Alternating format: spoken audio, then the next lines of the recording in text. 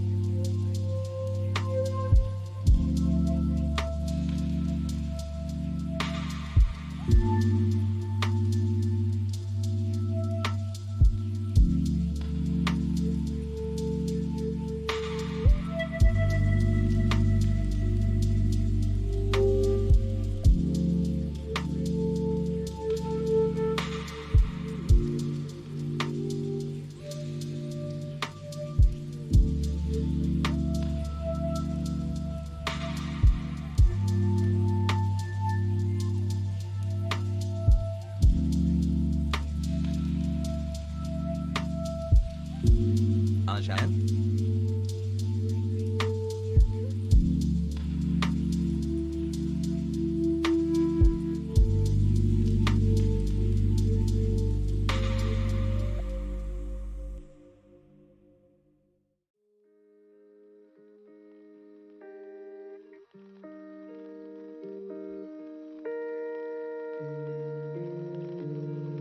Thank you for everything over this last month. Porgies in chat hassle.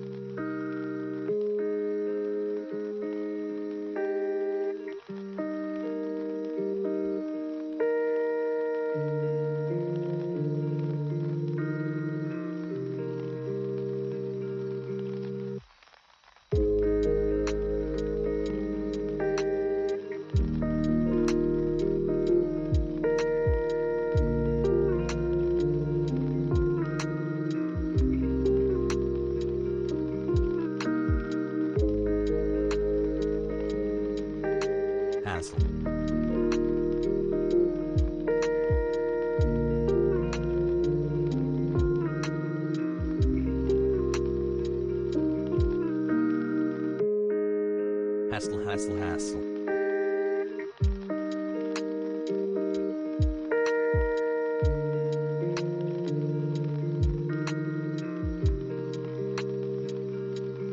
Hey chat, ready for war?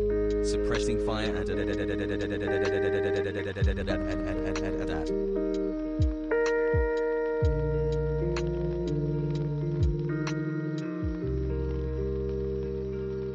lit.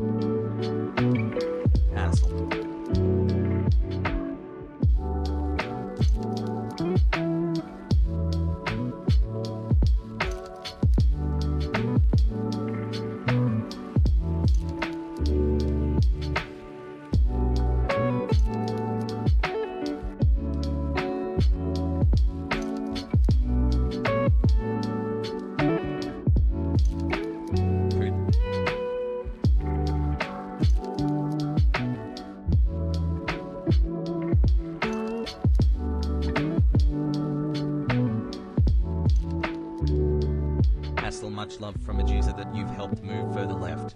Keep up the good work.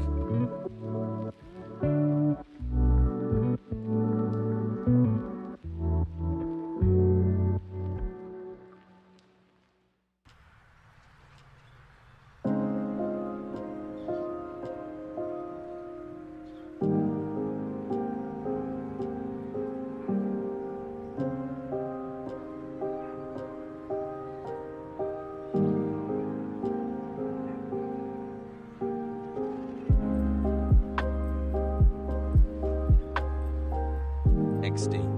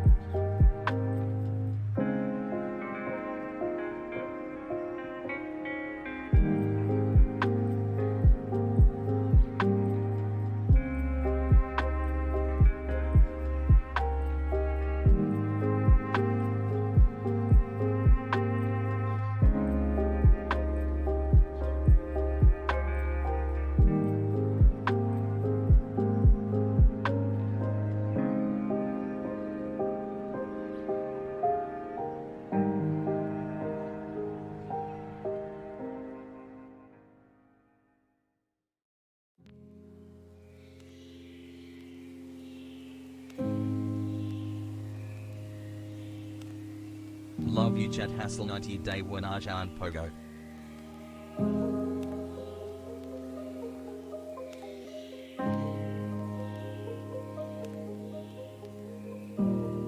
Yeah.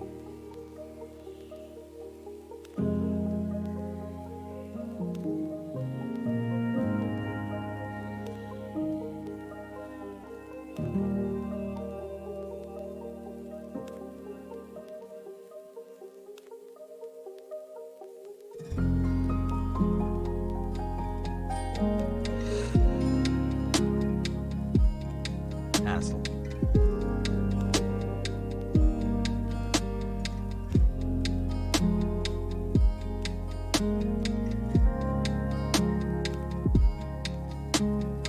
Hassel.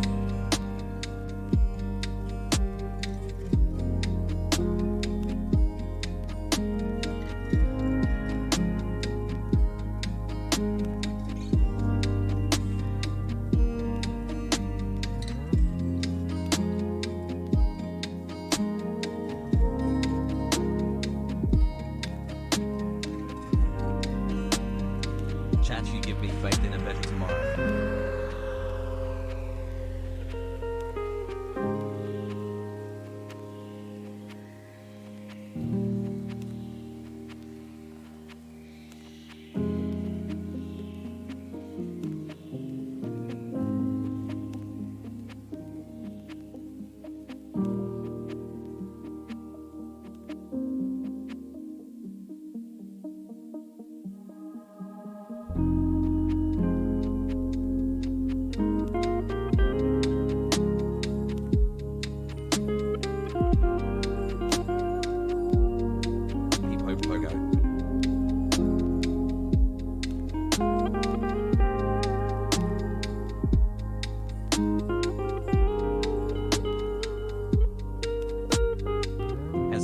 Liz Larsel.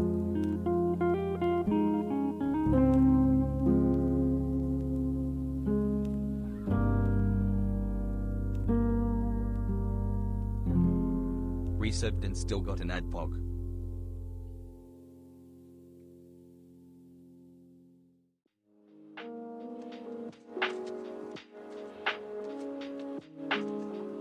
Why people happy?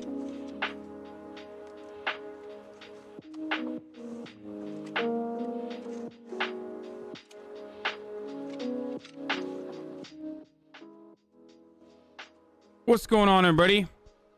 I hope everyone's having a fantastic evening, afternoon, pre-noon, no matter where you are in the world. I'm Hasan Piker, and this is the HasanAbi broadcast coming to you live from sunny California, Los Angeles, folks. We are live once again, boys, girls, MBs.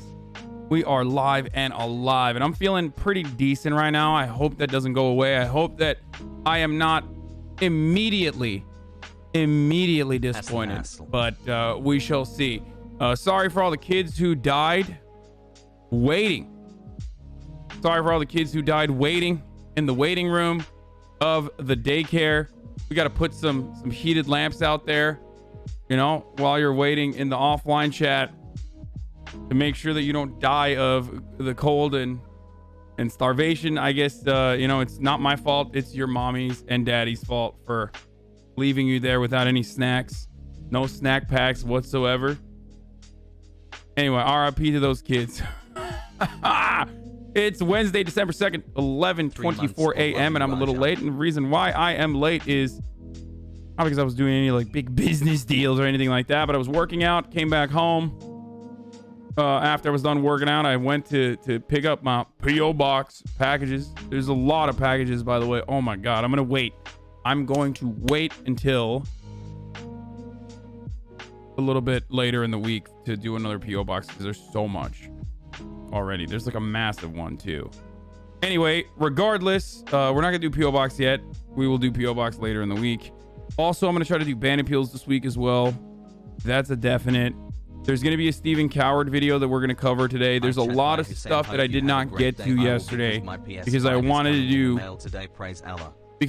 to do some gaming last night, and a lot of you guys left, which is unfortunate. Well, maybe not you guys. You guys are the early frogs, so you don't actually leave early, but a lot of you probably stay through the gaming stuff. But some people left, but I'm nearly done with Demon Souls. I'm just clapping, just absolutely clapping. Hasan, today is my birthday, so I'm gonna celebrate here with what time I have today. I'm gonna finish that today, so definitely going to finish Demon Souls today. Very excited for that.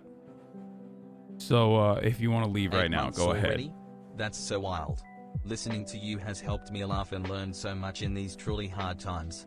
If you want to leave because I just mentioned gaming, go ahead.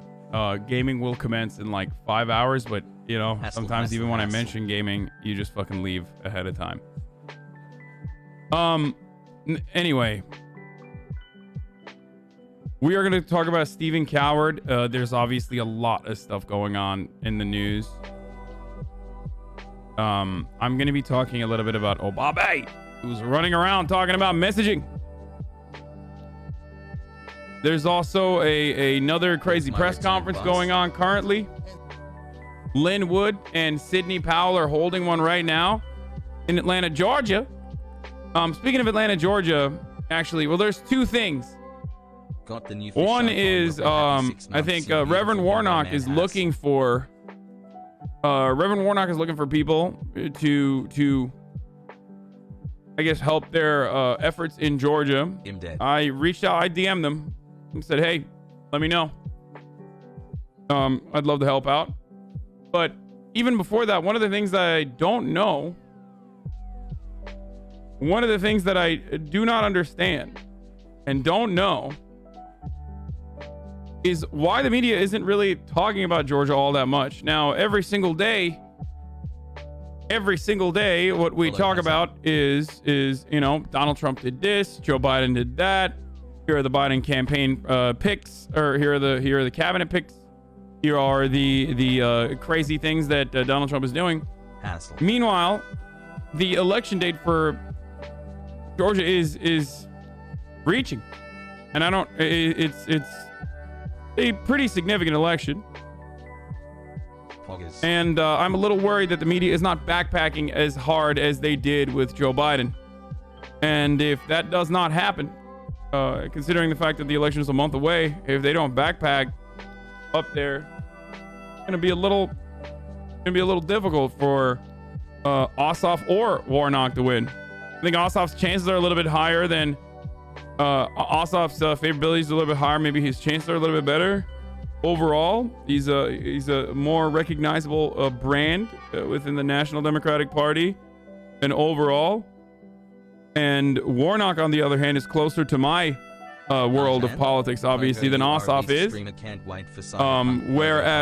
Whereas I think that he is going up against a... What the fuck? What am I looking at right now? Look at this. Hassle. It's a pitchfork. Right Side Broadcasting doing the most right now at the press conference for Sidney Powell and Lynn Wood. Oh god, that dude Ollie is such a fucking freak. Oh, and that's that all of the worst people. Like, these are such fucking weird scumbags, and 200,000 people are watching. This is, folks, what we are looking at here is how different the two worlds are. Like, we are living in two separate planets, two separate planes of existence. I'm gonna immediately tweet out the daycare is open. We're getting started early. We're getting started quick. We're getting started fast. We're doing it, folks. All right, so let's do it. Daycare is open. I am talking about messaging to that previous subscriber. Happy birthday, Hassle. Around defund the police and also Georgia race. 10 months pog pepic. Updates. There isn't anything personal going on in my life. That's why. The Normandy invasion is upon us, ladies and gentlemen. Wonder what they're saying. Clap those demon cheeks. Please get your buddy Hutch. He's making a fool of himself on the timeline. I don't think my buddy Hutch and I are in disagreement. I think he's misunderstanding, and we're talking past one another. Shout out to Daycare's open. I'm talking about messaging around defund the police. And Obama's press tour.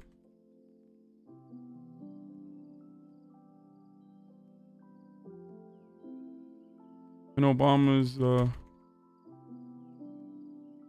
press tour around it. 6 months on way back. There's just so much going on. Biden's going to be holding a roundtable. I don't know if it started already, but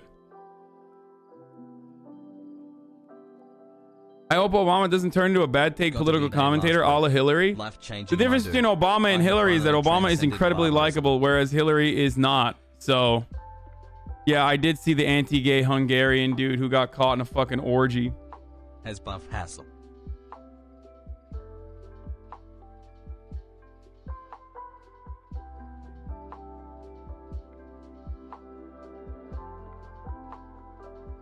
Hassle. Trench coach on the right has a small head like you, dude. Yeah, he's a Democrat, by the way. He's still a Democrat.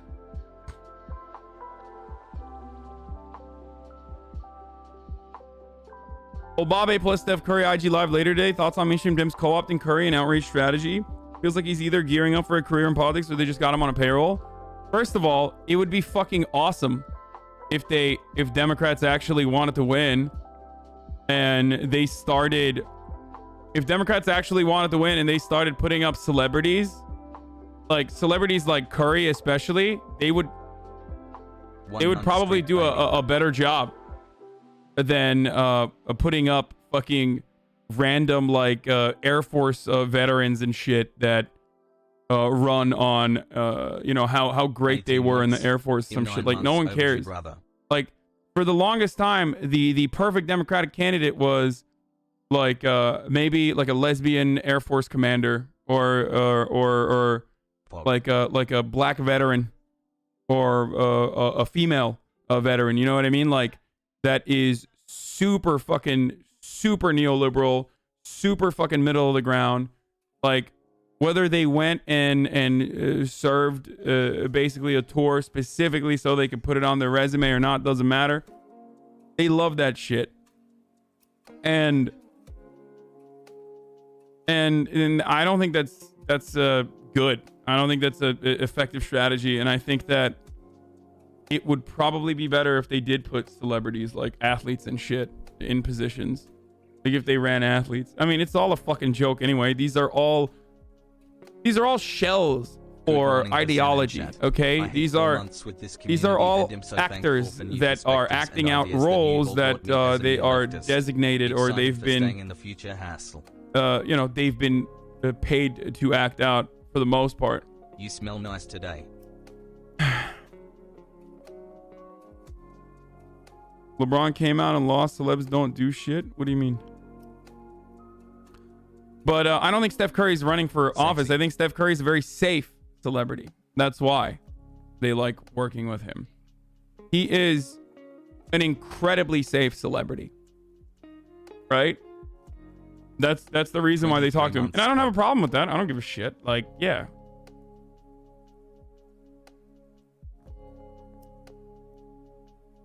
Anyway. So, oh, I forgot to fucking tweet out that we're going to fucking tweet out that I'm live. Tweet out that I'm live. All right, then. Let's do it.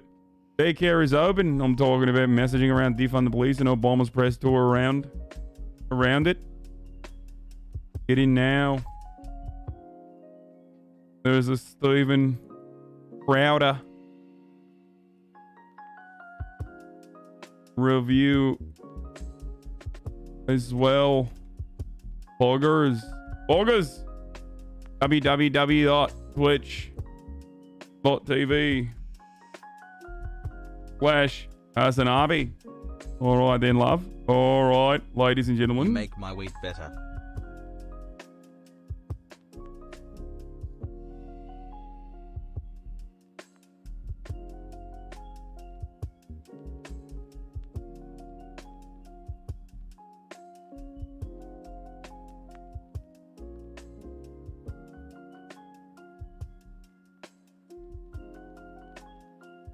Anyway, Rollywood made a comedy about Bernie Sanders being president. Screen the trailer later. What the fuck is Rollywood?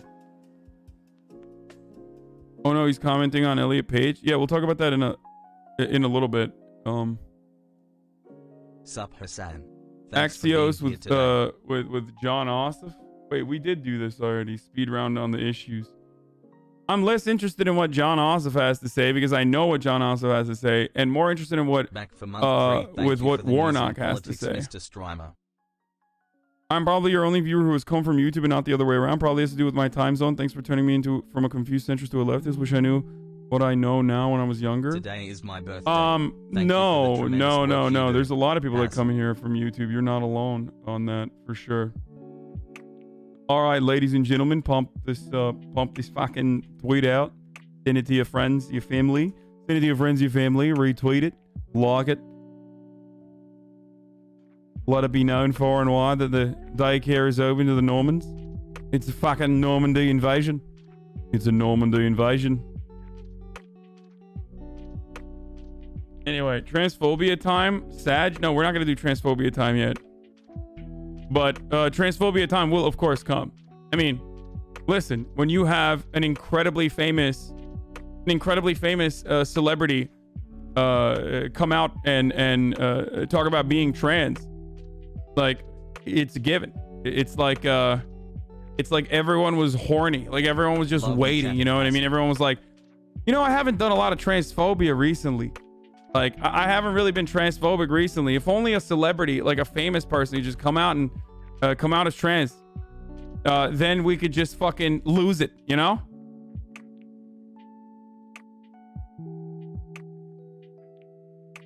I feel like they just wait.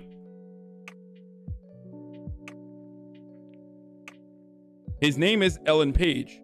That's who we're talking about. Or not Ellen Page, Elliot Page. Sorry, I just read the fucking title. I like that I did not misgender while simultaneously saying simultaneously dead naming. But that's what happens when you see. That's the beautiful part of transphobia, is that it can just fucking so easily and so quickly fuck you up.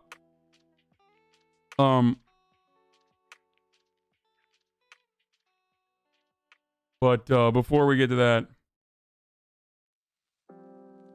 yeah, let's get back to whatever this bananas shit is going on here. I want to hear just a little bit of a soundbite. We'll give all our evidence to the Department of Justice as soon as we get it pulled together. And I are trying to figure out what issue covered next week. Do you know? Yo, this is so pathetic, dude. First of all, why does she look like a fucking fascist commander? Can't believe it's been 5 months. Like, what's up? Much love, Hasan. And again, Kamala Harris kind of had that drip too. Sidney Powell always looks like and sounds like she's about to cry. I think that's just her voice, and you're sexist for acknowledging it. So fuck you, sweaty. She should be able to do the psychotic. Is Hasan transphobic? Oh, dude, yeah, super transphobic, dude. I am like the most transphobic. Stinky. What do you mean is Hasan transphobic? What the fuck? No.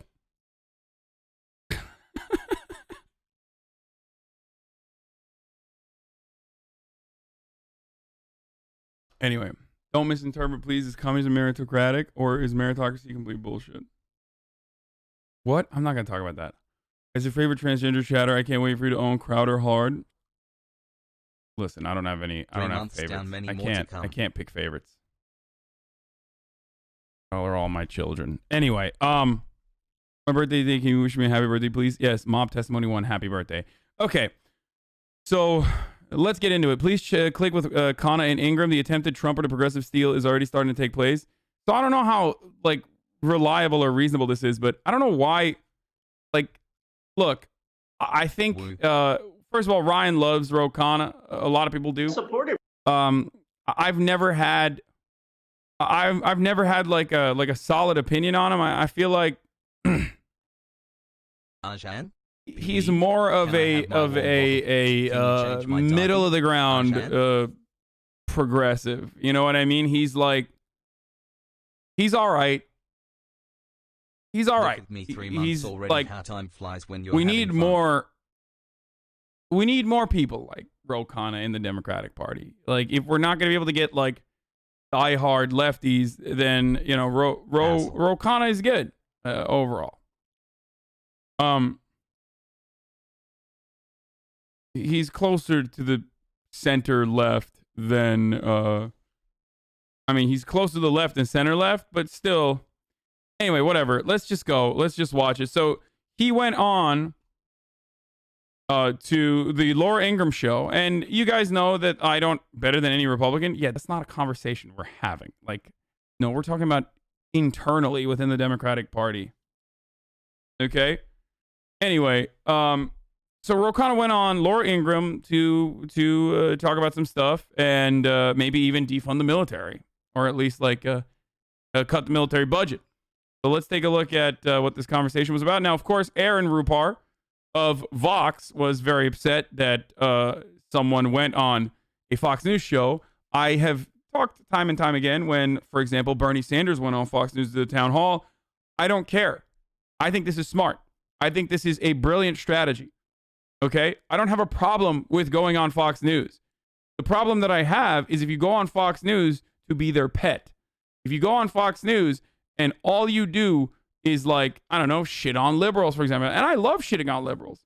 As someone who loves shitting on liberals, if Fox News called me up and they were like, we need you to do the shitting on liberals hour with Tucker Carlson, and I went on to shit on liberals and then never followed up by being like, well, you guys are the real demons. I hope you know that. Right. Then it's kind of bitch made, okay? Like, let's be real.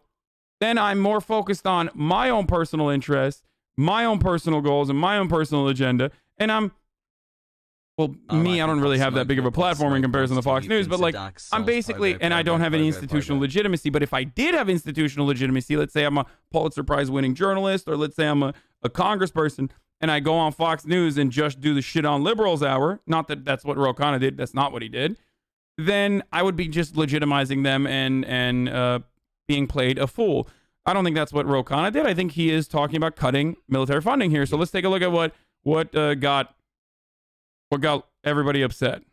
Let me be clear. I mean, I was for the strikes in Afghanistan. If terrorists hit our country, we need to do that. But I supported President Trump in getting the troops out of Afghanistan. I've supported President Trump saying we don't need the troop presence in Germany. There is a consensus that we are spread out too far and that this is not in our national security. Agreed. Agreed so far. Let's keep going. And what do you think about the potential DOD picks that have been floated in for a Biden administration. I mean, a lot of these folks doesn't look like they're going to be anxious to pull more troops out of Afghanistan. Certainly, the generals don't seem to want to do that. Each month that passes I've expressed concern about Michelle Flournoy. Let's see what she says. But she was for an escalation in Afghanistan. She was for Iraq. She was for Syria. These policies have. So was Blinken, by the way. Like even internally, and the New York Times actually did a decent coverage on this.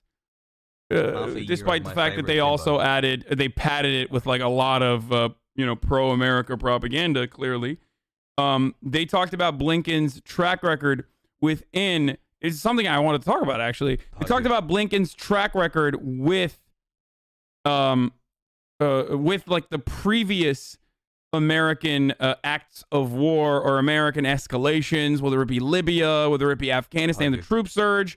And how Blinken personally had always sided with the Clintonian part of the Democratic Party, with being pro bombing Libya and being pro troop surge in Afghanistan, at odds with Joe Biden. And Joe Biden was correct. Joe Biden, when he said we should significantly diminish troop presence in Afghanistan, was correct.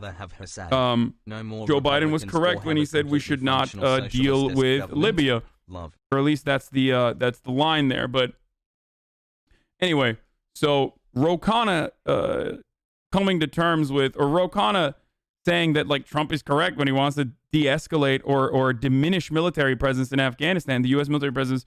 Fuck yeah, I'm on board. I don't give a fuck if Trump does it. I'm totally on board. Now, when Trump does it, I'm a little bit more skeptical, especially because of his direct ties to Eric Prince, for example. I've mentioned this before, where I think that part of the reason why Trump desperately wants to pull troops out of Afghanistan is because he wants to bring in private defense contractors, mercenaries is a better term for them. But I truly believe that he wants the privatization of our imperialism and give it to the hands of mercenaries, led by someone like Eric Prince. But having said that, ultimately, I still believe that pulling our troops out of Afghanistan is a necessity. It's very good. Cost us trillions of dollars. China hasn't been in a war since 1979. We've been in 40 wars.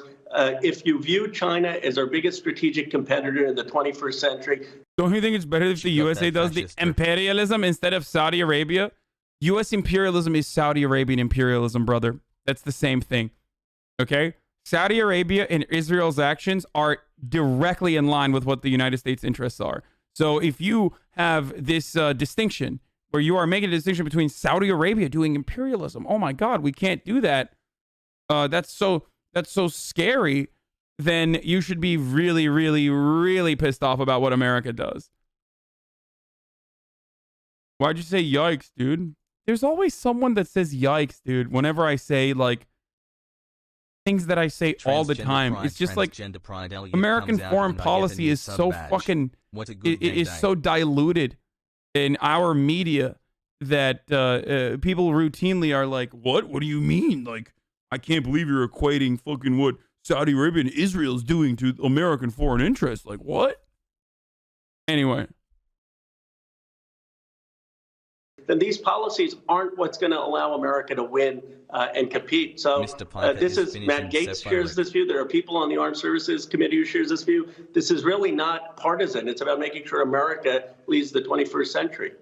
Congressman Khanna, I would love to have you back because I actually think there are a lot of issues where Republicans can work with progressives, conservatives can work with progressives, and this is just like progressives could literally work with Donald Trump in de-escalation in that regard. He is, I would say, a unique person in that respect. Okay?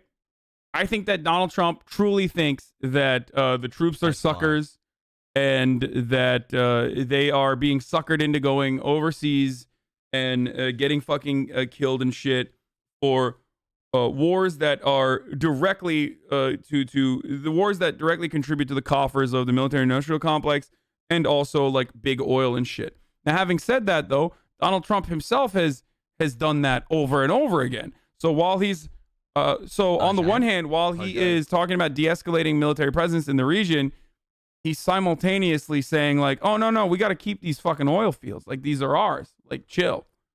So I don't believe that he wants, he has honest intentions in that way. Okay? I forget to add them. I'm sorry. Please don't yell at me. I'm not. I think he's not doing a good job of calling out the lie that Trump is anti-war and just letting them get away with that talking point. I mean, if Trump actually is truly trying to pull troops out of Afghanistan, and he is seemingly making an effort to, all the generals that he shuffled around are all ones that have tried to pull troops out of Afghanistan at some point, despite the fact that they are bloodthirsty maniacs. Half of those fucking generals are literally like genocidal psychopaths, but also are like, yeah, we got to pull out of Afghanistan. Hey, beans.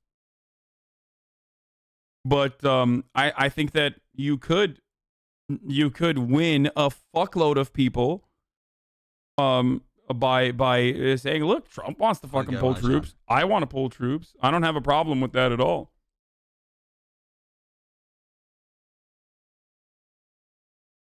It's a bad look when you sit professing your absolute disgust for the USA military while 6 divided in half plus some souls has not been quite completed yet. All the best to you, hassle.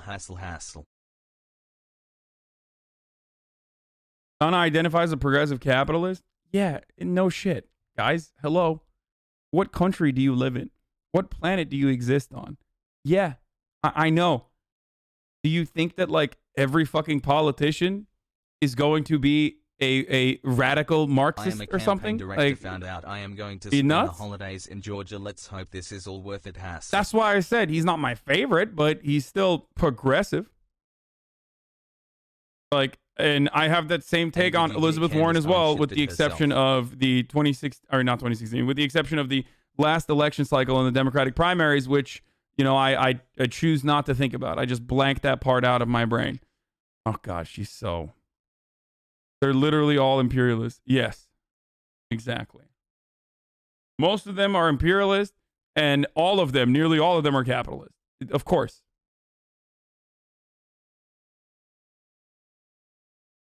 Is isolationism the same as anti-imperialism? Seems Trump will sell weapons and bomb from afar. Yeah, probably. That face when the only Leninist Marxist politician is Jeb? True. This is true. Jeb Bush is the only Marxist Leninist politician. Crumpet, pogfish, crumpet, bogfish, crumpet, bogfish, crumpet. So obvious issues, given where this debate already seems to be going, if Biden indeed is inaugurated, and we'd love to have you back as this develops. I appreciate that. I'd love the opportunity. All right. Good to see you tonight. And one of the least self-aware moments in CNN's illustrious history. This clip gives you the flavor of Khanna's interview with Laura Ingraham, which, according to Go Angelo, was the first appearance on her show by a Democratic member of Congress other than Gabbard since 2018. Oh shit. Okay.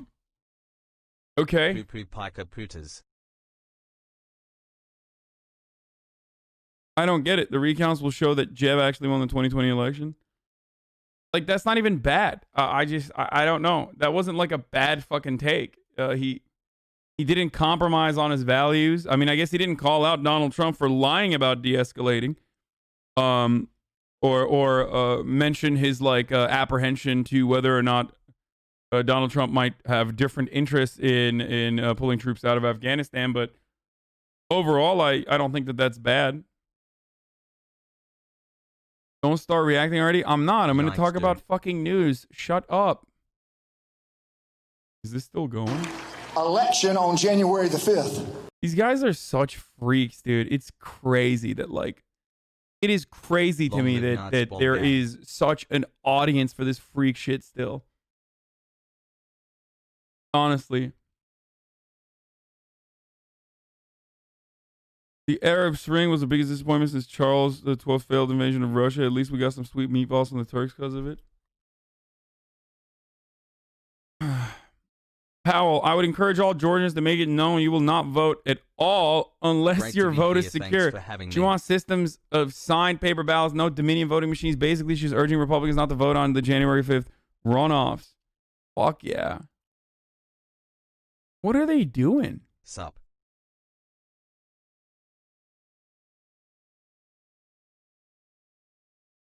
Defund the police is a dog shit slogan. Just a minute, you're wrong. It's okay. You can throw a fit over something else. Obama's so That's the base. transgender pride has raised Yeah, no.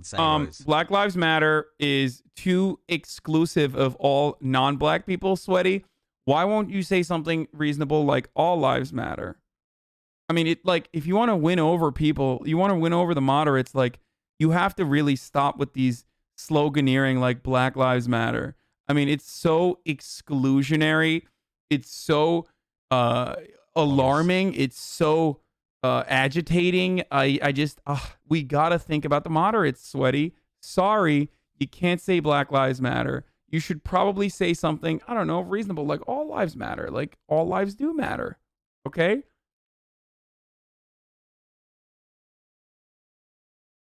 Yeah. Defund the police is not popular. Okay, so that's what we're going to talk about right now. Because Obama is running around. Just in 4 months. Yeah, civil unions is just more palatable than marriage. Come on. Now, the reason why I'm saying this is because this is not new. Like, they did. Establishment Democrats were also apprehensive and not exactly on board with Black Lives Matter. The white moderate, ever since MLK's letter from Birmingham jail, on the white moderate being a stumbling block against the emancipation of African Americans, like perfectly described the situation. White moderates have not stopped. Like they haven't stopped fucking throwing hurdles in front of progress. They just keep constantly changing it. They're like, listen, I believe your struggle.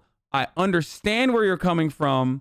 But like this messaging is really bad. Okay, the messaging is really bad, let's say, right? Thank you for this. Why don't you just fucking communicate what it is? Why don't you just communicate what defund the police means? You know what it means. Every single person that fucking constantly cries about defund the police, why don't you just say what it is then? What's up on some HasanAbi drip?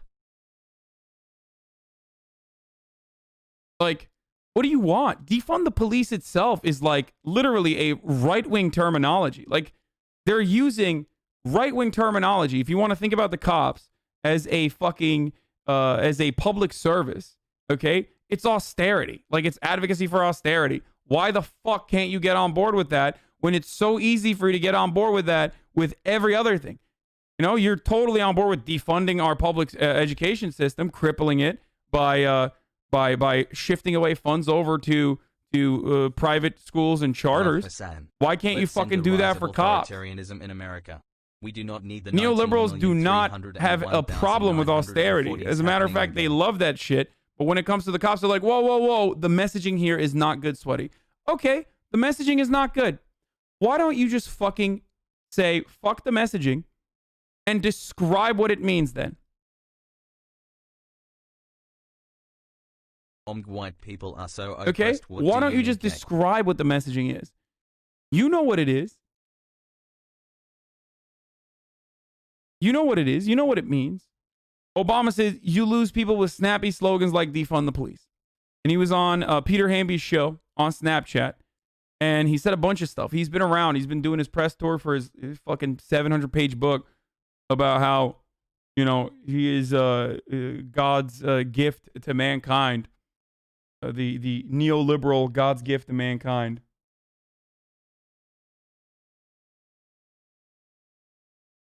Hasboggies. Tory Bush responded, with all due respect, Mr. President, let's talk about losing people. We lost Michael Brown Jr. We lost Breonna Taylor. We're losing our loved ones to police violence. It's not a slogan. It's a mandate for keeping our people alive. Defund the police. Now, if defund comes from shifting resources away from ever expanding police budgets that get used for weapons back to social safety nets and social workers and limiting the scope of what cops need to do while simultaneously advocating for accountability within policing. If that's the message behind defund the police, then every moment that you spend, if you're aware of that, if you're aware of what defund the police actually means, then every moment that you spend just shitting on the messaging rather than being like, no, defund the police means this actually, is a moment that you're wasting. Okay? I said this before with the original, the riots that were overtaking the streets. It's like, listen. This happened with Black Lives Matter as well. When Black Lives Matter first came out, Obama himself, and also even another, civil justice superhero like Ruth Bader Ginsburg, all literally said, like, Colin Kaepernick is a petulant child or selfish or whatever. Okay?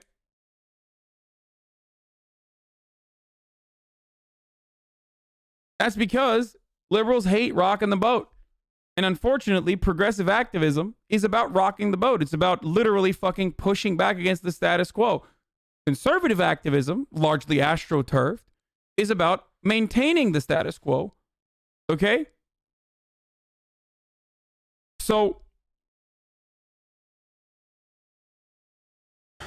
the point I'm trying to make here is that you have an opportunity. You have an opportunity whenever activists are galvanized, whenever they are organizing. When did RBG say Kaepernick was a child? No, she said he was stupid.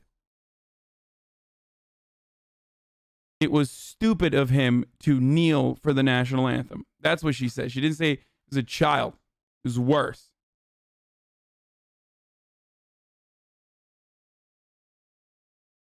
Obama said Ferguson protesters were thugs. It's worse. Like, you're like, there's no shot Obama said that. Okay.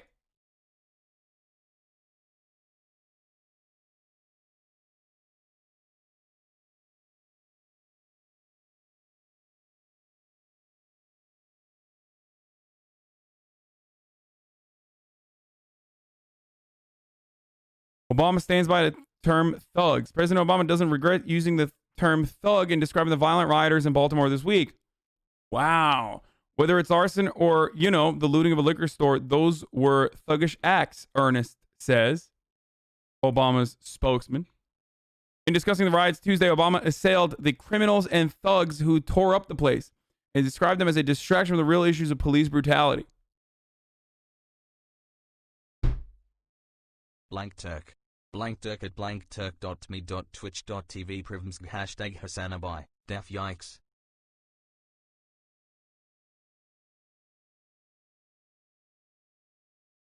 Obama asks Kaepernick to think about the pain he's causing military families. President Barack Obama wants Colin Kaepernick to think about the pain he's causing military families the next time he takes a knee during the national anthem.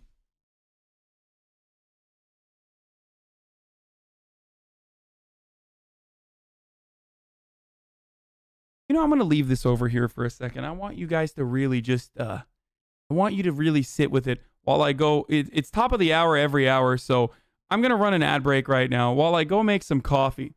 I want you to really sit in this for a second and think twice before coming at me with these idiotic counters like, Obama never said that. Hey, by the way, asshole, as soon as you fucking jump to Obama never said that, you're basically admitting that, that was a shit take by Obama, right? Because you have the benefit of hindsight, right? So now you can't go back on that. Now you have already admitted that Obama did say something fucking stupid. I'm going to go grab a coffee real quick and also run an ad. Top of the hour, every hour, 6-second ad break. Top of the hour, boys.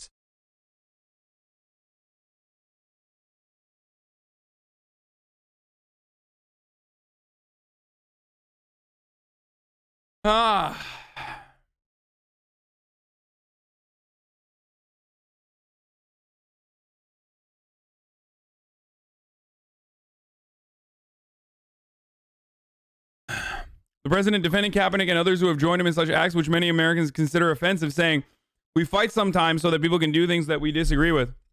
But Obama said people on both sides of the issue should keep open ears. Sometimes out of these controversies, we start getting into a conversation, and I want everybody to listen to each other. So I want Mr. Kaepernick and others who are on a knee, I want him to listen to the pain that may cause somebody who, for example, had a spouse or a child who was killed in combat, and why it hurts them to see somebody not standing. Republicans say homosexuality is a sin.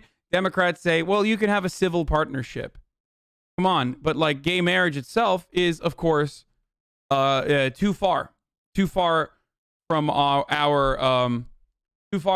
understanding of traditional values in America. So you are telling me Obama bad. Alexa, how to refund a Nobel Peace Prize. The president added, however, I also want people to think about the pain that he may be expressing about somebody who's lost a loved one that they think was unfairly shot. Pogu. By the way, this is after he switched over by talking to Nate Boyer, Green Beret Nate Boyer, to take a knee. Obama is right. You and everyone else on the left is wrong. People are dumbasses and they take what you say at face value. So when they hear defund the police, they are dumb enough to believe that that's exactly what you're going to do. Stupid fucking messaging. Again, if you find defund the police to be stupid fucking messaging, then all you need to do with the endless amount of cash and media influence you have is to say, defund the police is activist backed. It's grassroots. All you need to do is either A, adopt it and describe precisely what defund the police means, just like you could have done with Black Lives Matter or with Colin Kaepernick, what he was doing and what he was trying to do, or what Black Lives Matter as a movement was trying to do. Pog. And we have done that, and it took like 4 fucking years to get there so that so many people could finally come to terms with what that means. Or you could come up with another message. You could say, instead of defund the police, you could say refund social work or something like that. I don't fucking know. Whatever you want to do in your neoliberal focus test groups. Okay? And then literally describe exactly what defund the police means while also talking about demilitarizing the police, which is, for example, a more effective slogan. Demilitarize the police. If demilitarize the police is more effective and test better, or refund seems to test better, then do that. But also communicate what defund the police means and also agitate along those same boundaries. Okay? Because all you're doing in this situation is, if you are just fucking criticizing the protesters, all you're doing is basically saying, fuck the fucking activists, which we have no control over anyway. Fuck the people on the streets that have legitimate grievances. We are progressive, but also that's hurting our causes. So instead, we're just going to give more money to the police. We're going to train the police more. And we're going to keep doing exactly what we've done since the fucking 60s. Since the invention of community policing, liberals and Republicans, liberals, conservatives, Republicans, Democrats have successfully always advocated to increase and inflate police budgets. Promising that, it's going to go back to retraining. It's going to go back to community policing. It's going to go back to body cameras. None of it has worked. None of it.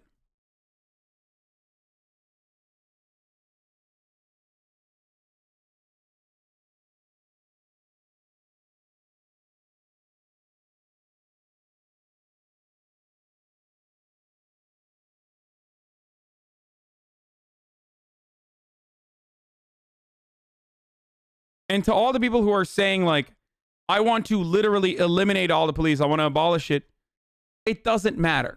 Your opinions are marginal. Even the activists that are fucking, even anarchist activists themselves, who ultimately have the goal of police abolition, still believe that there needs to be some form of policing, even if you don't fucking call it Thanks for policing. keeping me sane And through beyond quarantine. that, Got know COVID that a they're few not going to weeks get ago, that so right it's been a now, real so help it doesn't hassle. fucking matter. You can say it all you want, but it's a marginal take, and you know it's a marginal take, and you're not going to be able to make it mainstream right now. You're not going to be able to make it mainstream tomorrow. I don't give a fuck. See how I dealt with that? Okay? I hear you. I see you. It's not going to happen currently. So let's work on what we can do.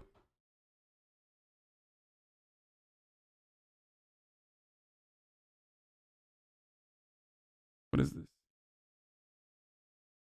Obama saying that slogans like defund the police are harmful while pulling stunts like this is just peak sociopathy. That's why I'm here. To tell you directly that I see you and I hear you.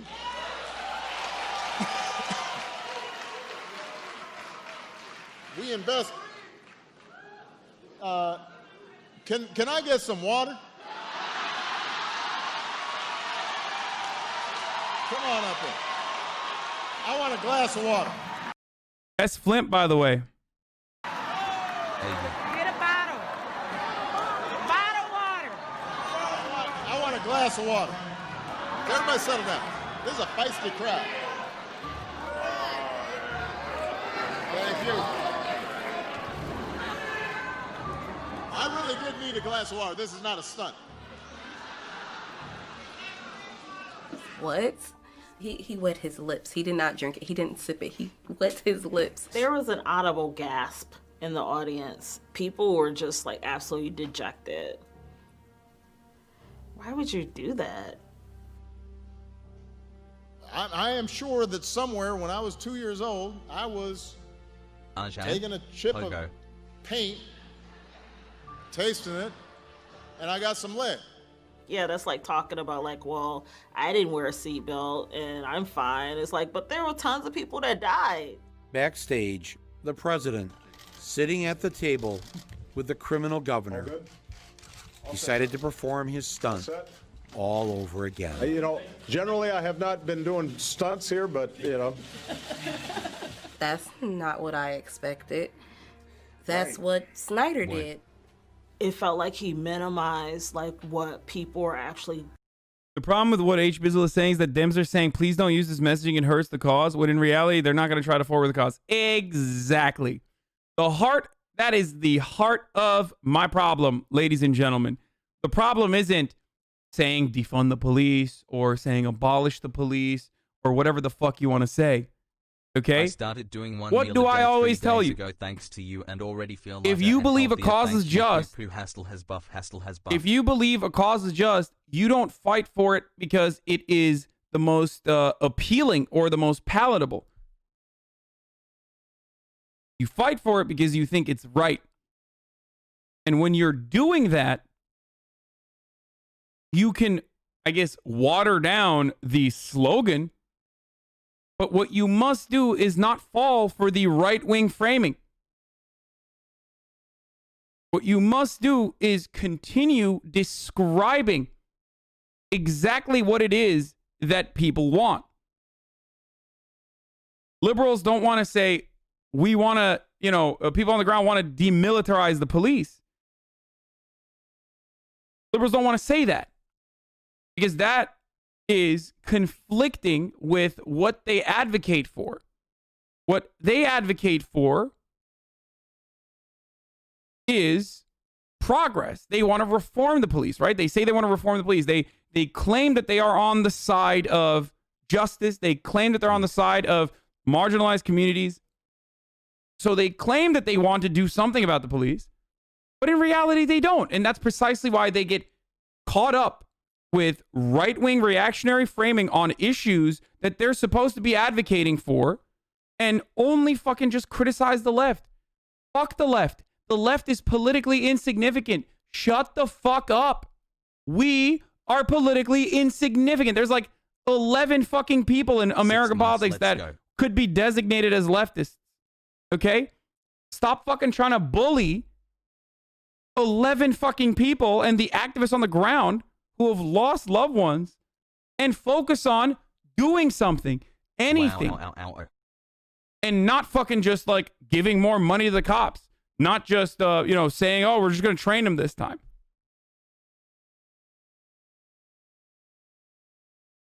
If anything you were saying is accurate, we would have seen a surge in African-American turnout during the election when we saw a complete opposite. And in fact, saw an increase in Trump support that's likely not completely disconnected from defund messaging due to black men in high crime areas being turned off by it.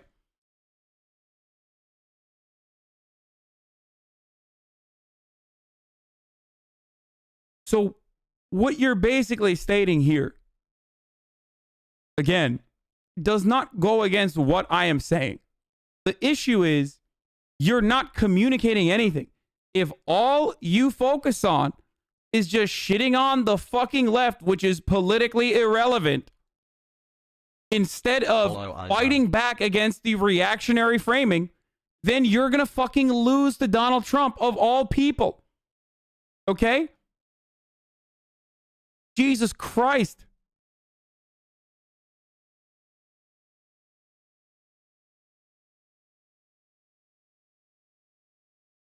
It's not like the Democrats ran on defund the fucking police, brother. There's like 5 people that won that are now saying defund the police. What are you? Are you telling me the National Democratic Party was running on defund the police? Is that what happened? Oh man, it was just too unfeasible. That's why for some weird reason all of the moderates, they lost.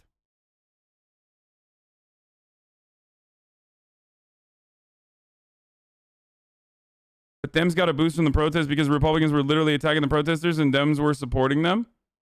Yeah, well, that goes against that argument as well, by the way. There's 2 ways to look at it.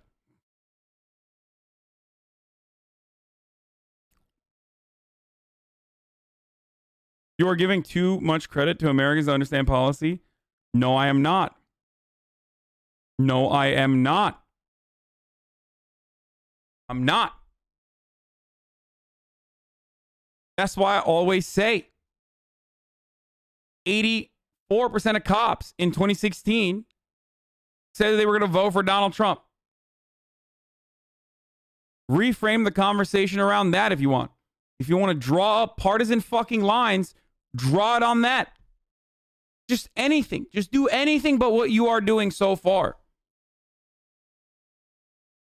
We basically have a group of steroided, hopped up fucking psychopathic Republicans that are completely unaccountable and are allowed to do whatever the fuck they want in regards to harassing individuals that are literally paid by those very same communities. The taxes those same communities they harass pay for their fucking salaries, which they then take, okay, and take to another neighborhood, a suburb that's all white for the most part, a suburb that has a higher level of income, a suburb that is a fucking Republican suburb. We're taking money away from black communities and black people, funding fucking a bunch of dudes that don't even live in that community, and funding those fucking suburbs so that they can have better schooling, so that those white suburbs can have better schooling, so those white suburbs have better access to opportunities, so that they can take additional funds and get more guns for themselves. This is a mostly predominantly Republican group of people with zero accountability from the law that are hopped up on fucking steroids, that have all the guns on the fucking planet and no legal system to reprimand them. And we just keep giving them more money and acting like this is something that is foundationally important. Then why is the activist framing not actually working and bringing about the transformative change in law enforcement? The message is not working. You need to be more clear. Bro, you can't fucking deal with activists this way, okay? You can't. What are you doing? Like, you work for the DNC. Like, you should know this by now. You can't deal with grassroots mobilization. Republicans don't even have grassroots. Half of their shit is astroturfed. Either you set up your fucking counter astroturf strategies okay? And make it seem like that's what the fucking people on the ground want. Or shut the fuck up and say, hey, we hear you, we see you, this is what we're going to go with. So did Ab.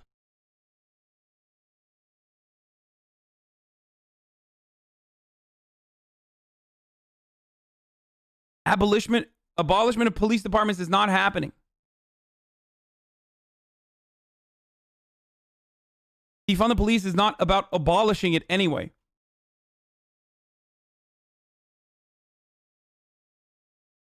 There will always be a need for some form of policing. You don't have to call him. You don't have to call them fucking police. You don't have to call them anything, really. But there's always going to be a need for law and order in any fucking societal form, any sort of social formation. There's always going to be a court system, no matter what. And there always has to be a group of people that enforce that court system and the rules and their laws. Okay? Poggers. People who say no, there isn't are fucking 14-year-old delusional anarchitty babies who they themselves have not fucking read enough anarchist theory to comprehend that even in their fucking mythological utopian worldview, there would still be some organization. Okay? You can't throw a tickle party to ensure that people don't fuck one another over. Shut the fuck up. You don't have to call them cops. Okay? But even if you are democratically voting on every single hierarchical structure, every single law is democratically voted on in a direct democracy, let's say, okay? Someone still needs to fucking enforce it. Peace officers, whatever you want to call it.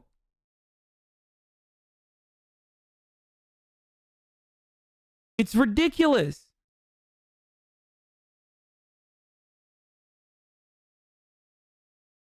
Yes, and by the way, anarchists understand this too. They're on the fucking front lines of this sort of activism. And guess what? They understand that it's gradual. That it's not going to happen tomorrow. Okay? That is actually a way better fucking framing from Noah. Noah is correct. This is a fear that I have expressed before. Defunding of police under current neoliberal order would just lead to the accelerated privatization of just another public service rather than actually doing something to help. But it's a grassroots slogan, so I get that get it though. I do think it misses the mark. It doesn't miss the mark. It's just that you don't want to fucking describe what the mark is. If you believe in progress, then you have to fucking do the underlying. If you believe in progress, and if you are a leftist, you have to recognize that we don't have the think tanks. We don't have the fucking focus testing. What we have are actual people that have legitimate fucking grievances. So what can you do? You can stand in front of the tide and say, no, no, no, it's not time for that right now. No, no, no. What you're saying right now is actually hurting our cause. Or you can say, listen, I understand what you're trying to say. Okay? And while I personally think that maybe it's not the best messaging for all these fucking moderates, I'm going to do my best to describe to them exactly what it is that you are saying. Because we all ultimately have the same fucking goals. Okay? When Donald Trump brings about a law and order message as a dog whistle for black people not wanting law and order because they don't want cops or whatever the fuck he's trying to say, that's psychotic. Because of course black people also want law and order. But the problem is, in underfunded communities, the presence of police creates lawlessness and disorder. Everybody wants law and order, unless you're a psychotic racist who literally thinks black people just want chaos and disorder and lawlessness. Of course they want law and order, motherfucker. The whole point of defund the police is law and order. Bringing about accountability for the police force is law and order. Stop falling for the reactionary framing. Bring me the fuck on. You are scared to have actually brought about change in our legal system at the ballot box that directly decreased the amount of people going to jail. That is literally how I started my political career, so don't tell me I don't know how to do this. I was doing this for over a decade ago when you didn't even know what politics was. Yeah, I didn't know what politics was a decade ago.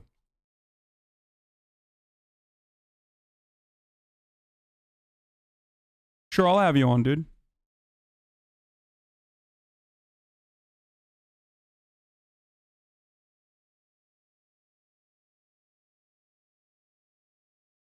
Also, by the way, I'm going to be having David Dayen on later to assess the Trump cabinet picks. David Dayen of the American Prospect. They've done brilliant work so far. Hassle.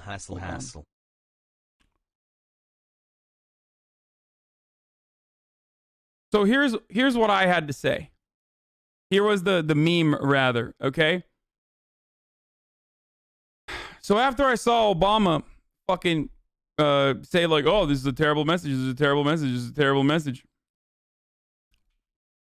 I said, in order to win neoliberals, you have to use their language. Try saying, instead of saying defund the police, try saying, we need to eliminate redundancies in the police force and better distribute newly freed capital into growth sectors like social work. You know, growth sectors that truly undermine the presence of crime and fight back against it.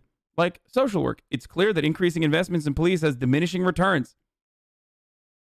And neolibs were like fucking, yeah, that's actually a lot better of a message. Like, what the fuck? Yeah, why don't they use that? First of all, are you fucking dumb? Like, how do you not recognize your own biases here? Okay? Like, how do you not recognize your own biases? This messaging is not appealing to anyone outside of the actual bi-coastal elite, like fucking DC wonks and shit that spend all their time like reading Vox.com articles and thinking that they're brilliant. Okay? So that's one. And two, this is my whole point. If you think that he won't bring me on, chat, he's scared. Wait, I said, come on. The fuck do you mean he won't bring me on? Bitch, DM me. You haven't DM'd me, motherfucker. Of course I'll bring you on. Hold on 1 second. Let me finish this thought and then he's calling now. Let me finish this thought and I'll have you on in 1 second. Has daddy. Get the fuck out of here, chickening out my ass.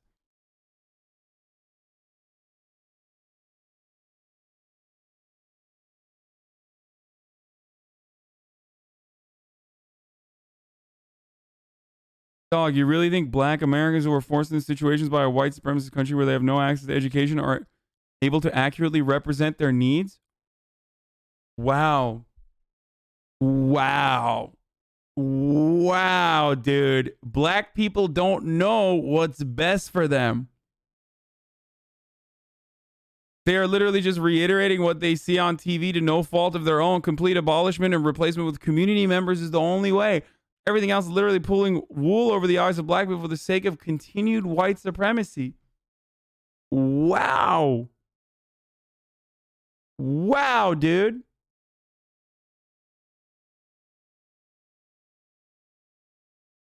I got a circumcision. No, that's the anarchist. It's not a liberal. It's like, that's an anarchist take on like, yeah, on black people don't know what's best for them. Whew. Okay. I would just dial it back a little bit.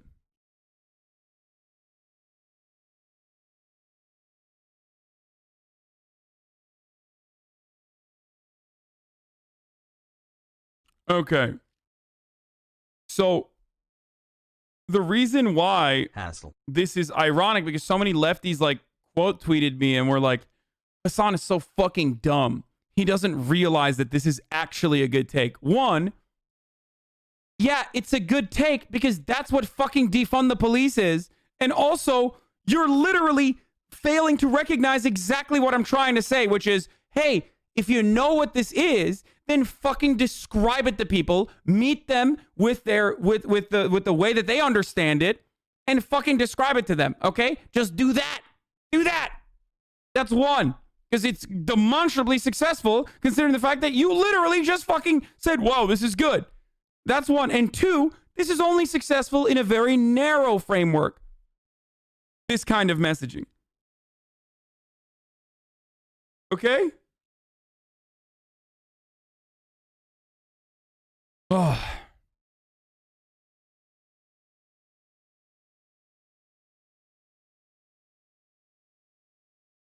All right, now I'm gonna bring on Lib Bizzle right now. When Bizzle comes on and starts crying, catch them in the mug and sell it as DNC All right. tears. Hey, you there? Chance to meet Yeah, of course I'm here, dude. All right, talk to me, Mr. I've been doing politics for a lot longer than you've been alive. All right, let's hear it. What do you got to say?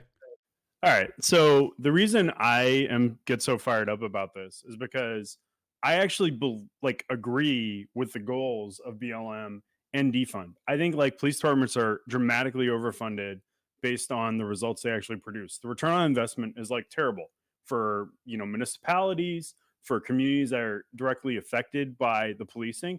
I agree 110% of that. Okay.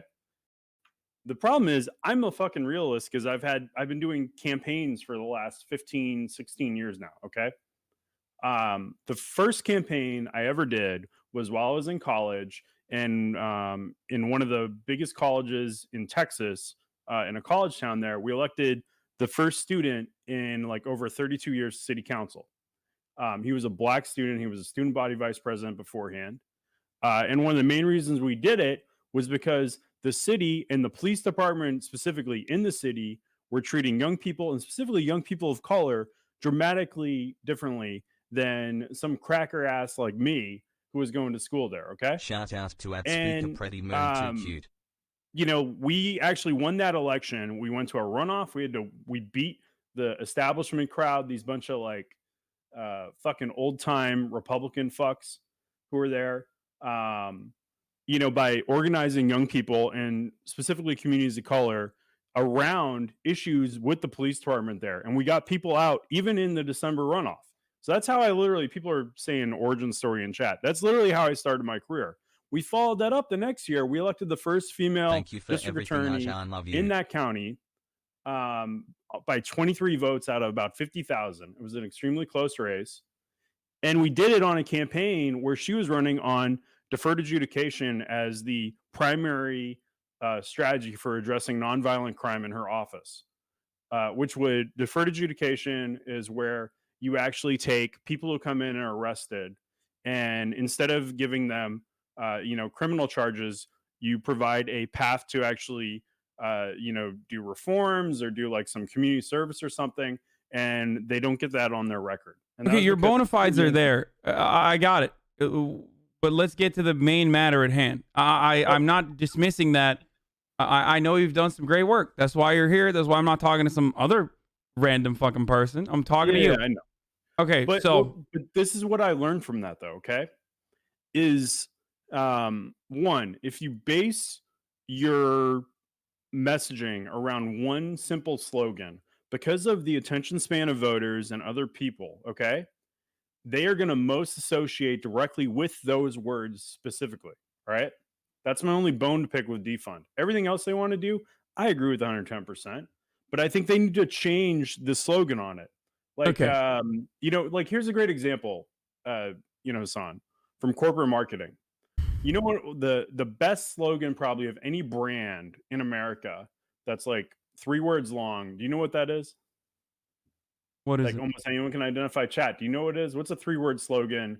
I see it. Someone said Nike. Just do it. Exactly. Right. Mm-hmm. Everyone knows Nike by just do it. They were typing it in chat before I even said you do know the difference between corporate branding and activism, though, right? Like corporate branding is literally supposed to mathematically target every single person because it's inoffensive and make your brand seem as inoffensive as possible. It's reinforcing the status quo rather than undermining it. Yeah, but now this goes back the goals to of how defund the police, work, but the goals of defund the police are radically changing society. Of course, that it's going to be, no matter what kind of seasoning you throw on it, whether you call it refund the police or whether you call it demilitarize the police or whether you call it whatever you want to, ultimately there's going to be a lot of people that absolutely, without a doubt, are going to be scared by it.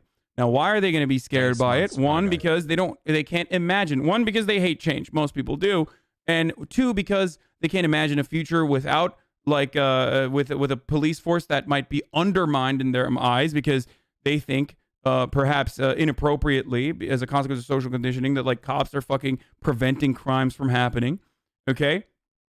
But lastly, and perhaps more importantly, the reason why they're going to feel this way is because from every think tank all the way down to every single Republican politician in every single part of the Republican media machine is constantly pumping out the argument that undermining the police is going to cause a lot of problems, that it's going to kill you, that criminals are going to come in and rape your daughter, and cops are not going to do anything. Now, in the real world, what the fuck do cops do? Okay? I mean, that's seriously. Like, it's not like they're out there constantly fucking solving crimes or stopping rapes. As a matter of fact, in some states, they're literally doing the sexual assaults themselves under coercive circumstances of people that they themselves have arrested. But having said all of this, I don't think we're in disagreement if you agree with. I don't think we're in disagreement if you agree with the cause itself. I agree. I disagree with the way that they're going about doing it. Okay, because I think they've moved the Overton window in effect over dramatically. Because the majority of people in the country believe like major police reforms, law enforcement reforms are absolutely needed. Okay, that means you need to shift it to a operationalization of it, right? Like, how do you get those reforms done? The problem with the defund, this goes back at, it's different than corporate branding, but the brain interprets it the same linguistically. Okay, it remembers those three words, that phrase, and what they mean, especially for the voters that are needed to actually turn out and vote to make this change. Those are primarily low propensity voters. Chat, that means they're less likely to turn out and vote. Okay, those folks have less focus. They're lower information consumers. They don't watch people like you, Hasan, usually. Okay, though there's some in your chat, but they're not the majority, right? Mm-hmm. They're not watching or reading, things that you and I would read or folks in chat would read every day. So they have less of an attention span for it because they literally are the ones most under the thumb and oppression of these police departments. So they have bigger concerns in their life. They're literally worrying about if they walk down the street, they're going to get clapped by some like bad cop, right? So we have to adjust the messaging slightly just to make sure that it's more informative and appealing to them and doesn't scare them. Because right now, so I live in DC. Chat, probably you've talked about this, right? There have been shootings just in a 4-block radius of where I live just in the last couple of months that haven't happened before now. Now, I still live in an entitled privileged area. I live up on Capitol Hill, okay? If you go across the river to Anacostia, where I have friends, has been a rash of shootings there, unfortunately. There's been an uptick in violent crime. That has been going on all summer during the pandemic, because people do not have, people are unemployed. There's harsher times, the economy's shit. There's all sorts of drivers of it. But that is the context for this past election and this defund messaging, why it is having an effect. Everything you've said before on local news radicalizing people, especially like rural voters, rural white chud voters, right? Completely accurate. And this year, why I think the defund argument on how it had an impact electorally is somewhat right is because of that. Now, why I think it is not working where it needs to is we saw a almost flat, if not a somewhat of a decline in turnout in urban cores across battleground states. In Michigan, in Detroit, on the initial count of the vote, there were basically Biden only got I think he got 900 votes less than Hillary Clinton did. It's gone up since then because they found slightly more votes in Detroit proper. Now he's at about, I think 500 more than Clinton did. And in Detroit proper, it's the best example. In PA and Philly proper is the only place he had a drop in the actual support he had. Okay, I have to stop you there real quick because you've been going on for a while, and I have to at least address one point here. Would you say that there is a trend since Barack Obama, the aftermath of Barack Obama, that the Democratic Party has lost some of the black vote? This does not necessarily mean that they're going out and voting for the Republicans, and there are numerous different reasons for why, but would you say that the number of black people that are voting for the Democratic Party, with the exception of this past election, was already getting lower? Yeah, absolutely. It predates the defund the police messaging, is what you're saying. Yeah. So it's a larger, it's accurate to say that this is a larger trend that we have seen for a while. Well, I think there's some short context on that. If you take the 2016 result, basically you see a turnout nationally in the black vote receded back to the 2004 result. It's basically if everything between in the 2008 and 2012 election never happened, and everything stayed the same from 2004 to 2016. The reason why I think this is important for right now is you see a decrease even from that point with this bigger focus on this police reform messaging, right? And okay, wait, but it is a larger trend that has been ongoing. It's like if you were to attribute, no, it's like a return to the norm. That's all it is. Like Barack Obama as a candidate, because he was the historic figure, the first black president, the first viable black candidate for the presidency, produced an outlier result. That's why I think a lot of the strategy around the rising American electorate, the new American majority, is a foolish strategy because you're basing it off of one outlier figure that's like a once in a generation political talent on top of that. Oh, so you're saying that that we're never going to get black votes at the same level that we did with Barack Obama. I don't know that we will. I'm not going to say it's never going to happen. Okay, but I think we'll talk about the different parts of Barack Obama's strategy, his messaging strategy, which was quite radical, by the way. That's not true. That's only true for black women. Black men still went down and continue to went down. Yes. Not only that, but also another factor that I need to add here is that younger voters, it's not the older voters that are leaving the Democratic Party. It's the younger black voters that are leaving the Democratic Party, or at least admitting that they are no longer as beholden to the Democratic Party. This does not mean that younger black voters are actually, if you look at the trends, younger black voters are no longer as loyal to the Democratic Party as older black voters are. You've seen the same numbers I have, I'm sure. And yeah, I agree with you. And the reason for that is voter apathy. The reason for that is voter apathy. The reason for that isn't because of defund the police. If defund the police was truly the burden, that's not my argument on it, though. Like my argument is that defund the police is not having a positive impact on electoral change on it. Like it is not working in a way to drive about the change you need at the ballot box to actually reform these law enforcement agencies. That's my whole point. Like, okay, but we talked about an ongoing trend that predates defund the police. So attributing that, as you did originally, to black people not voting for the Democratic Party is I think completely false. Secondly, and we can have a conversation, by the way, around like whether asset owning older black people truly do want police to be in their communities. I think they do. You and I can have a separate conversation on that, but that's not what we're talking about. You said originally that like black people are leaving the Democratic Party because of defund the police. I showed you that black people are leaving the Democratic Party because of apathy, and also on top of that told you that the places where the black vote is hemorrhaging is not even necessarily the older black voters that would be more likely to want police presence in their communities, but actually the younger black voters that no longer want to vote. So it doesn't align with the same data that we are both looking at and acknowledge exists.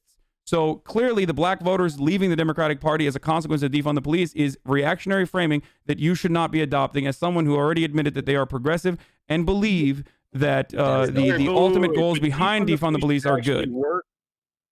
If defund the police is working, then it would have helped stem that erosion of younger black voters, right? They had all sorts of messaging from third parties, from independent expenditure groups, dumped on them this past election, hundreds of millions of dollars on police reform and how elected candidates, how like even Joe Biden was proposing dramatic police reform, which he actually did in his policy proposal, right? Now, it wasn't as far as like BLM wants, like what they're getting in Minneapolis, for example, right? But it did not show a dramatic impact on their vote choice or their turnout. Now, you could argue that the pandemic and, I guess attempts by the Republicans to suppress the vote had a big impact on that. But turnout overall across the entire country was up like everywhere, like by a huge amount compared to 2016. So I don't know if that stands a test when you compare it to other places. I have a second question for you. Okay. This is the second question that I have for you. If you and I both agree that the National Democratic Party did not run on defund the police, right? Hi. That's correct. I agree. That's correct, right? But the Republicans did their very best to say that the National Democratic Party and Joe Biden were running on defund the police, which actually means abolish the police, which actually means kill cops, right? That's what the Republican Party was doing, right? Yeah, they branded they branded it as that, right? Yes.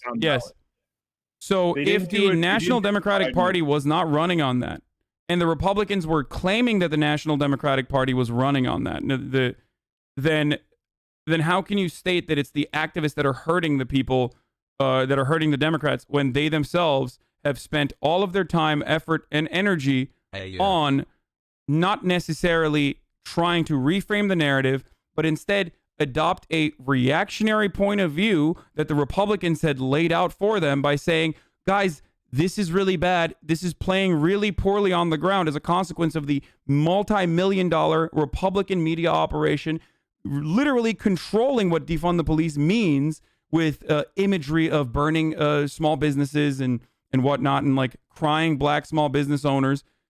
If they were doing that, and what we were doing on the leftist side, or on the Democratic side rather, was just also shitting on the left and the activists on the ground who were saying it, instead of saying, look, this messaging that the Republicans are fighting or pushing is completely false. Defund the police just simply means demilitarize the police or reform the police. If Democrats did that, don't you think that would be a more effective strategy rather than constantly fucking complaining, just like the Republicans have been complaining about defund the police as a movement? I think there's not enough evidence. This is my whole argument. My argument isn't blaming this on defund the police. I've actually argued against that because there was an organic surge in rural turnout and Republican vote share in counties. We don't necessarily have full precinct level data right now, or individual data, right, on individual voters that voted in every place. But there was a wave and surge in rural turnout that probably wasn't even like derived from defund messaging. That just happened because Trump is like the non-college educated white person's Barack Obama, right? My whole argument has been that it isn't blaming defund. It's that the messaging is not working on turning out the voters most impacted by it, in effect. Okay? That's my argument. Okay. Part of that is because I would assume, because the multi-million-dollar propaganda machine on the Republican side is shitting on it and saying it just means, like, you know, kill cops or allow criminals to do whatever the fuck they want to your daughters. And the Democratic side is saying, yeah, this is making us look really bad, sweaty. So maybe in that circumstance, an actual grassroots movement that was created around legitimate grievances is not going to be as effective. A similar conversation could be had about the civil rights movement. I know that you know that this is the case. MLK, at the time of his assassination, was viewed very unfavorably. They called him a communist agitator. They called him someone who did not want equality, but like radical change that was going to undermine the way of American life. They said that he was his anti-war messaging was bad. They said that his messaging around the segregation in the Jim Crow South was bad, and constantly shit on him, and it was effective. That doesn't mean it was wrong. Same with defund the police. So if you have a cause that's just, as I've said time and time again, you have to advocate for it, and you have to correct the messaging. Democrats don't, and instead fall victim to the reactionary framing time and time again.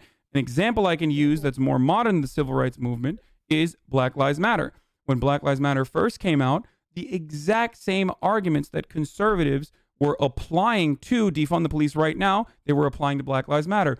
Wait a minute, what do you mean Black Lives Matter? That's kind of selfish. I'm white, I think white lives matter. Well, wait a minute, all lives matter. Black Lives Matter actually means kill cops. Look, it says, kill pigs, fry them like bacon. That's what Black Lives Matter really means. Or when Colin Kaepernick took a knee during the national anthem, they said he hates America, he's a terrorist. And this is exactly what the BLM movement is. What did the Democrats do back then? You know what the Democrats did back then. The National Democratic Party also took a similar stance as they did to defund the police, as they did to Black Lives Matter back then. They said, sweaty, this is a bad look. They said, sweaty, this is going to help us. This is going to hurt us in the elections process. This is going to hurt us because they, once again, took the side of the reactionary framing and advocated for it hook, line, and sinker because of their fear of the mythical moderate that is going to be persuaded by reactionary politics. Well, but, Okay, Hasan, what your whole made them thing change? is on a unified marketing. Okay, but what made them change? Do you know what made them change? Do you know why Black Lives Matter hit mainstream in the liberal circle at least? There's more nuance to what you're saying, though. You're like painting this as like some national thing, when electorally, where the actual messaging on defund was actually spent was down ballot. The Trump campaign and the Trump IEs didn't spend big national dollars, even in battleground states, on running it. Okay, it was spent in targeted Senate races. So like in Arizona, in Colorado, where both places didn't really work. Wait, are you saying that anti-defund the police messaging was not national? Was not a fundamental part of the national Republican Party? Yeah, if you go actually look at presidential advertising, both from the RNC and the Trump campaign and their super PACs, it was not the bulk of their negative messaging. So when Donald Trump was talking about law and order every night, when he was talking about how this is Joe Biden's America, where like your suburbs are going to be on fire, you think that did not have a national impact? Do you think, or inversely, let me ask you this other question. Do you think when Brad Parscale purchases $1 million worth of ads in for example, the Washington, D.C. area, do you think they're doing that to appease Donald Trump's sensibilities, or do you think that that's actually a communicable interest of the campaign? Like, that was people literally appeasing Donald Trump. I know, exactly. Yes, you and I both agree. So obviously, ad dollars can be spent in foolish ways from time to time. But what still matters more than anything else is the earned media, the millions and millions of dollars of earned media that Donald Trump accrued, while simultaneously whipping up the narrative that defund the police, and doing it successfully, by the way, to a degree, that defund the police means killing cops, or defund the police means that your daughters are going to be fucked in the suburbs by black people. And the only way to combat against that is by effectively reframing the narrative. If you want to have a conversation that revolves around messaging, you have to do something. That wasn't the goal of like the Democratic Party, as you stated. Okay. And it's because it becomes a losing battle trying to defend it. You can't get your own message out. Now, the problem is if they actually had, wait, why? But I thought we were all on board with reforming the police. Will you let me explain this? Okay, go ahead. But we are though, right? And then you went. What was that? But we are all on board with reforming the police at the very least, right? Like accountability, maybe taking funds away from them and here's the problem. The activists have branded it back to the 3 words, right? So strongly that it is easier for the other side. It is an easier lift to even push through earned media, pushing defund the police, as opposed to reform the police, or some other slogan that would work, right? People have short attention spans. It's a lot easier lift. They spend a lot of money branding that to help, honestly, also like suppress black turnout, specifically in urban areas. And I think because of that, the lift in the amount of money you would have to spend, the party would have to spend to rebrand it, it's a loser on return on investment. And now that sucks because, I want to see like police law enforcement reform dramatically. Okay. But if you have limited resources, limited amount of time, limited attention span for people, spending a bunch of money on having to rebrand something that activists won't even get on board with, like to do themselves, and are pushing more earned media on it on the positive side, is like a losing battle. And I think I strongly disagree on the earned media part being more effective, like nationally, because I don't think it had a dramatic impact on the national election. But I thought you originally said that defund the police was the reason. But I thought you said defund the police originally was the reason that there was underperformance. You misinterpreted what I said. But that's what you literally came on board with. You said black people. You said black. Wait, I gotta turn on. I gotta close my. I gotta close my window. Sorry, it's very loud. I can't hear you. Turnout, and we didn't. It's super loud in the background.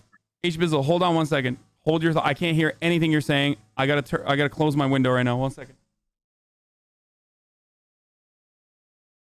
Hi, chat.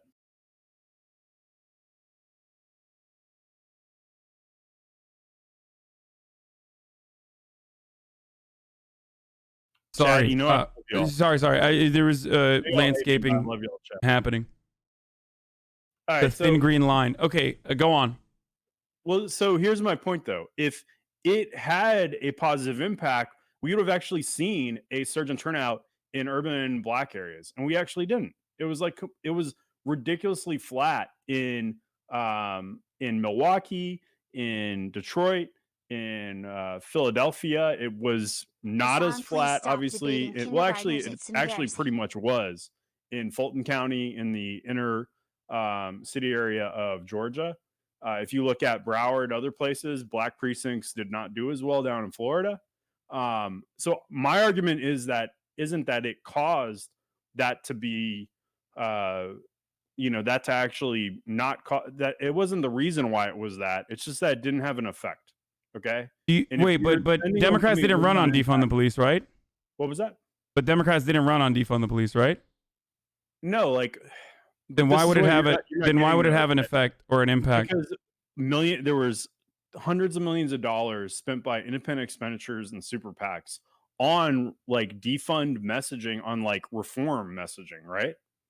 Like that we need to reform police departments, and Democrat candidates were for that, right? That was spent under the radar and had almost zero impact, it looks like. Now that's like way more. Wait. So you're saying that you're saying that the Democrats did run on it, or super PACs did run on defund? No, they spent money around like reform the police concept. They weren't saying defund because it did not show. When you did polling on defund, it didn't change people's enthusiasm or vote choice among black voters, like at all. It didn't have that effect. And they spent on reform messaging, and it still didn't have an effect. That's my whole point, is it does not have a positive impact on vote choice or turnout, like enthusiasm, right? And so if it doesn't have a positive impact, maybe we need to adjust the messaging some. Like I think that it is a loser as an issue in this last election because it only benefited one side, and that was the opposite side, and it helped in down ballot races in moving those people back who flipped over, those white moderates out in the burbs who voted for Biden. They came back strongly to the other side of the ballot, Republican side of the ballot, all the way down the rest of the ballot. It's about 1% to 2% across most of those battleground states, and it might have had that impact on it. And that means it's a winner for the GOP and conservatives, and it was a loser on our side, unfortunately. Okay. The reason why it was a loser on our side, and the argument that I'm making has not been tested yet, with the exception of how we can utilize or how messaging has changed around activist causes. Okay, like looking at historic trends. But the argument that I'm making is that the reason why this messaging was insignificant on our end, but was a significant part of the Republican strategy that was relatively effective, right, is because we didn't run on it. We didn't run on anything of that in that side. We ran away from even talking about it for the most part, and at the very most, like, we scolded the fucking people who were protesting and talked equally about property damage rather than the underlying causes of it. Now, what I always say is messaging is what you make it, okay? Sloganeering is what you make it. A slogan is empty without the narrative that you craft around it. Obviously, the Democratic People's Republic of Korea is not democratic, right? It's something that you and I think agree on. Just like pro-life is not necessarily about, just like pro-life is not about preserving the sanctity of life, but it's about forcing women to carry pregnancies to term. Now, Republicans aren't running on that. They're running on pro-life because they have successfully rebranded. They've successfully rebranded a reactionary point of view that they have into something that is marketable, and then communicate that to as large an audience as possible. And they do that regardless of the fact that 75% of the country believes that Roe v. Wade should remain as it is. As in, 75% of Americans believe that every American should be able to get a legal and safe abortion, especially in the first trimester, without any sort of intervention or interference in that matter, right? 75% of Americans believe this, and yet Republicans still agitate, advocate, make it seem like 100% of Americans believe that, like, everyone's pro-life. We gotta save these babies. They're fucking murdering babies. They do this because it emboldens their base. They do this because it galvanizes them. They do this because it's an effective turnout strategy. We don't do that exact same thing on the Democratic side. And that's the failure. That's the failure. That is what I am saying. That's what my anger is. And now the reason why Republicans can do this versus Democrats can't is because there are no grassroots Republican activist organizations for the most part. They are mostly completely manicured from top down. They appeal to specific interests. These wedge issues are... What's up? It's like all the Koch brother efforts. Yes, exactly. They appeal to specific subsects of the Republican Party, like abortion being a primary motivator. I know. Part of the reason that so works loud. The way the way coalitions on the left and right work is different. On the right, because it is uniform in ethnicity in effect, right, and also age. You see a lot of coalitions under their tent that are based around ideological beliefs, right?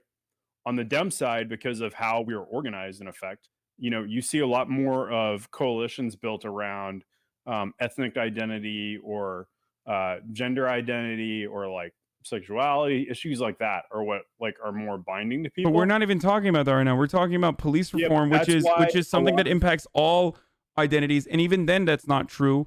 The reality is, like, Republicans don't give a fuck about, like, a Republican in California doesn't give a fuck about coal miners. They've been taught to care about coal miners. What that means for messaging wise, right? I know, but it's training. It's training, and we don't engage in that training. That's what my entire point is. I agree with that. Like, the only vessels that really do that are like the labor movement in effect. Like, that's okay. Yeah, I agree. I agree. Yeah. You and I are in agreement there as well. Yeah. The point is that Republicans train. They look at what the specific interest points are for some people. Okay, they look at specific interest points are for some groups that you can draw turnout in. All right. White supremacists. Here's my one counter on that. The Republicans have hard evidence of that working. Right. They've driven turnout again and again among those groups around those issues. You have like the Bush era. You have the gay marriage amendments all over the place, right? That drove a huge swath of turnout. You've seen evidence of it from judicial picks. On the Dem side, you have no evidence of that at all. The only times you have some evidence of things doing that are in certain states where there's a larger Latino population. And it wasn't by anything the Dems did. It was by the Republicans overstepping and passing laws like SMB 10 or whatever it was. I forgot the number, the proposition, right? Yeah. Now, the problem that presents for Dems is we actually have no example outside of Barack Obama. He's literally it. Of showing a thing like, I wouldn't even call his messaging the reason why. I think it was because of who he was, right? Or is. That has actually driven that turnout among those groups. Here's the other reason why some of the strategies on our side are I think fundamentally flawed. Do you know which ethnic group has the highest percentage turnout out of any in America? If you look at like race? Black women. Well, black women, but black voters in general. It has a hugely higher rate of turnout percentage than white voters and especially than Latino voters. So a huge portion of Democratic strategy is based around boosting turnout among a group that is already exceeding the turnout rates of everyone else, which means you're like going to a well that's almost dry, right? There's just not as much there to get.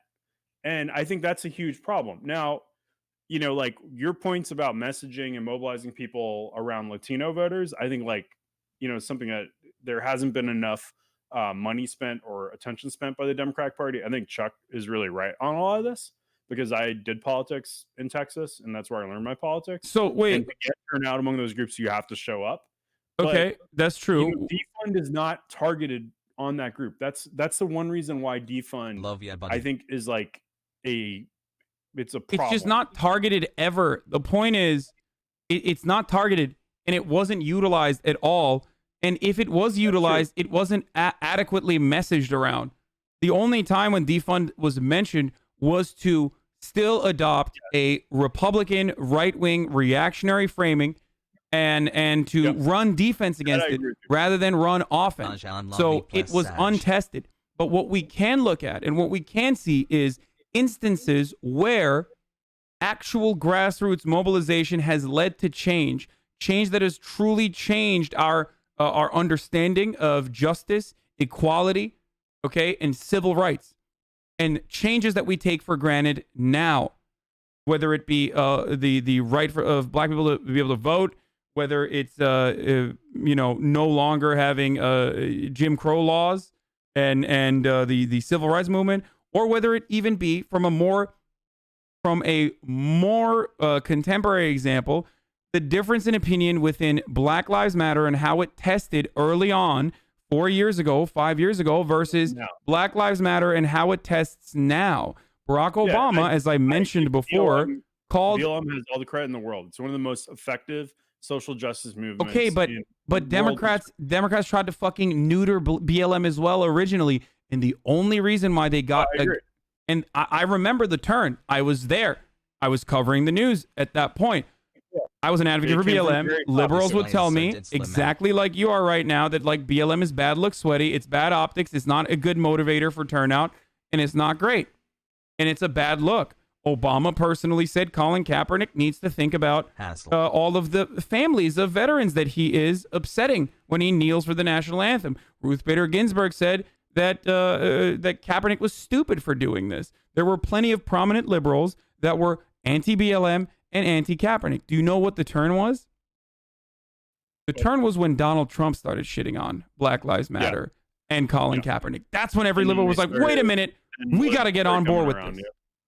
Okay? Yeah, I realize that's because partisanship is like a terrible drug. Okay, but it's not. But it's not a terrible drug, which is why, what do I always say?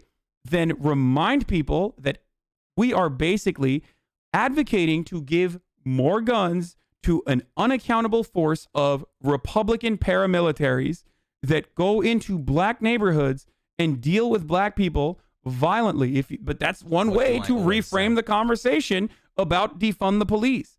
But we never do that. Instead, what do? We say defund the police is bad. Please stop saying it. You try to tell activists to shut the fuck up. If you are the Progressive Party, you can't tell one of the most significant social movements of our generation that has gotten international attention to sit the fuck down and shut the fuck up. Republicans would never do that in a million years. They would jerk off at the opportunity they can find another wedge issue that gets people out on the fucking streets. Okay? Because they look at elections. Exactly, because they want to fucking win elections. Democrats, on the other hand, do not. Democrats, on the other hand, operate like they don't want to win elections, where they think about this mythical moderate. I don't think this goes back to my point about black turnout overall, Hasan. Like, I actually believe that the Democratic Party, and because of black culture in America, like which was solidified during the Civil Rights Movement, where black turnout surged dramatically, okay? They keep going to... it went from 0 to 1. But like the fact that black turnout is so much higher than white or Latino or Asian American Pacific Islander turnout is not like a... it's something that was created due to leadership in the black community that has persisted as part of black culture. And, like that is something that, if you already... There's a limit to how many people you can get out and convince to go vote. And you can make an impact on voting, I think. Now, there are a huge amount of disaffected Latino voters and probably younger white voters that Democrats do not message with and do not try to create wedge issues to turn out, that I think they could do a lot better. I argue for that in meetings all the fucking time because people don't want to do that. The Biden campaign, though, made a bet on that. They did not think they could do anything or spend money or create earned media around anything that would boost a lot of turnout in either the black community or also in these other groups, because the whole election was defined by Donald Trump. Yeah, a referendum. It turned out just like I've been talking about that with you for like months now, right? Now that bet looks successful, but it caused a cratering down ballot. Like down ballot, Democrats are dealing with a nightmare scenario where Republicans are having control of redistricting, and literally the Democratic majority in the House is so small right now, it could be gone in 2 years because of redistricting. And that's the problem they're dealing with now. They're trying to blame like defund. This is why I'm not blaming it for what happened. I just think it didn't have an effect. That's my one argument. Like, I agree with you. It did not cause what happened. They're trying to use it to shirk blame because people are trying to cover their ass, right? And, like, DC is a city of covering your ass because the honest truth is that, like, and you brought this up, political money has little effect in a nationalized election environment. It doesn't do shit, right? Earned media has a bigger effect, which you brought up. And people need something to blame. Everyone's spamming goalposts. This is maybe goalposts moving because it is definitely. The heart of but it's fine. It's fine. Look, hey, look, we are in. As long as we are in agreement, this is look. This is not about. You were accusing me of trying to blame it. My argument from the start is I just don't think. No, everybody stop saying backtracking. It doesn't matter. Okay, it doesn't matter. I can claim I'm doing that, but Chad, have I been saying from the start that I didn't think defund had a positive impact? You're not gonna get you're not gonna get people on board with your argument here. Look, some of them are saying yes, so thank you for the ones paying attention. I appreciate that. All right, but like I don't know. This is why I honestly think about all this, Hasan. After 2016, I was incredibly critical of the Clinton campaign, like publicly, like in Democratic operative circles, like literally calling them out at meetings with 200, 300 plus operatives in big rooms. All right. Like I was known for this, like just ripping them to shreds. I'm looking at your original takes that got me to bring you on, by the way. Yeah. If anything you were saying is accurate, we would have seen a surge in African-American turnout during the election when we saw the complete opposite. And in fact, an increase in Trump support that is likely not completely disconnected from defund messaging due to black men in high crime areas being turned off by it.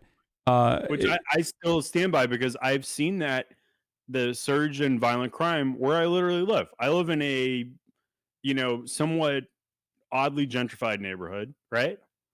And people are more scared here about it. People are scared for their own safety. But that's drastically different than the conversation that we're having right now, where defund in and of itself did not have an impact. Where you originally said it certainly did have an impact, and that people adopted the right wing framing of it. And I'm saying that yes, it's because of the media agitation and the right-wing framing around defund that made it not as appealing to people, and that Democrats should counter-message around it rather than adopt the reactionary point of view. Anyway, this is just gloating at this point, so I'm not going to do this. But it is stupid messaging because of that, though. People still... What was my first argument? It was about the slogan, right? People take you at what you say and what those three words mean, right? That's why I gave the example for Nike. It's like a great, incredible... No, but Nike is a terrible example because because corporate branding is literally the opposite. Yeah, but you're not. My point is on linguistics. It's not on what the goal of the branding is, right? Like the reform the police movement, which is actually what it really is, was branded as defund. It's not just reforming the police. Like, this is like an actual descriptive point of action. Resources away from law enforcement, which is what it should be. All right. Yeah, but that's a little wordy, isn't it? Because it's complex, right? That's why people associate with the slogan and they don't associate with the details on it. And that was my original point. That's why it's a bad message. Like the slogan does not represent what it's actually doing in effect, right? In full. It's only one part. It's like taking a sandwich and making it with it's like an open faced sandwich as opposed to like an actual sandwich, right? Just like Black Lives Matter is really exclusive and doesn't get to the heart of the problem. And if it was better sloganeering, you would call it Black lives should matter, but they currently don't matter, and they are being over-policed in black communities and underfunded. Well, yeah, but that is not a Black Lives Matter is not inherently like word for word laying out a proposition where you're going to take money away from you're going to like obliterate law enforcement in effect. That's how it was branded by the Republican side. Okay.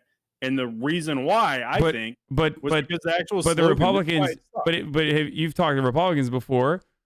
They branded Black Lives Matter as black people are uppity and they want too much and they want to kill cops and that they're being selfish and that ultimately all lives should matter. It didn't have as big of a negative impact until the actual slogan started. Wait. Hold on. The reason BLM was incredibly unpopular leading up to 2016. Not like defund, though. No, it was incredibly unpopular.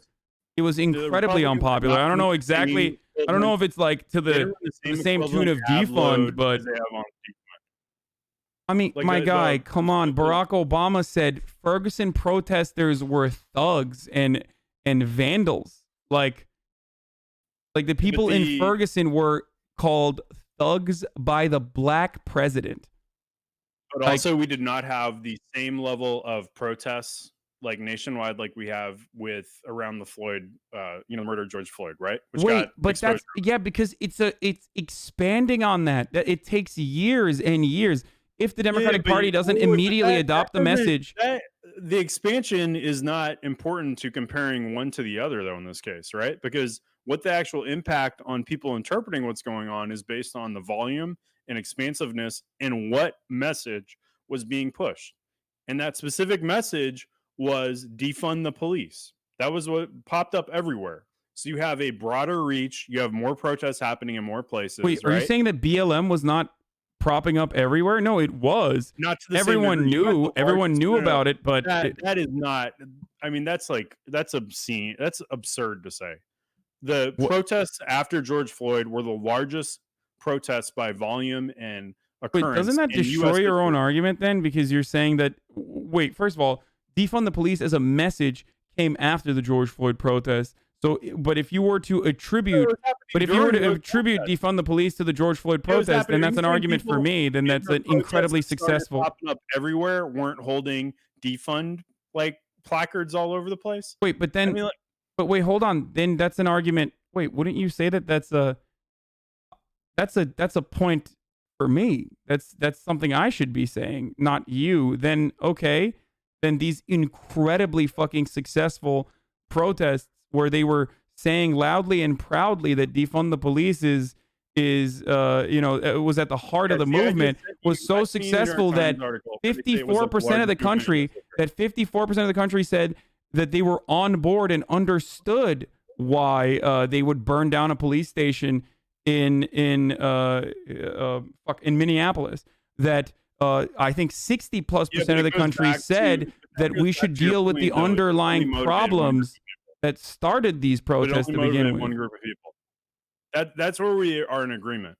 The reason why I think it was a loser in effect electorally is because it didn't motivate people on our side. It only motivated people on the other side. And that's why I think, this was literally the largest, this summer we had the largest act of civil disobedience in United States history. Okay. And it only had a positive impact on the opposition in effect, I think, electorally. I don't think it increased, turnout dramatically on our side. I think, Trump increased turnout overall. But I think, like, Trump's bleeding enthusiasm-wise was, in effect, staunched by defund messaging and spend on that. Okay. We've been talking forever. If you and I are in agreement that the policing in this country is fundamentally broken and desperate for restructuring, reform, and redistribution of funds that are taken away from them, and also have their budgets cut so that there are less cops overall, but more social workers, for example, that deal with a fuckload of the different things that cops are supposed to work on that they shouldn't be working on at all, then if you and I are in agreement here, then don't you think that a better use of our time could have been carefully talking about what defund the police actually means? Because this is precisely what I want from the Democrats.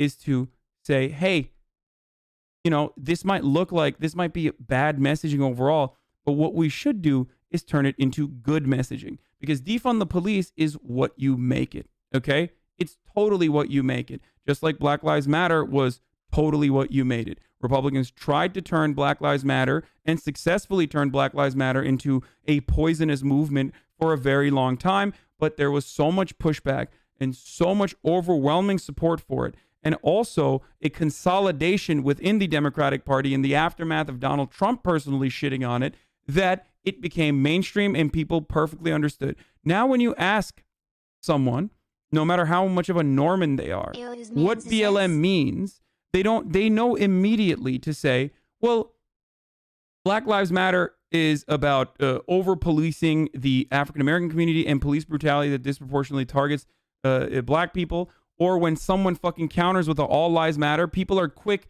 to hit them with the, well, black lives are a part of all lives, and since black lives don't matter right now, then all lives don't matter currently. The only reason why people know to say that, when they hear all lives matter, is because that slogan has a fuckload of momentum around it. And these are the same people that were the same organizers that came up with defund the police as well. And what we must do now is not wait for another Donald Trump style figure that we all fucking hate because Orange Man bad to come together and advocate for these causes if we truly believe that these causes are just. Talking about the aesthetics of a slogan is, while also adopting the reactionary framework around it, is so fucking insanely self-defeating that of course the Democrats would do it. That's my take. So I look at this from two different perspectives. I got into politics because I am a social justice activist at heart.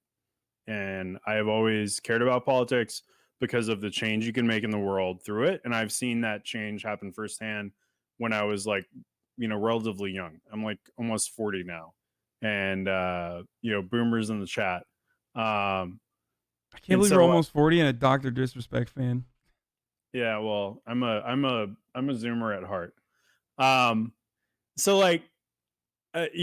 agree with you to a certain degree on that part, but the problem is the realist in me, okay, knows that a political party has one purpose, which is to win elections in effect, right?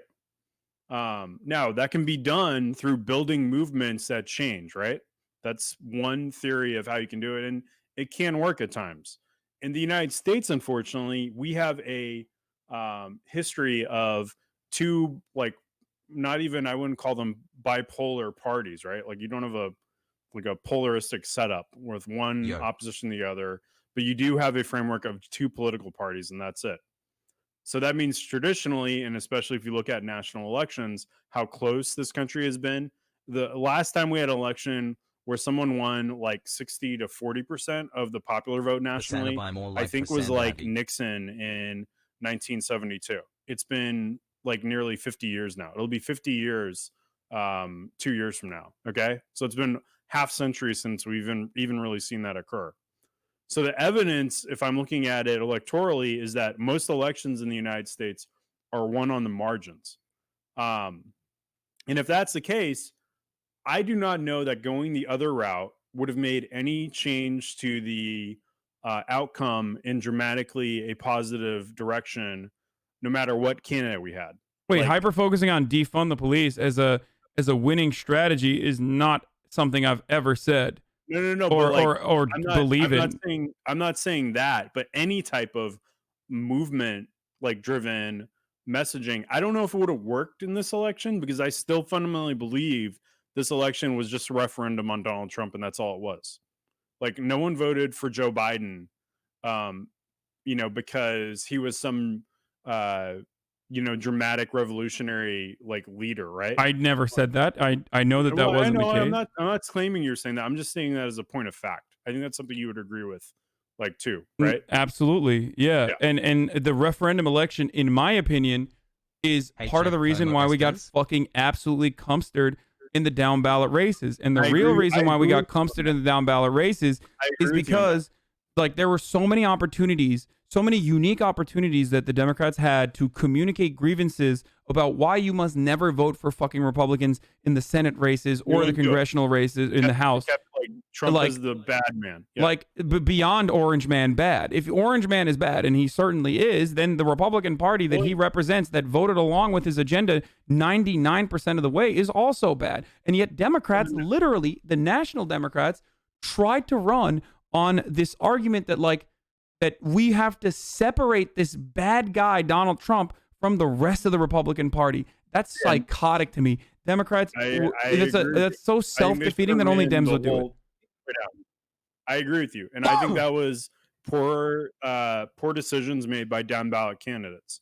I don't think that was the job of the Biden team to do. I think that was the job of those Senate candidates. There was 2 competitive governors races. Dems won one of them. They lost the other.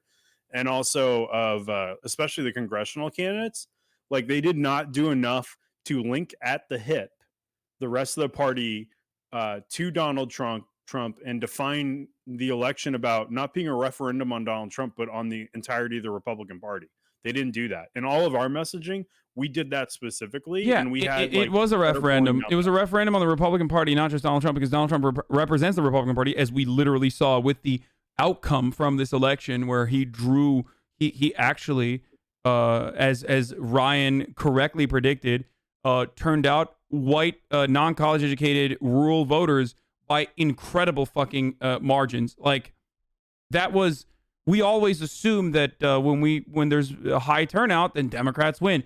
Wrong. When you have a person that people want to vote for, i.e. Donald Trump, whether we agree with his policies or not, doesn't matter. People wanted to vote for Donald Trump.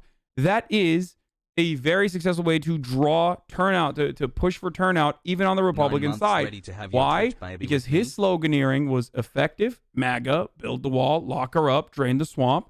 And the ideas associated with his slogans were very clearly well-defined and hit at the fucking heart of all of the racial grievances that Republicans have, with all of the economic anxieties that they feel, and also on top of that with the anger that they felt towards a government that did not represent their best interest. He's like those voters' id. Their id is what Trump is, right? Yes, which is why 100%. We should do that. We should fucking do that too. We should communicate the anger that so many non-voters and so many Democrats feel towards the Republican Party, rather than they think that this the status quo is enough because they're generally people who are in privileged and entitled positions and don't actually face the actual struggles that the populist base of the party, workers or people who earn under $100,000, voted overwhelmingly for Democrats, right? Yeah, of course, always, right? As always. And they do not communicate enough of the actual grievances and really anger those people have on how they're treated by their employers, on how they're treated by the healthcare system, on how they're treated by, things like childcare that they have to deal with. No, they want those things. The Democrats don't communicate them. I agree. And I'm someone who argues to them all the time that they should be communicating more on that. And they don't do it because the donors don't want them to, right? Those donors are because that would rock the boat, because inherently it's even more absurd though. No, because progressive politics. Progressive for all. Okay, go ahead. Well, let me tell you, this is the most absurd example of this. I will argue to high net worth individual donors, right? I go to these meetings and these donor confabs, right? And I'm representing a bunch of working people because I work for a union. Now we contribute a big amount, but there's billionaires who will be at these fucking things who contribute more than even we can, right? But I will argue to them, they should be for Medicare for all. My union has been for Medicare for all before probably anyone watching you right now, and you and I were even born, right? Now, the reason why is because when we deal with negotiating with Fortune 50 companies on national contracts, you know what the highest increasing costs for those employers are? It's fucking healthcare. And these fucking idiot donors are using too much of their own fucking product, and they don't get that they're getting fucked by one sector of the industry, of the economy, And they're like sitting there and still advocating against it because, socialism, the Reds are, I don't even know what, or taxes. These rich donors still care about that shit, even though it's bad for their own business and their own earnings and investments. And it's a frustration, that these people won't, they cannot disassociate themselves from their own emotional response to it, or especially the last 4 years or 5 years since the Sanders campaign happened, their own personal responses, as we see on the left side with attacks on Neera Tanden to a degree, right? I would say some of the criticism, is valid, but a lot of it is also driven by how she treated people on the other side. Though I don't think that's important if she's the OMB director. But that's just a recent example. You see that same dynamic with like big money donors as well. And it's why the party has not moved over. You even see it with consultants. Consultants make a shit ton of money, right? I haven't finished a single they'll make game like since. vacation homes off of some big Senate campaign if they catch one, right? They'll add another one. Well, I've been in meetings with the pollsters, especially, who they won't get outside of their own frame of reference of the world, and you will have to force them to test something, and then it works, and they're surprised. And I just it's a continuous exercise in running to a brick wall to try and get this change of thought to where talking about these people's grievances and motivating them, and it's a deep frustration of mine as well. All right, I gotta get going. I've talked for like 30 minutes with you or something, though I enjoyed it as always, Hasan. All right. Well, this was good. I'm glad that we are on board for the same ideas. Tell him he's a class reductionist. No, he's not a class reductionist. Shut up. Okay. Can you tell H-Bizzle to be less condescending? We're not dumb. No, he can't. He can't stop being condescending. But it's That's okay. True. I do love y'all, chat. You get chat. I just have a very and Hasan will say this. I have a very jaded, I guess, perspective on all this shit. So from years of working in it. So don't take it as me being condescending. I don't mean it like that. Though I am a condescending asshole. All right, I'm out of here. Adios, son. Tell your mom and Murat I said hi and hope they're doing well. All right. Well, thanks for coming on, man. All right, adios.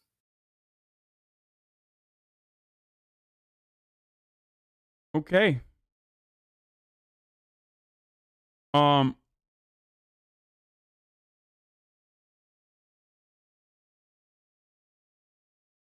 right. I didn't run an ad at the top of the hour, but I will be right now. And then we're going to get to some more news.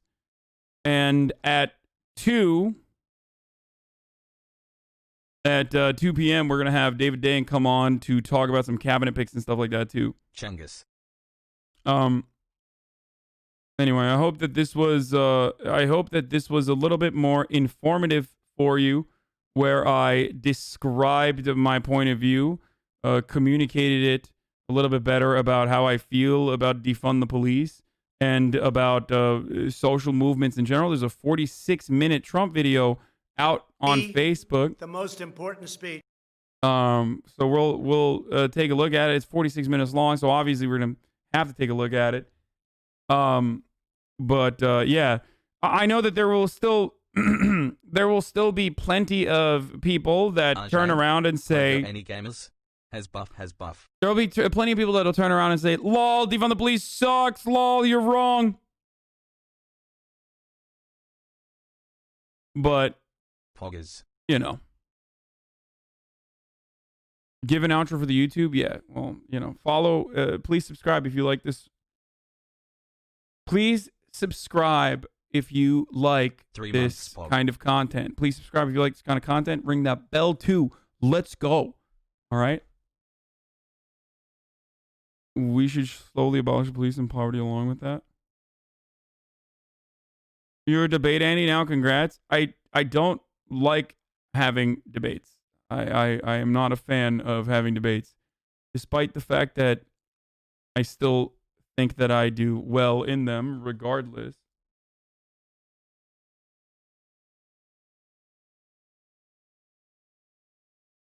Okay. Thanks for doing what you do, Hassel.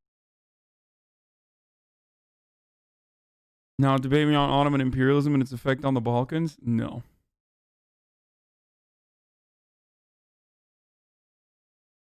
Okay, I'm going to run the ad right now. So top of the hour, every hour, 6-second ad break. If you want to avoid the ads, all you need to do is subscribe. You can do it for free with a Twitch Prime account, or you can do it for $5 a month. You get a bunch of emotes and stuff too, but you get an ad-free broadcasting experience. Here to the ad, and I'm running this video as well with Some Good Luck America.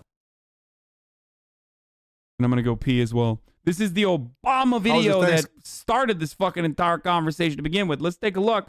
I'm going to go pee while the ad runs, and also when I'm back, we'll rerun it probably. Giving. It was good. How was yours? I didn't cook, but I ate a lot. Do you even cook? You know, I used to cook. I'll be honest with you. I don't fake it, though. It's been 10 years since I made anything other than an omelet. President Barack Obama's new book, A Promised Land, details his private thoughts from inside the White House. And today, he's here on Good Luck America to talk about it. President Obama, thanks for joining us on Good Luck America. It's good to see you again. One thing I was thinking about when I was reading the book, the 2008 campaign was the first presidential campaign that I covered. I was covering the other team. Yeah. One problem you didn't have that it feels like Joe Biden kind of has today, the young left was with you. You were the cool anti-war guy. You know, you could, brush your dirt off your shoulders like Jay-Z. But today, if you're 22 years old and you've gone through economic difficulty, you've got 2 wars, there's racism all around us. Socialism is cool. Bernie, AOC, they're cool. The Democratic Party isn't really cool.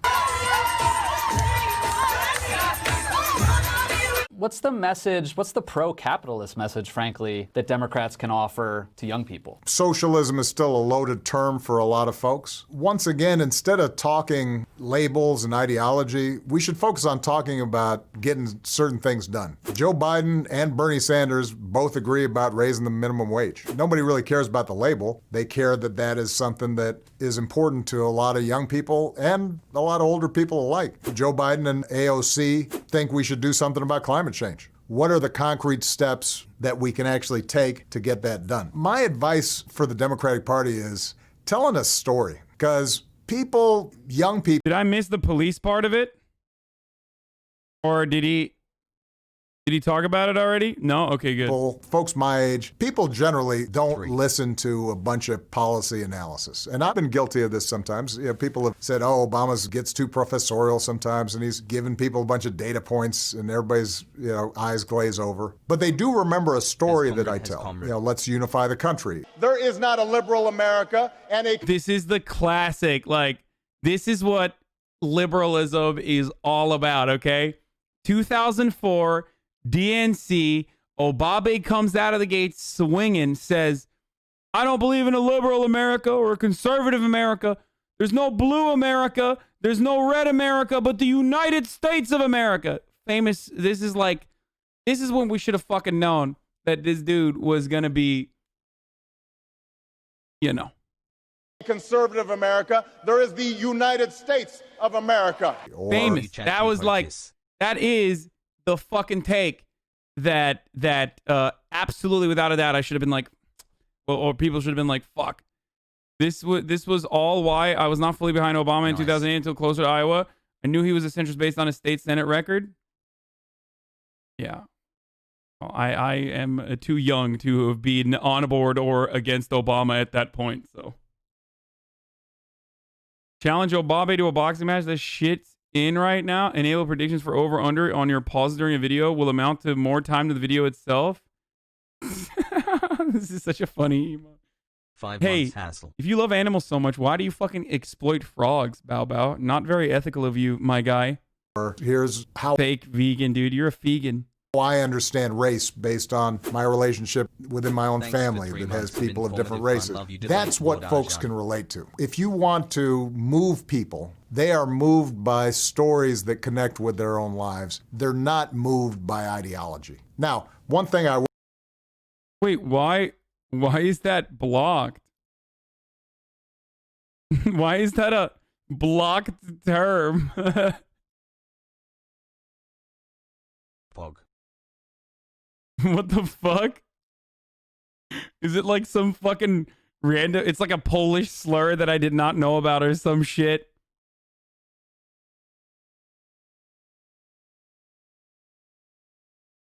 Anyway.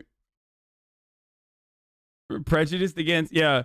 The auto mod is prejudiced against vegans, fake vegans. I will say about the Democratic Party, promoting young people is really important. We stick so long with the same old folks and don't make room for new voices. You know, the Democratic National Convention I thought was really successful considering the pandemic, but you know, the fact that an AOC only got, what, 3 minutes or 5 minutes? Good evening, bienvenidos, and thank you. When, you know, she speaks to a broad section of young people who are interested in what she has to say, even if they don't agree with everything she says. New blood's always good. And I say that as somebody who used to be the young, shiny, cool guy, but now is the gray-haired old grizzled vet. Yeah, the gray is pretty rad. 2 months sub-love When you were a from community Bangladesh organizer, community. a lot of the folks in the community you were dealing with really just cared about modest change. They wanted to do better for their families. Again, if you're a young activist today and you believe really passionately in a slogan like defund the police, what is your advice to that activist, also knowing that a lot of politicians won't go near that phrase? It's interesting. We take for granted, if you want people to buy your sneakers, that you're going to market it to your audience. If a musician drops a record, there's going to try to reach certain audience. Bro. Yo, people are so crazy, dude. Like, how is this an argument? Like, dude, the abolition of slavery wasn't fucking popular, okay? Especially for the slavers. There's no way to, like, market something that is ultimately going to rock the boat and destroy previous hierarchies, okay? Why is it that we're making it seem like it's a burgle? The entire point of corporate branding, okay? The entire point of corporate branding is to present an idea that is unattainable in the real world, okay? That's not a real thing. That's why, like, woke bae as a marketing term is a fake person. That's not a real person. Not a single person on this planet is like truly fucking woke. Everyone has privileged blind spots. Everyone's complex individuals. They have unique opinions and they can be fucking bigoted from time to time, right? Like, you can't corporatize a human being or existence, just like you can't fucking commoditize a goddamn social movement, okay? You can't do that. You can't just be like, oh, well, you know, if we were to turn it into just do it, then you're effectively rendering that movement useless anyway. This is part of the reason why, like, when Walmart, for example, says like, oh, Black Lives Matter and throws up the fucking black fist, while across the nation they're like funding the shit out of police unions, then it's idiotic. Then it's nothing. It's just like this. It's Black Lives Matter. Like, everyone can fucking say it. Okay? Anyway. Is speaking to folks where they are. It's no different in terms of ideas. If you believe, as I do, that we should be able to reform the criminal justice system so that it's not biased and treats everybody fairly, I guess you can use a snappy slogan like defund the police, but you know you've lost a big audience the minute you say it, which makes it a lot less likely that you're actually going to get the changes you want done. Yeah, dude, because something as radical as changing a historic trend that capital owners have fucking taken advantage of in the way that they have like built out these police departments as a defense line for the interests of capital is going to be undermined quickly by, you know, saying you're just finding the right slogan. It is so baby-like. Okay? It is such Democrat political machine. No, this is just the video. This is not live. This is not a live take. This is actually just his video, I think, from before. It's the Trump speech from that he just put up. Yeah, this is not live, dude. They're just fucking debating people. It's the 46-minute video that he put up that we're gonna take a look at in a little bit. So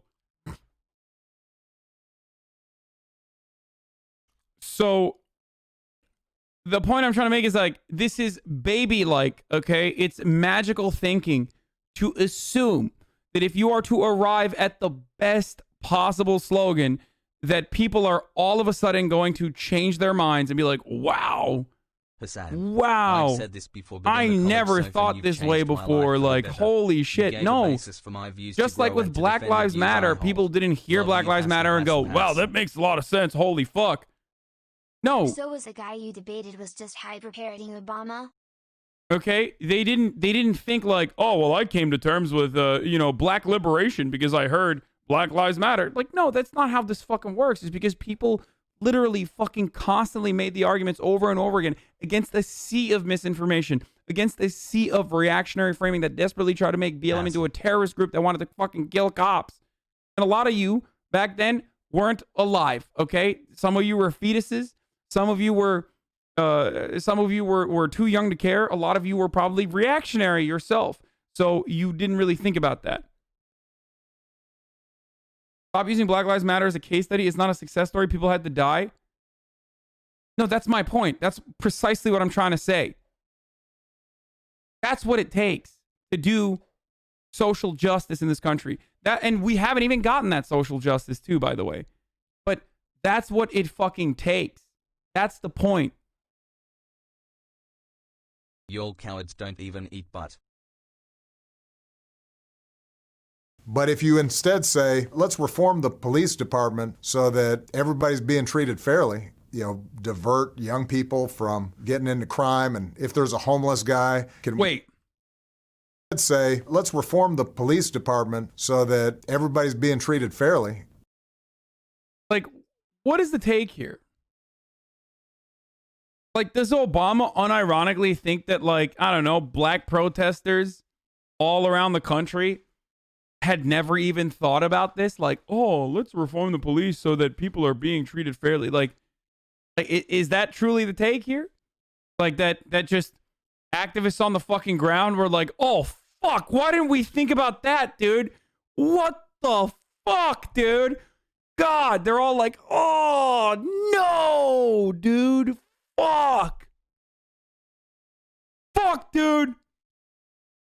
We totally dropped the ball, brother. If only we had waited for Obama to fucking chime in while he's selling his book.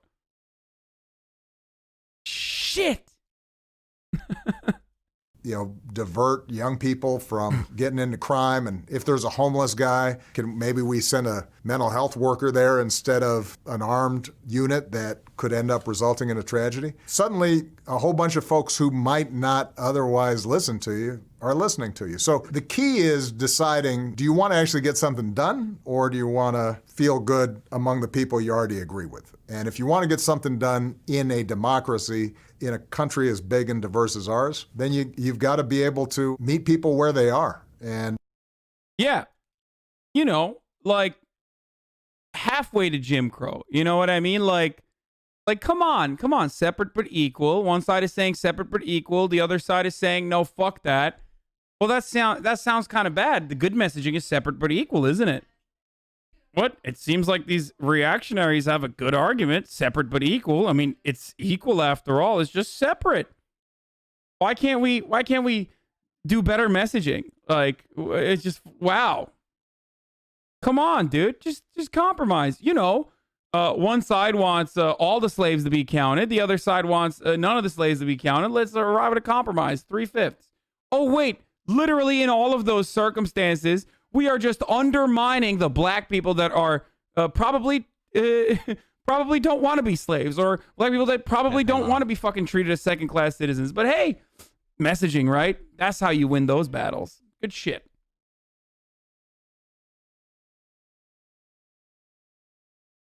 There has never been, throughout time, there has never been a singular moment, okay, throughout the history of the world, I would even say, where progress against those who own the levers of power has ever, that undermines their position in society, has ever been gained by making a crafty argument. This is liberal dog shit, okay?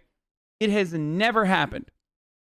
None of the moments that we talk about, like with LGBT rights, for example, like, it didn't start because they made a good argument. Okay? Gay rights, question mark? Really? Really? The fucking flame that sparked the gay rights movement? What do you think Stonewall was? Just debate club? You think that's what it was? They were just doing debate club? It was a riot, motherfucker. That's how this shit works. Like, it's crazy. No, they were just debating the cops.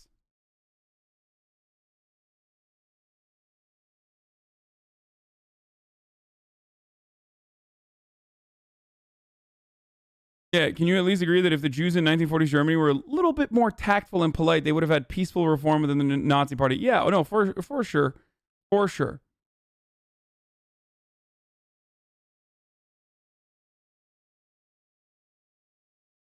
Isn't he railing against the wording of the slogan, though, not the movement itself? Yeah, if you're a fucking simp, if you are a simp and you are still naive, and you hear liberals like Obama and mainstream liberals constantly say, come on, it's just the messaging. Like, I hear you, I see you.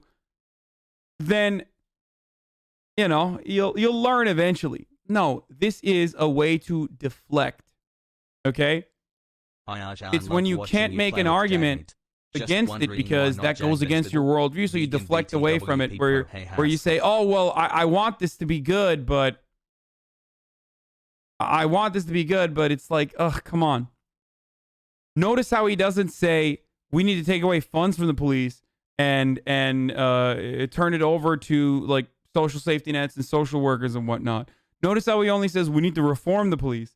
Come on, we just got to make sure that you know cops are doing equality.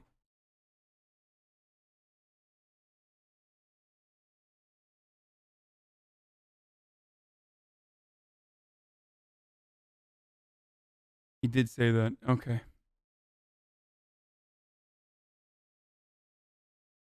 And play a big party. But if you instead say, let's reform the police department so that everybody's being treated fairly, you know, divert young people from getting into crime. And if there's a homeless guy, maybe we send a mental health worker there instead of an armed unit that could end up resulting in a tragedy. Suddenly, a whole bunch of folks who might not otherwise listen to you are listening to you. So the key is deciding, do you want to actually get something done? Okay. That's literally the point. That is the point. No, he did say it. He did say it. That's literally the point. So why are you fucking railing against defund the police as a messaging? That's literally the fucking point. So there's two ways to look at this argument, okay? There's two ways to look at this. You say, people misunderstand what defund the police means, okay? Why do they misunderstand what defund the police means? Well, because there are millions of dollars being pumped by Republicans to make defund the police out to be this scary, nefarious thing. That's false. Here's what it actually means. That's what I do. That's what I tell you all the time when I talk about defund the police, right? Obama knows this. He's able to do it. Why is he still fucking attacking the slogan when he himself knows what it actually means, what the goals are ultimately?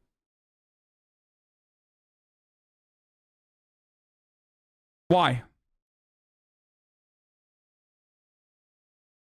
Why would you tackle your own activist base, which you have no control over whatsoever, because activism, especially grassroots activism, does not start because people have the intention of like fixing the Democratic Party or driving voter turnout. Activism on the ground, real grassroots activism, starts as a consequence of Democrats on their side also failing to acknowledge their responsibility. Okay? That's the reason why we have these movements to begin with. There would be no Black Lives Matter if Democrats were to do what they claim they care about. If they were to successfully fucking reform the police as they've claimed they wanted to do since the fucking 60s, then we wouldn't be in this position when there would be no Black Lives Matter. Why the fuck would they be out in the streets then? You understand? You can't control those people and expect them to like listen to you and or even have your own goals in mind. They're not working for you. Let's go, Pappy.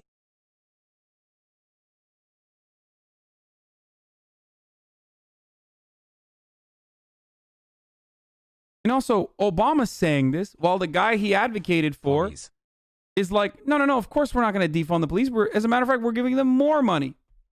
So, fuck you mean defund the police? And Obama actually cares about it.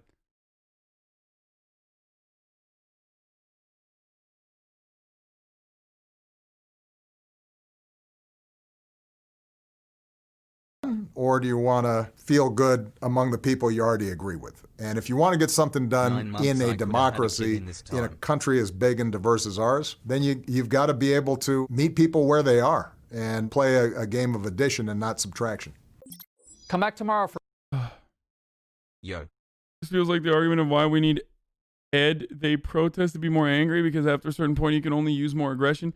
Because you can't keep playing ball if the other person doesn't want to even have the conversation. It goes back to the video of the old black man in white sleeves shirt talking to the black kid saying, look at me, I fought for these issues and they're still happening and it's all because it was too much. What?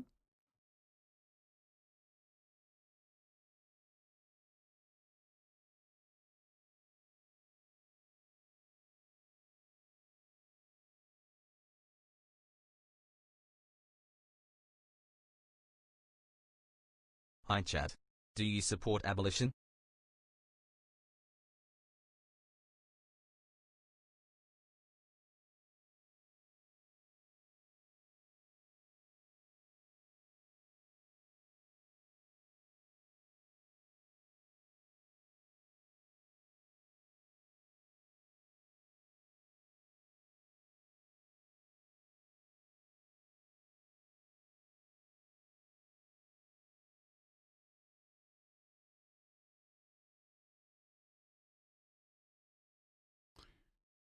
Okay, almost just got obliterated / fired for at work for nothing, coming in here to decompress with Obabe. We have a Pruebos lead in Chile in politics. This means that one should leave behind the false poetry of great revolts that dissolve the hegemonic order. The true task is to impose a new order, and the process begins with signifiers. Without new signifiers, there's no real change. What? Trump is not live currently. Imagine equating the movement to end slavery, the literal subjugation of black people, to comprehensive police reform. The slogan, defund the police, whilst I agree is effective and punchy, can be taken out of context, misconstrued, taken advantage of by an opportunist media, and co-opted by extremist groups. See Proud Boys for bad intent. Softening the messaging can't hurt if you keep activism and grassroots support.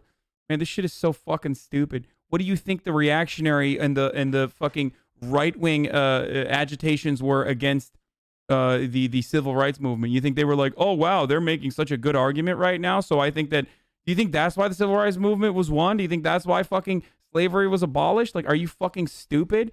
No. In your mind right now, with respect to the rest of how American society works, what is happening to black and brown communities, to impoverished communities in general with policing, is the fucking big part of oppression. You either believe that or you fucking don't. That's what it is. Okay? It's like saying, well, okay, well, black people are at the time of like slavery in this country, if reactionaries were to turn around and say, well, black people are enslaved, but like they're still in a much better situation than, like, I don't know, other slaves in other parts of the fucking world. Like, what are they complaining about? Like, that's crazy. It's kind of like that, where if you're comparing it to black people are enslaved here in America, but like it's not as bad as the fucking way that people were enslaved in Egypt while they were building the pyramids. Come on. Okay, I guess we should never make a comparison then. He's saying it doesn't help, not that it's the sole reason it isn't successful. It gives morons the opportunity to be disingenuous. There is not a single fucking there is not a single short slogan. There's not a pyramids weren't built by slaves. Is that a meme? Am I wrong about that? Damn, everybody got mad at me. I thought they were built by slaves. Or are you saying that they were built by aliens?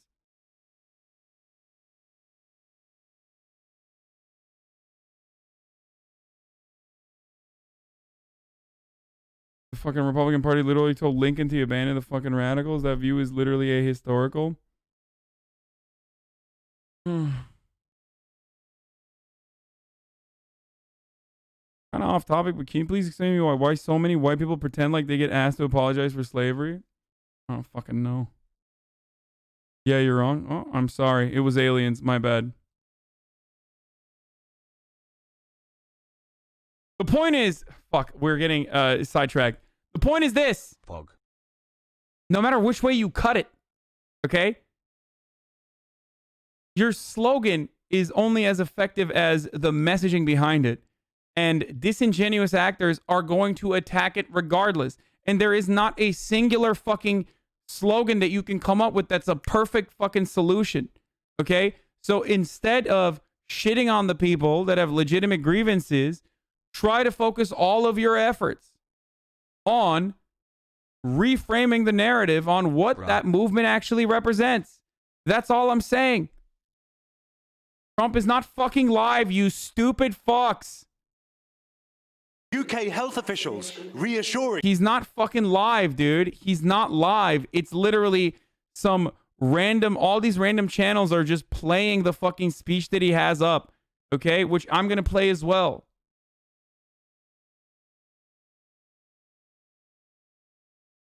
No, Hasan, back to the pyramids. We're not done talking about them. Yeah, fuck the pyramids, man. Yo, motherfuck the pyramids. I do not give a fuck. Okay? Here, this is what I have to say to you that you want to talk about the fucking pyramids. Fuck you. Okay, we're talking about America right now. We're back to America.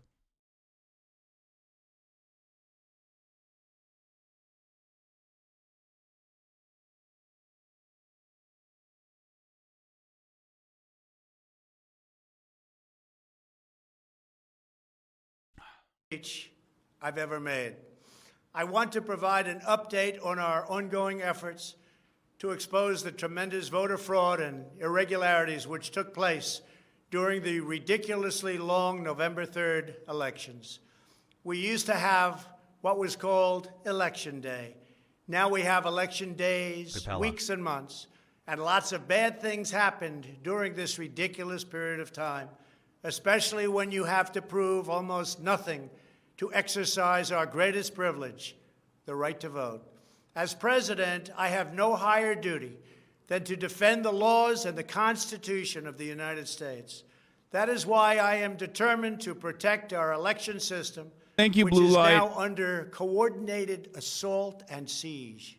For months leading up to the presidential election, we were warned that we should... Oh, fuck. Before we keep going, top of the hour, every hour. Also, I'm going to pump out that I am live and talking about this right now. Or I'm going to tweet that out as well. But 6-second ad break right now. But the video will still keep playing. If you want an uninterrupted experience, all you need to do is subscribe. You can do it for free with your Twitch Prime by connecting your Amazon Prime account to your Twitch account. And also with a $5 a month subscription if you want. There you go. Here's the ad. Here's the fucking video. I'm tweeting it out as well.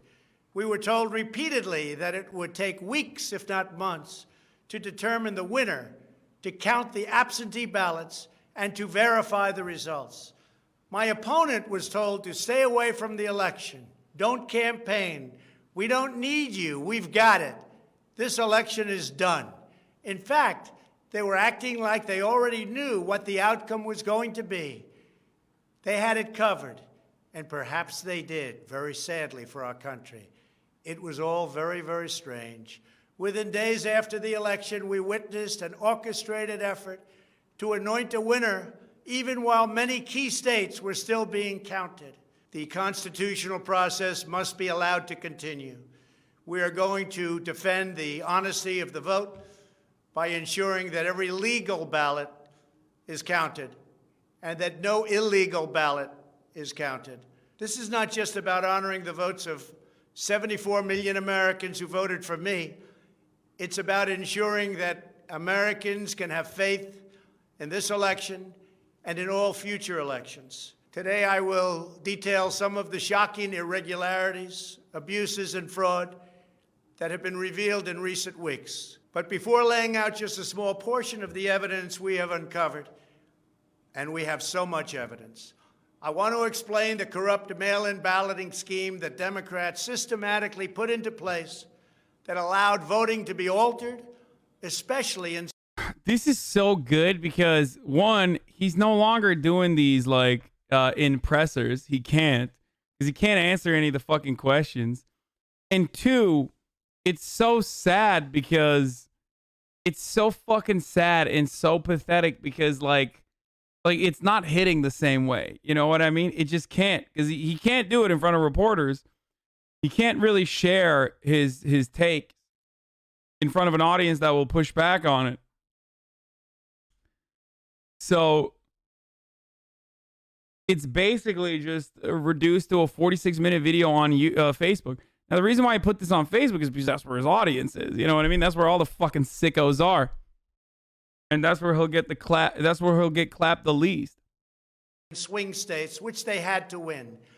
They just didn't know that it was going to be that tough because we were leading in every swing state by so much.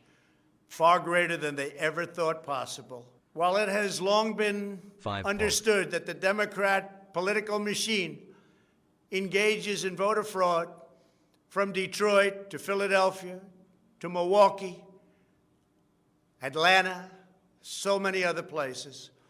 What changed this year was the Democrat Party's relentless push to print and mail out tens of millions of ballots sent to unknown recipients with virtually no safeguards of any kind.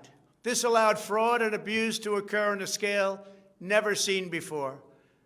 Using the pandemic as a pretext, Democrat politicians and judges drastically changed election procedures just months and in some cases weeks before the election on the 3rd of November. Love you, Dad. Very rarely were legislatures involved, and constitutionally they had to be involved.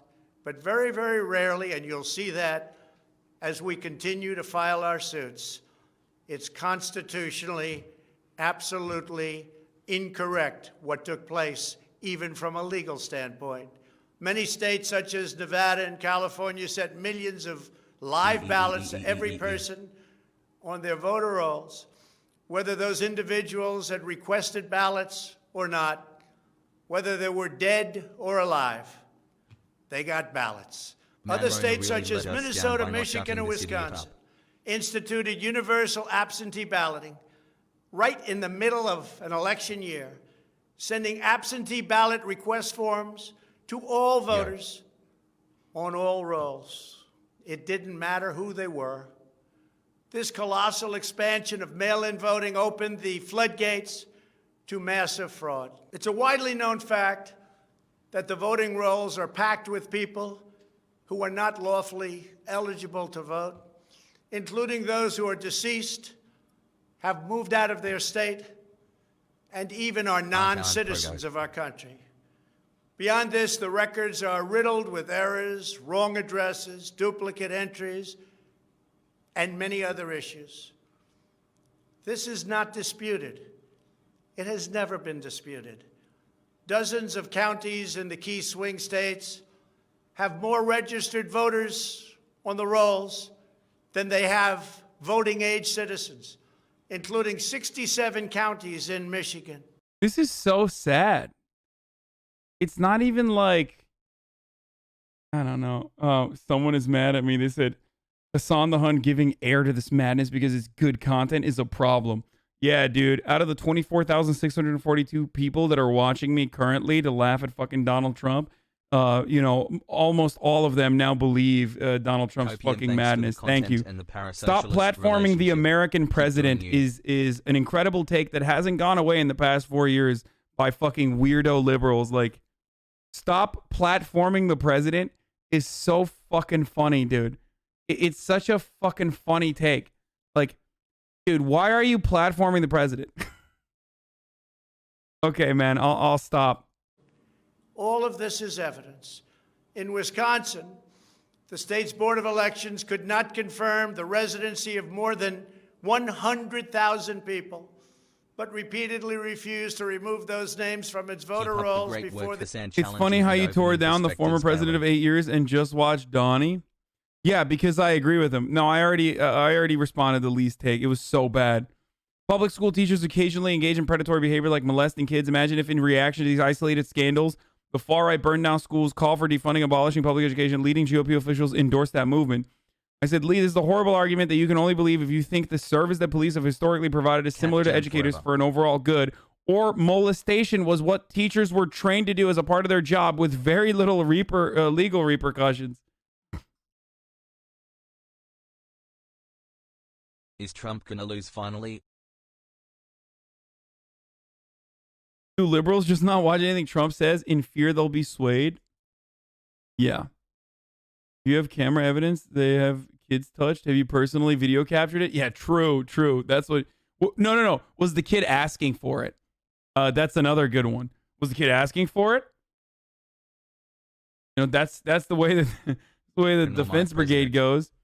Imagine a good teacher being labeled a rat after informing her boss about a teacher who preyed on kids. Imagine the GOP didn't already defund public education. Imagine police abuse of power were isolated incidents. You've done great work in the past, but your analogy is bad. Here, make love to me, brother. Also, is this from today?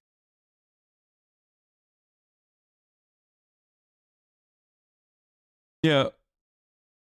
The same people who say systematic racism doesn't exist because it's illegal and not in law are the same calling the election systematic fraud. Was McConnell's latest relief bill briefing covered? We covered it yesterday. Was there another one that came out today or something where he's like, we're not giving you anything and we're actually gonna do liability protection for small businesses. Hey Sunni, can I have a kiss? Republicans want to defund public schools for teaching evolution and that gay people exist. Yeah, that's another really funny part about it is that like Republicans already are undermining public education funds. Analogies don't have to be 100% the same. What the fuck? Well, the underlying premise of this analogy is that cops provide an overall good. I'm attacking the premise of that this argument is relying on. I'm not letting him get away with establishing that cops are providing an overall good like teachers are. Also, the other underlying premise in this circumstance, in this analogy, is that teachers are molesting kids like cops are fucking killing people. Cops are literally tasked with killing people, okay? Like, it's a part of your function. It's a part of your job. So much so that there is legal accountability is abolished in its entirety. Like, so much so that it's a functional part of a cop's job to kill someone, ultimately. That's just the way it is in the legal system. That's precisely why when you claim that you were in fear of your safety or the safety of others, you could kill someone and get away with it. You can do an extrajudicial murder. Bro, that's too far? Wait. Guys, hello? The fuck do you mean I'm wrong? Is there a fucking... I'm sorry, I didn't know there was a Tennessee v. Garner for teachers that want to fuck their students. I didn't realize that there was literally like established legal precedent that dictated that like if a cop fucks a student that there's qualified immunity. Or a cop fucks a student, sorry. If a cop fucks a student, there is qualified immunity. If a teacher fucks a student, there isn't one.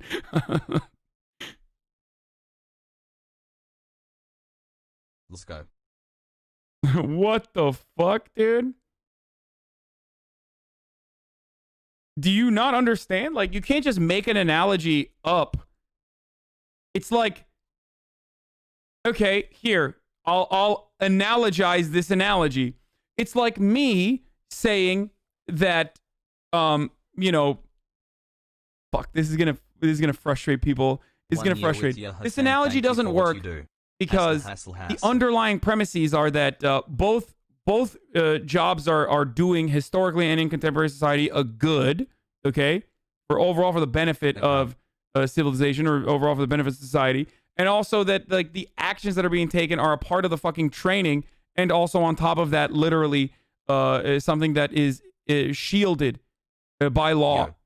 Trump is not live. Please stop. He's not live.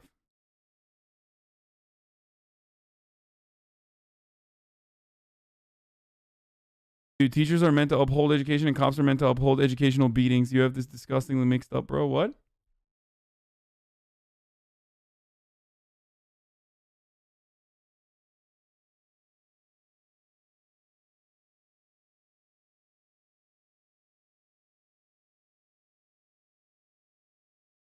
I think my analogy holds perfectly. Or not analogy, but my criticism of his analogy is perfect. Please do not try to make a bad analogy as an analogy for how bad this analogy is. I promise it won't help. Yeah, no, I was going to say it's like saying Hitler only cared about, how dare you criticize Hitler, much like any other government, any other leader of an administration. He just wanted what was best for his people. Like, that's literally what the analogy would look like. It's like, no, it's specifically the actions that he took that are the fucking problem. It's not that it was good governance. There's a difference between good governance and bad governance. Okay? That's the difference. Bro, Trump is not live. I don't know why so many. I don't know. Yeah, Candace Owens did unironically say that. Why are there so many fucking brain dead people in here that like think Trump is live because some right-wing broadcaster is saying Trump is live? He's not live. The election. They knew why, nobody else did. I knew why.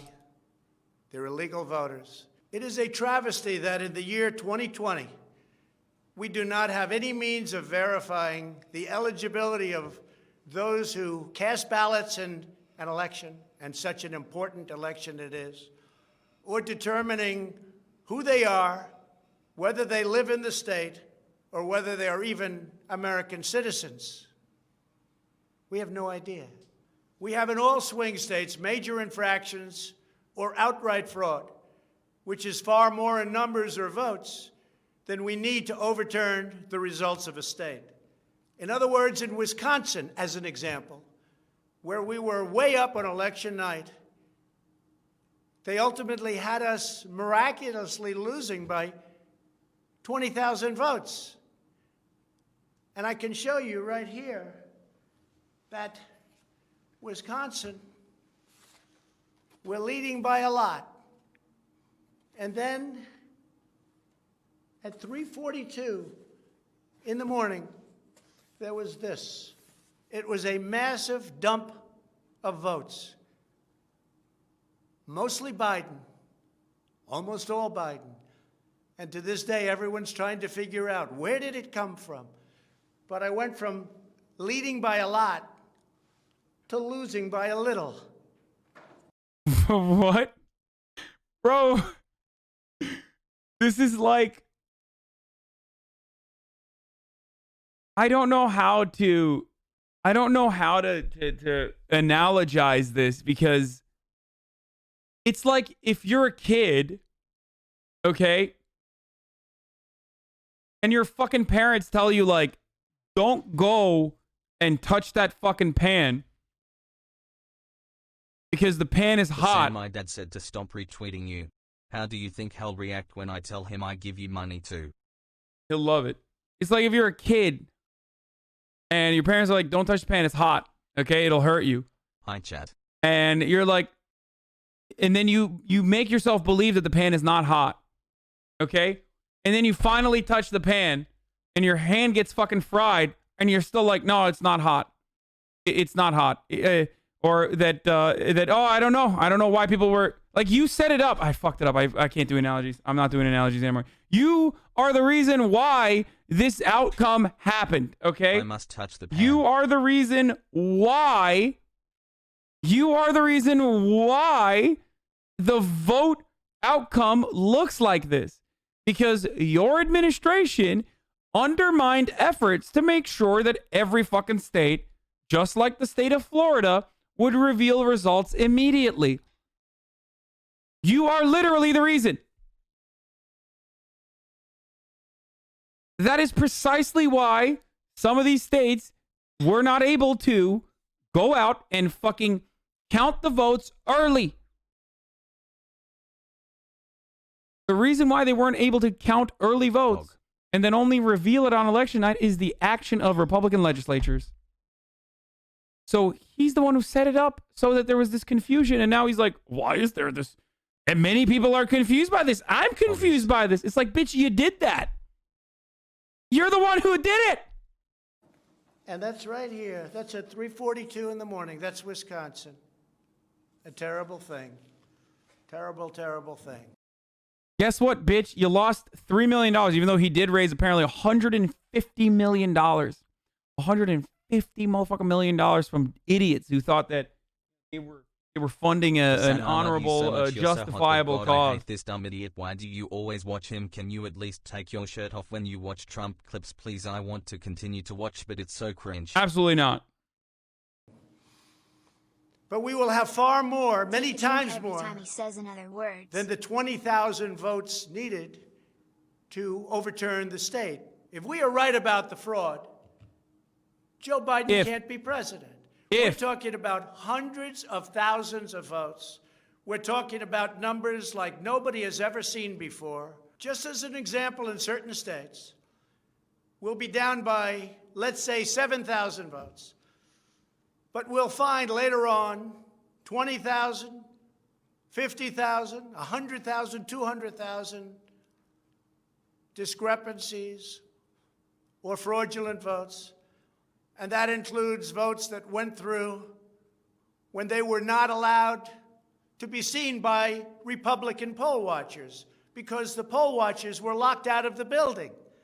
Not true. Or people that innocently came to vote on November 3rd. Not true. Literally not true. Literally not true. None of it is true. Not only is it not true, but you got owned, bitch. You got fucking owned, motherfucker. You got straight the fuck up owned in court. Like, he's still, like, it's so crazy. It's so crazy. He originally set it up so that there were going to be discrepancies in the vote count ahead of time. Then when it happened, he goes, oh, why is that happening? Then he lies about how, like, oh, well, you know, poll watchers were not allowed in the rooms. That's a fucking lie. He gets owned in court and he just keeps fucking lying. Literally, he's still lying to his audience. What a Weasley little liar, dude.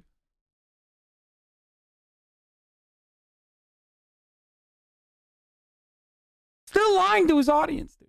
I mean, seriously, though, like, if any of this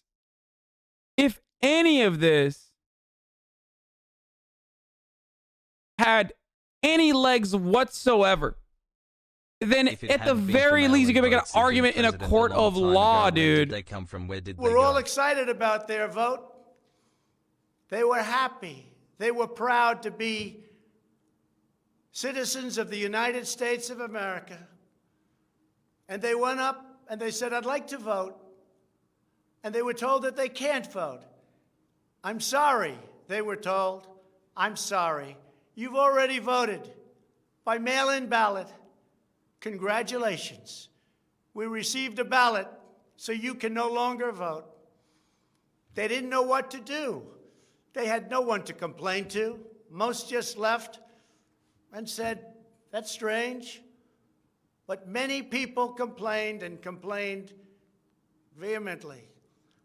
And in a lot of cases, they filled out a provisional ballot, which was almost never used, but in virtually every case was a vote for Trump. In other words, they went in to vote, and they were told that they voted. And they didn't vote. And they left, and they felt horror. And they lost respect for our system. And this happened tens of thousands of times all over the country. That's how desperate the Democrats were. They would fill out ballots of people, not even knowing if these people were going to show up. And when they did show up, they said, sorry, you've already voted. And on top of everything else, we have a company that's very suspect. Its name is Dominion. With the turn of a dial or the change of a chip, you can press a button for Trump and the vote goes to Biden. What kind of a system is this? We have to go to paper. Maybe it takes longer, but the only secure system is paper. Not these systems that nobody understands, including, in many cases, the people that run them, although unfortunately, I think they understand them far too well. In one Michigan county, as an example, that used Dominion systems, they found that nearly 6,000 votes had been wrongly switched from Trump to Biden.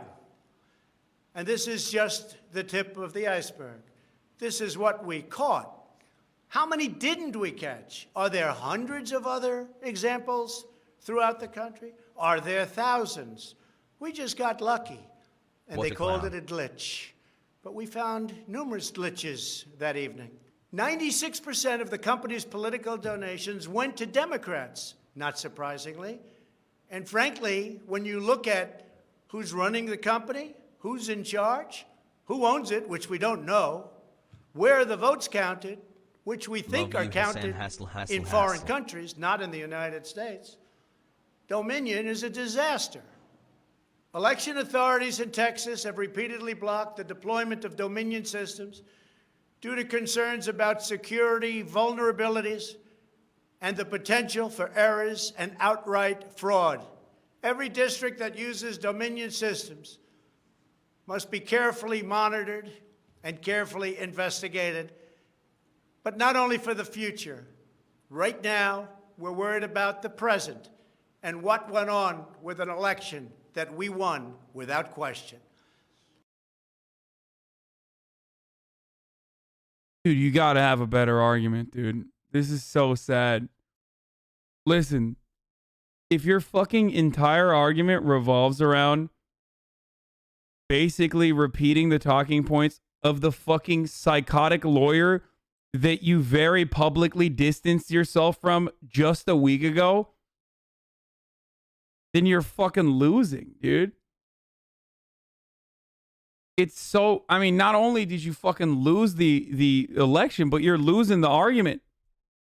Like, at this point, it's just an over-reliance on how fucking devastatingly dumb your audience is. Like, that's all he's doing right now is just like, you guys are really stupid and you'll believe anything I say. And unfortunately, there are a lot of people that are that stupid. But like, he's not even, like, at least old school Republicans, I guess, for old school Republicans, at least, like, real Republican operators would, like, do the fucking work. You know what I mean? Like, undermine the integrity of elections, like, more successfully, ahead of time. You know what I mean? Like, closed out polling stations they tried to do already. Like, he failed to deny the existence of COVID because so many people fucking died. He failed to, for example, adequately tackle COVID as a crisis so that he could not have an argument for why people should vote by mail and early. Like, if he had tackled COVID appropriately early on, one, he would not have suffered in the polls. The economy would not have suffered as much. And lastly, he could have at least made an argument that, like, no, you can vote in person. Like, don't be crazy. So he fucked up COVID, fucked up the economy as a consequence of fucking up COVID. Then he fucked up he fucked up stopping and preventing people from being able to go out and vote early.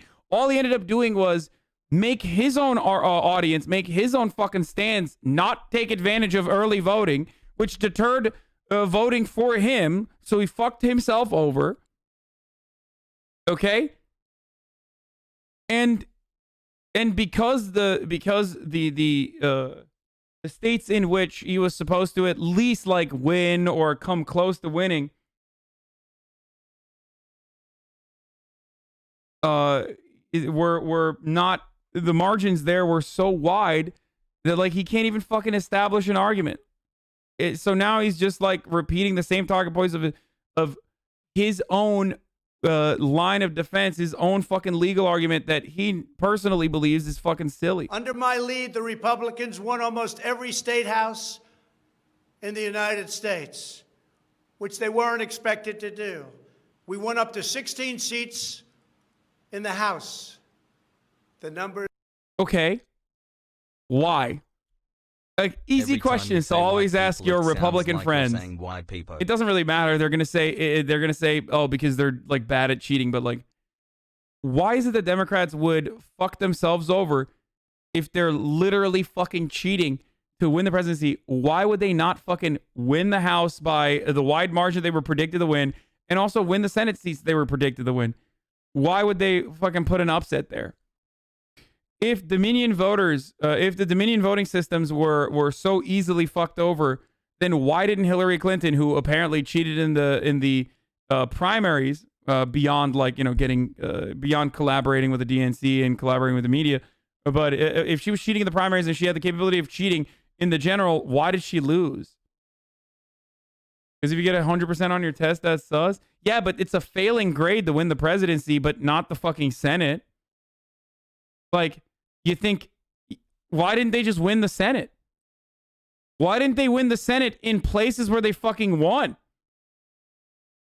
Like, why didn't they just give the 2 fucking Georgia seats on top of, for example, on top of the presidential race? If they could cheat in Georgia, why is there a runoff happening right now? Because if we're talking about it as a pass-fail grade, then not getting majority in the Senate is a fail. Like, you're cheating to lose. You're cheating to fail. Or maybe because no one fucking cheated and you're delusional are still being tabulated because there are 9 seats that nobody really knows. They don't know. They're still, 2 weeks later, still under consideration because it's a mess. Republicans were supposed to lose many seats, and instead they won those seats in the House. And a very important election that's coming up will determine whether or not we hold the Senate. David Perdue and Kelly Loeffler are 2 tremendous people. Unfortunately, in Georgia, they use... Just remind yourself that the swing state counties that use Dominion voting machines mostly voted for Trump. Voting machines provided to the counties by Dominion voting systems allowed a national conspiracy involving both Democrats and Republicans to flip votes cast for President Trump to ones for President-elect Joe Biden. This was simply a repeat of what happened in Venezuela a few years ago, where the same system was in place. As a result, Biden was fraudulently elected as president. Okay. One is that the system implicated in the Venezuelan election isn't actually linked to Dominion in a meaningful way. Another is that the idea that Republican officials such as Governor Brian Kemp somehow ensured a victory for Biden is ludicrous. Like, why the fuck would Brian Kemp do that? The third is that there's literally no evidence that any such changes were made. Also, another one is like, Dominion has been used before. Why didn't fucking Hillary Clinton win with Dominion? That's another good one too. But upon digging even slightly deeper into the conspiracy theory, a theory that's been touted not only by former Trump attorney Sidney Powell, but the president himself, the idea Dominion systems were used so the election quickly breaks down. Because out of the 10 key states, Arizona, Colorado, Florida, Georgia, Michigan, Minnesota, Nevada, North Carolina, Pennsylvania, and Wisconsin, finds that Dominion systems were used in 351 of 731 counties, and Trump won 283 of those. 81% of the counties where Dominion was used, Trump won. Now, of course, you could say, well, what about the big counties? That's where the Democrats won. That's where it matters. Okay. But still, why wouldn't they fucking cheat in the counties where rural rural votes were being cast to Donald Trump? Public schools? Where did you go to school, etc. Teacher BT? Isn't it better to look at population instead of county number? Of course it is. Of course. It's like, it's a shifty argument on behalf of... There's like 11 different reasons why this is bullshit. It's just a funny one on top of that. That's the reason why I'm pointing to it. Like, the reason why I think it's hilarious is because he won only 79% of the counties that didn't use Dominion systems, but 81% of the counties that did use Dominion systems. There's like 11 million rebuttals here to how psychotic this is.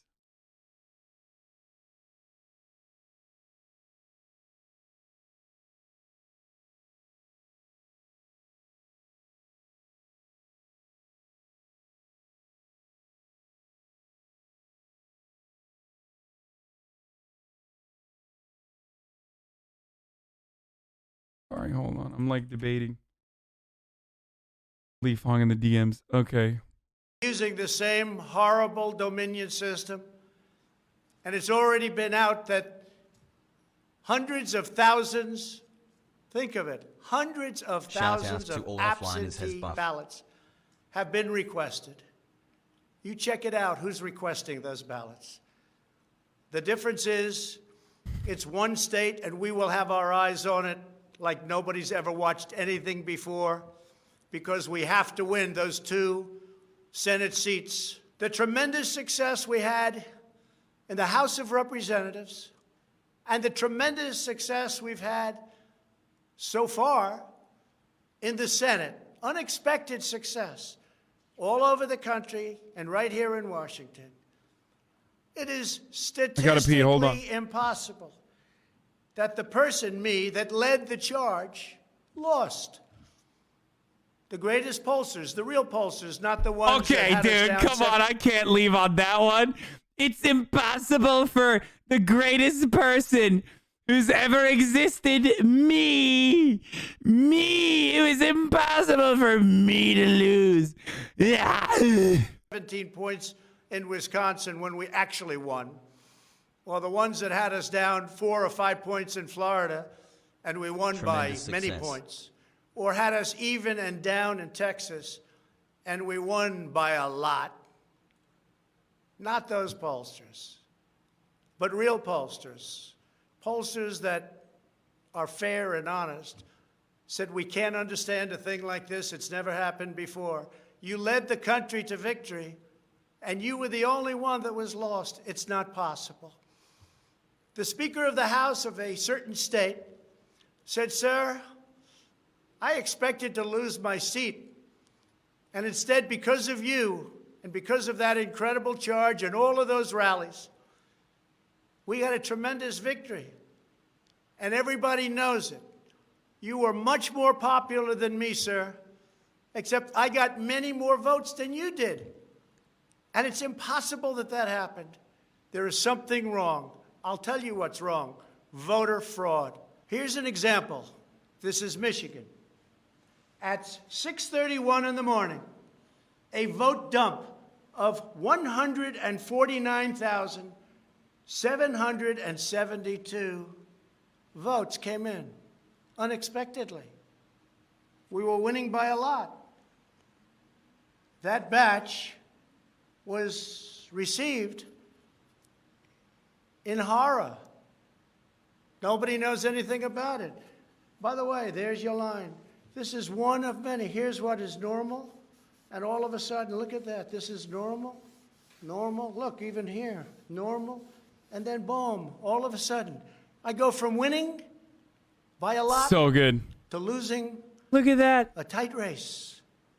It's corrupt. Detroit is corrupt. I have a lot of friends in Detroit. They know it.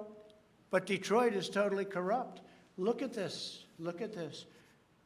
That's Not all of us new subs are leaving after the election, Hasan. Unexpectedly I sub for the political content, but in the recent recount in Georgia, which means nothing because they don't want to check signatures. And if you're not going to check signatures in Georgia, it doesn't work. But we have a Secretary of State and a governor who made it very difficult to check signatures. Why? You'll have to ask them. But without a signature match or check, it doesn't matter. They found thousands and thousands of votes that were out of whack, all against me. This was during a recount that I didn't even think mattered. They found many thousands of votes, and that recount didn't matter. The one that matters is the one that's going on now. That because of the fact it's so close, they had to, by law, give another recount. But the recount so glad YouTube has to be a recount where they check the signatures. Otherwise, they're just checking the same dishonest thing. It won't matter. Yeah, the worst part about this is that like he is like actually threatening the lives of so many like poll workers that work for free, for example. You know what I mean? Like these are These are like grandma and grandpa that fucking love democracy or whatever theory they believe that like the American democracy represents, who worked for fucking pizza until the late hours of the night. And now Trump is just like, they're fucking terrible. They're demons. They're all demon rat demons. And it's like, okay. Well, now people are threatening them. So what are we going to do about that? In this case, the signatures on envelopes are the only thing that is relevant. Deep State can... Oh, Chunk Yogurt is back. Yes, he's back. Oh, you literally believe in deep state CIA conspiracies against black and brown people, but when it comes to the possibility of the deep state rigging the election against Trump, you say it's ridiculous. Dumb much? Deep state conspiracies are only real if it's against black and brown people. First of all, deep state is an implication that is different. Like it's like a parallel interest alongside the actual interest of the state. I hope you understand that. It implies that there is one layer beneath the actual like State Department. So like there's a CIA and then there's a deep state that's operating at the interest of like something different. Okay. So you can't point to like already declassified documentation as like deep state, especially if it's like regular CIA propositions, especially if it's like just regular CIA operational protocol. So it's not deep state to be like CIA fucking traffic drugs to fund their clandestine operations. That's just history. Okay? Dumb much. Imagine debating. And secondly, that's not against the interest of the CIA. That was what also happened to align with the American State Department as a whole, or our foreign policy as a whole. So it's not exactly deep state. I love him, dude. This is my favorite. The same way you're phobic against the police. When one cop does something bad, you think it's okay to burn the entire city using your logic. Yeah. I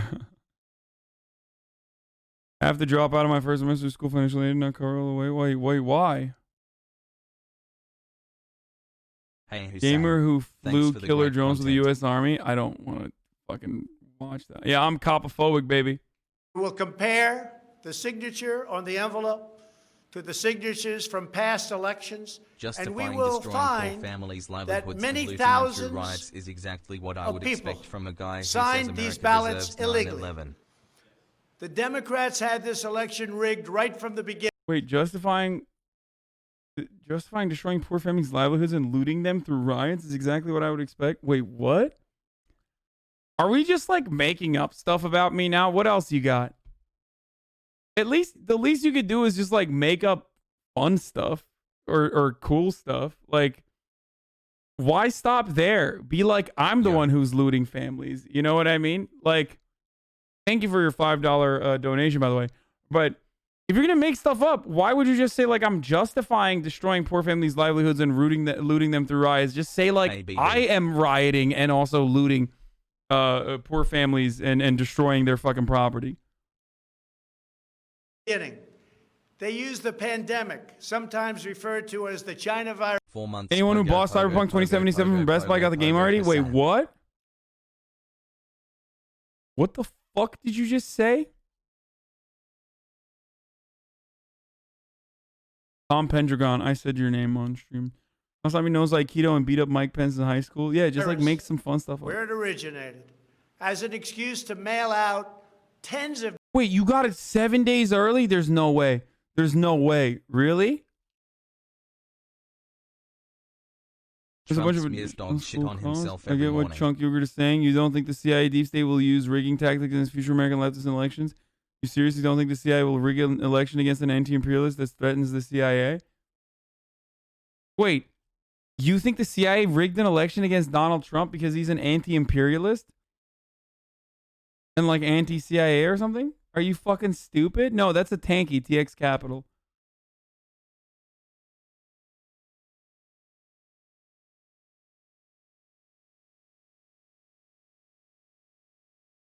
millions of ballots, which ultimately led to a big part of the fraud, a fraud that the whole world is watching.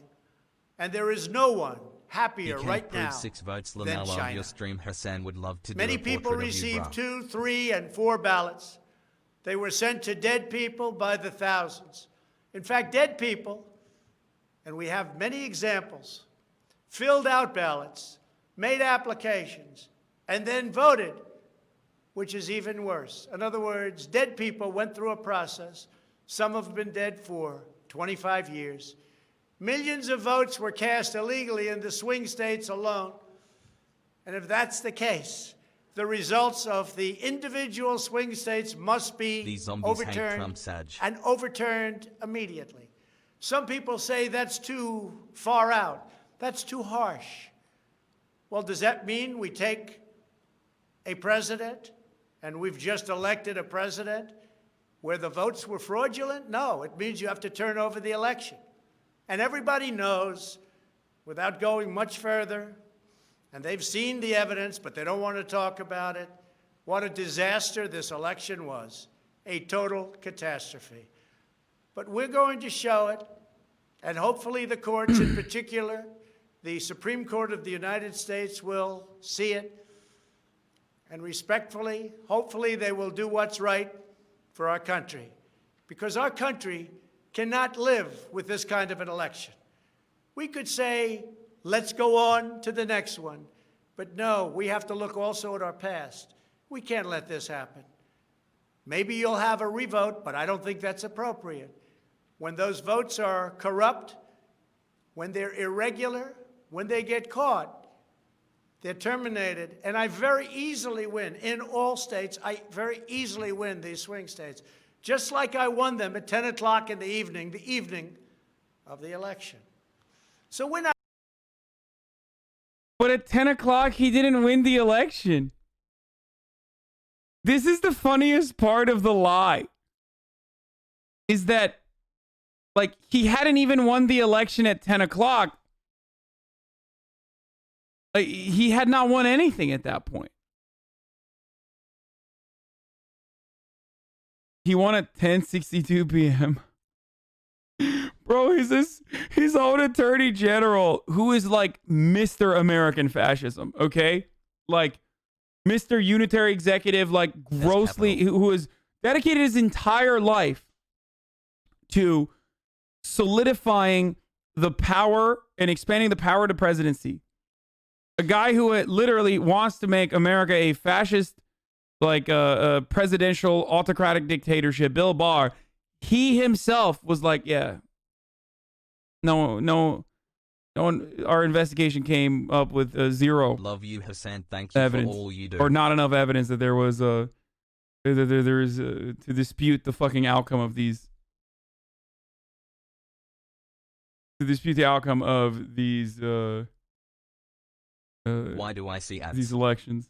I'm not looking to show you 25 faulty or fraudulent votes, which don't mean anything because it doesn't overturn the state, or 50 or 100. We're showing you. Oh, there's this too. President Trump has mused privately about replacing Attorney General Bill Barr with somebody who will be more willing to do his bidding as well. What? There's a PS5 Pro coming out already? Are you fucking kidding me, dude? Hundreds of thousands, far more than we need, far more than the margin, far more than the law requires.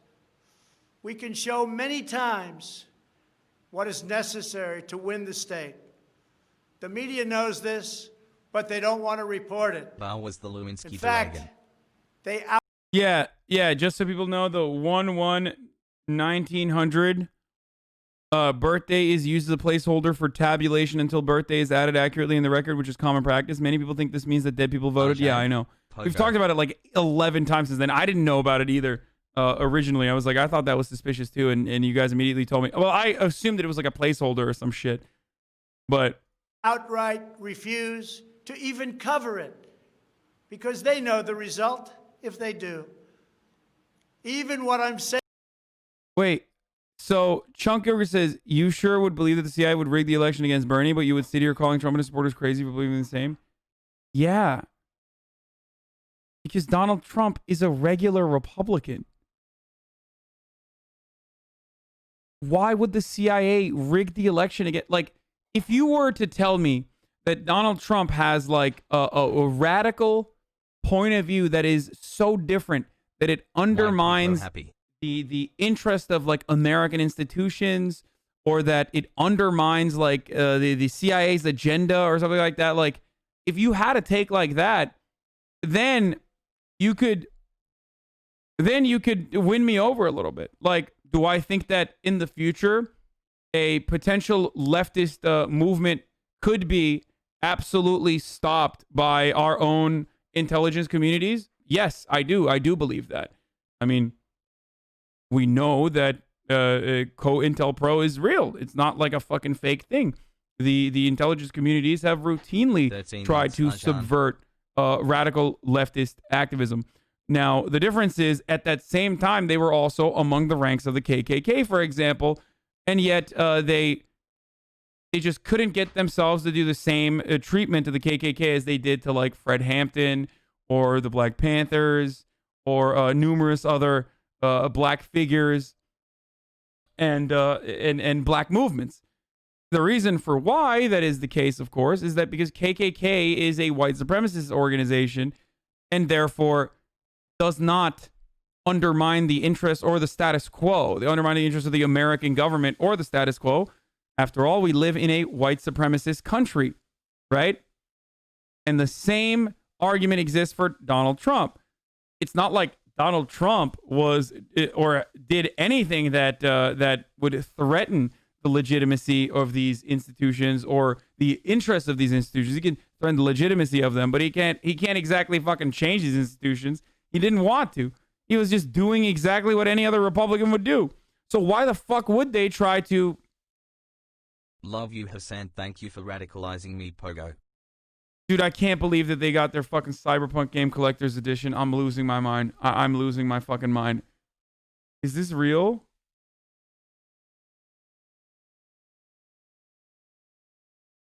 Oh my god. It's fake, right?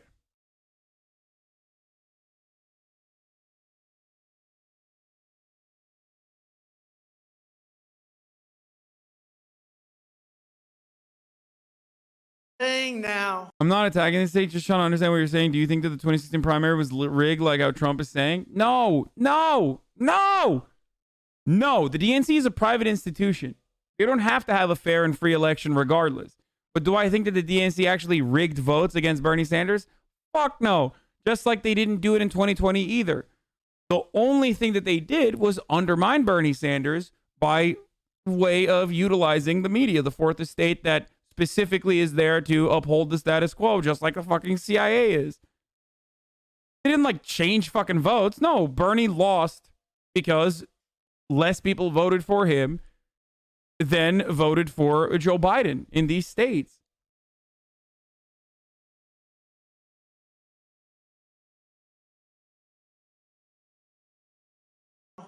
Will be demeaned and disparaged, but that's okay. I just keep on going forward because I'm representing 74 million people, and in fact, I'm also representing all of the people that didn't vote for me.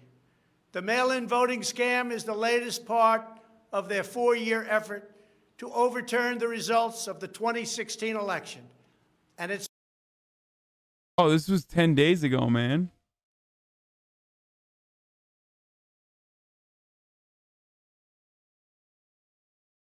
He does. He's against the wars in the deep state. Dude, shut the fuck up, dude.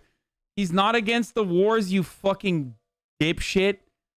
He's not against the wars. Why would he be against the wars? Is that why he fucking drone strike more than Obama? Is that why he's trying to start one with Iran?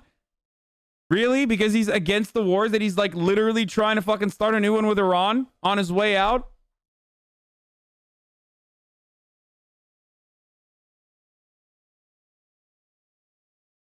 Okay, is this a joke? So my Cyberpunk Game Collector's Edition just came from Best Buy, and I'm definitely holding a sealed copy of it. What is going on?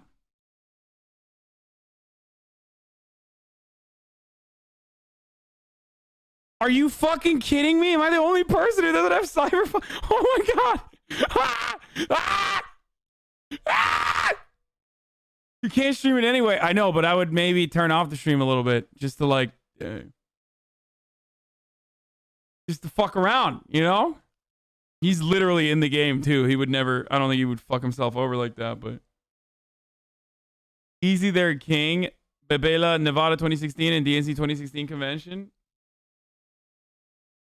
7 months Poggies shoutouts to stream discussion hassle. Call is already in the game. Yeah, people are already streaming in the cyberpunk category. Fuck, dude. La, la, la, la, la, la, la, la, la, la, la, la.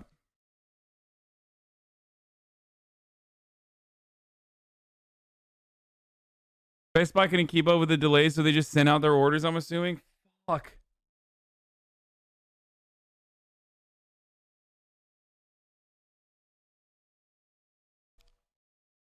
It's been like living in hell. Our opponents have proven many times, again and again, that they will say and do anything to get back into power. The corrupt forces who are registering dead voters and stuffing ballot boxes are the same people who have perpetrated one phony and fraudulent hoax after another. You've been watching it now for 4 years. These entrenched interests oppose our movement because we put America first. They don't put America first. And we're returning power to you, the American people. They don't want America first. I mean, not to actually support the crazies, but while he does generally represent capital interests, he's also emotionally and mentally unstable. CIA and establishment could conceivably see this as a national security risk and want to remove him and replace him with a more stable individual. Brother, if they have that kind of power to fucking undermine him, why don't they just fucking clap him then? Like, what are you talking about? Like, it's much easier to just fucking assassinate him than to, and literally just to fucking remember him as a legendary figure no matter what. Why would they fucking use Dominion voting processes to like fucking change the outcome of certain votes but not others? Like, what kind of psychotic nonsense is this shit? Like, no. No, I refuse. Like, Ronald Reagan had dementia, okay? He was fine. They have ways of just getting you to shut the fuck up and stay behind the scenes. If Ronald Reagan could run the country while he was very clearly experiencing dementia and everything was fine and it didn't like represent a true threat to the glorious American intelligence community, I think Donald Trump would, as long as he's kept happy, would probably do the same. Assassination is a highly unstable event they can't control the narrative of, ? They don't even need to assassinate. They could just like get him to shut the fuck up. Just let him win. And he would shut the fuck up. And they'd be like, we made you win. Shut up.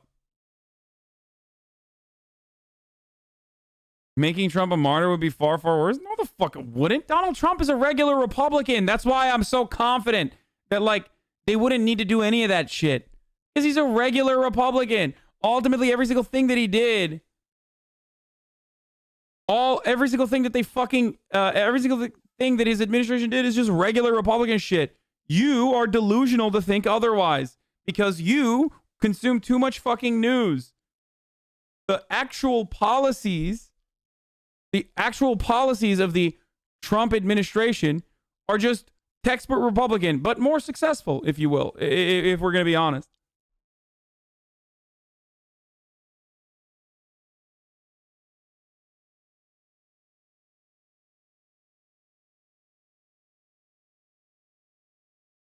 They only want power for themselves. They want to make money. That's why they don't want me as your president. I've been investigated from soon after I announced I was running for president, when I immediately went to #1 in the Republican primary polls.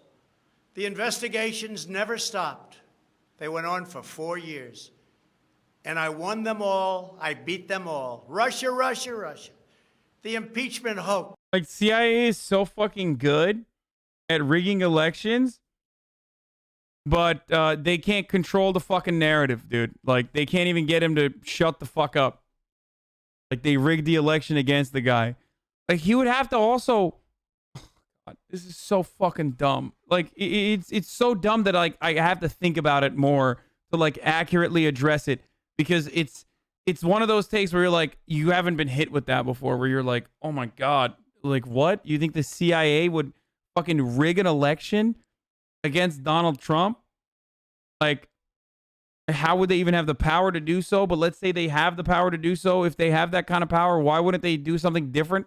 Why wouldn't they just like keep Donald Trump in check? Donald Trump does not fucking damage the integrity of the CIA, okay? If anything, is the CIA innately conservative? Yes. Yes. These institutions are ultimately super fucking conservative too. That's the other part. Like, why didn't they do it in 2016? You think Hillary Clinton was not going to be fucking super pro G-man? What are you, crazy?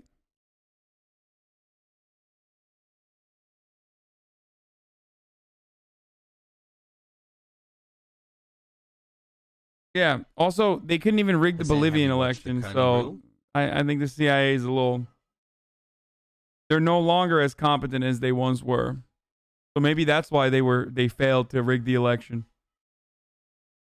Or sorry, successfully rigged the election but failed to cover up their tracks, even though there are no tracks. There is no evidence.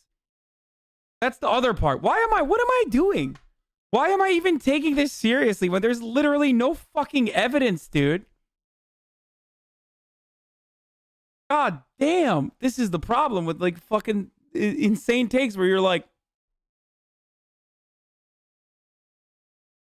Director Brennan reformed the CIA into a neoliberal company. Yes, neoliberalism is still inherently conservative. What are you talking about? And so much more. Robert Mueller spent $48 million of taxpayer money investigating me for 2.5 years. They just follow the interests of capital. Conservatism and liberalism doesn't have much to do with it. Yeah, but liberalism and conservatism is also both conservative and follow the interests of capital. Issued over 2,800 subpoenas, executed nearly 500 search warrants, issued 230 orders for communications records, and conducted 500 witness... Anything not Marxist / communist is conservative. So glad to catch you. No, I don't think social democrats are conservative. I wouldn't even say Keynesians are conservative. I think those are progressive economics. Even if you're to consider like Janet Yellen or someone who is otherwise a capitalist that still believes in like robust redistributive policies, I would not say that they are conservative. I think according to the like not universal, but like global Overton window, most of those people, most social democrats would still be on the progressive side on that equation.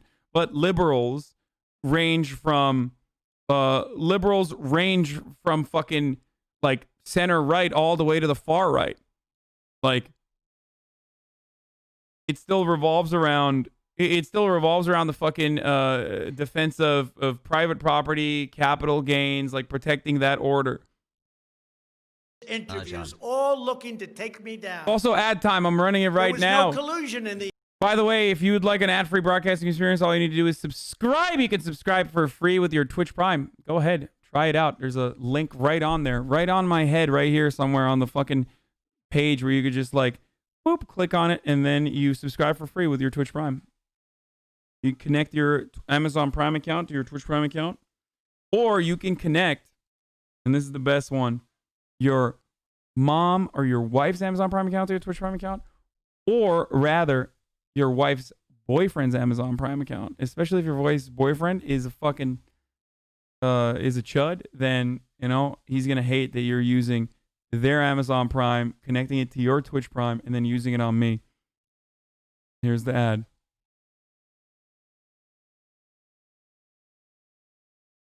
No, I didn't run the ad yet. I ran it. I ran it now. They did hear it.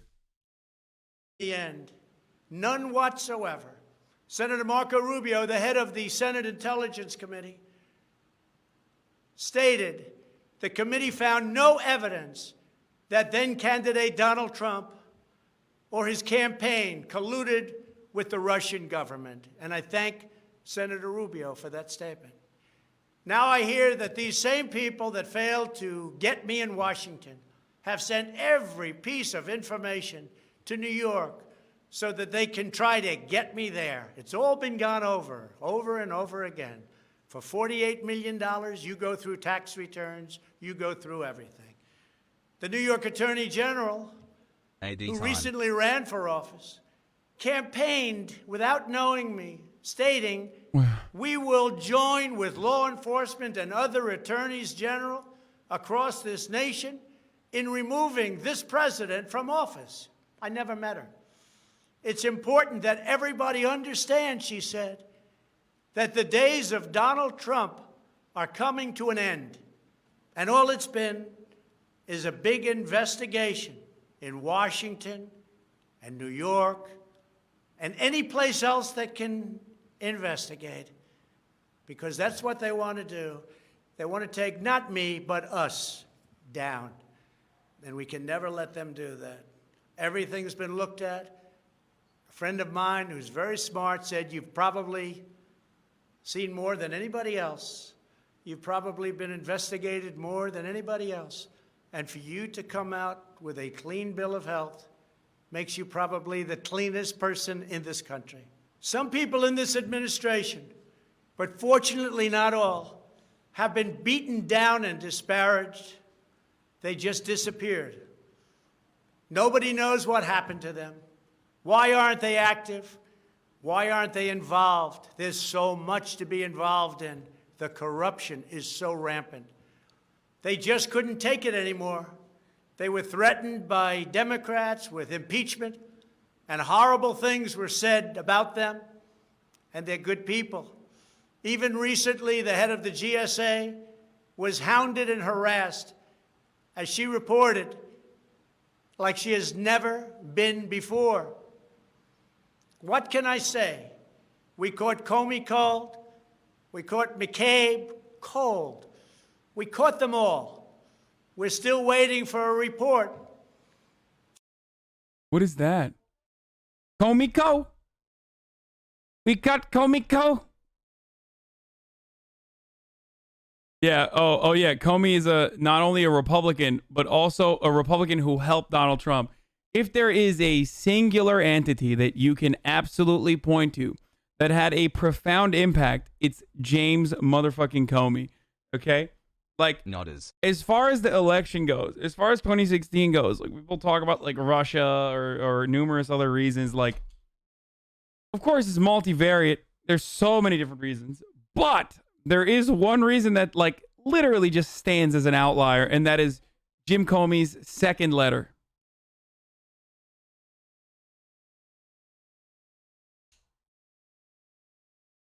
From a man named Durham, who I have never spoken to and I have never met.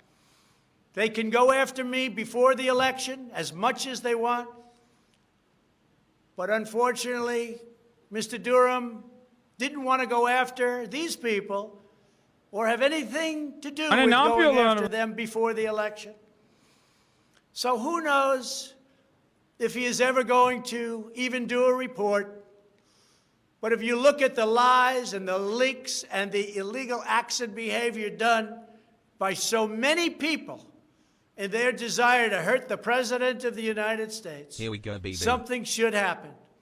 The hardest thing I have to do is explain why nothing is happening with all of these people that got caught spying on my campaign. It's never happened before, and it should never happen again to a president of the United States. All you have to do is watch the hearings and see for yourself. The evidence is overwhelming. The fraud that we've collected in recent weeks is overwhelming, having to do with our election. Everyone is saying, wow, The evidence is overwhelming when they get to see it. But really, it's too late to change the course of an election. It's too late to change the outcome. In fact, there is still plenty of time to certify the correct winner of the election. It will be included and that's in George what R. we're R. fighting Martin's to up-and-coming do. book, Winds of Winter. But he's got no evidence. I just find it so odd. I'm kind of glad Liv stopped pushing the Mueller stuff in the last few months. It makes it so much easier to distance from the fake voter fraud claims. But no matter when it happens, when they see fraud, when they see false votes, and when those votes number far more than is necessary, you can't let another person steal that election from you. All over the country, people are together in holding up signs. Stop the steal. I just got To understand how we will challenge this fraud, it is important to know the problems with mail-in balloting. I really Pennsylvania, Michigan, Nevada, Georgia, Arizona, and most other states allowed anyone to get an absentee ballot and cast their vote without showing any ID. The voting took place entirely on the honor system. No identification of any kind was required. Most Americans would also be shocked to learn that no state in the country verifies United States citizenship as a condition for voting in federal elections. This is a national disgrace. No other advanced country conducts elections this way. Many European countries have instituted major restrictions on mail-in voting specifically because they recognize the nearly unlimited potential for fraud. Out of 42... Brother, there's countries that literally, where you can literally fucking, that's a lie. There's countries where you can literally vote via the internet. Like, what kind of take is that? In most places, people don't even consider mail-in votes because it's so simple that you just walk in and you vote without a single fucking fear that you might have to wait in line.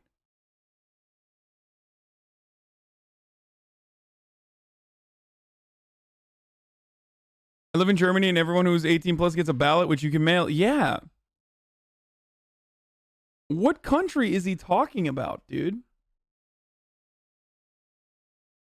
Most places have national IDs, though. Yeah, no, that's true. That's why voter ID doesn't work in the same way. That's why voter ID laws are really restrictive and work to suppress the vote in America, but not anywhere else. Because everyone gets a fucking national ID. You don't have to get a driver's license in other countries. You can vote with your national ID. Everyone has, like, identification. Osman, it's 3 p.m. Who's on the cabinet? Okay, dude, shut the fuck up, okay? I'm talking to David right now. I told him we were going to watch this Trump thing and that because I thought he was, like, late. I was like, don't worry, take your time. I just said, let me know when you want to be on. I'll stop this and go.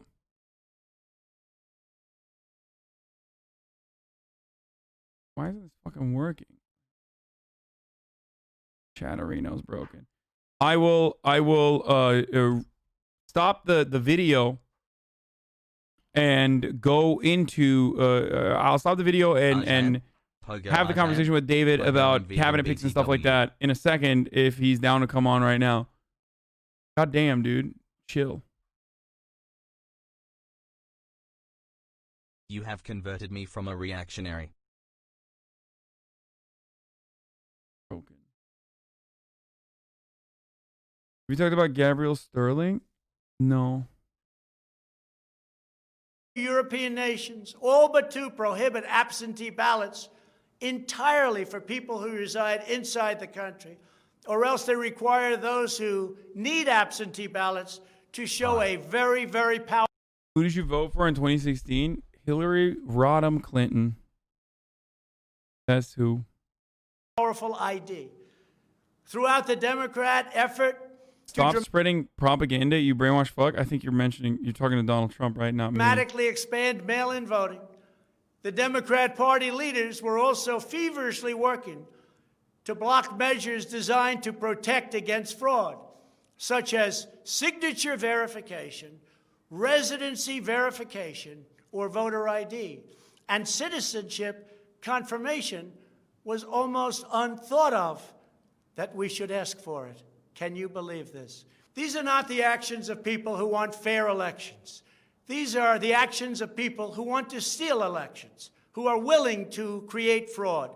The only conceivable reason why you would block common sense measures to verify legal eligibility for voting is you are trying to encourage, enable, solicit, or carry out fraud.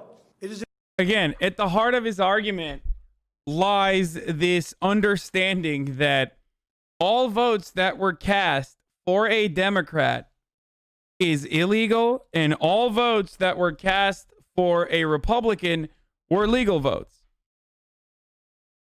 That's it. That's at the heart of his argument. Like, if you think that it's more than that, if you think that there's like a cohesive or coherent argument that makes sense here, you're wrong. There isn't. The entire thing revolves around the assumption that every Democratic vote is illegal and every Republican vote is legal, which is why he can say stuff like this. Conservatives unironically believe that to be the case. Yes, because they're fucking psychopathic, okay? They've lost their goddamn minds. It's important for Americans to understand that these destructive changes to our election laws were not a necessary response to the pandemic. The pandemic simply gave the Democrats an excuse to do what they have been trying to do for many, many years. In fact, the very first bill that House Democrats introduced when Nancy Pelosi became Speaker was an attempt to mandate universal mail-in voting and eliminate measures such as voter ID, which is so necessary. So necessary. Okay. What about the fact that in the state of Texas, in Harris County, a blue county, there was a voter ID law that was in place already, right? And every single person that voted at the curbside voter drop-off locations there in Harris County voted with their fucking IDs and everything. And then Republicans tried to overturn that and purge 117,000 votes in Harris County because they fucking fully knew that they were going to be Democratic votes, even though they had voted with by mail and everything. Like, what was that about? It almost seems like it was just about purging as many votes as possible.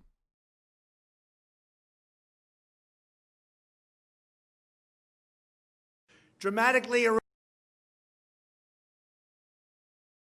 eroding the integrity of our elections was the Democrats' #1 priority for a simple reason. They wanted to steal the 2020 presidential election. All of the What even are arguments for voter IDs? I can't think of one. What do you mean? The argument for voter ID is, it's pretty obvious. There's like 12 million plus undocumented immigrants in this country. And this idea that like undocumented immigrants can vote illegally in elections, and they'll vote overwhelmingly for Democrats. That's what the Republicans say all the time. They say people that aren't supposed to be voting vote. They lie because there's no ID system, even though there is one.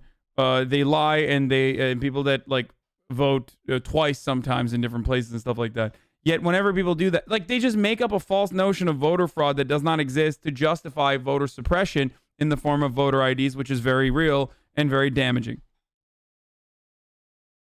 Democrat efforts to expand mail-in balloting laid the groundwork for the systematic and pervasive fraud that occurred in this election. In Pennsylvania, large amounts of mail-in and absentee ballots were processed illegally and in secret in Philadelphia and Allegheny counties without our observers present. They were not allowed to be present. In fact, they weren't even allowed in the same room. They were thrown out of the building, and they looked from out. A lie. Again, that's not true. The only time when there was the only court case that was fucking won, the only court case that was actually won for the Trump campaign out of the 39 lawsuits that they launched was around the poll watchers, which had poll Poll watchers that were 20 feet away were pushed over to stand, or 12 feet away were moved to 6 feet away. And by the way, when we have these conversations, we neglect to mention that. Oh, thank you, Mom. Thank you so much. Mom, okay. We neglect to mention when we have these sorts of conversations, the funniest part about it is that Democrats are poll watchers too. Like, if poll watchers are not allowed to watch the fucking counting process, they're not just only Republicans that are not allowed to watch the voting count process. It's Democrats too.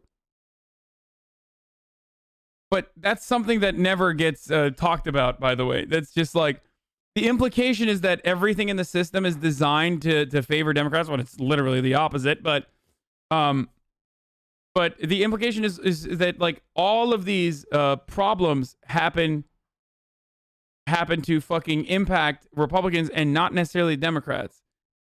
There's no evidence for this.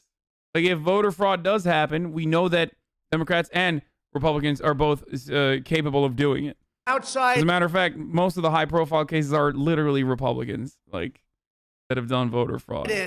But they had no way of even seeing because there were no windows, and the windows that were there were boarded up. Democrats even went to the Pennsylvania Supreme Court to block observers from receiving access. There is only one possible reason that the corrupt Democrat political machine would oppose transparency during the vote counting. It's because they know they are hiding illegal activity. It's very simple. This is an egregious, inexcusable, and irreversible harm that stains the entire election. Yet this unprecedented practice. If that was the case, the other part of it is that if that was truly the case, then there's a conspiracy there, right? And I don't mean conspiracy like Alex Jones conspiracy. I mean to conspire. That would mean that, like, operatives are conspiring to change the outcome of the election.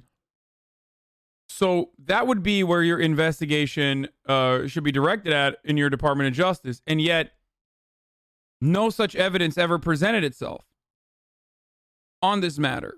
So, because it wouldn't just be like Democrats are hiding the counting process from poll watchers, which is false anyway. You could have watched every single vote being counted with cameras on live streams, as we did from time to time throughout the night. Because there were cameras and media, like, allowed in the rooms, as well as poll watchers. But it was literally live stream. So that's the funniest part about it. It's like one of the most fucking open elections you could ever have. But if that was the case, then there's also, then you wouldn't just attack the poll watchers not being allowed in the rooms and whatever. You would also have to at least find some evidence that, like, the vote counters were operating under a conspiracy to steal the election from Donald Trump. And that never happened either. Of excluding our observers, our vote watchers, as some people call them, occurred in Democrat-run cities and key states all across the nation. Here are just some of the additional facts that we've uncovered. Many voters all across Pennsylvania received 2 ballots in the mail, and many others received mail-in ballots for which they never applied. So many got ballots, they didn't even know what they were for.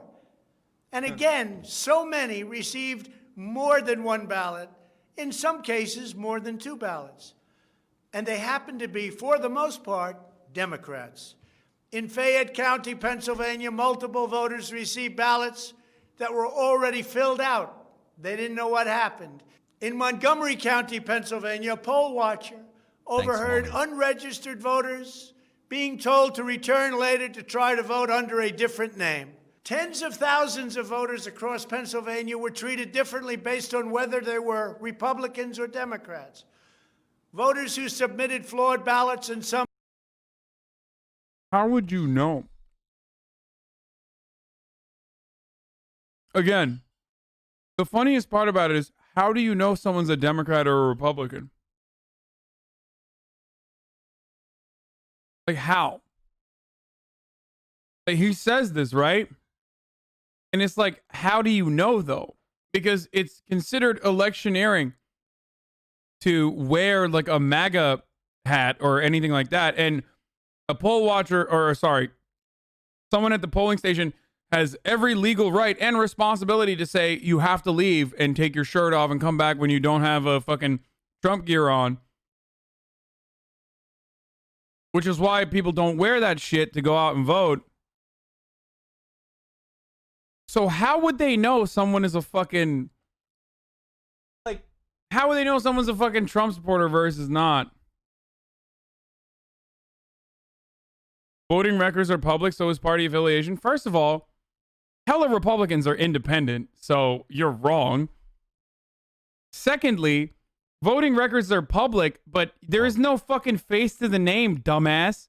What is the implication? Like, that grandma that works at a fucking voting station, by the way, have you ever seen what a polling location looks like or who operates these fucking places? It's literally grandparents, okay?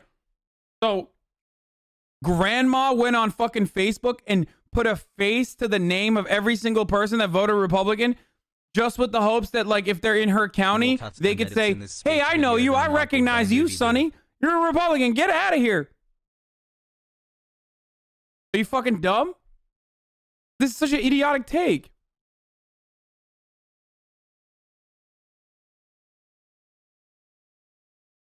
Some Democrat precincts were notified and asked to fix their ballots, while Republican precincts, and in particular Republican voters, were not so notified, which plainly violates the Equal Protection Clause of the United States Constitution.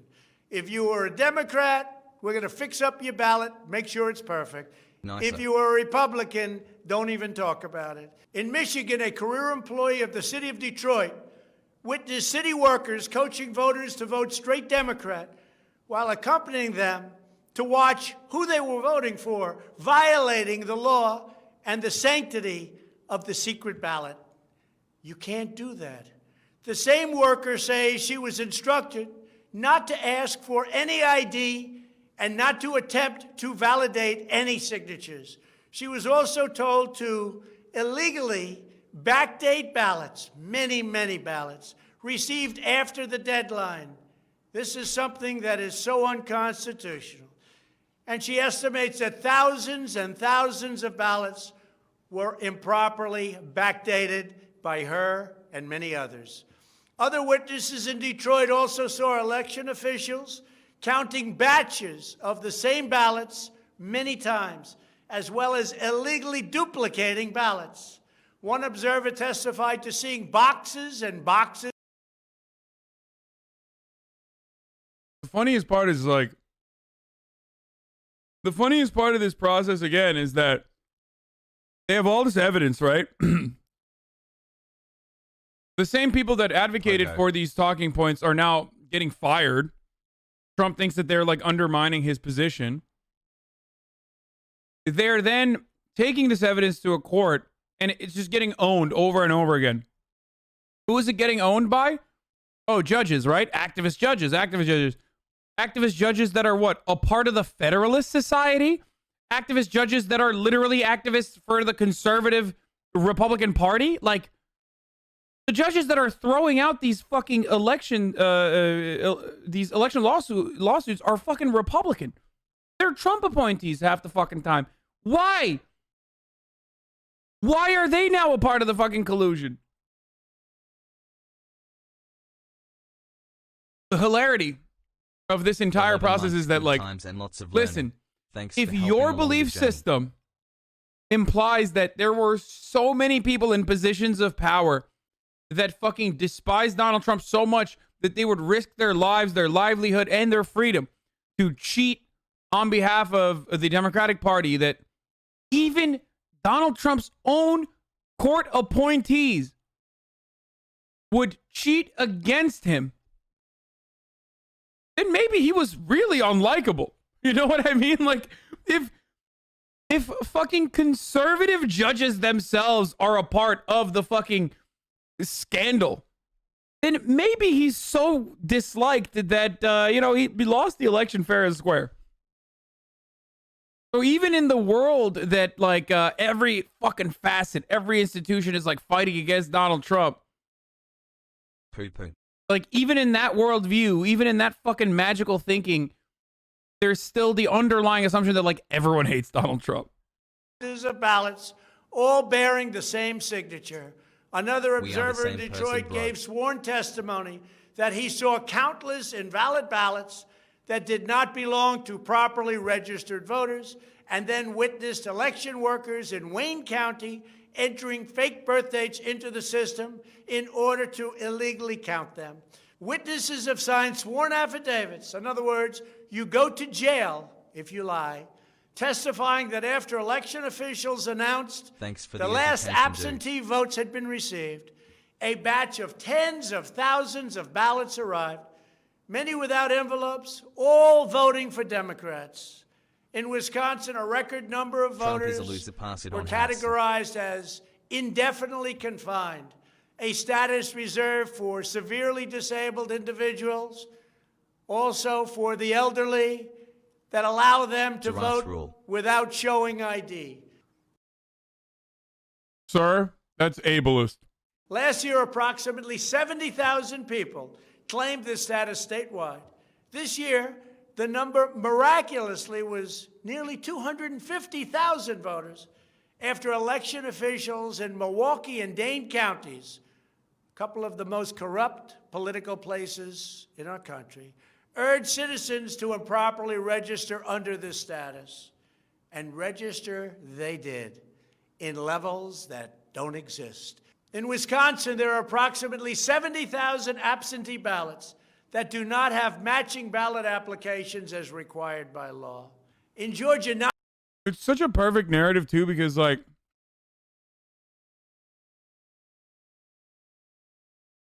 it's such a perfect narrative because, like, you can only believe it if you think that Donald Trump is so popular that it's impossible that Joe Biden could ever beat him, which his fans fucking literally believe.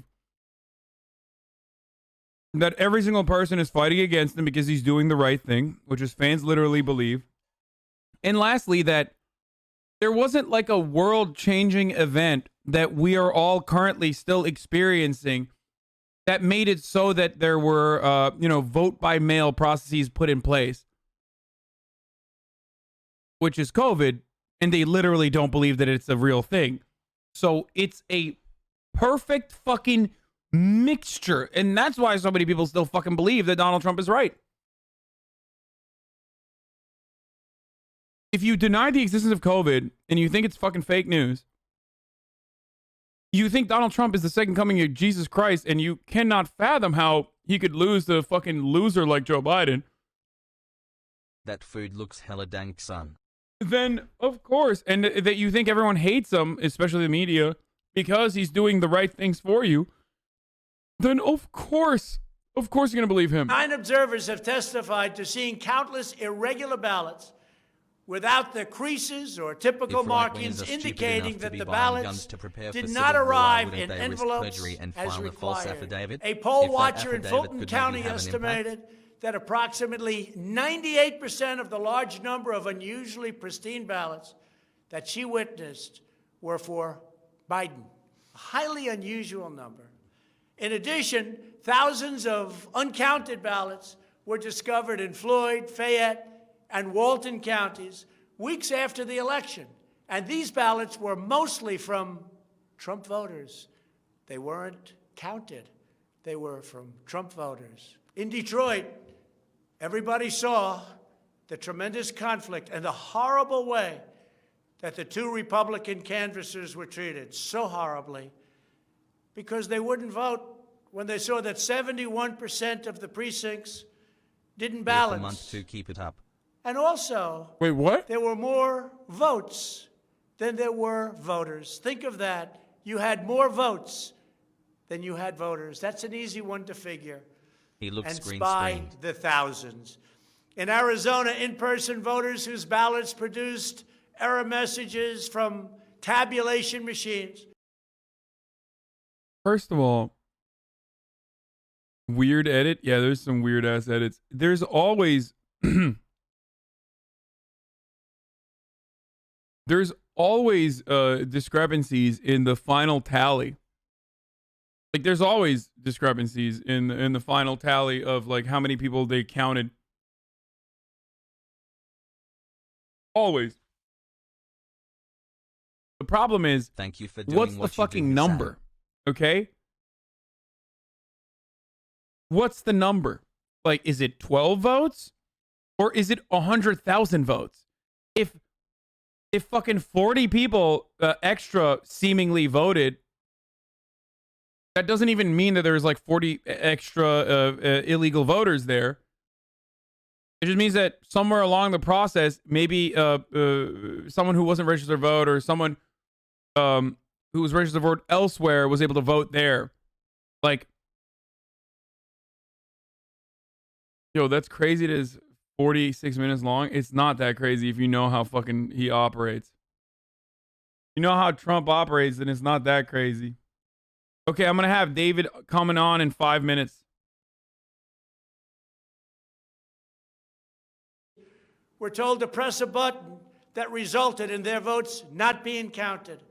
Also in Arizona, the Attorney General announced that mail-in ballots had been stolen from mailboxes and hidden under a rock.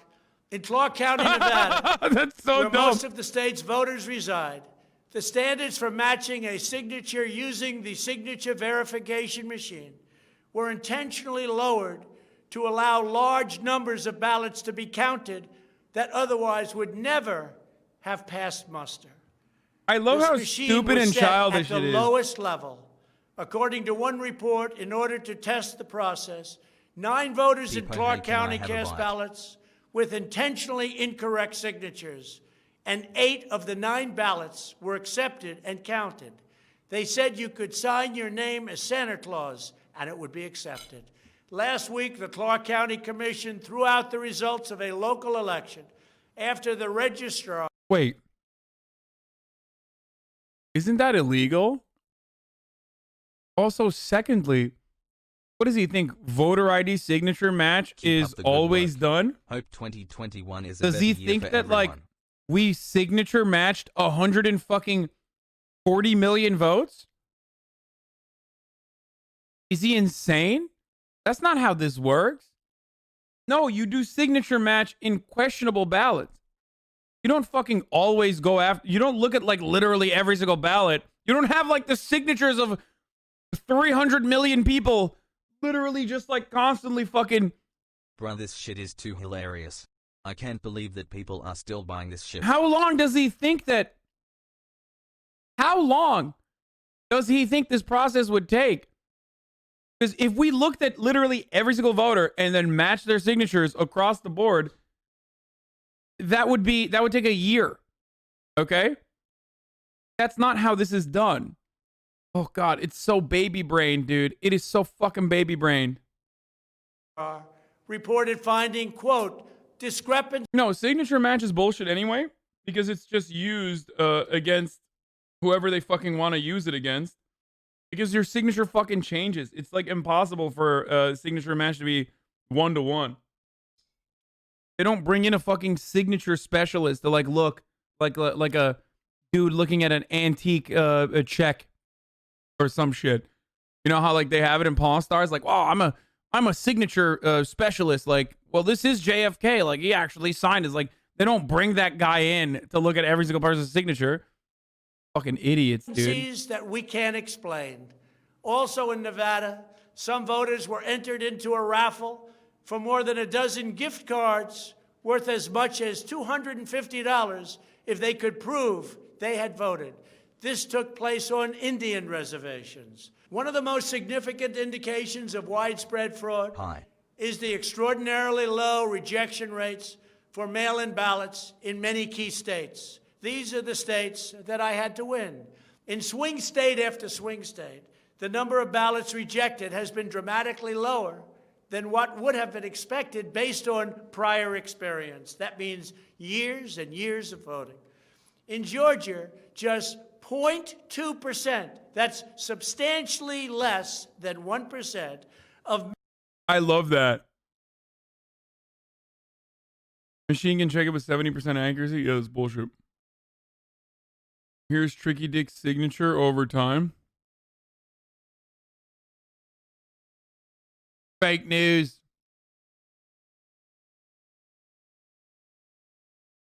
What is it, Georgia?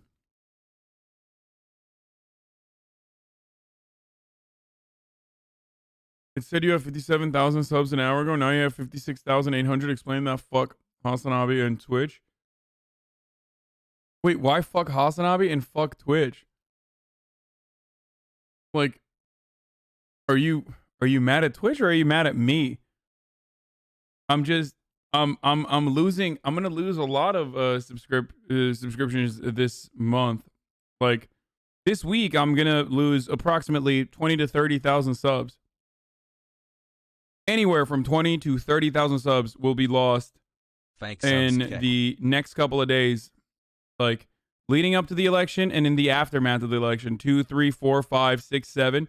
By the 8th of December, I will have 20 or 30,000 less subs. Mail-in ballots have been rejected. In other words, almost none have been rejected. They took everything. Nothing was rejected practically, compared to 6.4% in 2016. And there are those that think that 6.4 was a low number. So think of it. Almost none were rejected. And the previous election, 6.4% were rejected. We have seen similar declines in Pennsylvania, Nevada, and Michigan. What he's saying here is he's mad at the Republican Secretary of State that actually took over from Brian Kemp. And he's mad at Brian Kemp for not purging enough votes.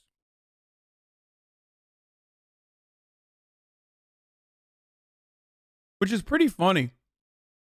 Like he's basically he's openly admitting, he's like, why wouldn't you wouldn't you yeet more votes? Bag of shit to believe what ballots still dribbles from weren't the Strongo's rejected, mouth.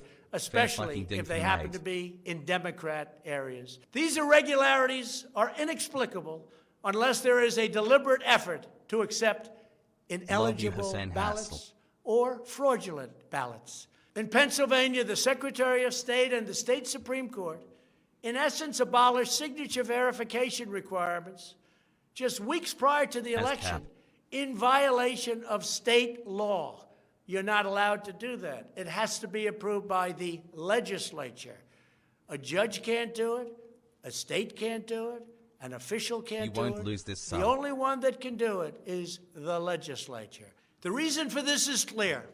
They were not verifying signatures because they know the ballots have not been filled out by the voters in whose names they were cast. In other words, people filled them out that had nothing to do with the names on the ballot. A simple recount of the ballots under these circumstances only compounds the fraud. The only way to determine whether there was an honest vote is to conduct a full review of the envelopes in the relevant states. Thanks for helping me not be a chud. I love that the Democrats also can't even unify behind defund the police or put together like consistent messaging on an issue to fight back against conservative reactionary framing on progressive attitudes and progressive activist-backed movements. But they also were able to magically unify to fucking pull off the grandest heist of all time. It's great. Find that many of them, tens of thousands, have fraudulent signatures. A full forensic audit is required to ensure that only legal ballots from lawfully registered voters that were properly cast are included in the final count. This election is about great voter fraud, fraud that has never been seen like this before. It's about poll watchers who were not allowed to watch. So illegal. At least he hasn't said. Or at least he hasn't said poll watchers are At least sacred. Trump was able to beat the nameless king for weird. Finished these. You guys three. remember when he kept saying for the past couple of days that poll watchers are sacred? It's a sacred duty. Meanwhile, Do you think Ronald Reagan and George H. Quick look at what the Bush poll are watchers having actually are VODs doing. They're in like, hell? It was sent, and also I was sent. I was also instructed with regard to how to verify the signatures. You have to do everything so that the signatures, you have to match. dude, they are communist space prison. I said your name. They are so frantic and all over the place and so sad. They look so fucking sad, dude. Deficient? No. It's about ballots that poured in. And nobody but a few knew where they came from. But they were counted, and they weren't for me.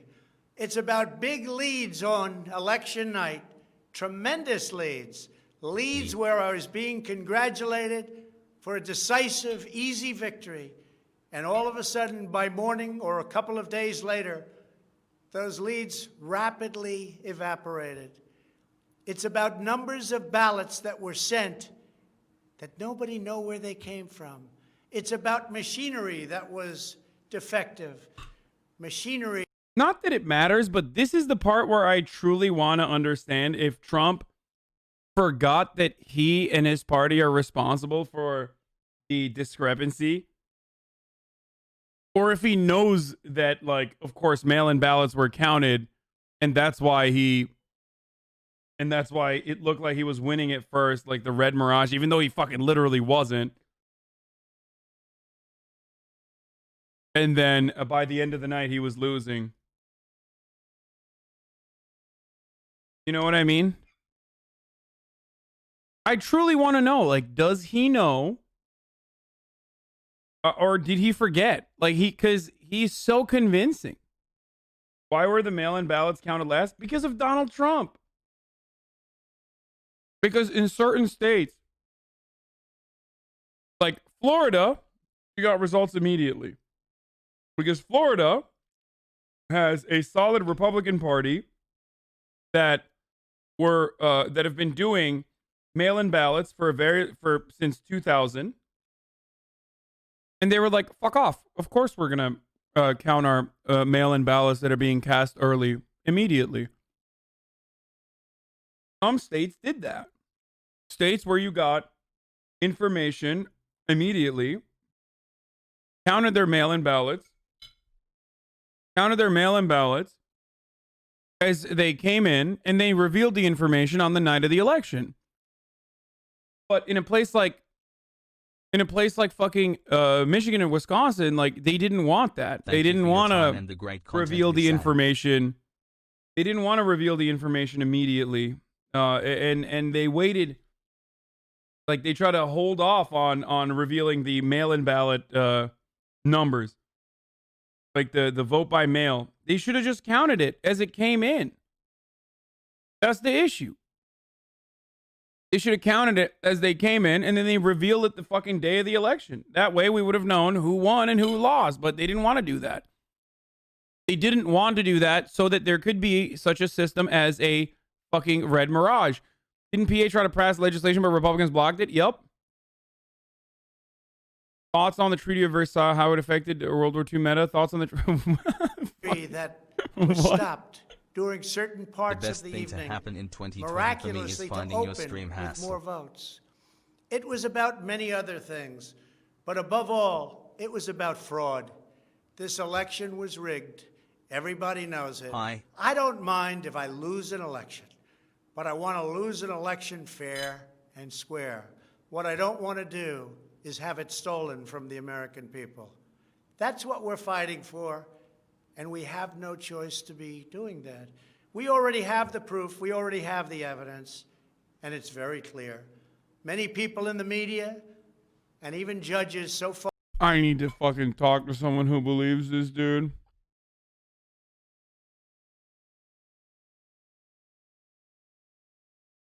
I need to talk to someone who believes this.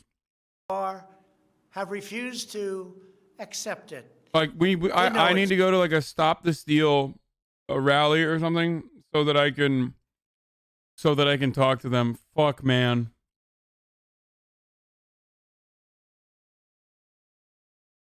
Like, I want to go to one of their rallies and just fucking get a better feel for where they're coming from when they say this shit, you know? It's true. They know it's there. They know who won the election, but they refuse to say, you're right.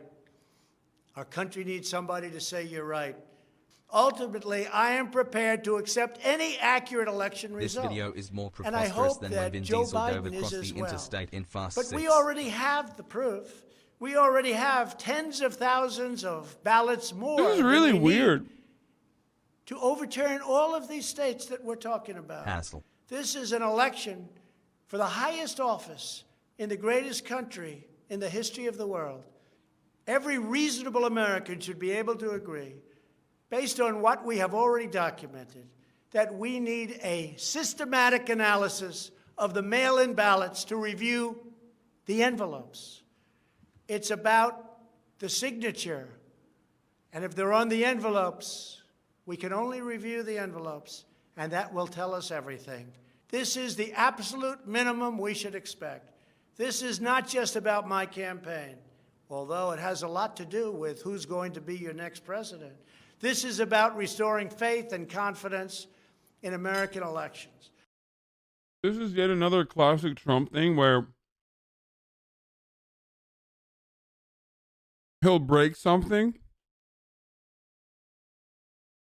and then hold over the fix in front of your eyes, dangle it. And then if he ultimately fixes a problem, he's like, come on, celebrate me, I fixed it. It's like, bitch, you broke it. Like DACA. You guys remember when, like, the DACA stuff was happening? He was like, well, like, I don't want to continue the DACA program. And then everyone was like, what the fuck are you doing? No, that's crazy. Like, 90% of the country loves the DACA program. You can't do that. He's like, but I don't know. It's just, it's an expansion of power. I can't do it. It's the DACA program. It's too much.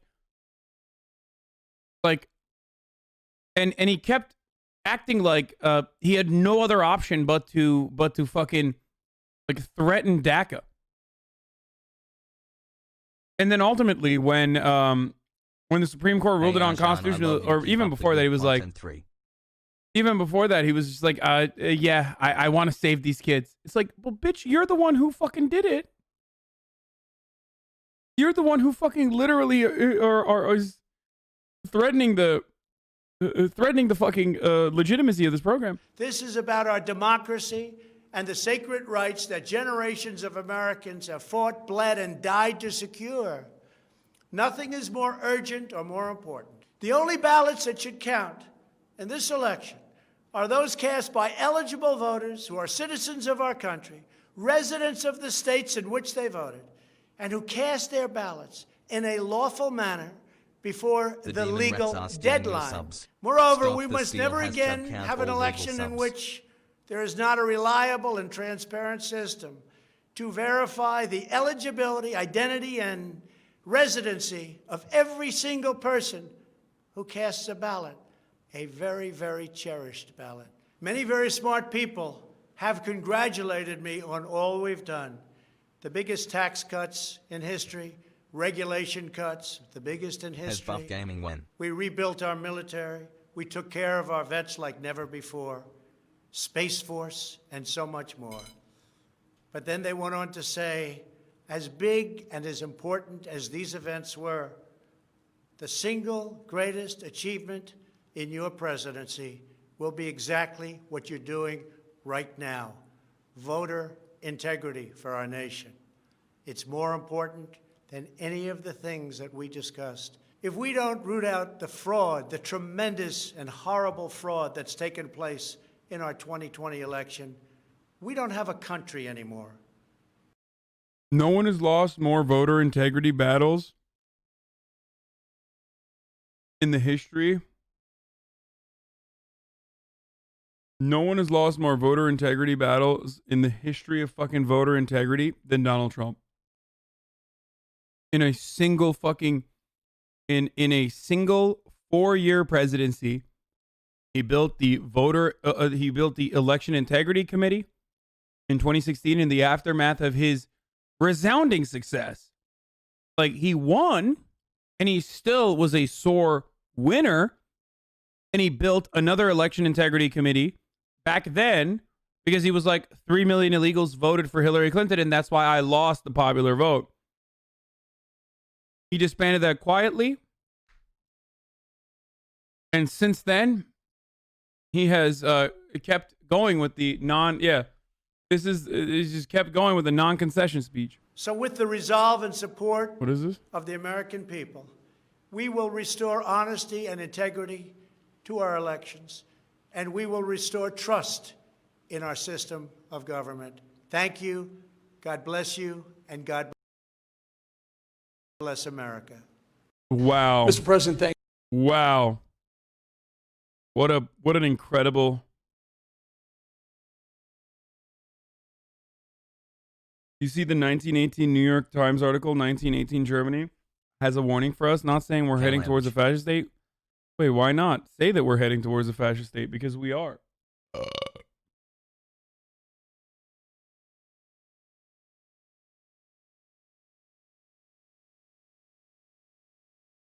Okay. What a beautiful speech. Okay, so I just DM'd David. I don't know if he's in here or not right now. Oh, he is. Okay, he is finishing a post currently. And then after that, we're gonna talk. We're gonna talk to David Dayen. Ladies and gentlemen, folks, boys, girls, MBs, we are talking to David Dayen of the American Prospect. He is a brilliant reporter, and he has a lot to say about the Trump cabinet pick. I mean, not the Trump, the Joe Biden cabinet picks. He is the executive editor of The Prospect, an author. He wrote Monopolized Chain of Title, and he has an unsanitized newsletter called Unsanitized. That's pretty good. So yeah, very excited to talk to David about the picks. Apparently 11 minutes ago, he said, stand by for a hashtag cabinet watch story. Now, they have been at the American Prospect leaking, or not leaking, I guess, predicting these fucking cabinet picks like a week ahead of time. If you want to know, if you are a fucking nerd, all right, if you're like some fucking weirdo nerd who's like, I need to know who the Joe Biden cabinet members are going to be ahead of time, then the Prospect is the place for you to figure that out. Just, you know, instead of waiting for a week like the rest of us. I am a weirdo nerd myself, so I like it, but... Oh, did he just leak this? A potential HHS nominee, Gina Raimondo, has a mixed record on abortion. Rhode Island governor engineered a budget deal in 2015 that stripped abortion coverage from thousands of families. She's a top contender to become Joe Biden's Health and Human Services Secretary. Nice.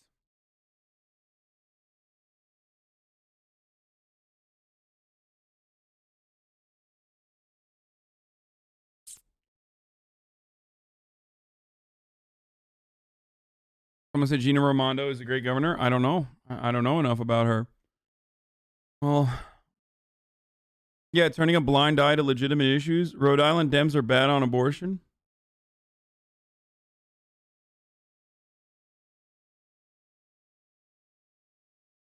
Trump does have a point about some of the fraud. It's hard to know what's actually true and what institutions we can trust. For instance, we trust you even though you lie every day about having beaten Dark Souls 3. Man, I beat Dark Souls 3 with one qualifier.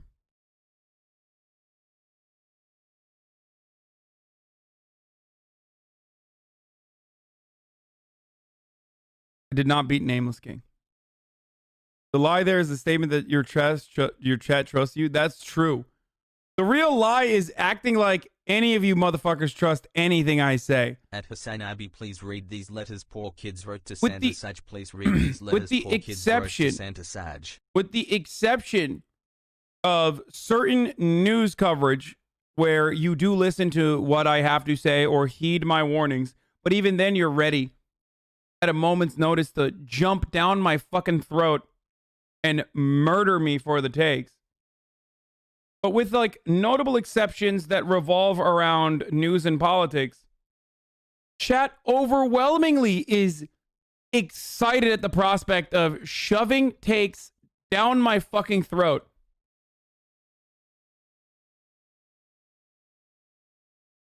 For example, whenever I say anything about gaming, just got here, you get canceled. What? Unlock combo. There's no way of knowing the cabinet picks for sure. For now, they remain nameless. Okay, dude. Okay, dude. All right. Listen. Okay, sorry for the delay on my end. Fucking chill out. You hear me?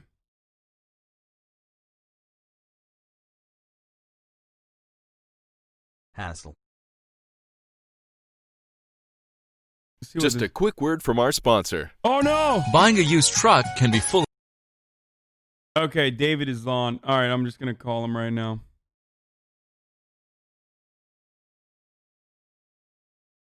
Oops. Hello. All right, your camera's on too. What's going on? Can you hear me, David? There's a little bit of feedback. Hey, I think up? you gotta. I put can your hear you. headphones. Do you need me to get headphones? Yup. Pog. All right. Let me get my headphones easier. Yep. Okay. There's always so much delay. I wonder why. Okay. Hold on, folks. Hold on to your hats, everybody. Hold on to your beanies, everyone.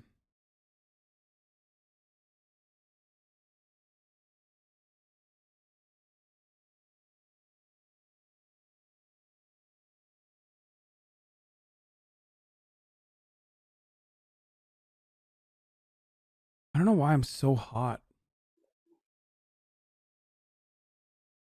There it is.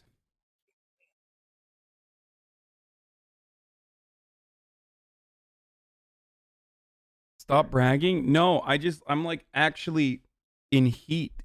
Like, and no, I don't mean the horny. Okay, anyway, I'm going to run an ad right now anyways. Top of the hour, every hour, 6-second ad break. Ladies and gentlemen. And then after that, we're going to start the conversation. All right. If you want to ad-free broadcasting experience, all you need to do is subscribe for free with your Twitch Prime.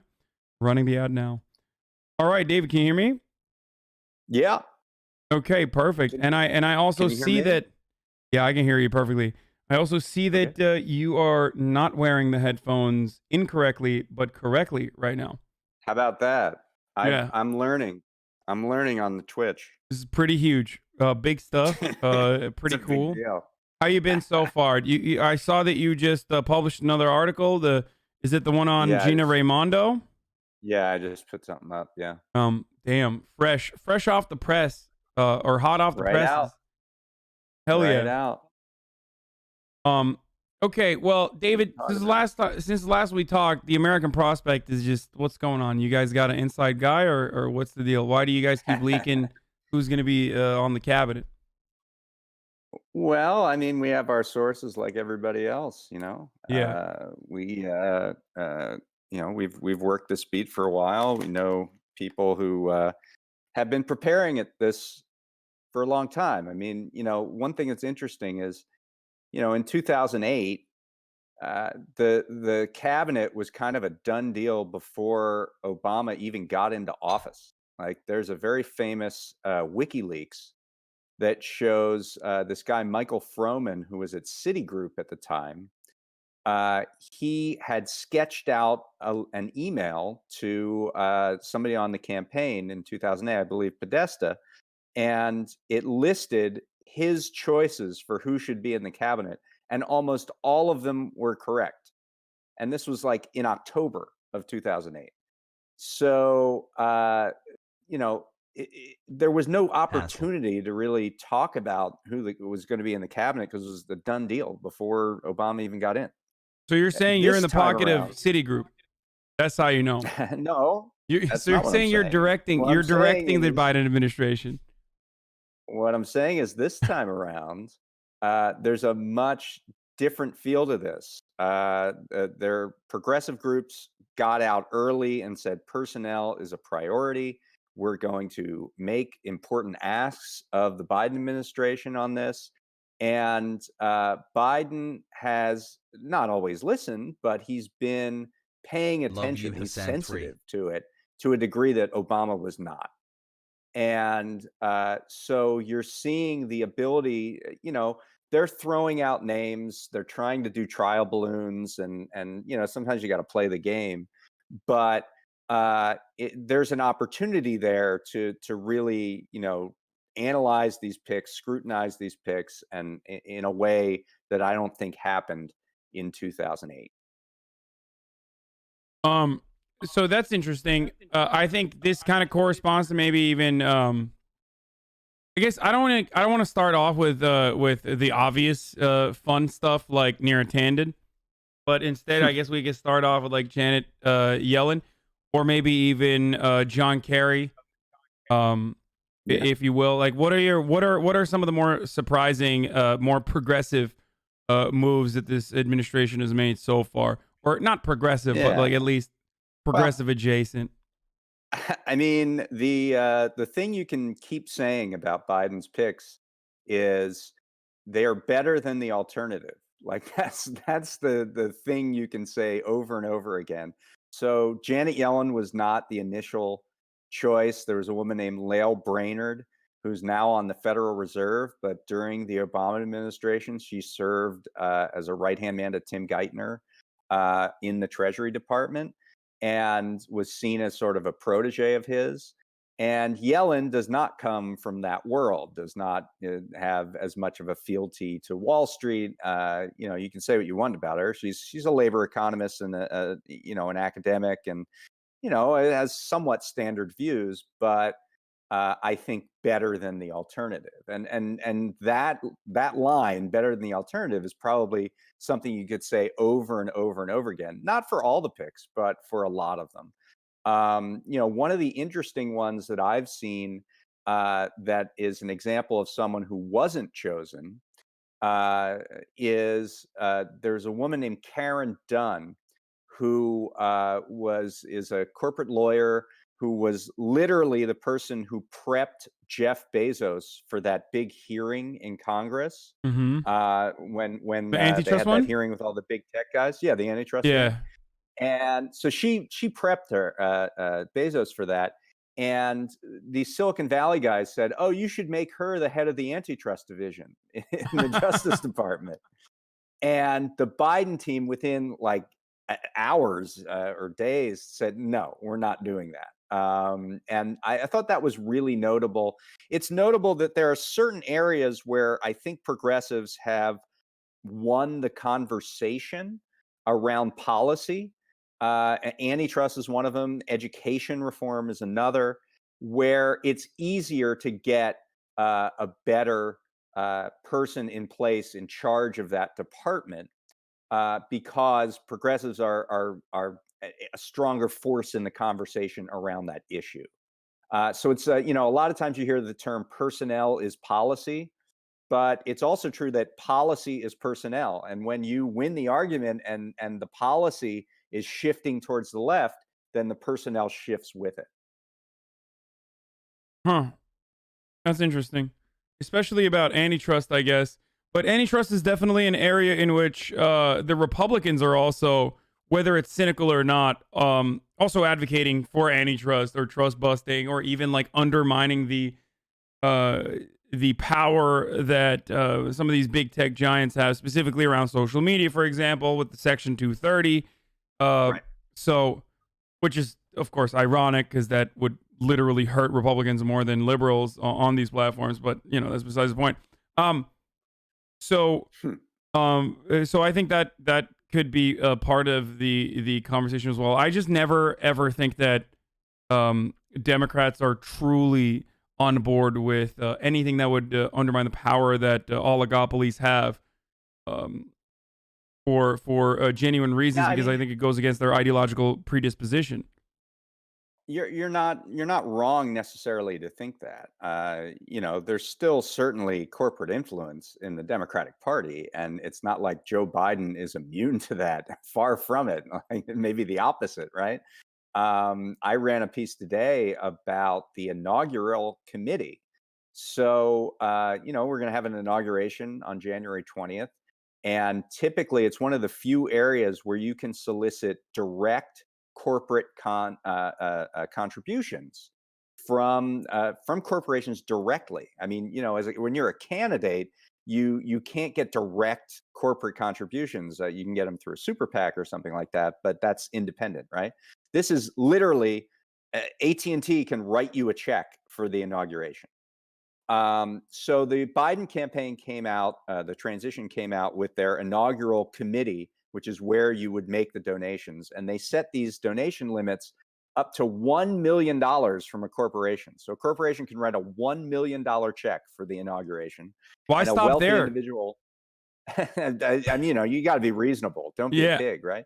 And $500,000 from an individual. And the thing about this is pretty common, like Obama's second inaugural, George Bush, Trump in 2017 raised $107 million for his inaugural. Nobody knows where it went. 25 million of it apparently went to Melania's friend's event planning operation. So the thing that's different here, though, I mean, it's pretty clear what that money buys, right? I mean, it's supposed to have corporations ingratiate themselves to the incoming president. Well, in this case, though, it's at least supposed to buy something, like you do inaugural balls. This is what the money is supposed to go towards: crowd control, the events surrounding the inauguration. We're not going to have any of them. I mean, we're in the middle of a pandemic.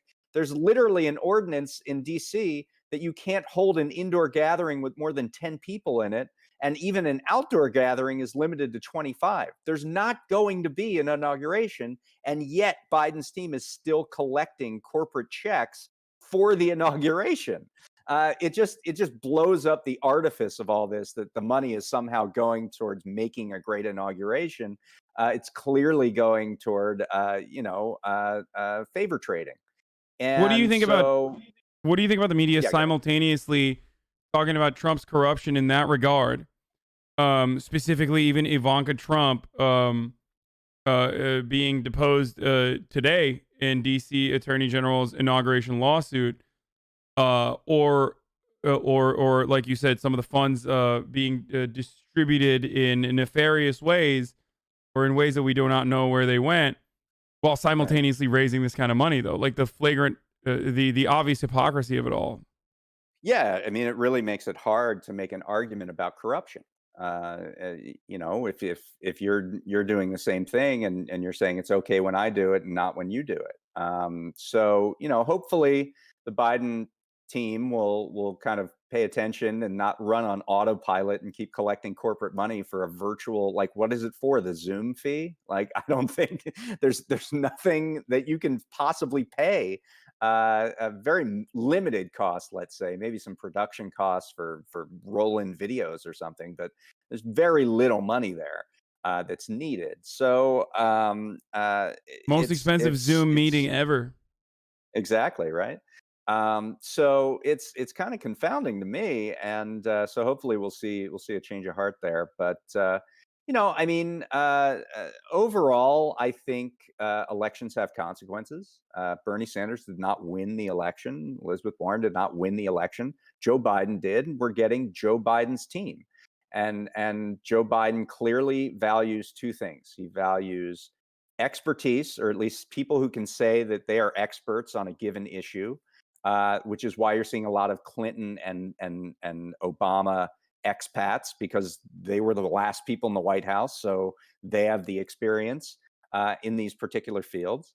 And the other thing he values is being, you know, conciliatory, like in the middle of the party, wherever the party has shifted. So he's in the middle. So he's not going to give you a liberal choice. He's going to give you someone that's more in the center of the party. or progressive choice, I should say. I know liberal is like a dirty word now, but yeah, how dare you? Don't worry, that's what they call me anyway. So because I advocate for electoralism, which is it's a bourgeois election. So don't you know the system is rigged, man? So anyway, I think that it's about what we expected. There's certainly some disappointments. The two selections with ties to BlackRock, this giant financial firm, are very disappointing to me. There are also other areas where I think they've done better, and there are a lot of outstanding positions. I mean, most of the cabinet has not been selected, so it kind of remains to be seen at this point. How do we get Rahm Emanuel a position in this cabinet? Because God knows he deserves it. If you ask Rahm, he does. Yeah. I mean, I'm not fully convinced of the reality of all of this talk. I did mention before that expertise is what's valued in clearly by the nature of Biden's picks. And, Rahm Emanuel might have expertise in a lot of things, yelling and cursing being primary, but losing seats. But transportation isn't necessarily one of them. I know that the mayor of Chicago has a role to play in transit, and they own the airport. The city of Chicago owns the airport, but it's not really like he doesn't have deep-seated knowledge about transportation. I feel like a lot of this talk is being generated by sources close to Rahm Emanuel. In other words, Rahm Emanuel, and he's talking up himself and not necessarily doing something that the Biden team is really paying attention to or endorsing. The Biden team might like it because, if every progressive is out there yelling about Rahm, they aren't talking about his other picks. They aren't talking about the other guys who get in. They aren't talking about Brian Deese or Wally Ademio or these more obscure picks that are troubling in some sense. So I think it's kind of symbiotic, but I'm not convinced that Rahm Emanuel is a serious candidate. Yeah, so there's that. There's the bait and switch candidate. There's the candidate that you hyper focus on, and I personally believe Neera Tanden is the bait and switch, where like in a very like establishment Democrat way, they thought like, oh, Neera Tanden, like she's progressive. She's at the Center for American Progress. Like, this is the most progressive person we can put on here to soothe the progressive base that's like yelling at us. While simultaneously their real interest is, of course, replacing her. She'll never get appointed. She'll never get voted in because of how aggressive she is, I guess, with Republicans because they're little babies on Twitter, so that they can actually put someone who's way worse than her in that position. Well, I think that's generally right. I heard, I don't know if you saw Owen Higgins tweet out this thing where he said that he heard from the head of a progressive organization who talked to someone in the Biden team, and the Biden team said, "See, we listened to you. We gave you a progressive. We gave you Neera Tanden." So that's insane. That makes me so that boils my blood. Yeah. So yeah, I think you're right. I think Biden team, they're not necessarily following Twitter debates. They're not in the know to that degree. They say Twitter is not real life, right? So they're from their perspective, Neera Tanden is a progressive and is a conscious olive branch to progressives, which is amazing, right? Yeah, well, her advocacy for the grand bargain, truly, it was what I'm thinking of. When I think of progressive, I think, we need to talk about entitlements and how to cut them. Now, look, I mean, I mentioned like better than the alternative is the watchword here. And the alternative for that particular position was this guy named Bruce Reed, who was the head of the Bowles-Simpson Commission and has a much longer and stronger record of deficit hawkery and austerity than Neera does. So, I mean, even with her, you can say better than the alternative, but you can't say she's a progressive. It's just ridiculous. And the other part of your statement that that Neera has maybe slim or maybe no chance of being confirmed. That's very possible. I mean, she has antagonized not just people on the left, which may or may not be reflected in the actual Senate, but she's definitely antagonized the right and Senate Republicans to a degree that they're calling her all but unconfirmable. And so we reported today that there's a definite possibility of that, and the person who might be waiting in the wings would be like a guy like Gene Sperling, who was in the Clinton administration, in the Obama administration, not necessarily a great representative in either of those, but has, he's one of these guys that when he's out of power, he murmurs a lot of very progressive things.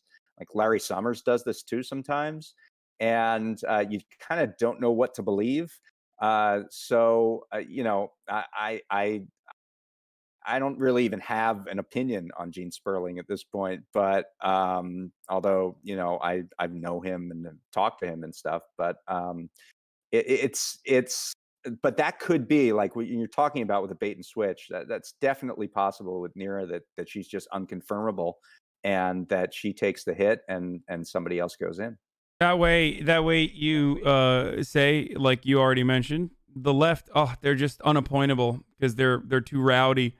The irony here, of course, is that Neera has not done anything that the right has not done or continues to do on a regular basis, whether it be calling Democrats baby killers or just very aggressively talking about how Democrats want to destroy this country. She basically does that exact same thing. They've perfected what Digby Parton, who was a longtime old blogger, used to call the art of the hissy fit. So they are endlessly see themselves as victimized and persecuted. And whenever they get the opportunity to claim that they're being wronged, they throw a hissy fit. They say, look what you called me a name. You're such a terrible person. And they have done this.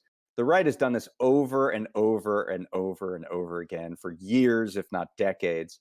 And they're very good at it. They're very good at getting the media to focus on that rather than focusing on anything else. Yeah, I mean, cancel culture is literally exactly what you're referencing. It's like a weapon that the right has historically used and continues to use to this day.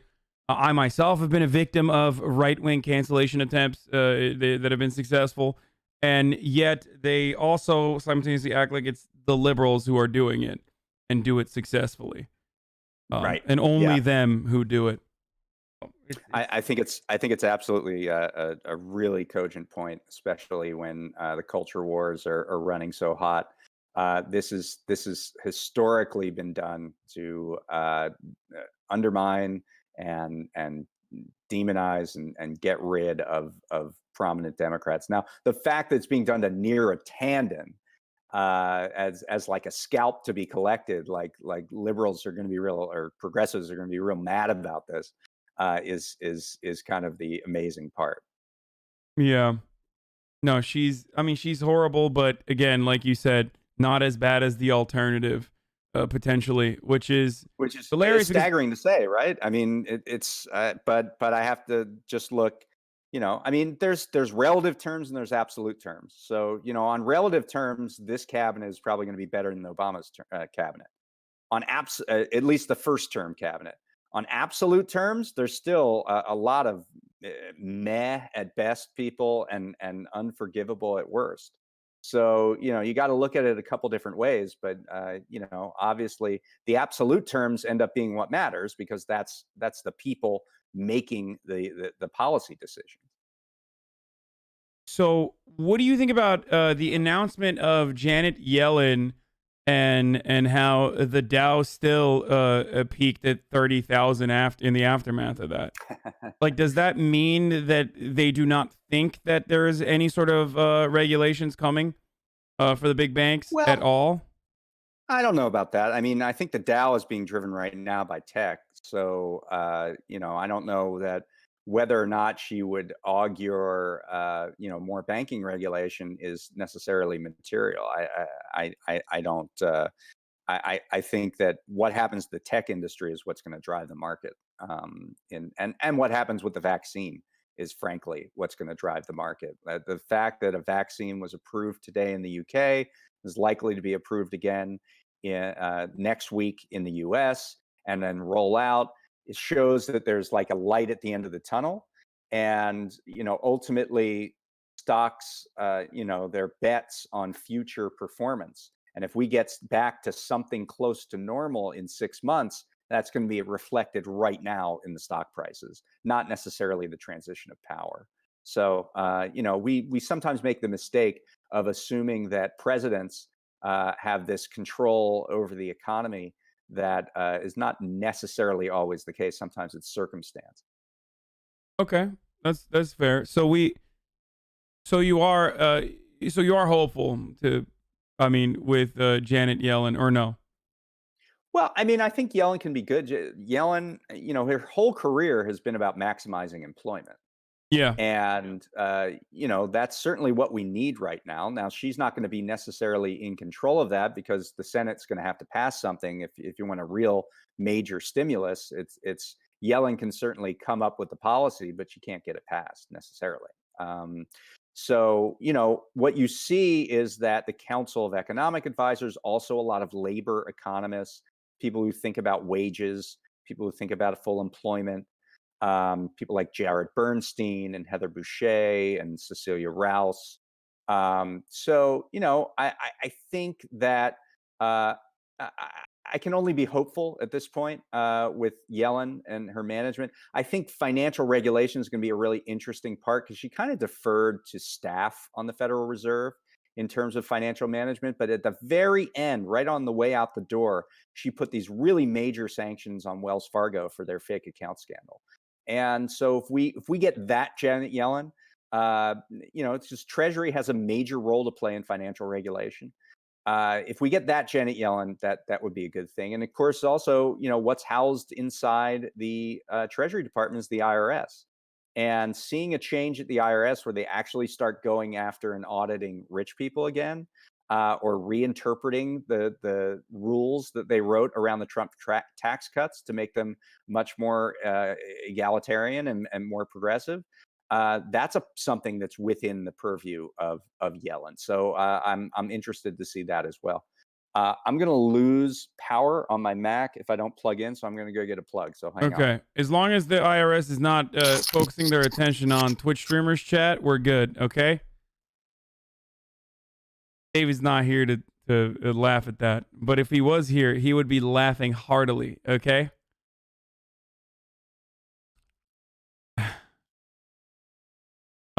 Anyway, I hope you guys are listen. I hope you guys are finding this to be informative, considering the fact that I haven't done like a super deep dive. I've only talked about certain cabinet positions. So I wanted you guys to get a better understanding. All right. I'm nothing if not prepared. No, it's great. Thank you for coming on. No problem. Okay, so you think that it's in her purview to restructure the IRS to ensure that wealthy people are being targeted, even audited if necessary?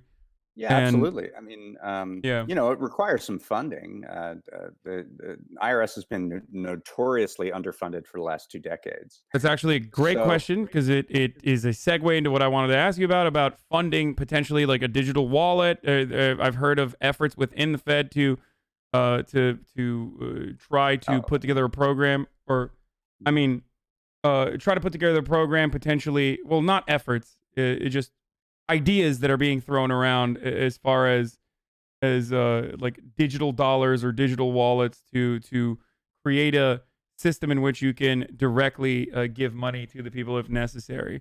Is this something that Is Well, I mean, that wouldn't be under Yellen's purview. That would be out of the Fed. What you're talking about is something called Fed account, where right now every bank has an account at the Federal Reserve, and it's topped up or down as necessary. This would give every individual an account at the Federal Reserve, and it would be a way to manage recessions. Oh, we're in a recession. Hey, there's $200 in your Fed account. Go spend it. So that's kind of the idea there. There's a guy named Lev Menand, as well as Morgan Ricks. They put together the idea for the Fed account, and Lev is actually on the Biden transition team. He's in one of the agency review groups. So, I don't know that there. It's interesting. Jerome Powell, who's going to be Fed chair for the next year, he had a fascinating exchange in the House Financial Services Committee. This was a few months ago when he was asked directly about the Fed account by, I think, either Rashida Tlaib or Ayanna Pressley. I don't remember which one. And what his answer was essentially, well, we don't know about that because that might cause some unsound behavior at the major banks. And he couched it in these terms.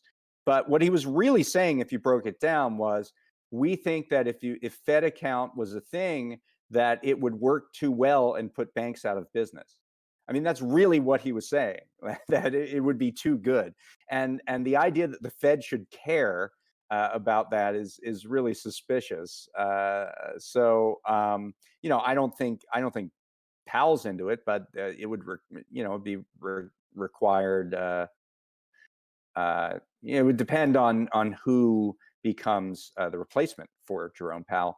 His term would be up, I believe, next year. I mean, that's not.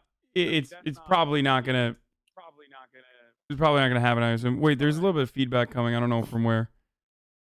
Anyway, it went away. Oh, nope, it's still there. Okay, it's fine. So. The other alternative, I think, I believe, is also utilizing the existing banking system they have in numerous parts of the country to at least offer funds to direct relief to certain sectors, right? Even if it's not immediately the digital wallet proposal that you're talking about. That's another way to. Well, it's the Fed has seen its mandate as extremely limited. And that has played out in a few different ways. So they had this large sum of money, I call it the money cannon, that they were able to point at large corporations, and it was able to prop up the stock market for several months, right? That capacity could also have been used to target smaller businesses as well as state and local governments to help them with lending to cover their shortfalls, because every state and city has lost revenue in the pandemic from lack of sales tax and things like that. The Fed has actually issued only 2 loans from that program, one to the state of Illinois and one to the New York subway system. And the terms are too onerous. The length of time that you have to pay back is too short. And the Fed is really just not being creative with that option in a way that would allow states and cities and small businesses to prosper. So if they're not willing to do that, the idea that they would do something for individuals strikes me as even more remote. So that would be communism anyway. If the Fed's off, if the Fed's off the table, then you're talking about fiscal policy, and we're having this back and forth right now. There's this bipartisan group led by Joe Manchin that put out a stimulus package. I think it's something like $900 billion. That includes some okay things, some not so okay things. It's definitely a compromise. McConnell, I think, wants none of it. He has put out a plan that is terrible. It has no extra stimulus check, no additional unemployment benefit. like an enhancement, like the $600 a week. And it only extends the 2 expiring programs, which 12 million people are on right now. That's where they're getting their money from. It only extends those for 1 month. And it includes this horrible liability provision, which for years would get corporations off the hook for anyone who contracted COVID on their workplaces, and maybe even a whole bunch of other liability it would release corporations from. So McConnell's not really being serious. Now, Schumer and Pelosi today kind of endorsed this bipartisan bill as a framework for negotiations. And they're trying to basically blame McConnell for the lack of stimulus. So now, if you have this bipartisan group, you have Pelosi and Schumer, then who's left? I mean, there's the White House, but they've kind of checked out. If it's not overturning the election, it doesn't matter to them. And then you have McConnell. So he's the roadblock, right? So that's what they're trying to set up. But McConnell has been kind of undaunted with that. So the idea that we're going to see any stimulus in the next week is I think pretty remote. There has to be a bill to fund the government that expires December 11th. So they're trying to tie this new stimulus to that funding of the government, and so that's the attempt. But I don't know if it's going to succeed. I'm pretty skeptical. The bipartisan structure bill that you're talking about also still features the COVID liability, though, right? For the liability coverage. It does, but in a different way. McConnell's lasts for 5 years. The bipartisan bill, and I don't endorse it, and I don't think this is good, but it only lasts for 6 months. Basically, it's a stopgap until states figure out how they're going to manage liability on. I mean, it's fucking insane that they're even considering it. They're considering that, and it's of course cleverly titled "Safe to Work," right? Like literally directly off of Right to Work. Like I completely agree with you, and I think it's traditionally been a red line for Democrats throughout this process, and I think it still should be. But it's the one thing McConnell wants, right? It's the only thing left. He's corporations have been nursed back to health, and all he wants is to rid them from lawsuits. The funny thing about it is there aren't any lawsuits. If you actually look at who's suing and what the cases are right now, McConnell said within months there was going to be this flood of litigation, and we had to do this liability thing to forestall it. If you actually look at the cases, there isn't any litigation. There really just isn't. Why do you think there hasn't been a sea of litigation? I mean, I've heard some anecdotal things where people are having to essentially sign their rights away to go back to work. I don't think that's a major part of it, however. I just think that it's already very hard to bring a case against a corporation.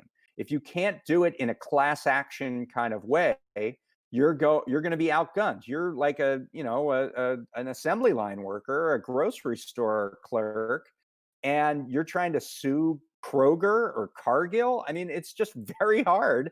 And even if you succeed and you manage to get this all the way up, it can be appealed up to a Supreme Court that's very right wing and very pro corporate. So the idea that you need further liability shields for corporations when the environment is already so pro-corporate in the courts doesn't make sense to me. And it shows in the fact that no litigation or very little has been filed because, the litigants know that.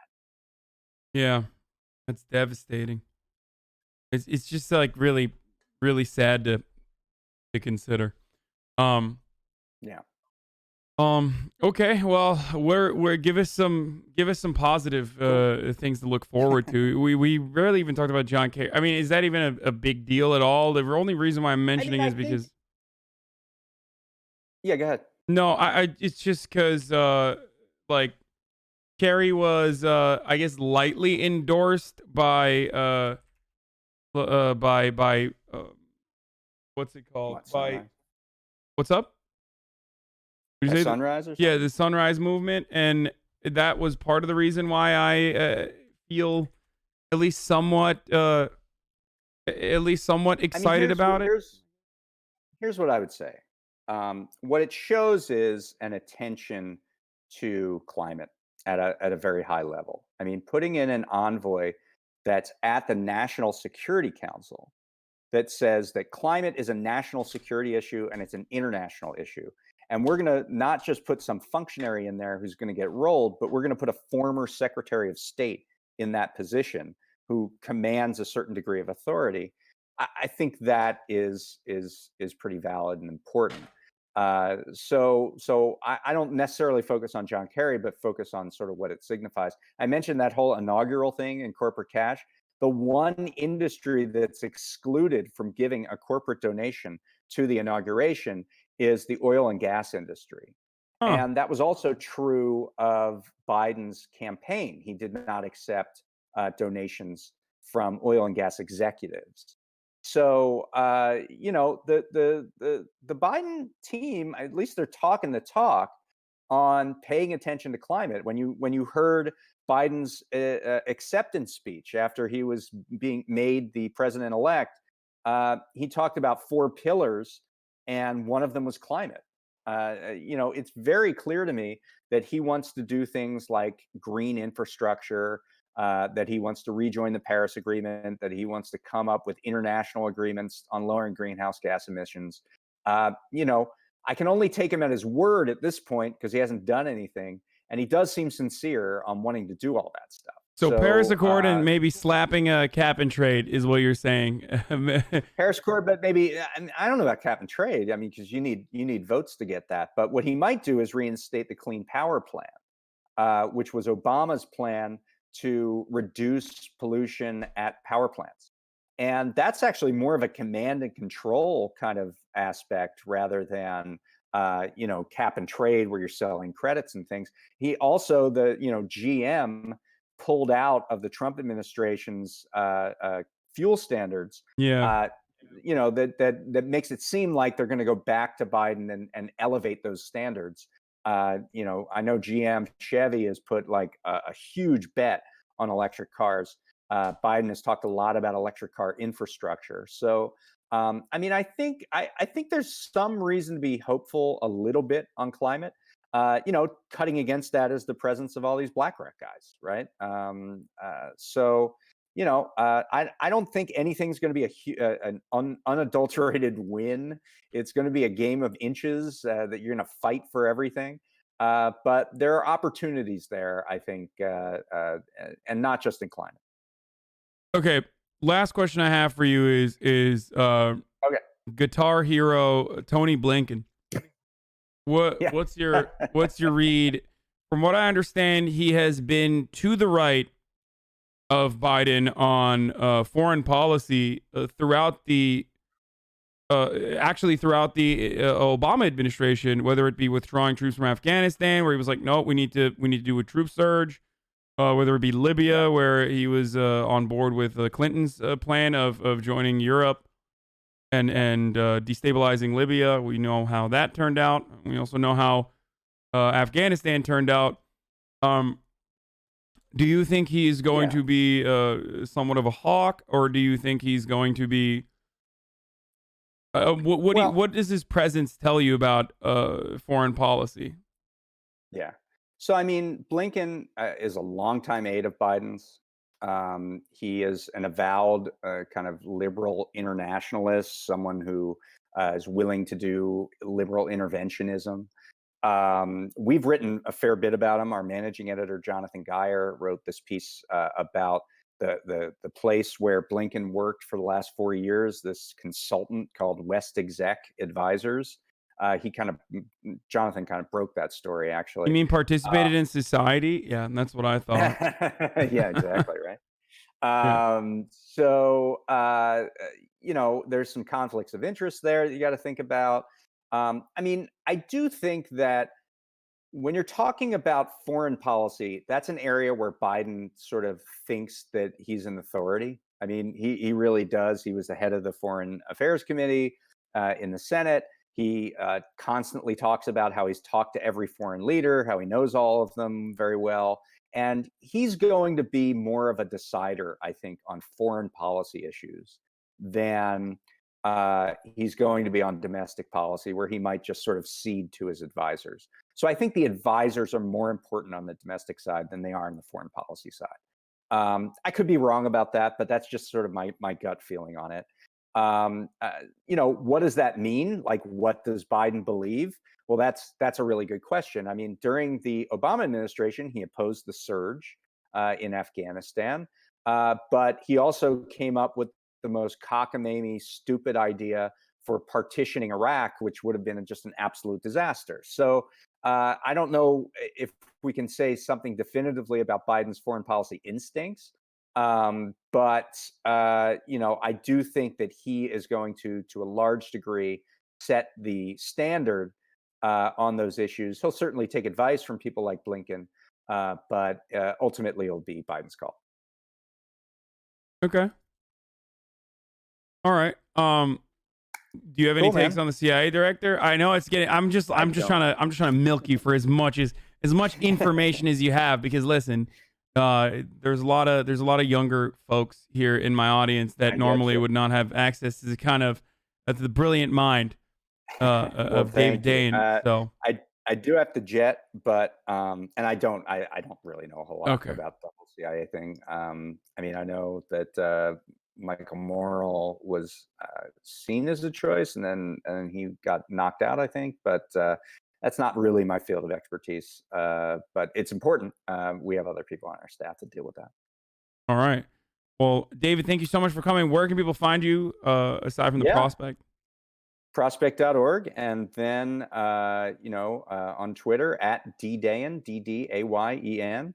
And I do a newsletter every day about the pandemic called Unsanitized. And if you go to prospect.org, you can sign up for our Unsanitized updates every day in your inbox. All right. Well, that's David Dayen, everybody. Thank you so much, David, for coming on. All right, man. Thanks a lot. All right, folks. That was David Dayen. Brilliant. I'm very fortunate to be able to have people like him on the show. Definitely check out the American Prospect. They also, I think, have a collaborative effort with the Intercept going on currently, where they are they're like doing something to collaborate with the Intercept. I love when you bring on other people on the show. Yeah. You really just blame us for his low energy questions? What? Wait, you think my questions are low energy? The fuck do you mean low energy questions? Man, I will hug you right now. Are you using the new Logitech keyboard? No, I gave it to my mom. I think the questions were great, dude. What the fuck do you mean?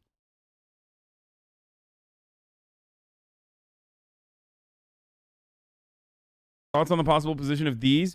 These what? These nuts? Whoa, dude. Fucking got him, dude. Fucking got him, dude. Okay. You didn't ask him about dry jacking? Yeah, you know why? Because I want him to come back. Okay? Here. Rich people are going to colonize Mars without you. Travel bubbles lift a... Hope so. Dude, we've been doing crazy amounts of politics today. I thought I was going to do less politics today. Instead, we did more politics today. Should I do the one like Ellen Page, I keep saying Ellen Page, Elliot Page, transphobia segment by Crowder?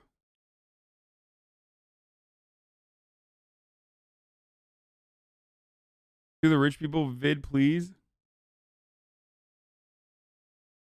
Okay, maybe later. All right, let's watch this instead. 1, 0. Ignition.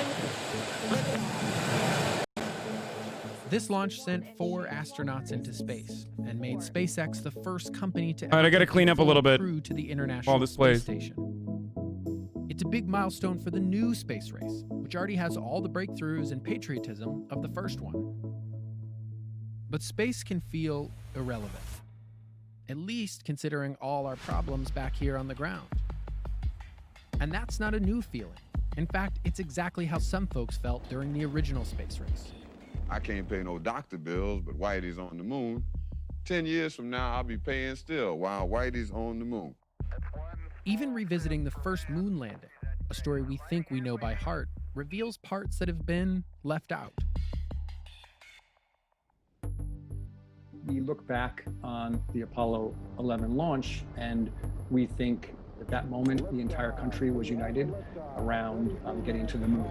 And that's not truthful history. There were anti-war activists who were critical of NASA's involvement in the Vietnam War. There were feminists who were very upset with NASA's all-male astronaut corps. Environmentalists and environmental scientists were concerned that NASA was not prioritizing science on its missions. But really the most vocal critics were civil rights activists. Outside the gates of the Kennedy Space Center the day before the launch, the Reverend Ralph Abernathy organized a protest. He brought with him 25 poor African-American families, 4 old mules, and 2 rickety wagons. And he demanded a meeting with Thomas Paine, who was then the head of NASA. They were there to protest what he called, quote, the nation's distorted sense of national priorities. NASA was spending $20 million to house astronauts in these space capsules for 14 days, when housing in what was then called the American Ghetto was crumbling in complete disarray. And as they moved towards the center of the field to greet one another, Abernathy's group started singing "We Shall Overcome." When it was Thomas Paine's turn to take the microphone, he actually looked quite moved. And he explained to Abernathy that if he could not push the button tomorrow and halt the launching of that rocket, he would. And then he gave Abernathy 25 VIP passes to the launch. Abernathy brought some families with him and used that moment to work the crowd and basically convince those VIPs that what was going on was unjust. NASA's popular image was tied to its budget. President Eisenhower established NASA as a civilian agency, not part of the military. And what that did is it tethered NASA to congressional purse strings. In the early 70s, that popularity began to decrease, partly because of these protests. And as that happened, NASA's budget also began to decrease. Development of space simply cannot be all government all the time. It's so sad when people are made to believe that the American government has such scarce resources that housing astronauts and the government focusing on like the space race or technological achievements is seen as it's directly at the cost of like housing African American folks. It sucks. It absolutely sucks. It's yet another yet another instance where we are fighting against our best interest because unfortunately that's just the false dichotomy that's been presented. If we want to have a truly spacefaring civilization. By the early 21st century, NASA hoped to save money while also promoting innovation. No, it's not choice. It's not live. Like SpaceX. And it's worked. Government contracts allowed SpaceX to innovate cheaper ways to get off this planet. But also, anybody that thinks that fucking wealthy people are going to go to, like, they are the ones who are actually going to risk their own lives to go colonize fucking Mars are so delusional that I don't know how, like, I don't know what planet you're living on. Planet where you think fucking wealthy people who don't even want to wipe their own asses are going to go and, like, do fucking hard labor on Mars? Okay. Sure, brother. No, they're going to fucking send in, first they're going to send in animals to see if they can make the trip. Then they're going to send in homeless people. Then they're going to, or not homeless people, but like they're going to send fucking poor people, okay? They're going to test it out on like fucking poor people. Then they're going to send actual astronauts. Then if it's feasible for them to be able to fucking send like multiple people in transit, then they're going to start sending either simps, like Elon Musk simps, which would be pretty funny. They should do that. Or like prisoners or fucking homeless people or some shit, if it's still a difficult trip to make, to go and do space work, like space colonization work. With like, why would they ever send rich people to do the work? The source of that money hasn't changed. SpaceX is getting to space the same way NASA used to, with taxpayer dollars. The only time rich people are going to see space is in like commercial space exploration. And even then, it needs to be like tested out 1,000,000 times over before rich people will touch that shit. It doesn't have to answer to taxpayers, even if they protest. Stop the launch! Just like hundreds of Armenian Americans who showed up at SpaceX headquarters in October, asking the company to change their plan to launch a satellite for the Turkish government. Activists worry it would help Turkey's ally, Azerbaijan, commit war crimes against Armenians in Nagorno-Karabakh. Wait, what? SpaceX didn't respond to a request for comment and is set to launch the satellite by the end of the year. Now, SpaceX says when they eventually get to Mars, they'll ignore all Earth-based governments in favor of making their own, essentially building a celestial... Disney and Soros? What do you mean Soros owns like 26% of Vice? What the fuck do you mean Soros owns Vice? It's Rupert Murdoch that owns Vice, dummy. That's what's actually fucking terrifying, and the reason for why you shouldn't trust or at least be a little bit more skeptical. What do you mean Soros, dude? What the fuck? Industrial gated community that locks out everybody else. Rich people already doing private space trips? Wait, has that started? Is supposed to be for. So the U.S., along with every other spacefaring power and many other countries that don't have space programs, are party to something called the 1967 Outer Space Treaty. This treaty says that... Oh, you misunderstood me. They're not gonna fucking make homeless people fly the fucking fly the $1 billion program's spaceship. No, they're gonna pump as many fucking like labor. Actually, they'll probably pay. They'll probably still be well-paid workers. I was just saying, like in a future where like human transport is easier to space.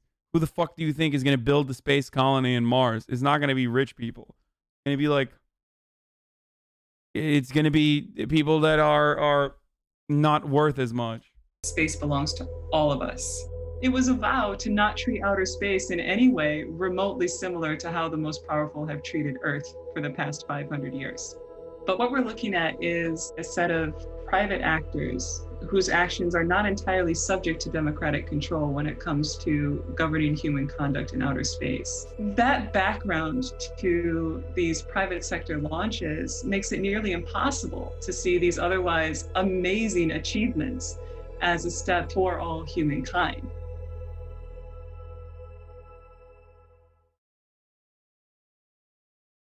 Yeah, that's not happening. It's like sending people out to oil rigs, except worse because lol, of course. Send me first, fuck it. Look, man, I shit. George Soros owns 10% of Vice according to Wiki. Why are you questioning it? Wait, really? George Soros owns fucking Vice? A larger percentage of Vice is owned by Rupert Murdoch. Regardless. Like, the reason why Vice is a recognizable, known household brand is literally because of Rupert Murdoch.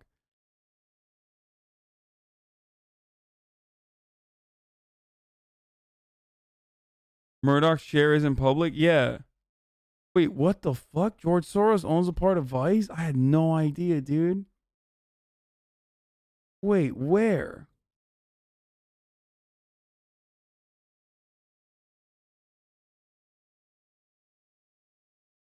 James Murdoch bought a Persian as well in 2019. The George Soros owned Soros Capital Management was a part of the investor consortium that loaned $250 million to Vice. Wait. TPG Capital invested $450 million in the Vice, a part of the $1.4 billion it raised from its investors in 2017. Check Vice Media Wiki, LMAO. Whoa, that's crazy. I did not know this. This is new. I mean, loan is not an equity interest? Yeah. But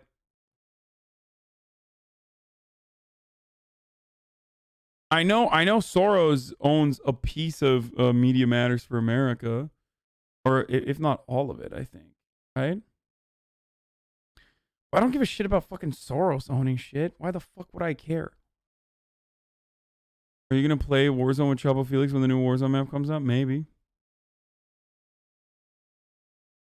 George Soros is a billionaire. Of course he has ownership stake, or he owns a piece of he owns a piece of equity in so many different fucking companies and so many different industries. Like, yeah, he's a billionaire. Why were you so quick to defend George Soros? Yeah, dude, I love defending billionaires. Like, what do you mean? I don't give a fuck. Fuck George Soros. Living on the ISS is not that hard. Probably better than much of Earth in 50 to 100 years. Also, rich people will bring their servants with them. He owns you. Soros owns is a misnomer. He runs funds. He doesn't own the funds. I don't trust him because Soros, Pizzagate, Clinton, Benghazi emails.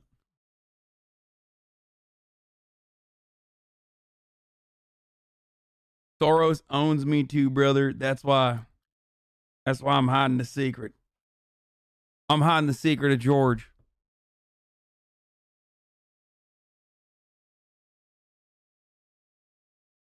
San Francisco bans smoking inside apartments. Pot smoking, okay. What the fuck?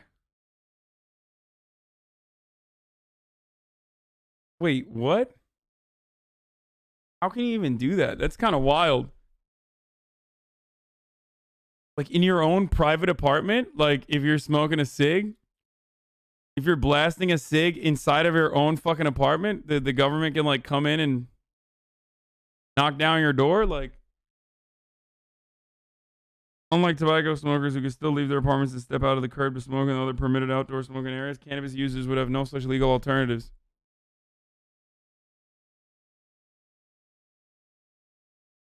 Florida said it's important to protect the health of non-smokers, particularly low-income residents who live in dense apartment buildings.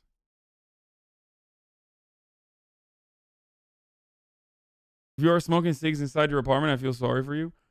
Yeah, someone has never met a cigarette smoker. You don't own the apartment, you rent it. Cigarettes destroy your homes is disgusting. So, of course, people who fucking smoke cigarettes, and like a lot of cigarettes, absolutely smoke cigarettes inside their apartments too from time to time. It is disgusting.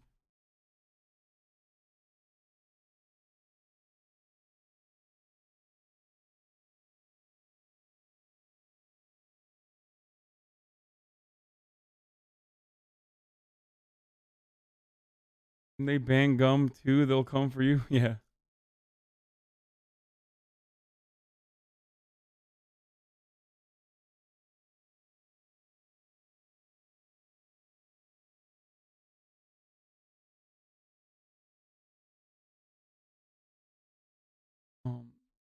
You smoke inside? Maybe. Beat the fuck out of Hasan Cig Smoker? No, I don't. I don't anymore. Bitch, I'm live for fucking 12 hours a day. You think if I fucking smoked cigarettes, you wouldn't know?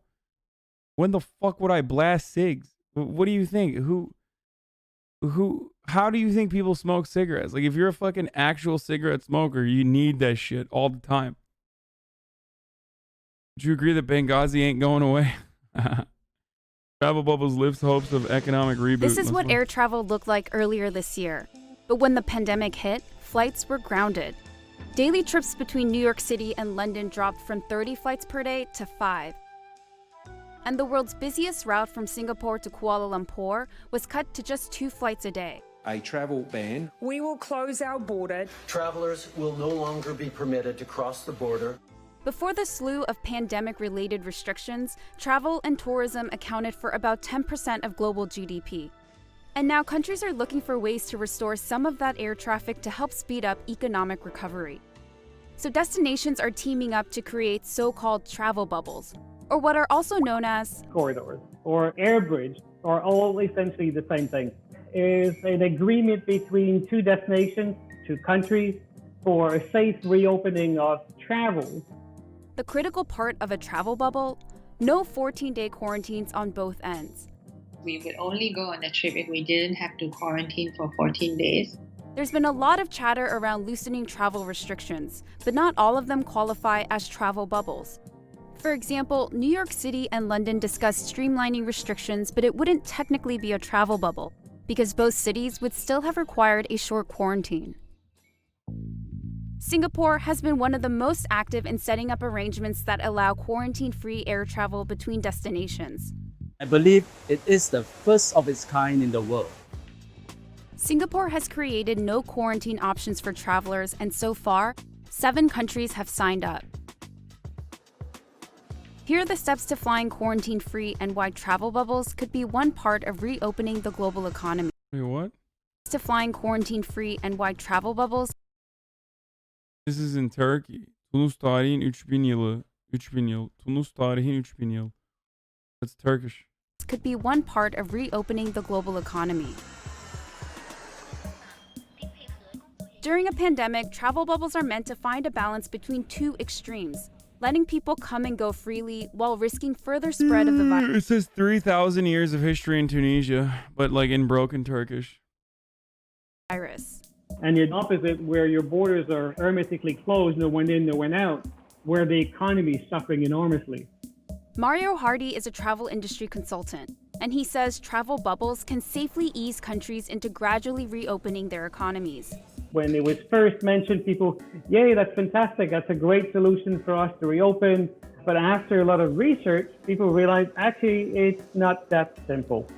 Hardy says if both destinations have been successful at containing the virus, laying the groundwork can be easier. Assuming you have a good control on both ends, that's one tick on the list of criteria. Second, you need to have a good healthcare system in both respective destinations. So you tick the box on that one. Who will do a bubble with America? I guess there is already a bubble with America. It's called Mexico because we don't give a fuck.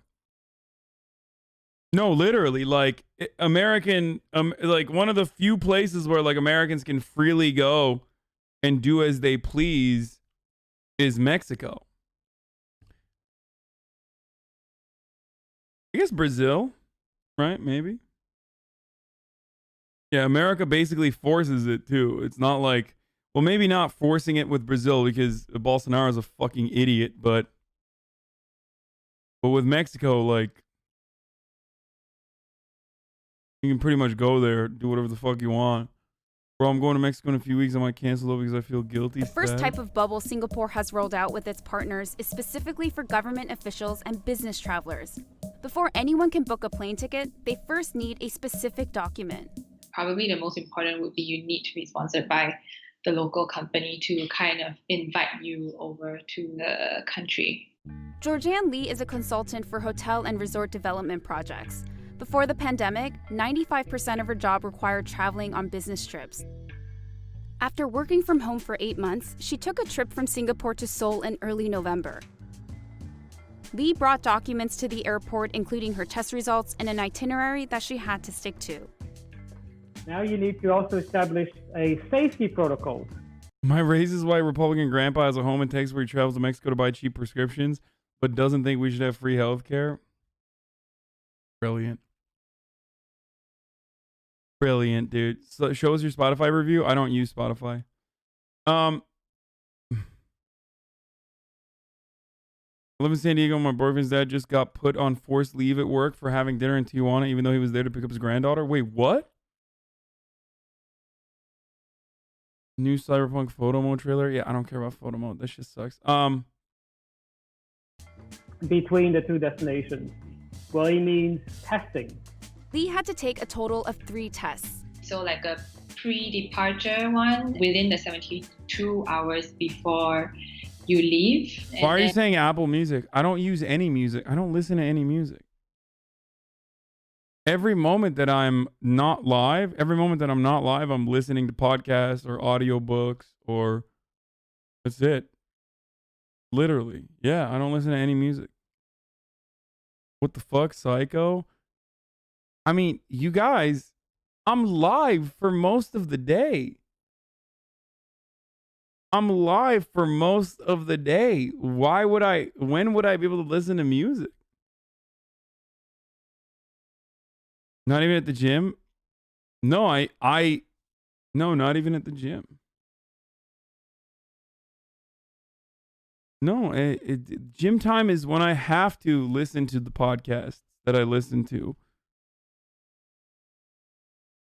I stream 12 hours and I have to do news again the next day. Where do you... Like, where do you think I'm aware? Like, how do you think I get aware of the news? Like, all the shit that I talk about on here, do you think it just gets beamed to the back of my mind? Okay, you're a little sus now. Wait, really?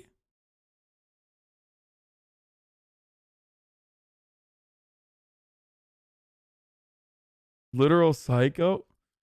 But where do you think I have the chance? I can't listen to music while I'm streaming. Most of my day is streaming. I can't listen to copyrighted music when I'm streaming anyway because I'll get DMCA'd. So I listen to like lo-fi hip-hop for the most part when I'm live.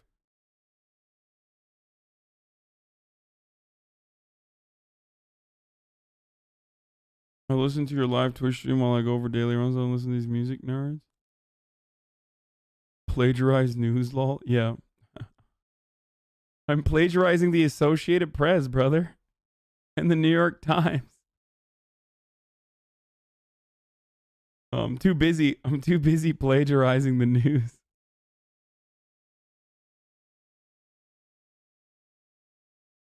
They deserve it. Not listening to Sami Yusuf. Your Twitch career is over? What do you mean?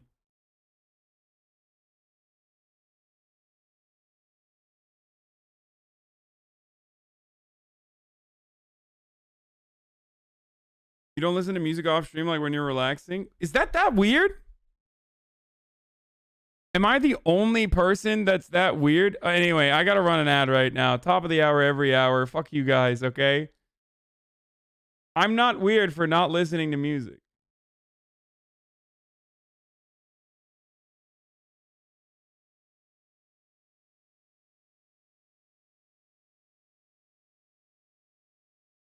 How did you interview Fantano, LMAO? This is proof you don't shower?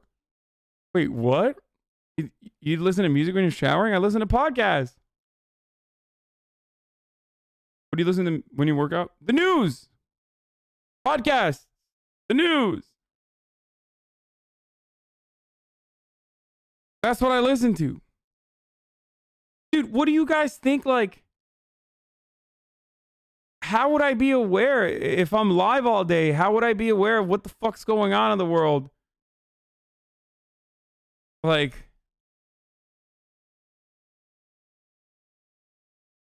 Please say psych. You are weird as fuck if you drive in silence. I never said I drive in silence. I always... When I am... Chad is gaslighting you. So you just listen to dudes talking 24/7? Yeah. I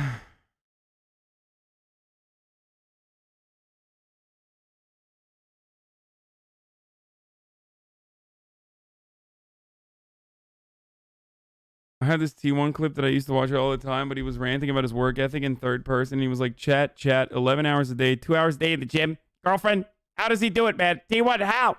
Because I'm different. We are not the same. I am different, and we are not the same. Is that good? Was that a good T1 impression? No, probably not. But yeah, that's what I do. I wake the fuck up, throw on some either daily, up first, or there's another NPR podcast I listen to. Okay. Democracy Now! And Chapo when it's out. And that's what I do. I wake up, do that while I'm like fucking doing my business deals, or when I'm going through the day to like get ready for the rest of the day. While I'm working out, I do that. While I'm driving, I do that.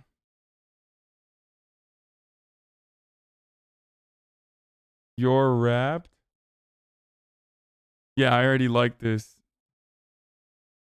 Cute that you listen to music. I only grind and gain knowledge. Yeah.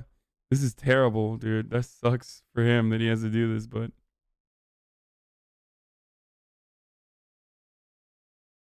What was the last song you listened to? I don't know.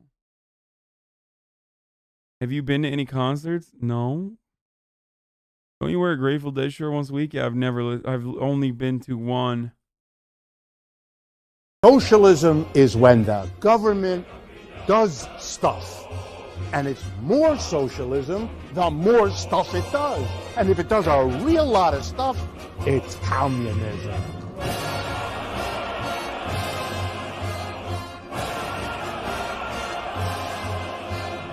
Socialism. That's how it works.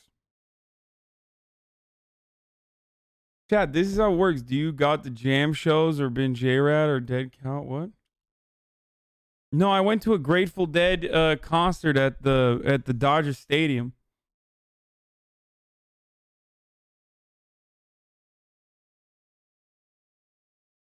Throw some music into your rotation. No, the podcast stays on during sex. How do you relax, dude? You always working? Man, I love what I do. What the fuck? Is there something wrong with me? What the fuck? I don't know. I enjoy. All right, fuck you guys, man. It's fucking time to finish Demon Souls, you son of a gun. Is that weird? There's nothing wrong with not listening to music. I don't like being distracted from videos, podcasts, video games, etc. I don't listen much.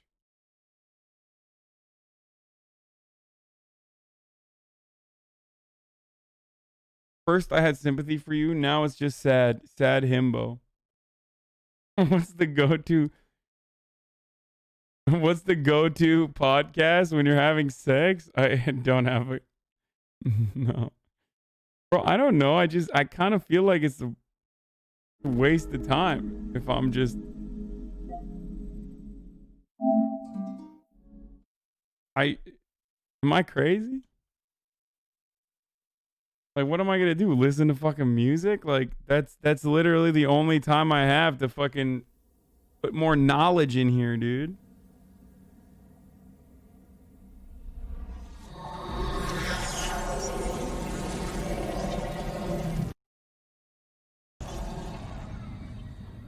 I used to think this shit was psycho, but after looking at my Spotify, seeing how little I listen, I realized I was listening to like 12 different podcasts a year, but also music is like a religion. Oh.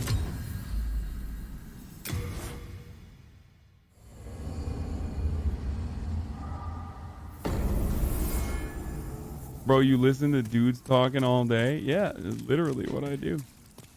Oh wait, I opened this new door now. Let's just try it out. Let's just try it out. See what the fuck is going on here.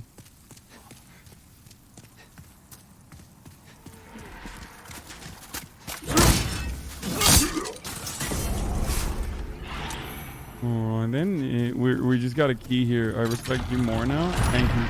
What does this do? Do we know what this does? The Lord's Path in Boletarian Palace?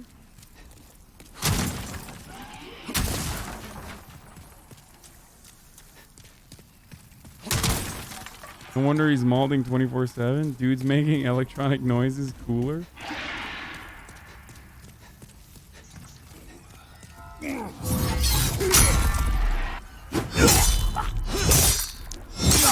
Wait, why did it only do half? That's weird. Bloody iron key. Time to open it up. Wait, this guy's dead. Was I supposed to save him? What is that noise?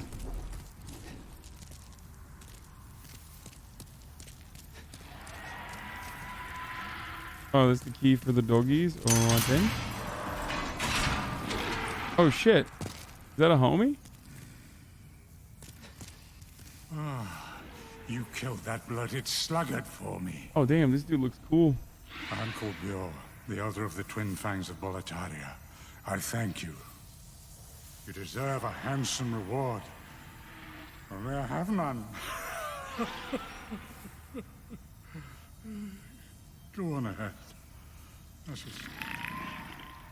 Okay, bro, what are you, the Onion Knight? What the fuck is this sleeping shit? Wake the fuck up, homie. I want that.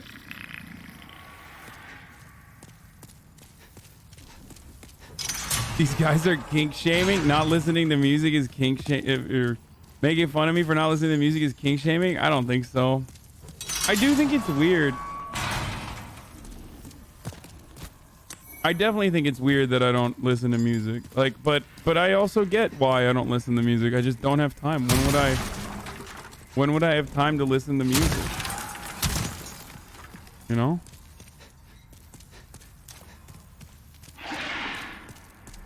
What the fuck is this?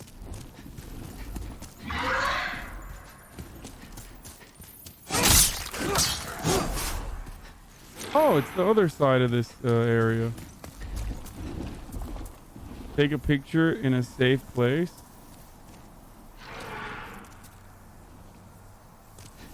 It's weird, but it depends on your personality and lifestyle. I mean, look, dude, it's because... It's literally because I just don't have time. Like, that's it. A tower shield. Alright, nice then. Got a fucking tower shield. I don't listen to podcasts. Tell me a good one. I just gave you what my podcasts are. All right, the game is over, by the way. Like, this is the last like 2 missions remaining for those of you who are just tuning in. Last night I was gonna finish it, but I was like, I was too tired and my eyes were hurting. I mean, the final boss is probably really, really difficult though. What's your favorite album? I do not have one, man. Why would you think I have a favorite album? When you already heard I don't listen to music, why would you ever think I have a favorite album? Like, what would lead you to believe that?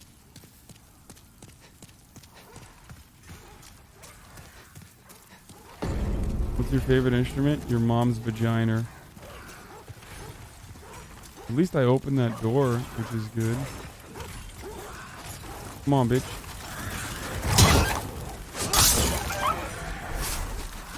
Where is the other one? There's another one, isn't there? Oh, there he is. There he is. There he is. This is where the door is, right? Oops. Bloody iron key. What does this open? It's the fucking bloody iron key then. You don't listen to the AM Quickie? No, I don't.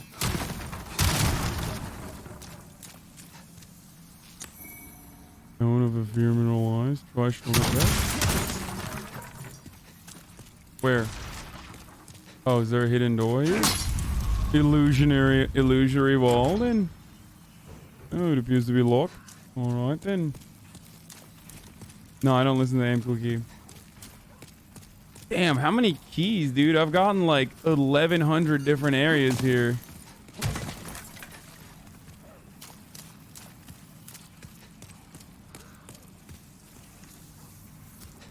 Do your parents listen to music? Probably. I don't know. I guess, yeah.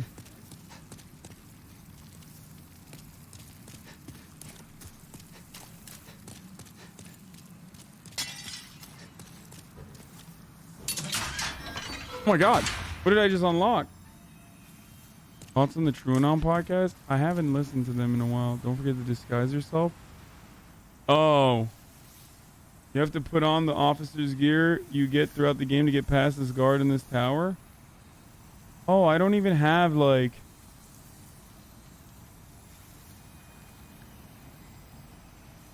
I don't think I have it.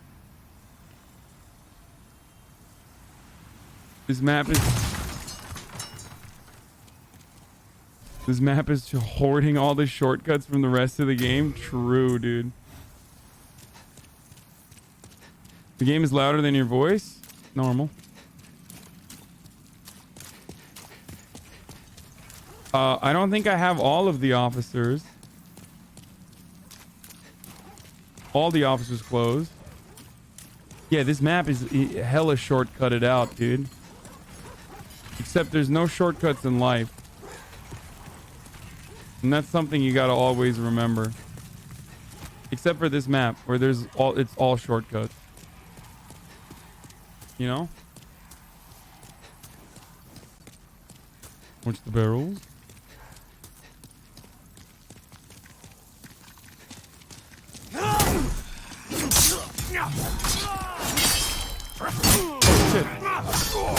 Oh shit.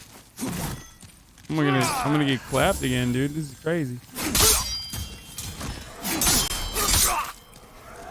I thought they were all one tap. I foolishly thought they were all one tap. God, there's a lot of fucking beware of enemies ahead. There are a lot of spirits. There's plenty of shortcuts of failure. I mean, you see that failure up there?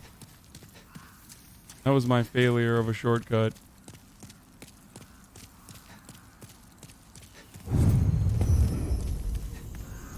You saved my life. This is all I have. But please accept it. Now I must go. For the King of 18? Yikes. What the fuck is pure clear stuff?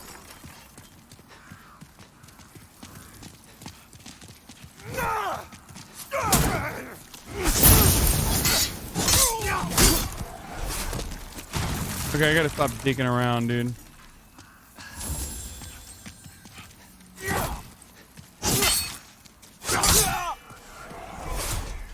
I gotta stop dicking around.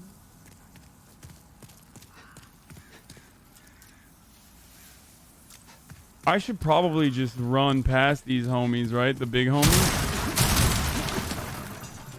What's wrong with you?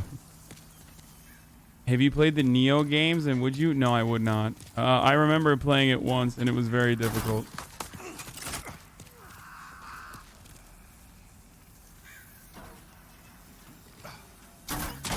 Go rest in Bior, who you just rescued, can help you with the boss. Wait, really? Wait, is that true?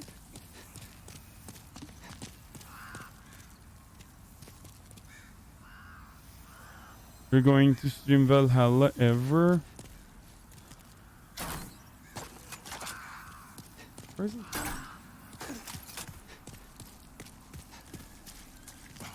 Come on, bitch.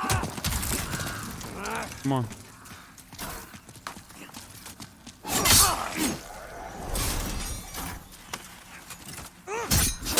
Whoa! Fuck you, man. Not nice. Sleeping Doggos when? Once I'm done with this game, I'm gonna play Sleeping Doggos.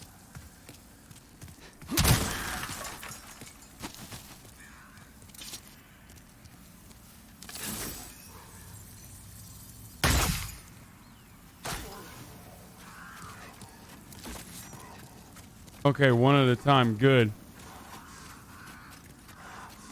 Come on, bitch. Get over here, you fucking bitch.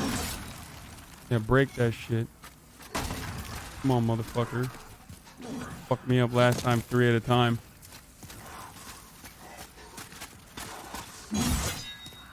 These things have crazy range. Like, they...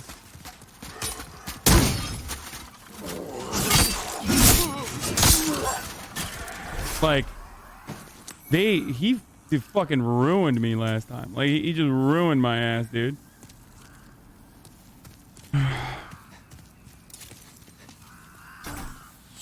Oh!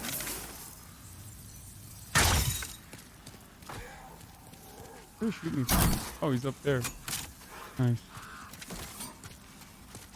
Ooh. Motherfucker.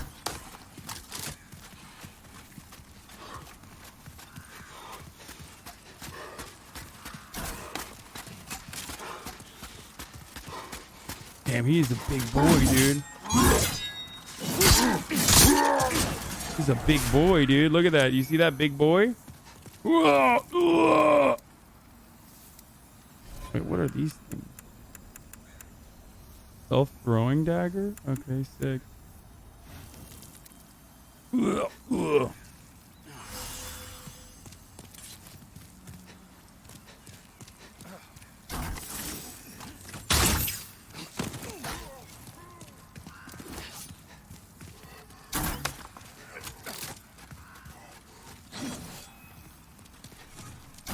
What are you doing?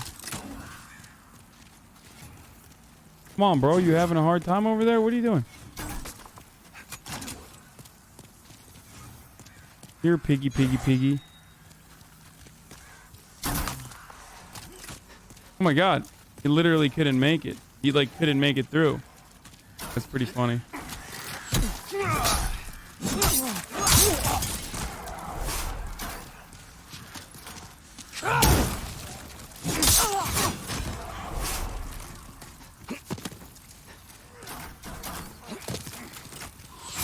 Oh, they got me.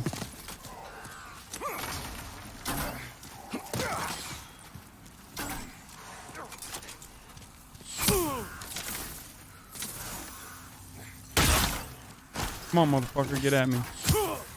God damn, dude, chill. That is not nice, bro. That is not nice, bro. At all. Back for gaming. Oh, what were you doing? Oh, God. That was stupid of me.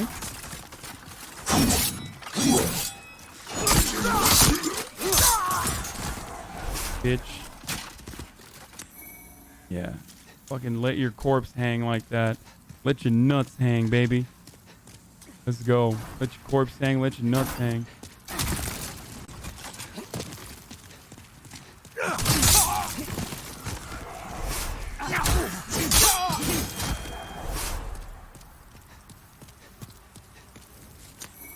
He's nuts.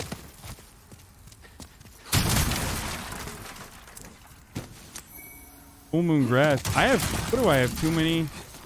I guess I have too many items. I assume this is where the boss is, right?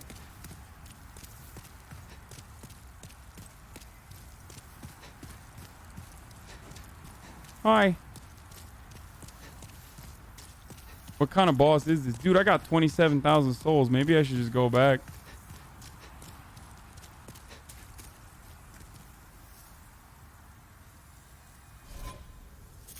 And what you are not using to the storage?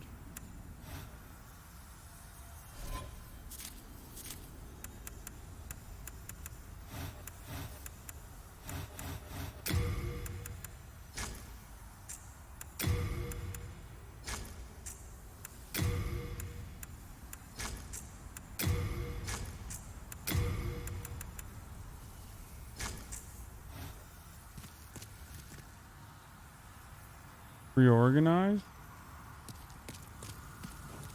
Here's your soulmate. You can summon here. You can summon here. Watch be easy with how overpowered you are. You know what? Fuck it. Let's try it. I think I've gotten too cocky, but we'll see.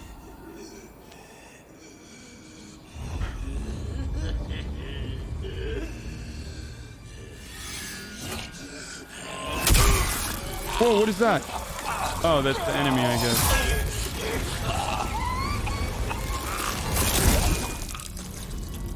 That's not Bior, right? Oh, god damn. Yo, that's a big boy, dude. What? What the frick, dude? That's a sick-ass armor. Only in this universe.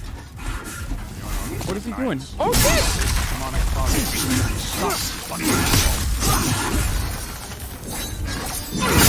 Oh god. Oh god, oh god, oh god. Okay, chill. Back away, back away, back away, back away.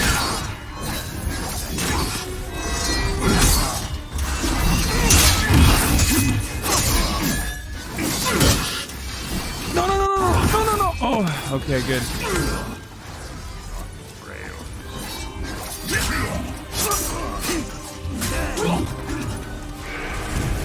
One more demon down.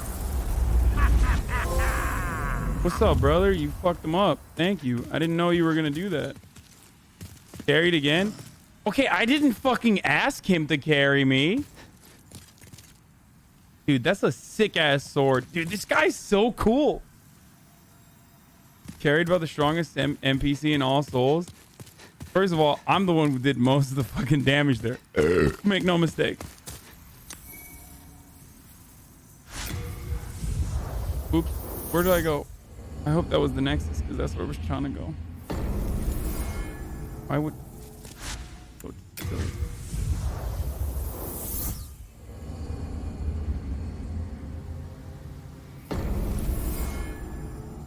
That was a Sleeping Dogs fan right there. Boom, boom, boom, boom. Who's a worse person, Jordan Peterson or Ben Shapiro? Ben Shapiro.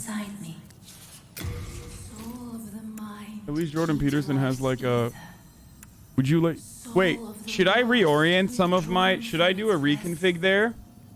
Let strength be granted so the world might be mended. Should I do a reconfiguration here?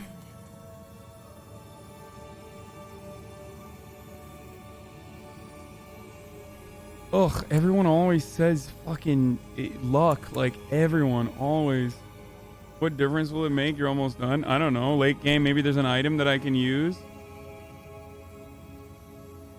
The funniest part about it is, like, whenever I talk, Taskid Noah is, like, always so quick to just, like, give me advice. Like, yeah, whatever you want. Like, it's like, do you even know? What, have you played this game before? It's like, yeah, if you want to do a reconfiguration, like, you know, whatever your ideal build is, it's like, did you play the game? Do you know? Why are you saying, like,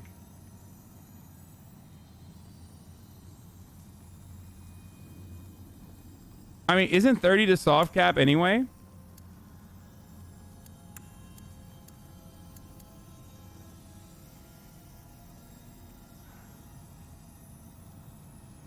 Saw your tweet and was... I know I have relatives who bought the PS5. Dude, this is not even a PS5 game originally. It's a PS3 game. I'm sorry. I shouldn't be bullying you. Thank you for your help, brother. You're very kind.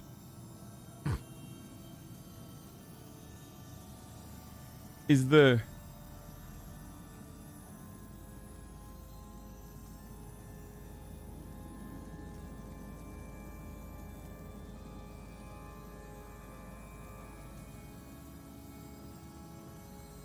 Dude, endurance because you need attack volume. Yeah, but endurance doesn't fucking keep leveling up. Like, it's soft leveled, isn't it? Or is soft cap 40? Is soft cap 40? Oh, 40 is the cap? Oh, I'm such an idiot. I should just be doing that then.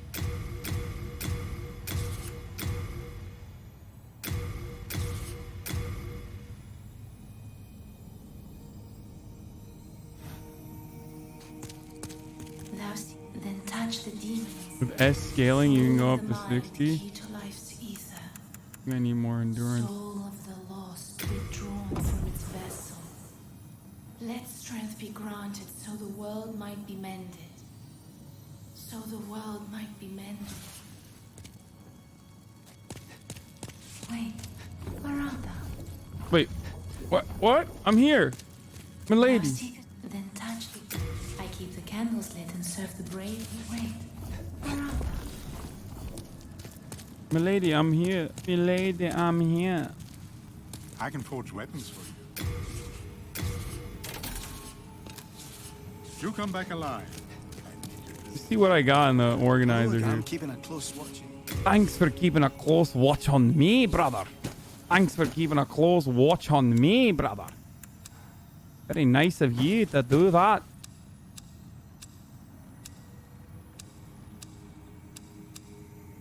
What did I get? The dark silver helm. Oh! Oh! Official's cap. Official's clothes. Oh, I don't have his armlet. Official's leggings. Wait, does he even have arm? He doesn't have gauntlets, does he?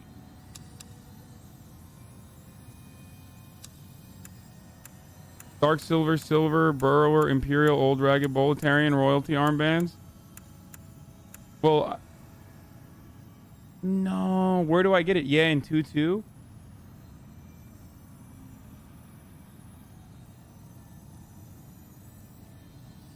He does, but it's a side mission only important if you're a magic user.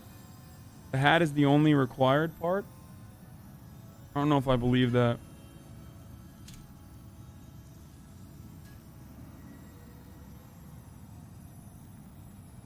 Just end the game.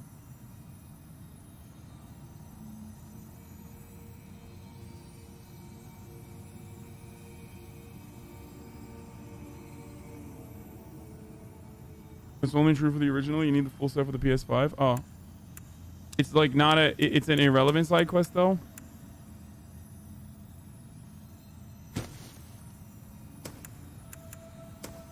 Okay, well, we can do drip souls now, at least. You know? Except I won't be, because it's going to be too heavy regardless. But at least I can change my hat.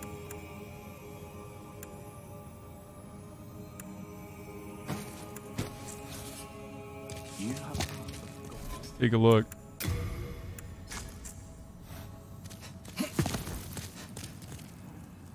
That's a sick helm, dude.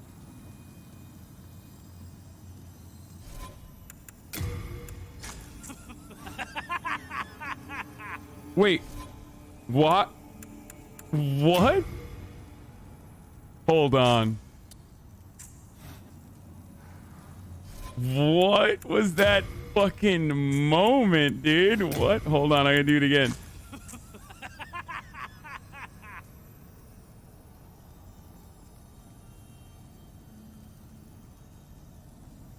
No, I can't use the ring of great strength, and then I won't have opportunity to use a cling ring and shit.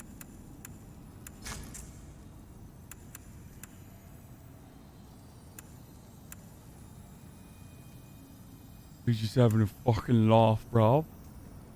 He's just having a fucking laugh. Alright, I like the dark silver helm more than I like the other ones. Hello again. I'm keeping a close watch on your belong.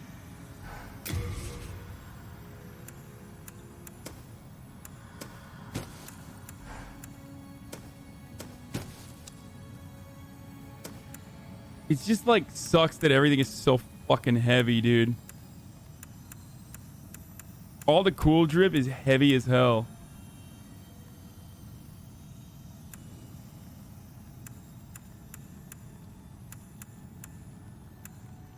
Wizard's robes. Dark Knight Curious. Blue Knight Curious. Fluted.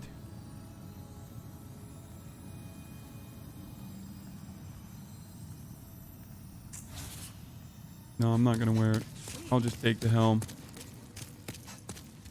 Why do they keep saying, where are you off to? Like I'm gonna fucking... Like I'm leaving them behind or some shit. Okay.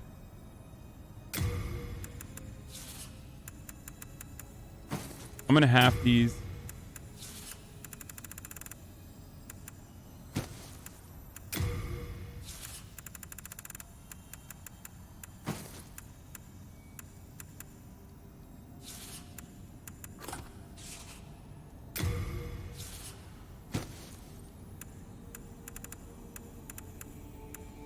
Yeah, I have too many fucking... I have too much grass. NPCs react differently when you leave instead of saying goodbye. Yeah. Why do you carry so much stuff? I don't know, because I'm worried if I'm gonna get fucking killed or something. So I just have like hella shit on me at all times for no fucking reason whatsoever.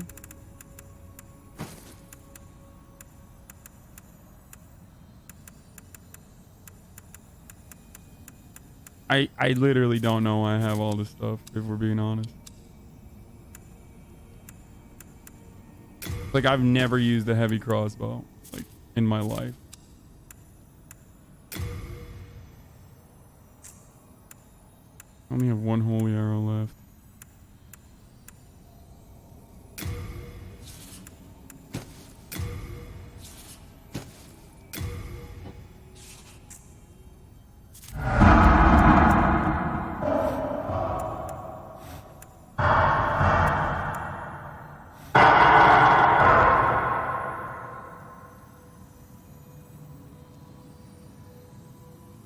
was that?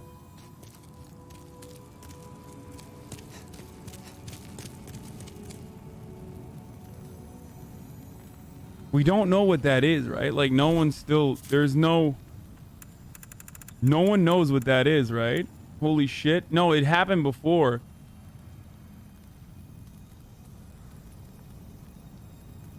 Dude, I still don't know what that is. And it happens. And no, it's not a helmet sound. Watch Vati's video on it. He has a theory. Bro, he might be in here, dude. That's the funniest thing, is that like Vati video watches me play fucking this game when he's like a pro.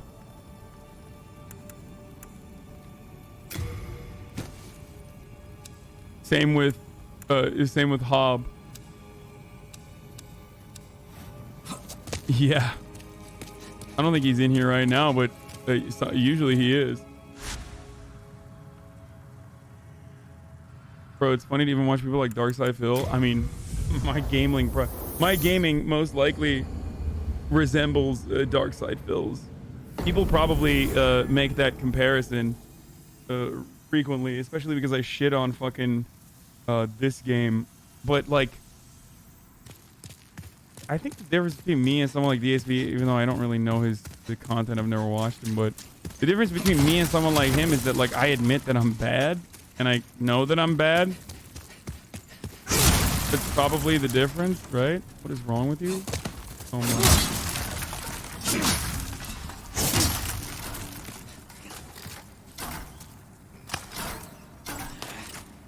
Are you going for the good ending? Wait, I get summon someone? What the fuck? It's Cucumber. Again. Wait,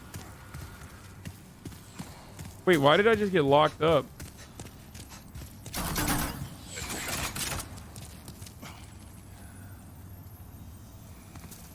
Will I get invaded?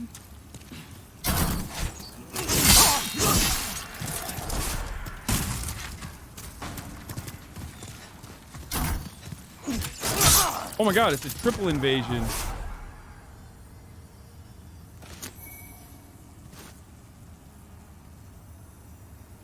Okay, I'm definitely summoning someone. Come on. Come on. Let's summon. I don't want to summon Cucumber. They fucking left me behind, dude. They're NPC. Don't summon their NPCs. Okay, I'll try. I'll try to kill him myself. Fuck it. Visions of royalty.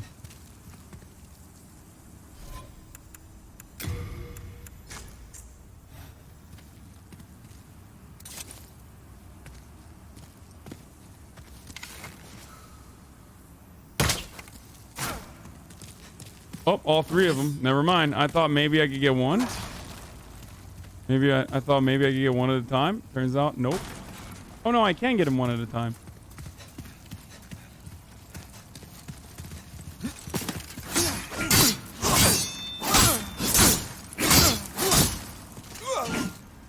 What?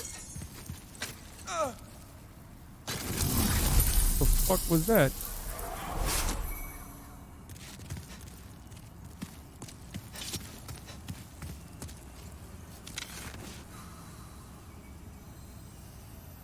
Leave the arrow ND for less. I'll leave the arrow ND for less. Penetrating sword is good. Bleeds OP. Come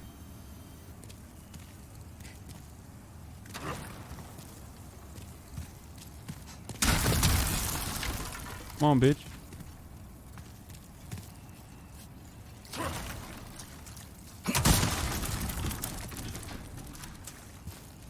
You got a license for that mace, bruv?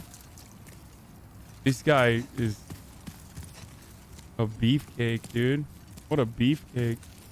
He's got the tower shield. He's got the penetrator armor, or the one that, the defiler or whatever, right? The one that fucks up your...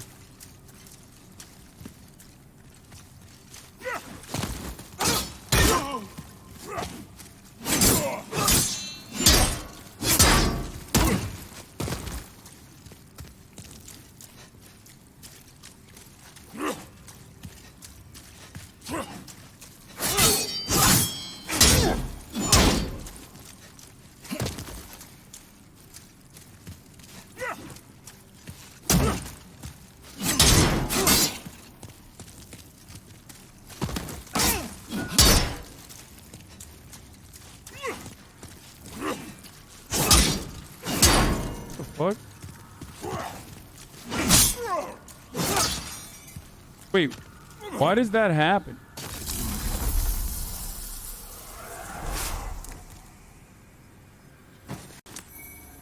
Holy shit. Bro, that... Was it the armor that fucked everything up? Like, what was that? That's... Oh, shit. Uh-oh.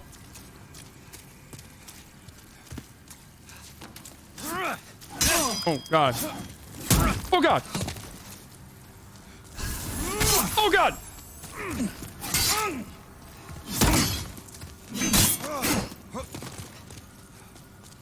No!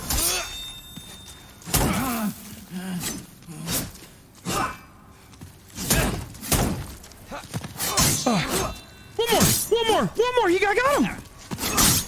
Wait, why isn't it happening? Yes! Suck my dick! Suck my fucking dick, you Black Phantom bitch!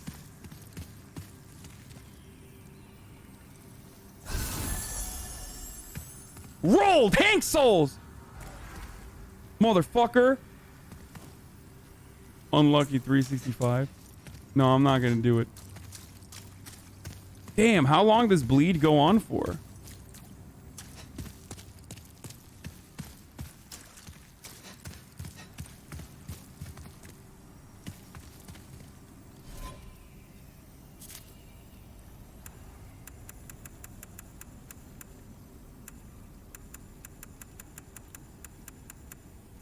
Dude, I fucking threw out all my important stuff.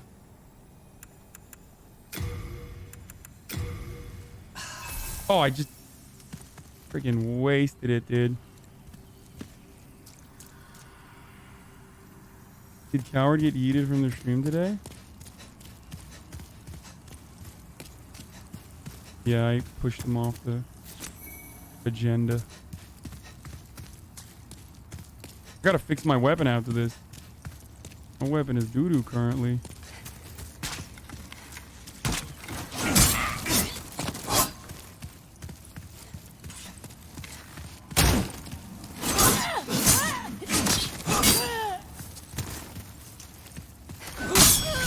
Damn, dead. Damn, Daniel, you're dead. What did you drop?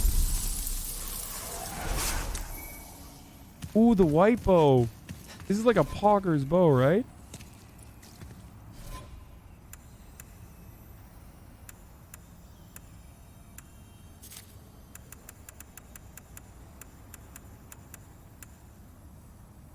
Did I go back?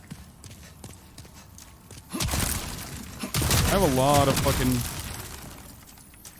Pokemon treasure.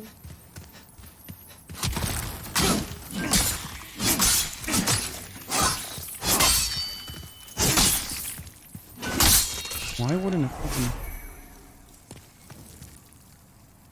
You can go back, those red phantoms don't reappear? Okay.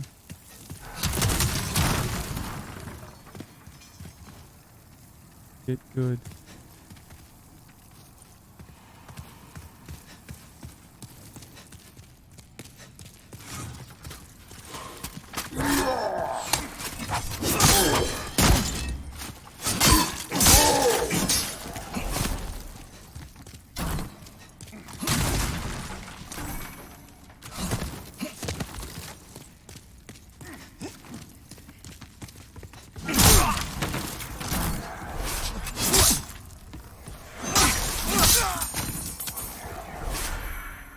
Got a bolt in me. I got a bolt in me ass.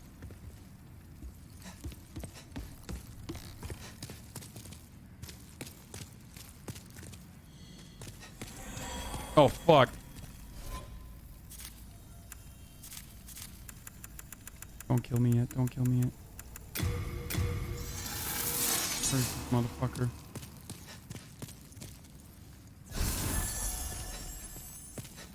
Had to do it to him.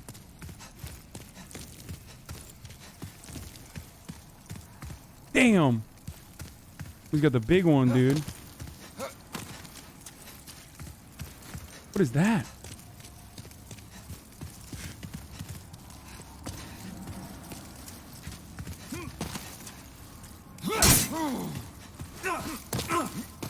Oh shit, what is that front push? Oh, why would you think that you could fuck with me? Wait, what? How did he heal like that? Oh, I bled him. He's over. He has a second chance, gives you 50 back heal.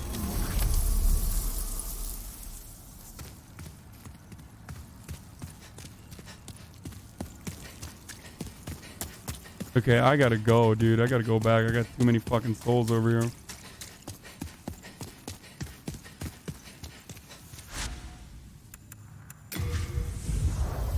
Pixels!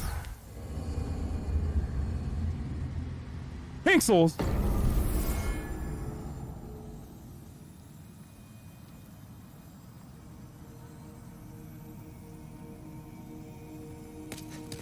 Bad news, Nelk is coming to Twitch? Who the fuck is Nelk? Why do I give a shit? I don't give a fuck. Oh no, dude, not Nelk. Soul of the lost, withdrawn from its vessel. Let strength be granted so the world might be mended. So the world might be mended.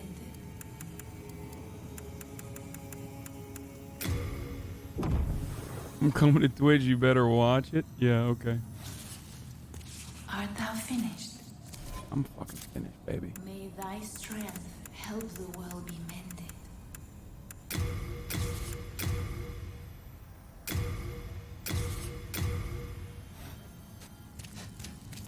Thou then touch the deep soul of the mind, key to life's ether. Have you lost any PvP duels yet? I lost one when I got ganked. I lost the 2v1 PvP duel at 4-1 in the beginning, but that's it. So the world might be mended. I got ganked when one of them was like fucking... One of the dudes that I was fighting was literally like invisible, and the other one was like a crazy mage that 2-tapped me. While I went up to the fucking the mage dude. Something trade with your souls. Oh shit, yeah, this dude fucked up my entire... Yeah, he had the scraper, right? That's what it's called? Where he just like fucked up everything I had. That's why I have to...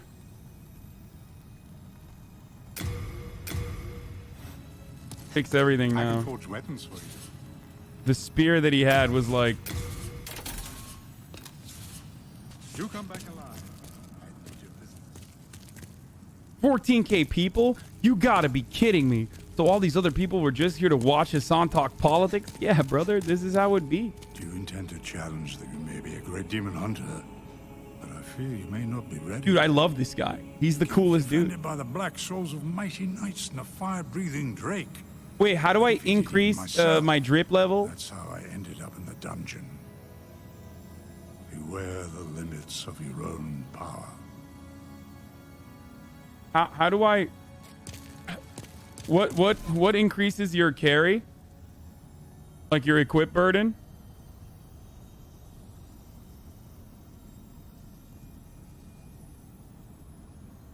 It does sound like fucking Patrick Stewart. You're right.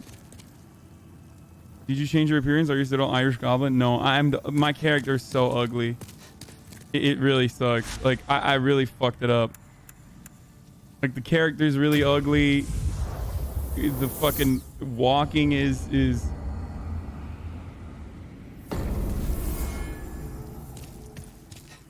like the way he walks is fucking lame too. It sucks. It sucks all around.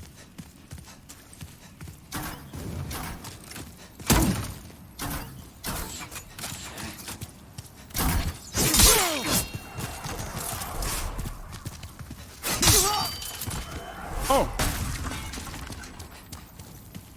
What? You fucking bastard. You bastard. You lizard bastard.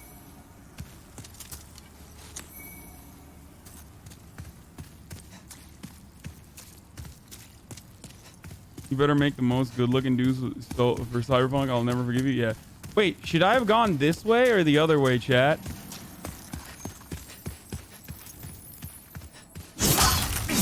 Wait. Wow, these guys are...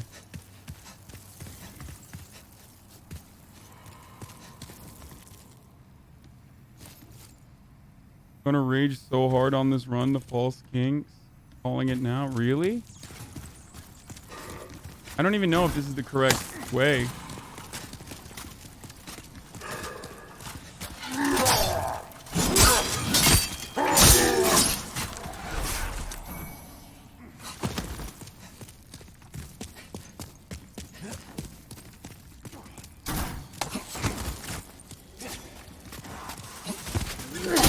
Oh shit. Oh. Hold on. Hold on. Hold the door. Hold the door. Hold the phone.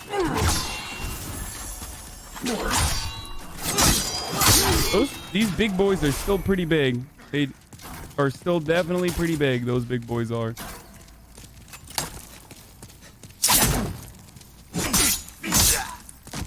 Be a chick with big old bitties. Dude, who the fuck says big old bitties unironically? Oh god.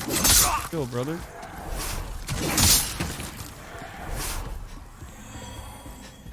Oh my god, I'm getting invaded again, dude.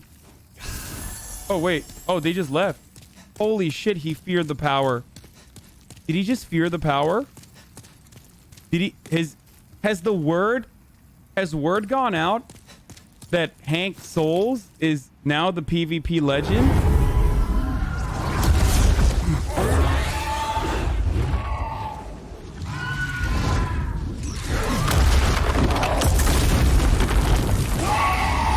Wait, do I have to fight this fucking dragon now? Oh no, I don't have anything. Bro, I don't have a fucking gun.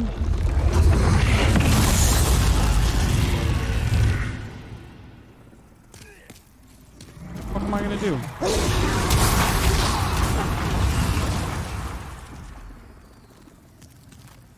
Damn.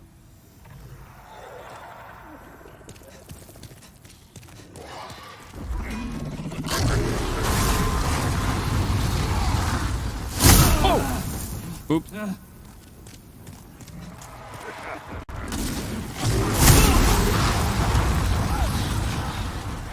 Why did I do that?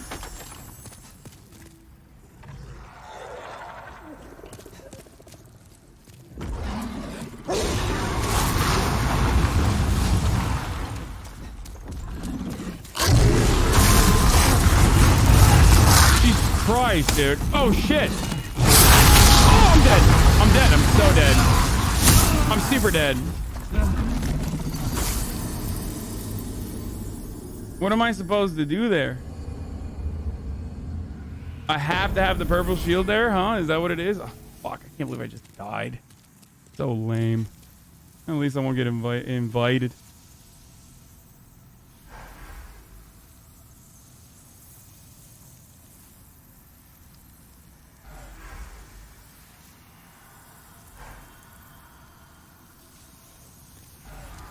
I guess I could do fire resistance ring. You were close to a door right there. You can hide from the fire. Just gotta try to avoid the fat guy's fire. That's a bird, not a dragon. Oh, it's top of the hour. Every hour, 6-second ad break. Ladies and gentlemen, this saga will continue. Okay.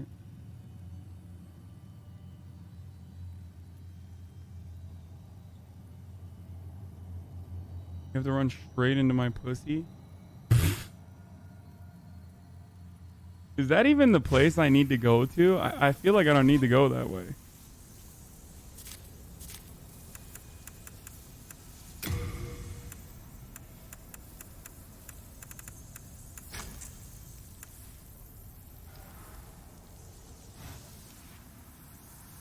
You died because you're not a Targaryen.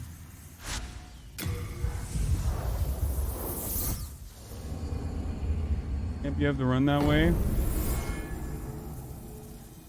Your drip is all fucked up, dude. I don't know what you're talking about. I think my drip is fucking drippy pippy.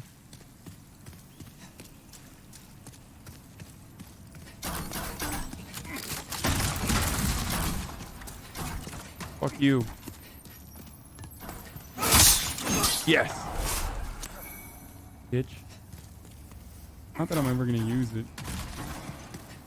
What is left side here?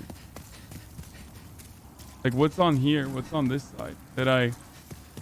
Oh, it's the end of the map anyway. I never even got here, but that makes sense. Don't use your shield anymore if you're not a pussy. But I am a pussy.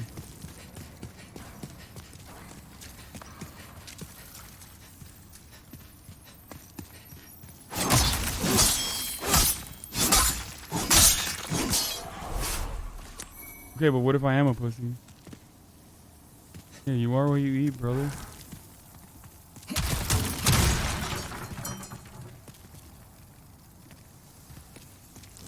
Can you say you hated your outfit? Yeah, but only I get to say that. Not you. You know what I mean?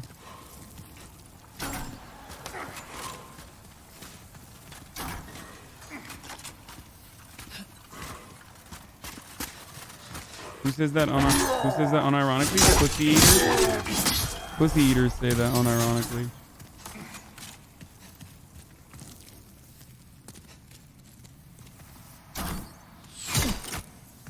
Besting the blue dragon? How?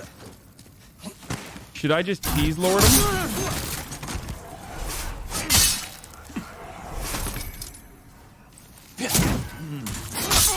God damn, is it that like my... Is it my shield that's so powerful? I'm confused that like it fucks dudes up like this. Oh shit.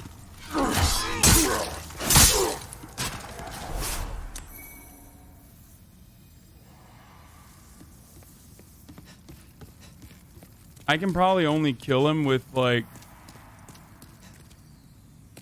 I gotta upgrade the bow, right? I assume.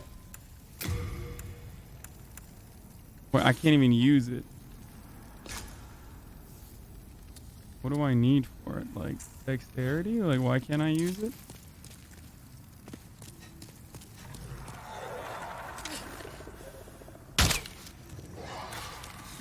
Fucking 2, dude.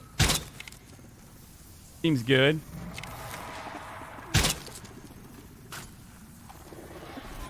Two? I think that's why, right? Because I don't have the...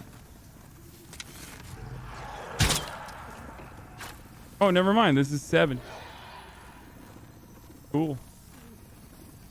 If you aim for him to start his fire attack and then follow it, you'll be good. You have to follow the attack from behind, not front. Alright, I'll just fuck these dudes up first, though.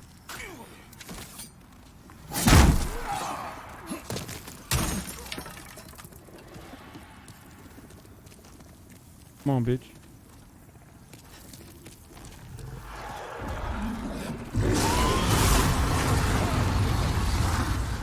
Those things are pretty powerful, honestly. Like, they can take 2 hits. I can't even take 2 hits.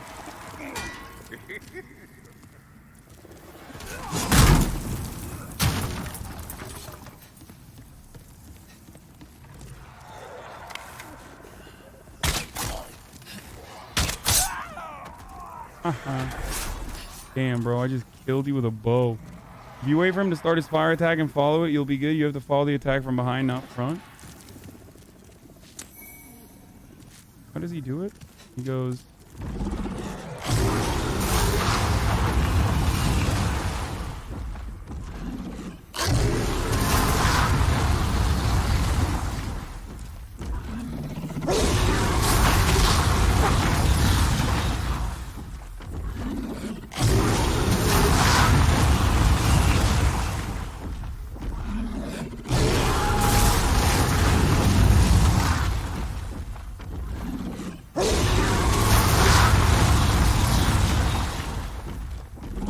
problem is, hold on, I'm just trying to figure out. There is a, I'm gonna run when he starts to fire.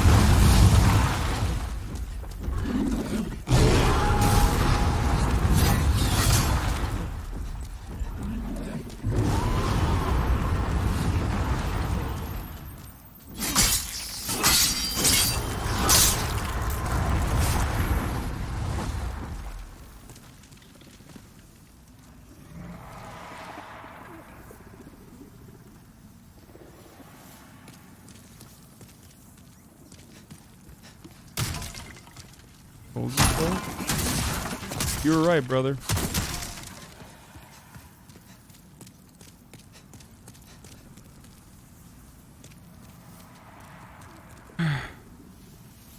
Grab the shortcut when going straight. Wait, is there a shortcut that I missed down there?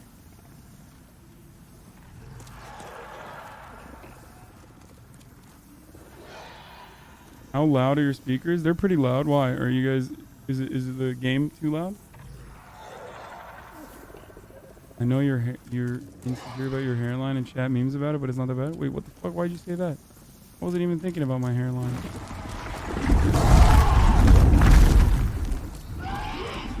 Where am I going here?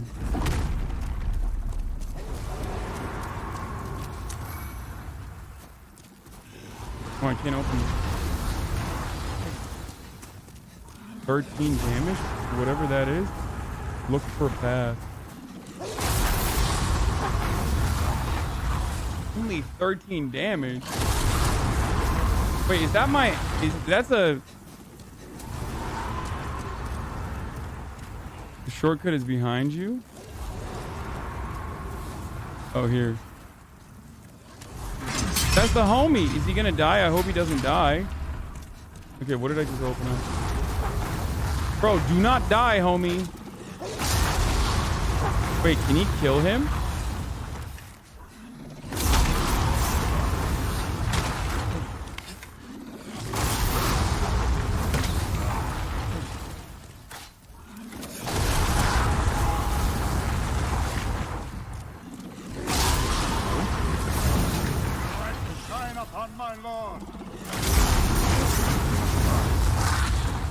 Bro, you are gonna get your... Wait, maybe I can shoot him.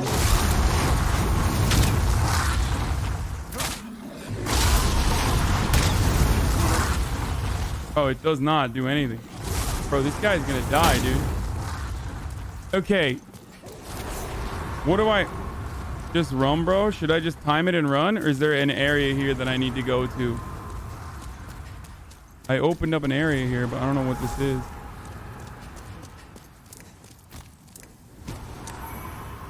Blue-eyed night breeze. Oh, nice. I can get up here. Perfect. It's good to know what the shortcut is like. Bro, he's gonna die if I don't fucking...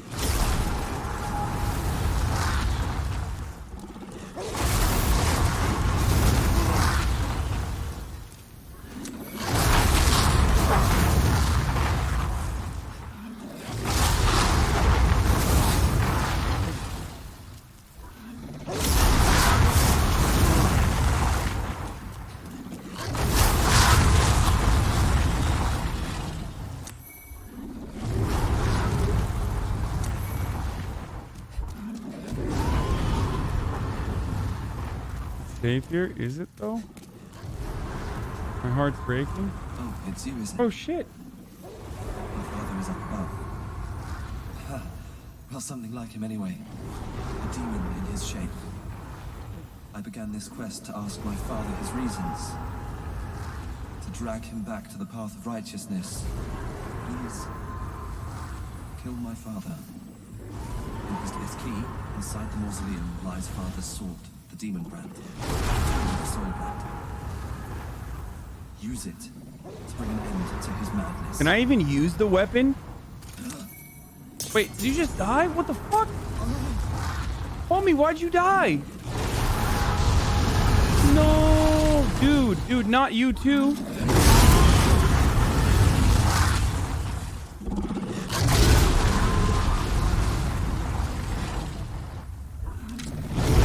I can't shoot him from here.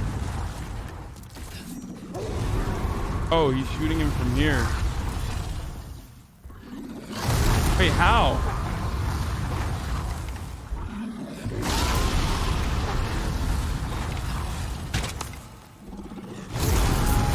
I can't do it from over here. Like, it doesn't go that high. Oh, shit. Okay, maybe I can do it here.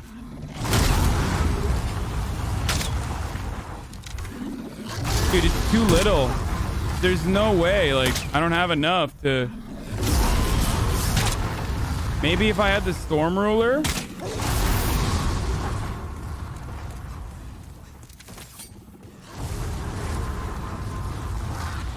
Yo, he's gonna die. I don't want him to die, dude.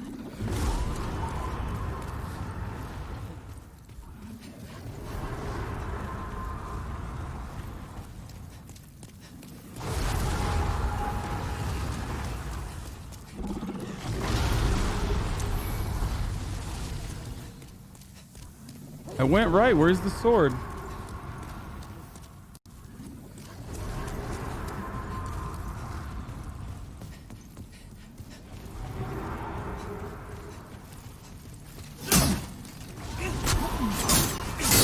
Wait, is that him?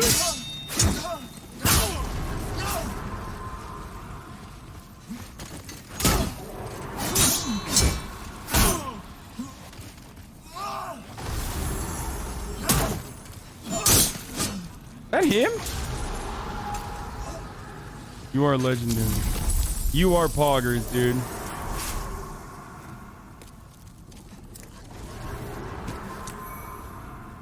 Rune shield, rune sword.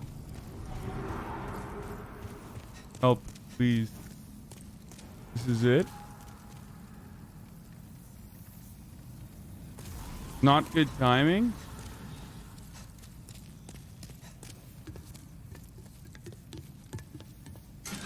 This is the last boss, right? Go to 1-1 for sword.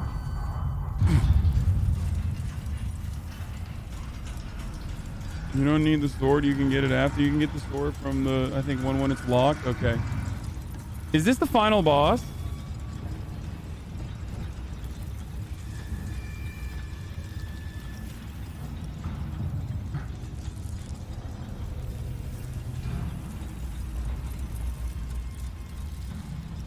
I don't know. Incoming. Dude, any doubters in the chat? Where are my doubters at? Doesn't he fucking... If he hits me, he like sucks my soul up, right? Entirely, right? Change your rings? Why? What would I change it to? What should I change it to?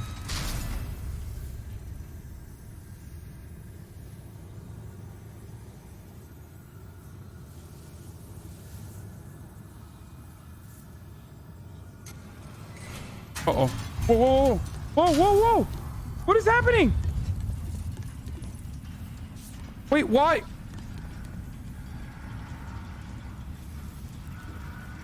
I took too long.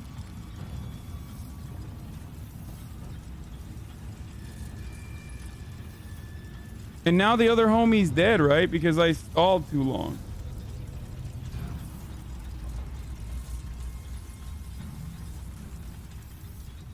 Ring of Avarice? Why? Dude, you guys fucked me up. You were like, dude, change your rings. I don't know what, like, to prepare for. What does the boss hit?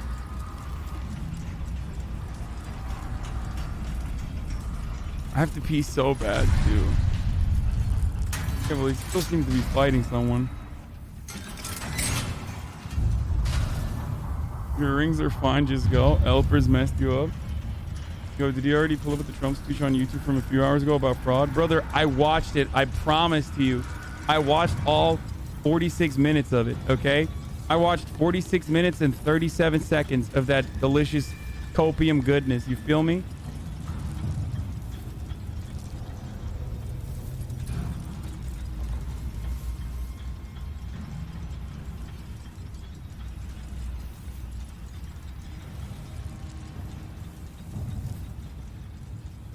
Trump is going to campaign in Georgia. Saturday, Sag. That is Sag.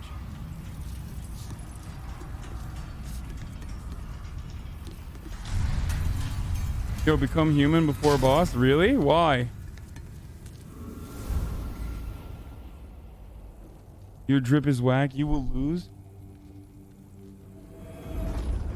I need to pee so bad.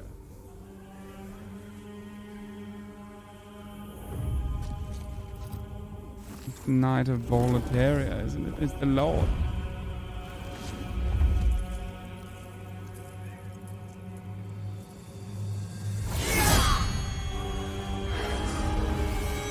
Go pee. I can't pee. I have to.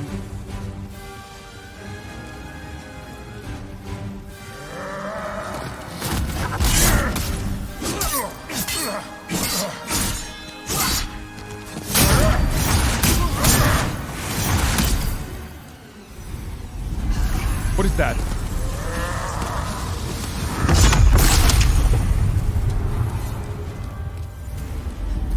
Oh shit.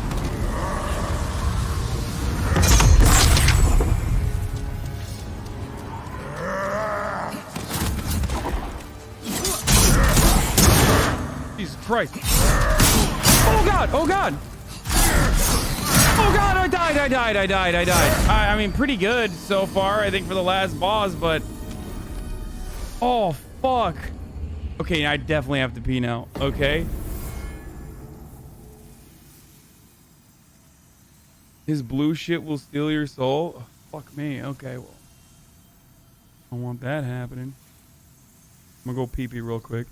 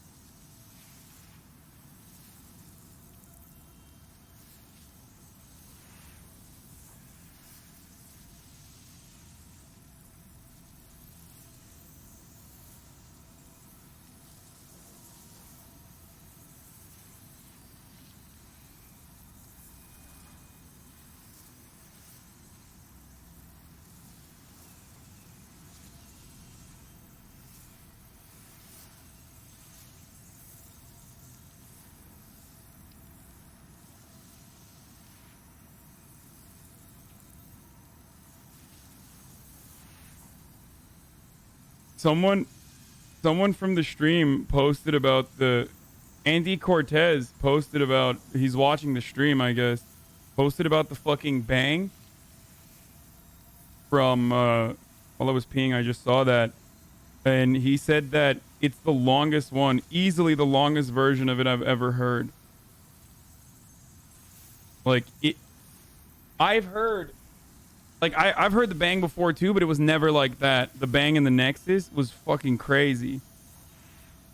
It sounds like the hammer from the Elden Ring trailer. Do you think the sounds are going to evolve until BAM Game Awards 2020 Elden Ring is about right now on consoles? Which, what?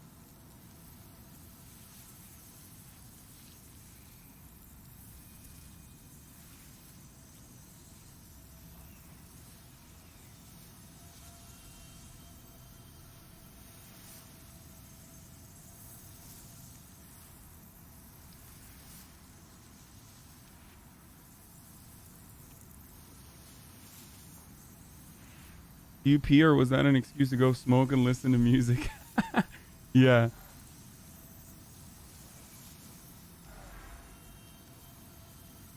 Yeah,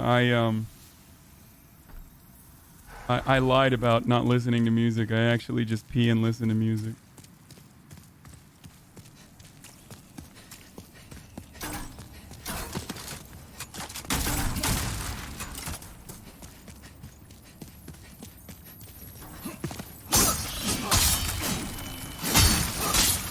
One more. Damn, why is this fucking so hard to kill?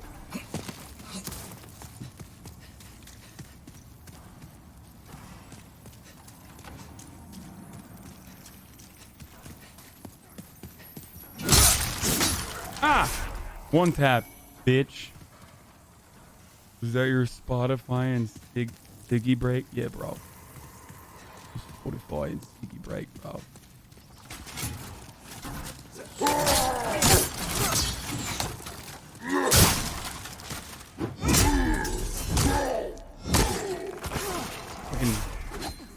Hammer Souls Andy, dude. Holy shit, dude. Get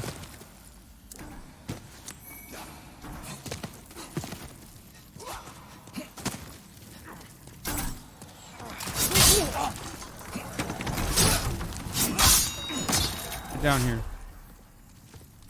Where's that fucking assassin bitch at? Yeah, what's up? And jump up on this teepee.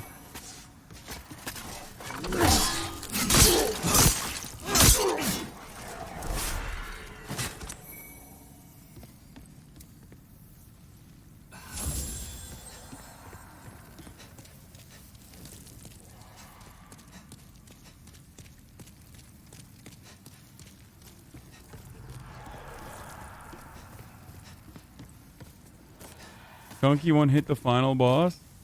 Yeah, well, he did the luck glitch thing.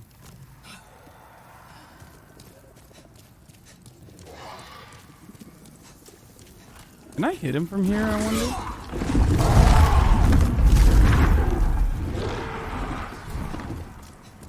Hey, homie's still alive. Nice. That's good to hear. You love to see it, folks.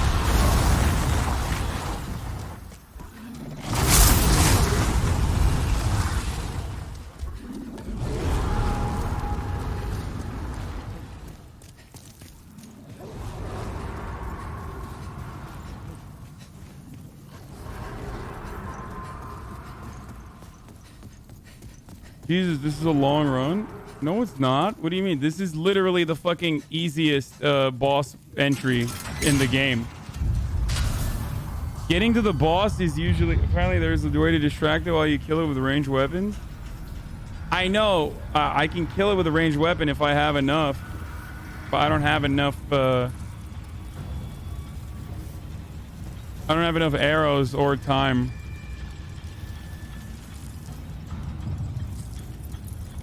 Go human for the fight. You'll need the HP. No.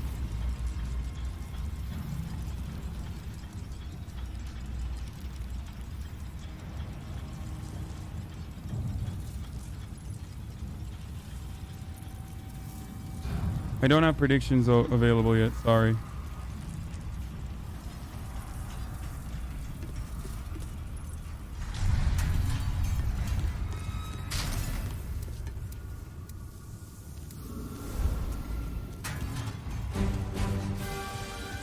All right, alien. We meet again, my friend.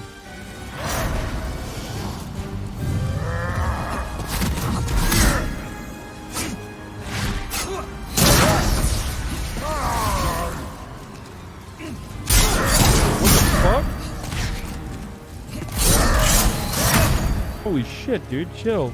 Chill, brother. That was not uncalled for.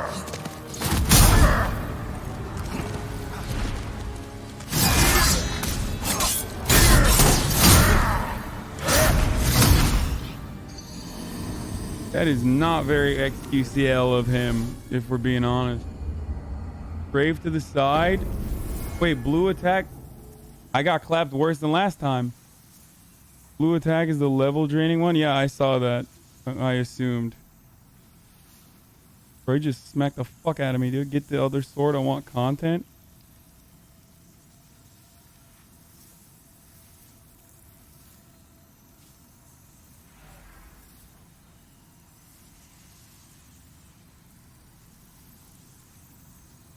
Your misses in the beginning. Do you get more attack in soul mode? No. The reason why I'm in soul... Don't bother with the shield. He's going to break your guard anyway. Yeah, it seems like it.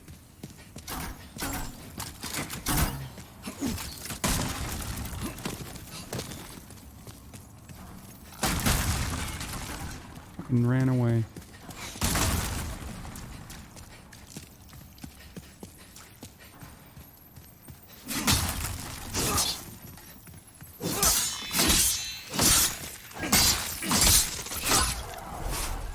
Why are you a squid? Just who I am, brother. Why are you hating on me?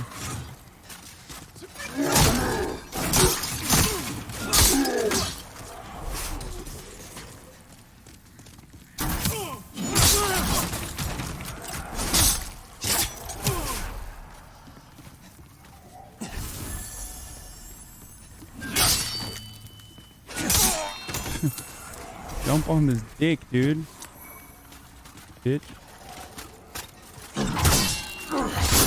Oh shit.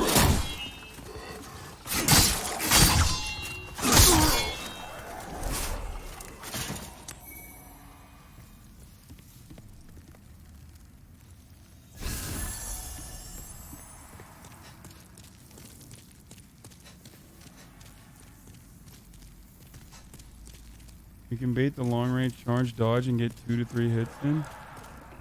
Maybe.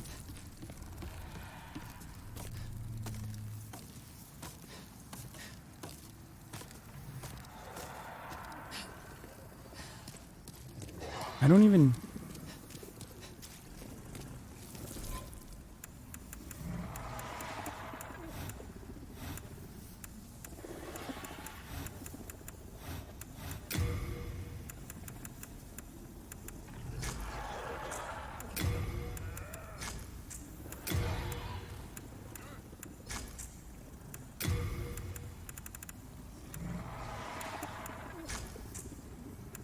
Where do you even get elixir? Like, there's only one. Increases resistance, fire resistance, greatly replenish MP. No, fuck that. Huh.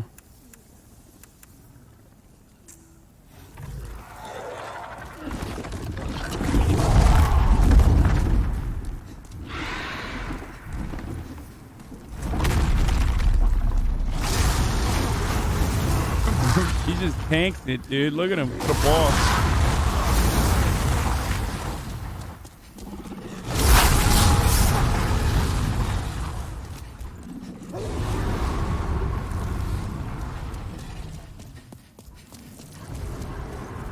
Hit the dragon under the left wing, it does 5x damage. Got it.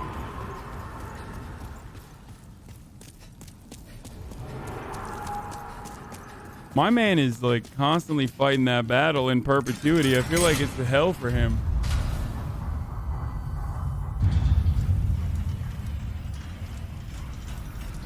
Oh, I see the little elpers.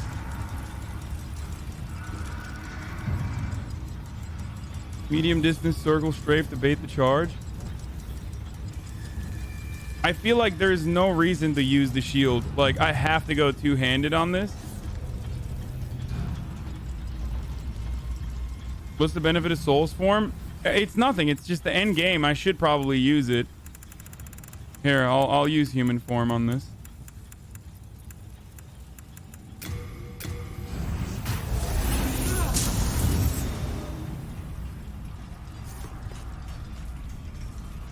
If you pull on the boss's Venice. Really? The boss's Venice does 2.3 times damage? Go back and summon someone? I don't want to summon someone. I want to try to kill him myself. Kill him.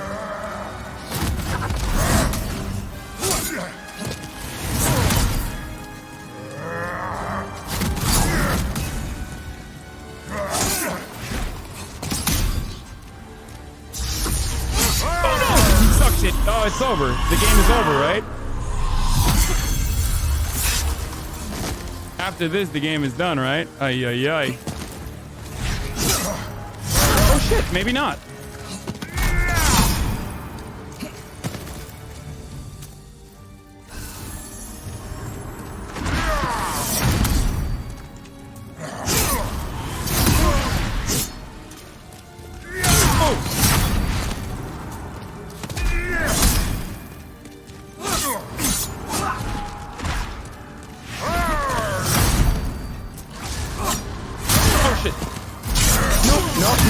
Nope. Get away. No. Oh, shit.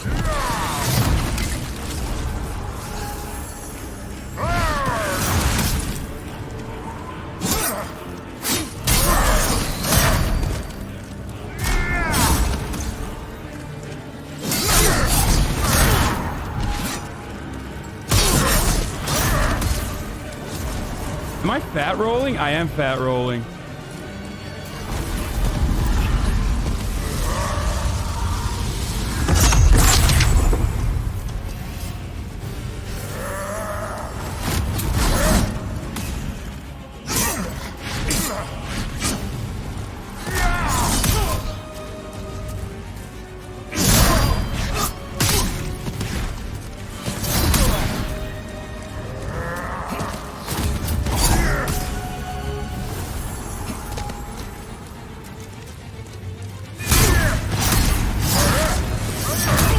Oh shit.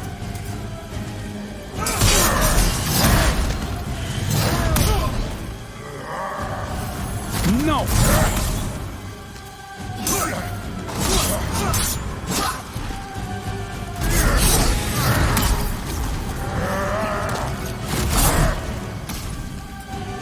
It's over. It's over. It's over. It's over.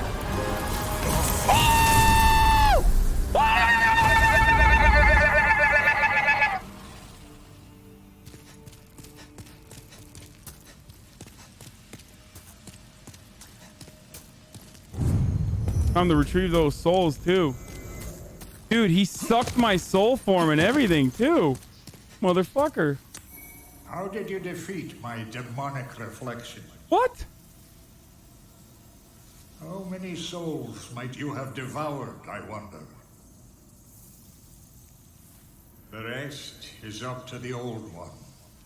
If it is to be, then you shall be beckoned.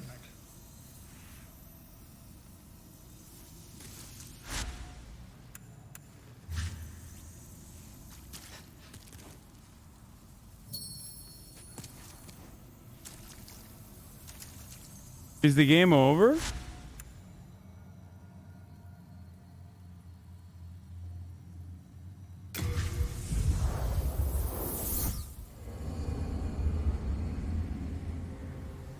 One last stop.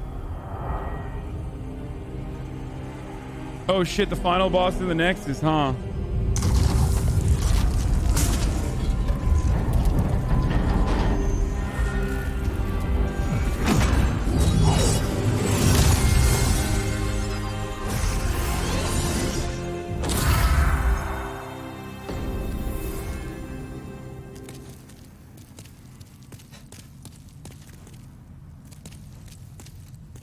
Oh my god. Hark, I hear a voice of yore. Hark? The It's old Hank, one lady. calls for thee. Let us proceed below to its lair. Wait, I wanted to touch the darkness within her. She called me Hark. My name is Hank, not Hark.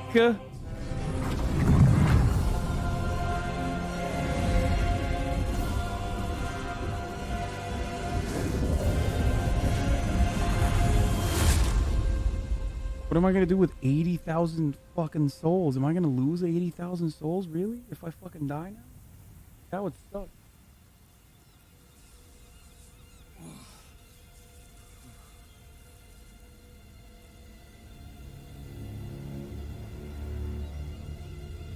Hardest boss? What is this thing, dude?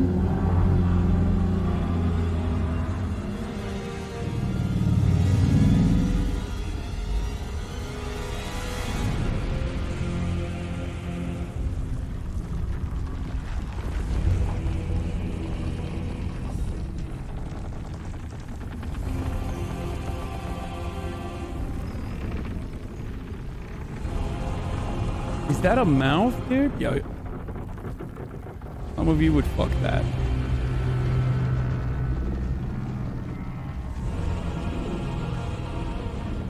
This thing's got its own zip code, my guy. What is this? I have granted thy wish. A new demon. Come now, be good.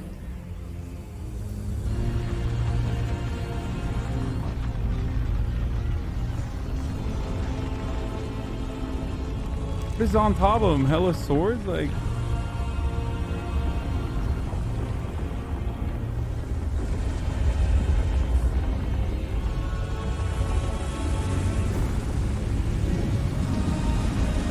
Bro, is this a joke? I can't fight this thing, dude. The boss is the entire map? What is the Shadow of Colossus, dude?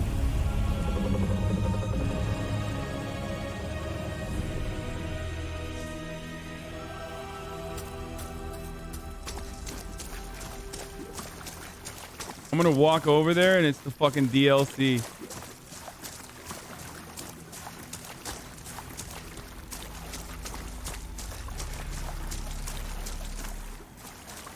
Let us proceed below to its lair.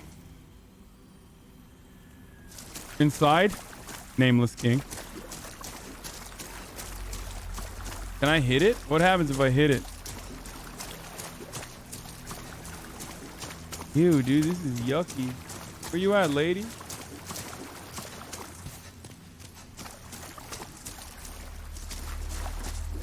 Are you coming?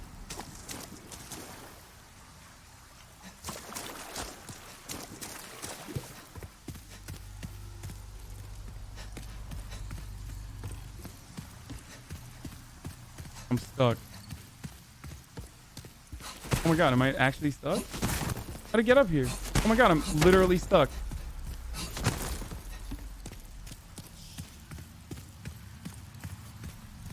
It's not a joke. Chat, I'm literally stuck. I don't know how I got up here.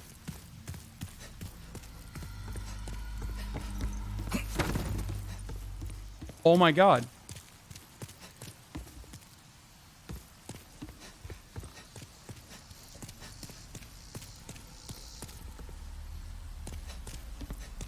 I literally can't move. I'm stuck.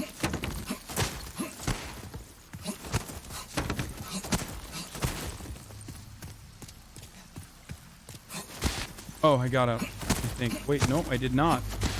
How did I get up here?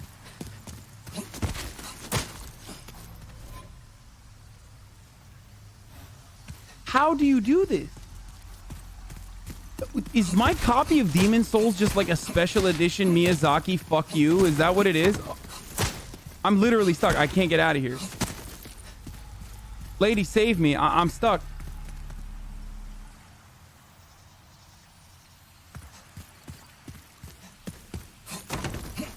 I'm stuck in a tree. I swear to God I have the special edition. I must have the special edition. It's just like...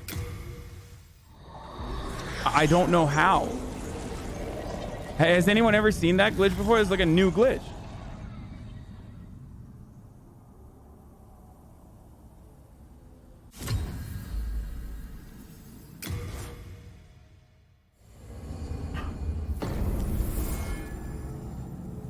Wait, what?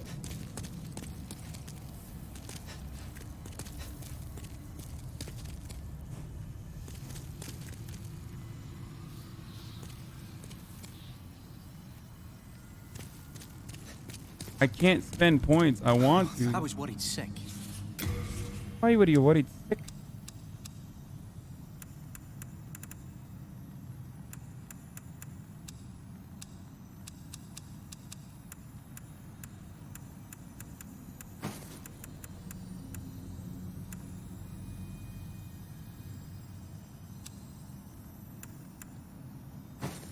How the loud noise is considered an Easter egg, I don't know. It is an Easter egg. We are indebted to you, but you fight on our behalf. I can forge weapons for you.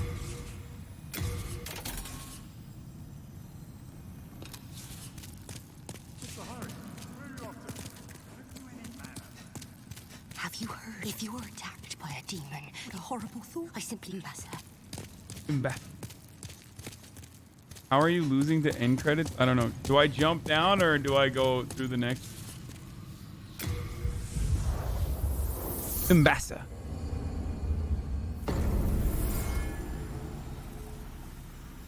Mbassa.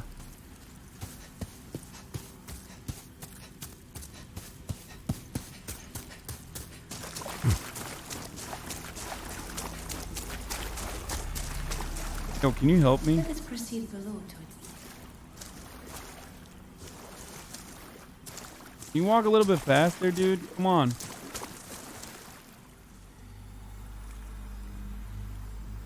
What's wrong with you, lady?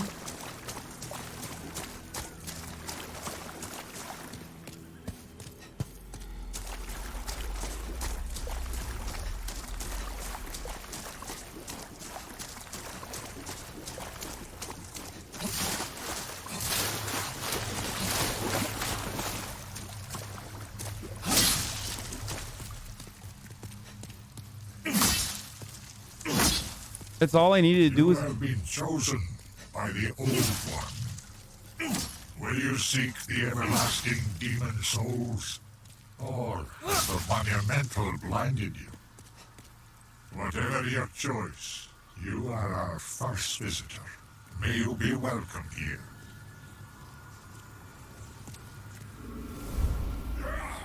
Surely you have seen for yourself the pain and suffering that fills this world. But God is merciful, and so created the Old One, a poison to poison. The Old One will feed upon our souls and put an end to this tragedy.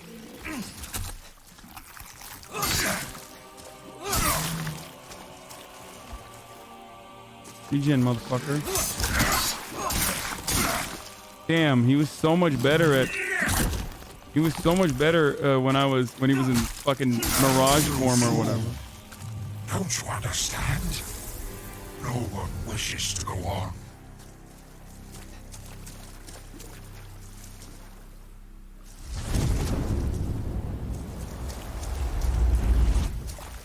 I shall obtain the demon soul. A power. Hardest boss in Souls history? Probably. Thy work is done. Slayer of demons, go back above.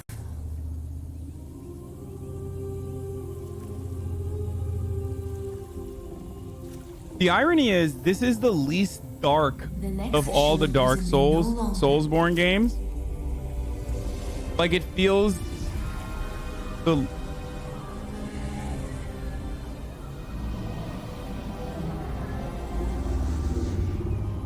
I shall lull the old one back to slumber. It feels the least hopeless, yeah. The old one and I shall slumber evermore, as it should be. Thou mayst go.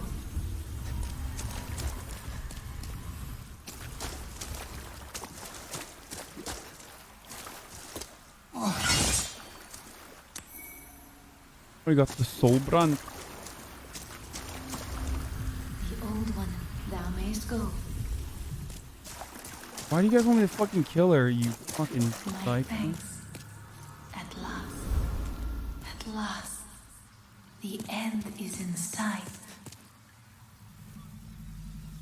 Why did you want me to kill her?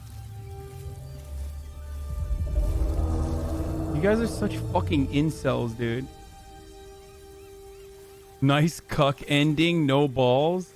Fuck you, dude, okay? I am going to touch the darkness within her. One, along with the maiden, was swept back into the lulling fog. Volataria was spared from the demons, but also lost its knowledge of the soul arts.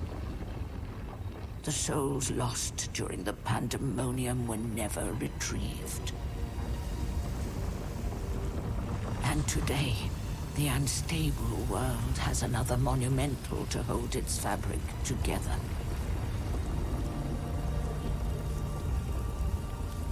A brave new hero of unprecedented power.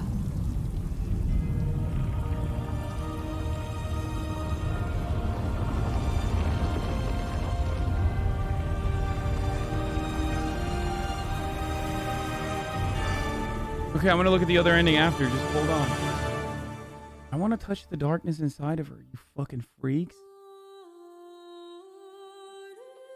So, out of all the Soulsborne games here, you want to hear my fucking thoughts? First of all, fuck all these people, all these names that are coming up. No, I'm just kidding. But out of all of the games in the Soulsborne franchise, I've played one, never finished it. A Bloodborne, Sekiro, DS3. I never played 2, right? Actually, I did play 2, but like for a little bit. But out of all of the Soulsborne games that I have played, this was probably the easiest overall, but the hardest as far as game design. Like, everyone has told me to not play 2. That's why I never played it. You were given weapons? Yeah, dude. Okay, even before I got weapons, though. Like, no, it is worth playing. It's still worth playing. The reason why it's still worth playing is because... it's fucking... It's good to learn how the series came to be. This is the first of the Dark Souls, right? Like, this... After this, Dark Souls came after this. And Bloodborne came after this. Sekiro came after this. So, like, it was...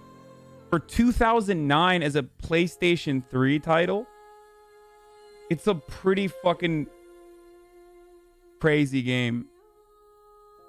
Like, it is a wild game, but the maps are incredibly in memory. Ken Kaji. Kaji-san, your courageous presence and unflagging commitment overcame so many challenges to bring us Demon Souls. Now its fans and followers span the globe, and we only wish you could have seen how far you've come. Aw.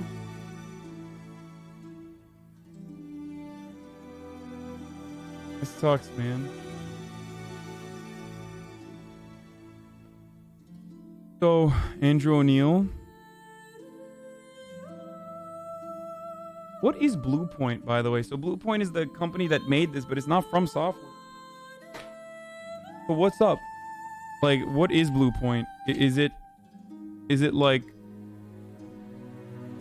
the company that made the remake? But like, this is a remake. I know it's not from software. I know, but is it like still the same people or no?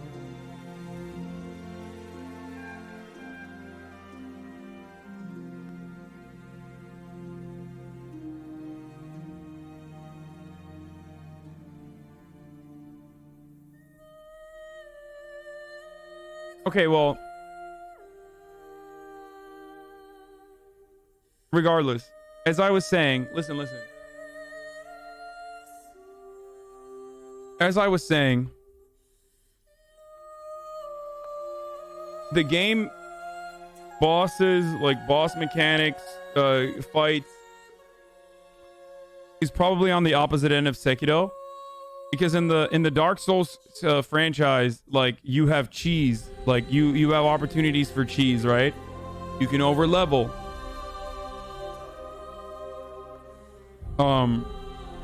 You have like OP builds that you can go with.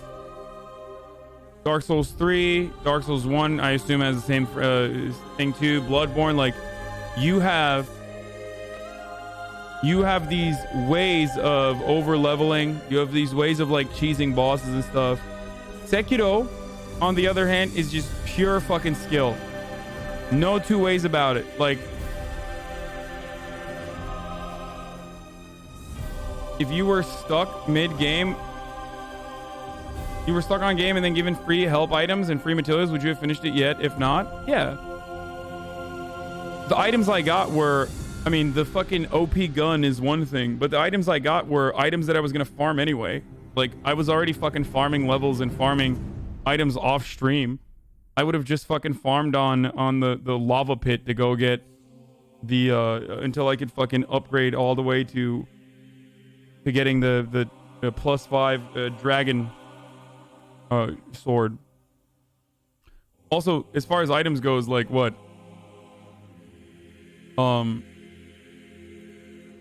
Bloodborne is still the hardest Soulsborne game? Thanks. But anyway, listen.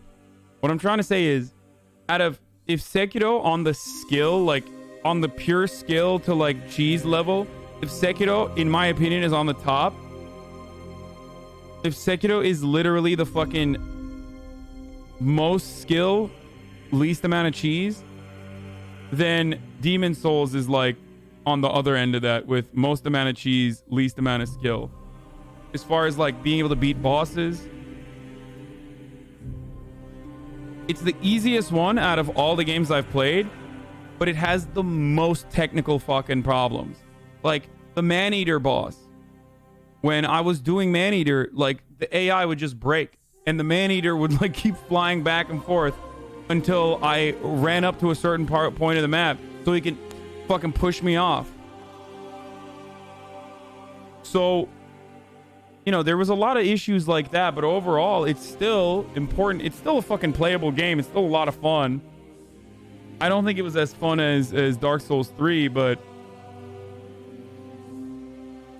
I'm glad that they worked over the issues that they have with this game with level design. They started adding checkpoints. They started adding like more shortcuts and stuff, which was great. And it's a good game to play to like learn the background. You still behind the fire pit trying to cheese Man-Eater, which made the boss weak. Faithful to the original AI wise too. It's a feature, I guess. But for a 2009 game, it's incredible.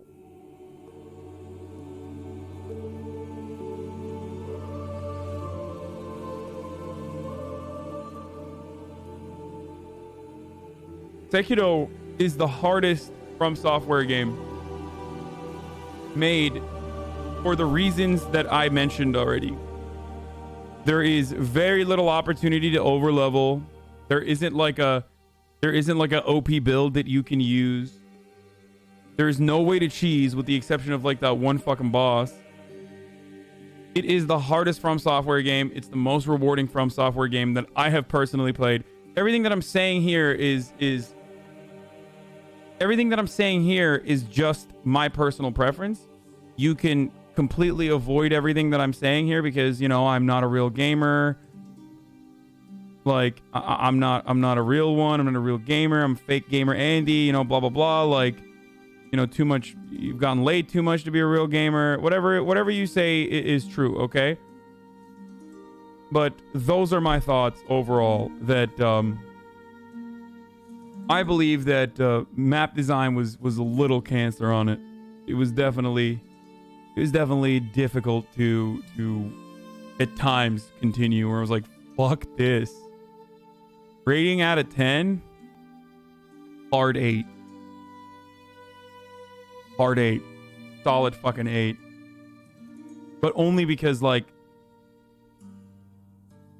From Software fans will literally not fucking say that anything is below a 9. Any game except for DS2 is below a 9 for From Software fans. So anything that Miyazaki has touched is a fucking 9+, no matter what.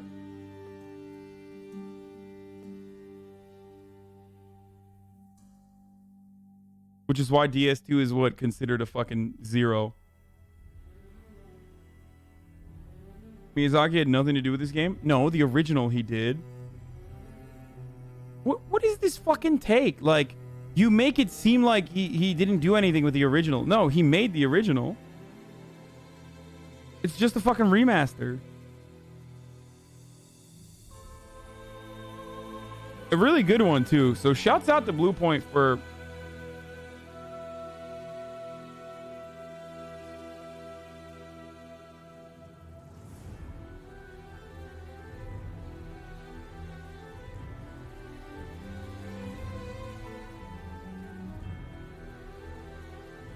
what? IT From Software makes new game. They need to upgrade the shitty model.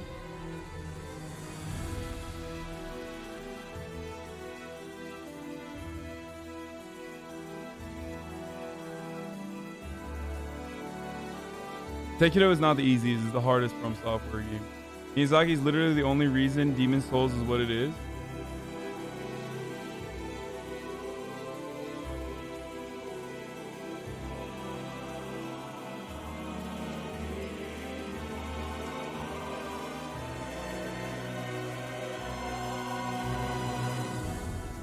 Including the Armored Core games, I've never played those, and I'll probably never play those.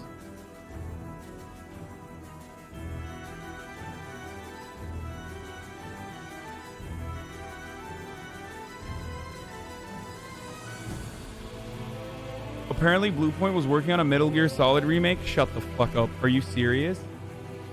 That would be insane. Oh my god, if they make a MGS, oh my god, is that real? That's a joke, right? I feel like that's a joke. That's a rumor. Oh my god, if they did a 1, 2, 3, if they did a 1, 2, 3 remake, yeah, it got leaked. It might get an MGS remake. Metal Gear Rex is in this game? No, it's not. Where?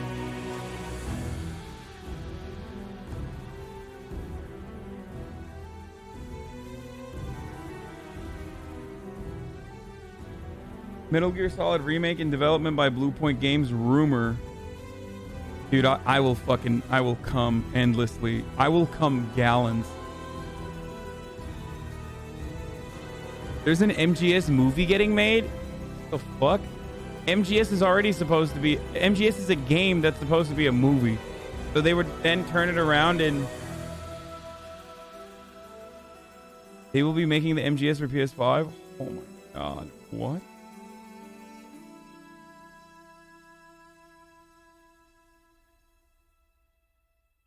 There's a rumor of them remastering Bloodborne 2. Why would they remaster Bloodborne? Just play the regular game. What? Maiden in Black Demon Soul. Soul of the lost withdrawn from its vessel. Let strength be granted so the world might be mended. withdrawn from its vessel. Let strength be granted so the world might be mended. Introducing PvP. So the world might be mended. You guys want me to do some fucking PvP, dude?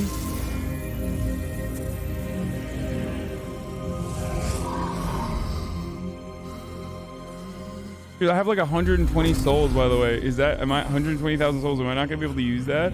This is the Nexus. It holds together the northern land of Boletaria. Wait, is this NG Plus? Thou canst not quit the Nexus, but the 5 archstones will guide thee to the outer Wait, it lands. automatically throws you into NG Plus?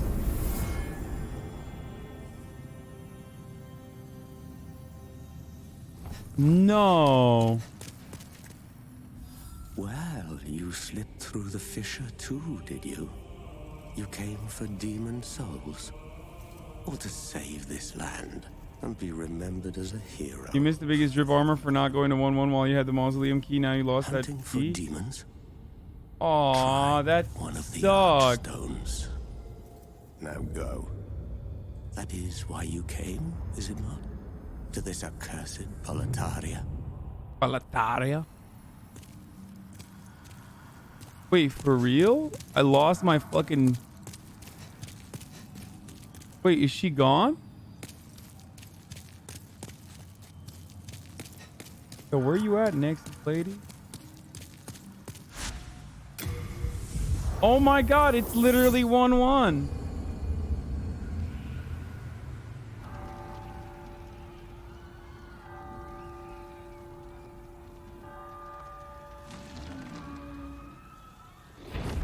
Oh no. Is this gonna be... Oh, it's gonna be hard as fuck now, right?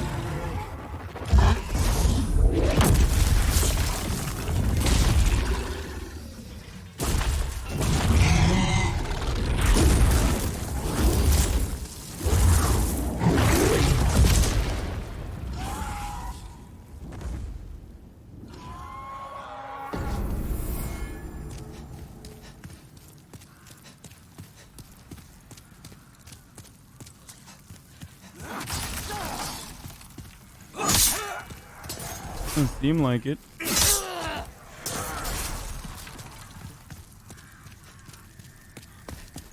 Hey, the door's open.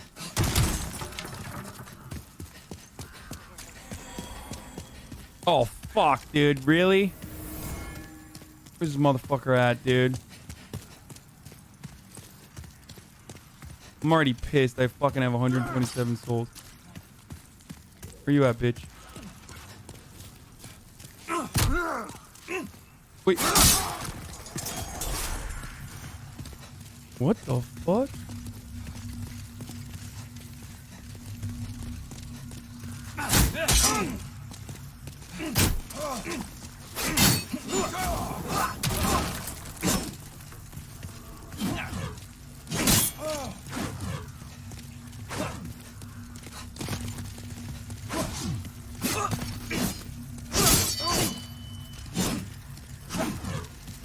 Oh shit. Nope. No!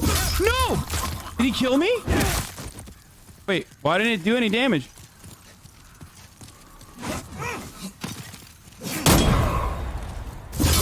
Oh god! Get up, get up, get up, get up.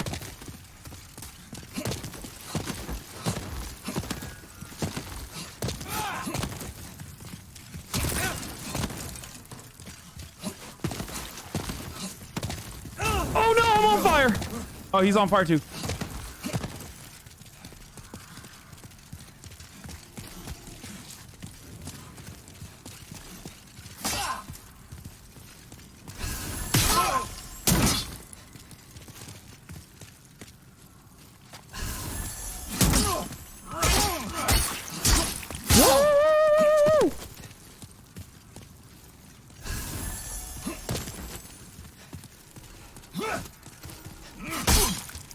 Wait, why can't I fucking block that at all? Fuck you, dude. Fuck you. How about that? Fuck you, you little bitch.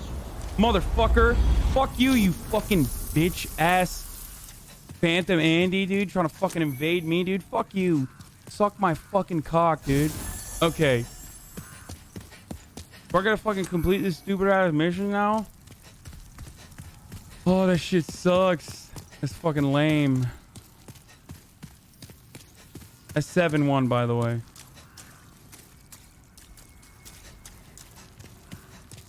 Wait, does he get all my souls if he kills me?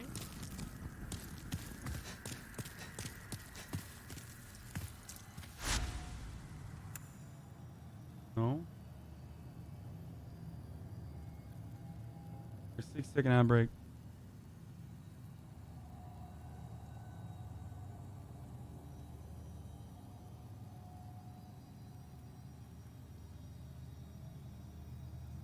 I already ran the.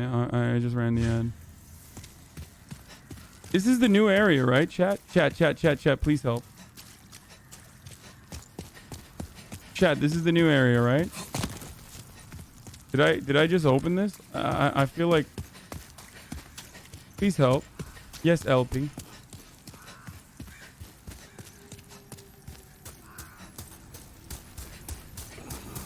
Oh shit! What the fuck?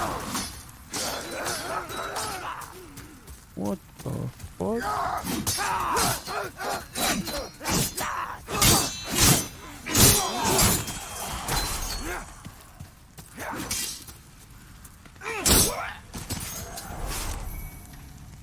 Crescent moon grass only?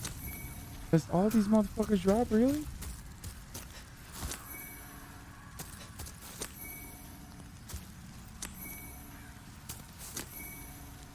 What is going on here? Is this broken? I love that the game won't let you level up until you redo the fucking game and kill the first boss. So now I'm just sitting here with a... Go back, don't lose your souls. I can't use my souls. I can't save my souls, chat.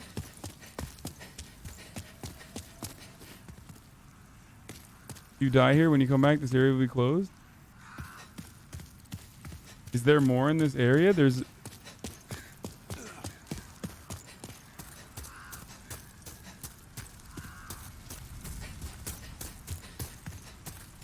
Oh, there is more in this area.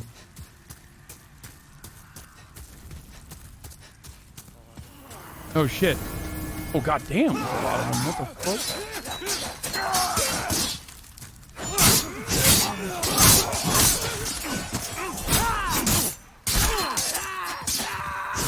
Crazy, bro.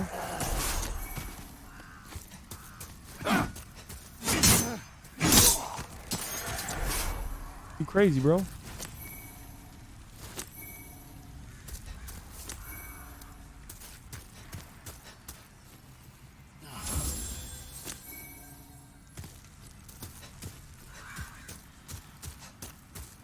Don't tell him.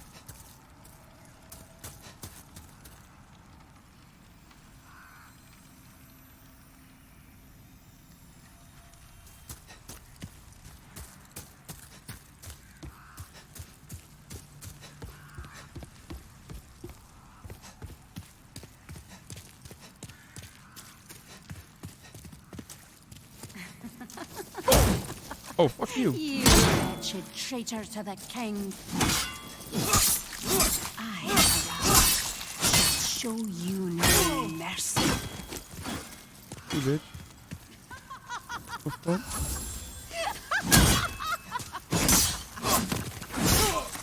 Oh shit. Oh god, jeez, fucking hitting hard, dude. Oh no, no, what am I doing? Okay, there it is. Oh, she bled. Nice. Nice bleed damage. Let's go.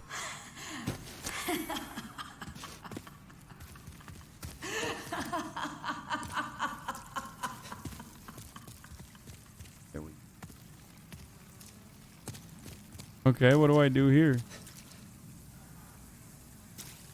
Oh.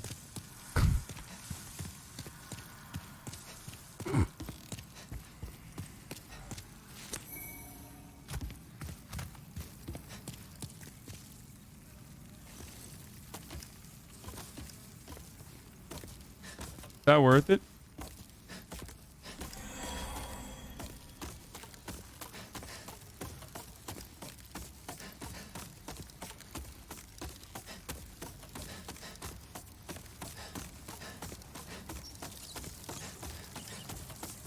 Oh fuck.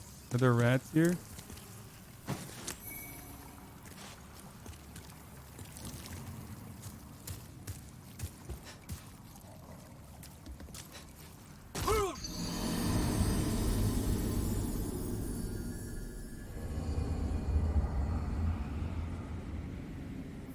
What?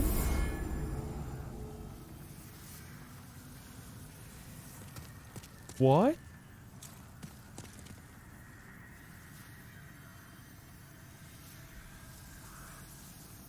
Yeah, okay, well, good game. I never will return to this franchise again, so that's fun to, that was definitely, that's 150,000 souls, so fuck this game, and, you know, fuck the PlayStation, and, fuck Miyazaki. Miyazaki sucked my dick, and, yeah, that's all I got for that one. Does not hold up. I take it back. I said 8 out of 10, but, that's a 0 out of 10.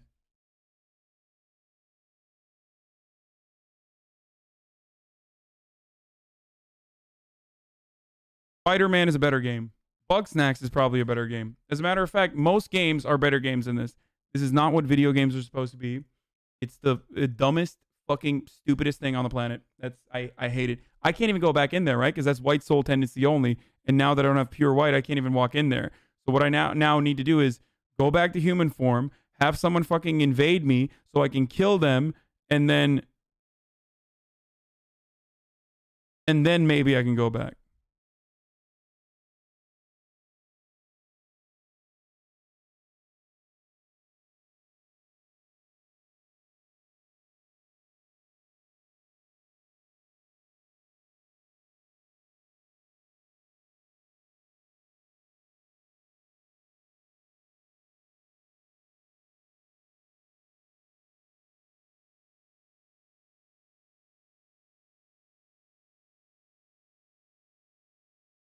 Could have left? No, there's nothing I could have done. That's 150,000 fucking GG rip.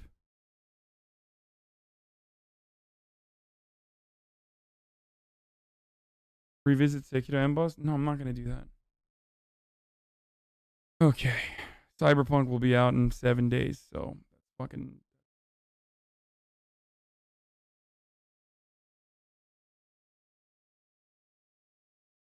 Remind me that, like, life is good. I'm not going to do P.O. Box right now, man. Chatter. When have I ever fucking done P.O. Box in the middle of the week? I can't do that right now because there's hella fucking shit that you guys are sending me this week.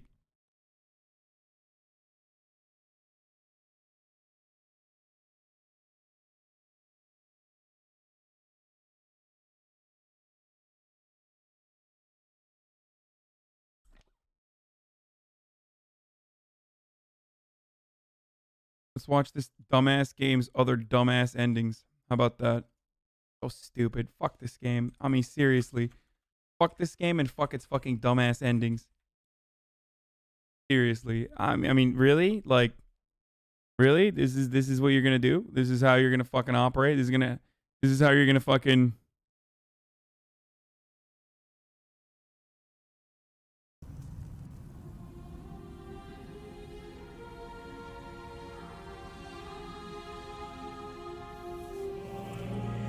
Fuck this. I mean, seriously, I'm still mad.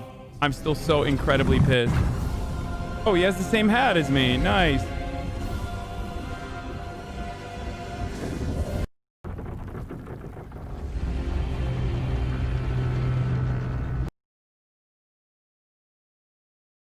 Okay, so this is the bad ending?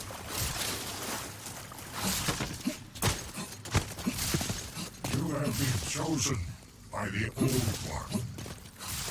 Will you seek the everlasting demon souls? God is merciful, and so created the Old One. Poison is poison.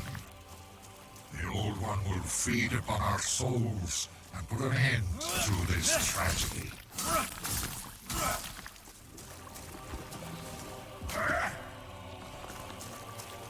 Understand? Is this the good ending or the bad ending? Thy work is done.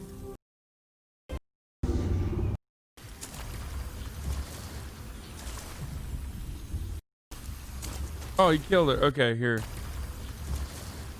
This is the bad ending. This is the incel ending. Let's see what happens here.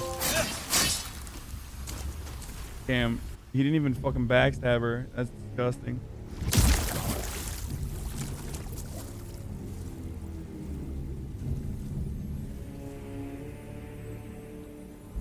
The Old One senses a new and powerful demon by its side. And before long, the world will be engulfed by the deep fog. Bring more souls.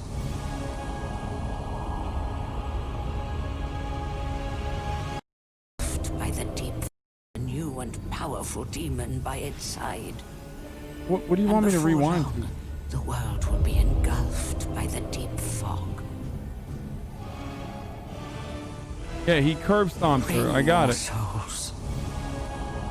He curb stomped her. Yeah, it's fine. That's it? That's all you wanted me to...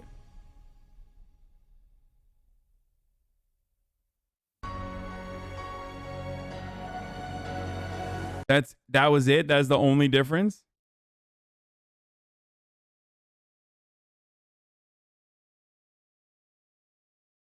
That's it?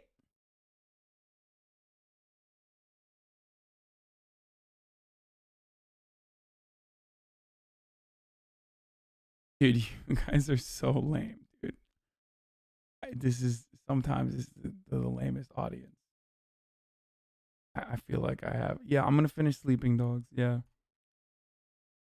No, seriously, fuck this game. Beating this game isn't an achievement, dude. Using free mats and weapons is kind of bullshit. Good players don't need help. No. So now that I've gotten your attention, read every capital letter.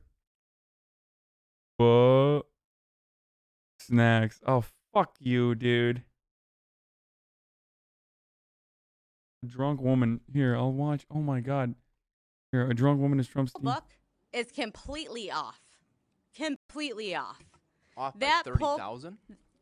I'd say that poll book is off by over 100,000. And That poll book. Why don't you look at the registered voters on there? How many registered voters are on there? Do you even know the answer to that? No, I guess I'm trying to get to the bottom Zero. of this here. Zero. There's zero. So, my question then is if the Guess how many? Wait. What about the turnout rate? 120%. Let's let Representative Johnson ask his question, please. So the poll book number. There's two things that could happen here. Either the poll book number, if ballots were counted multiple times, there's two options.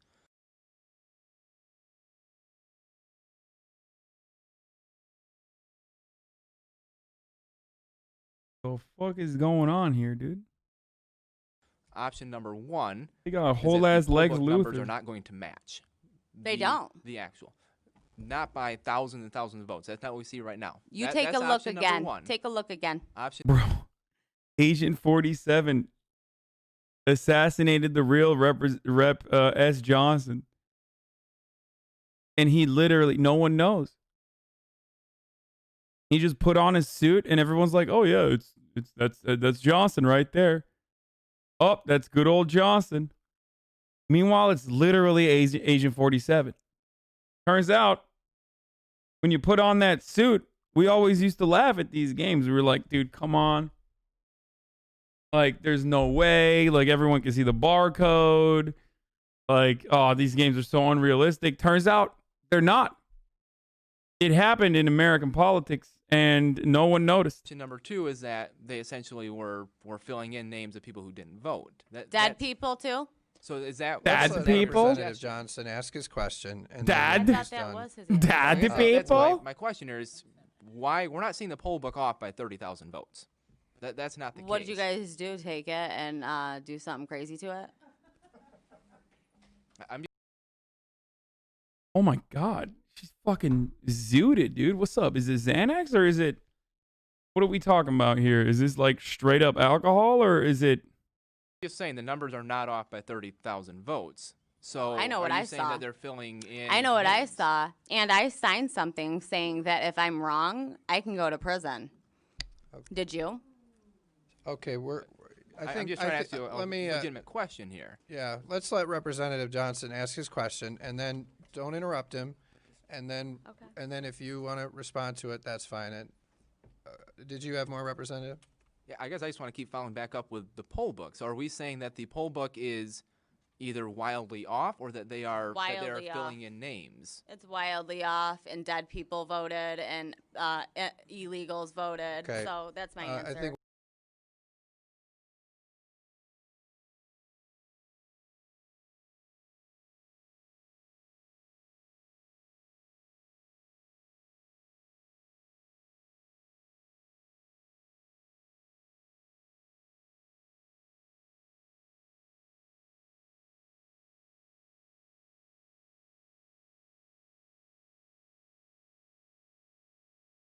Sorry, I was just tweeting about my Soulsborne take so that I can fucking anger everyone in the From Software franchise every time I take about it. Finish Demon Souls is the easiest in the Soulsborne Sekiro franchise, with Sekiro being the hardest with no opportunities to cheese, overlevel, or create OP builds. I can't wait for everybody to get so mad at me. It's just like the fucking lamest nerds come crawling out of the woodwork. You guys are in here right now, too. Okay?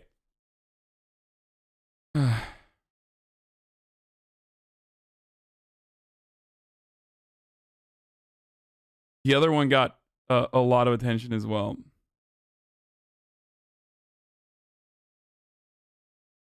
Nerds incoming. Don't forget to remind everyone how many bosses you cheese, how many times you summon, how many weapons you were gifted. People Puggo. Yeah. We rage quit like 4 times. Yeah, of course.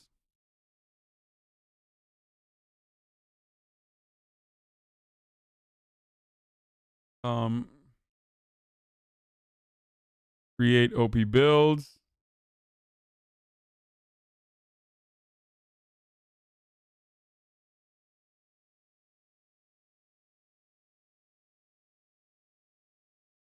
He broke a controller for Sekiro. Rage quit just mean nothing. Yeah, no.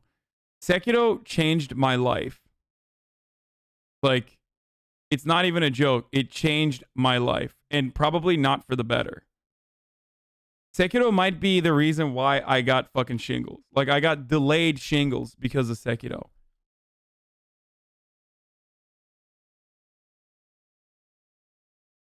I loved Ghost of Tsushima. It was a great game.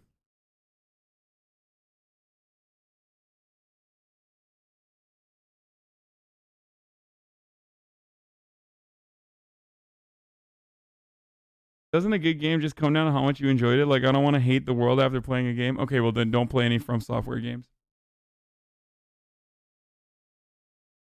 OBS is a DMCA fix?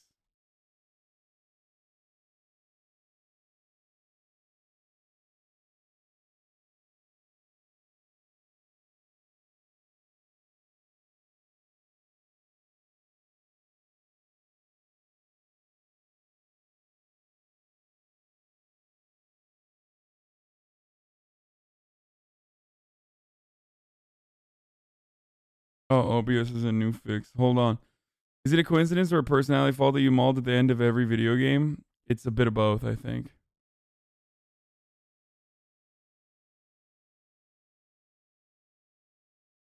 Oh, wow. She put together a video? I was with you. Northern. Well, it's awesome to meet you, Chick Meat. Everybody stared at me. You thought I was gaming. Do you think that having to keep your cool in League of Legends chat has helped your political career when it comes to maintaining some decorum in Congress? Yeah, I think so. Like getting caught in ELO hell really requires so much patience. So, you know, you're playing with 12-year-olds that are like, you know, rage quitting in the middle, like 5 minutes into a game. So it really builds your patience. If you think that people, I just totally just killed somebody.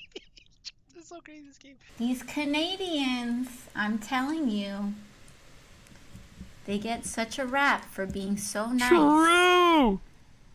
But how nice is murder? Not very nice. Listen, from the beginning of this, we said there's no way you can shut things down or ask people to stay at home if they don't have money to put food on the table. So we basically set up a thing. We were in a minority scenario, so we've basically fought to make this happen. It was kind of our initiative to get $2,000 to everybody who needed it a month. $2,000 a month to everyone who needed it, and we got that out the door. 100, yeah, Serb, exactly. 2,000 a month. There was nothing for a month, Alex. A month. I mean, what you have to put up with, Alex, and like how you're, I don't know, just like a voice, like a beacon of hope in a lot of like scary situations is really powerful. Like it means a lot because it's tough. One of the things that we learned in the election is that it's really these grassroots groups that are doing the work, that are like registering people and doing political education. So we've been fundraising for them, but also there's a lot of ways you can give your time. Solidarity! Solidarity! The dream team! You all fundraise so much. I will commit to doing another stream. Till next time. Done.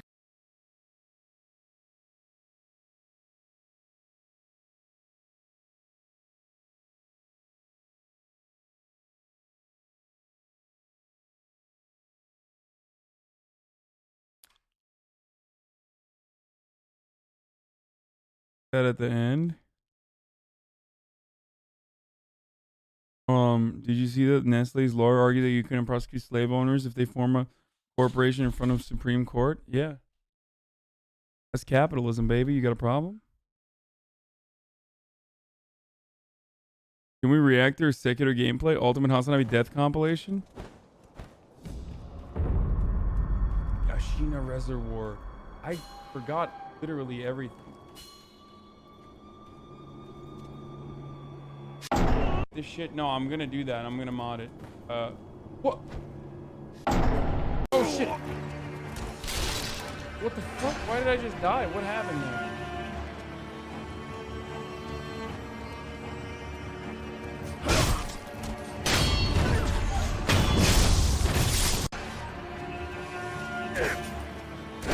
Ay, ay, ay.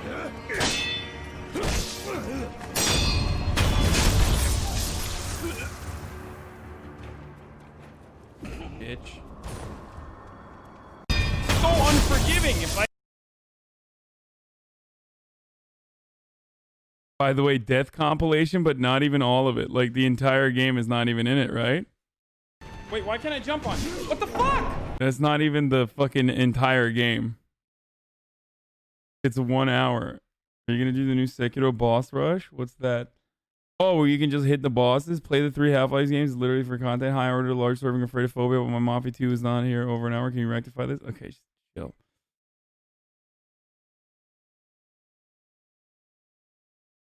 Maybe before you beat Ishin. Bro, there's HasanAbi game compilations. Oh, wait, actually, speaking of HasanAbi game compilations, I think that HasanAbi Gaming has a new video out that is Cliff Souls remastered. Let's take a look. Subscribe to it, by the way, if you... I told Kidder Steve to make it similar to, like, you know how Donkey has like all the glitches and stuff. I thought it was Demon Souls, but this entire time it was Cliff Souls all along. Dude! He jumped after me. Anyway, so welcome to the speedrunning community. I am a professional Dark Souls speedrunner. My name is HasanAbi. This is what I do professionally. My one true passion is Dark Souls speedrun, obviously. What does this thing do? Does it blow up?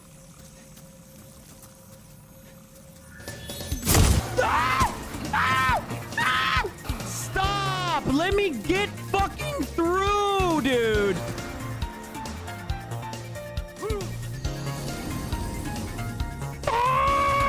Lit his ass on fire. Wait, 2? We got 2?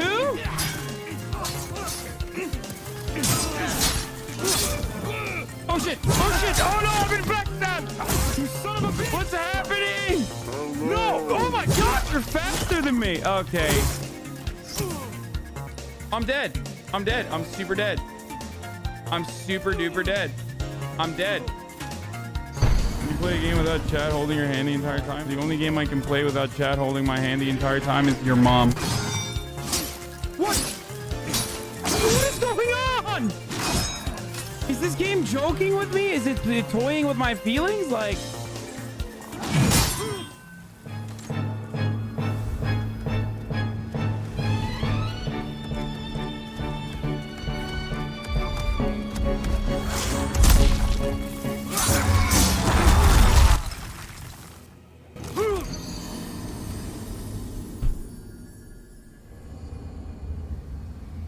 Can we get back to this for a second? I just want to... I'm still thinking about this. Can we just admit that that did not hit me? Like, can you tell me how that hit me? I will never forgive that game. Like, I will...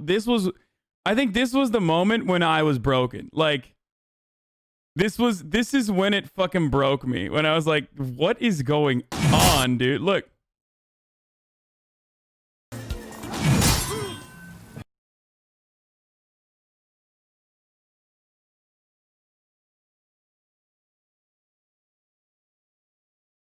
It literally does not.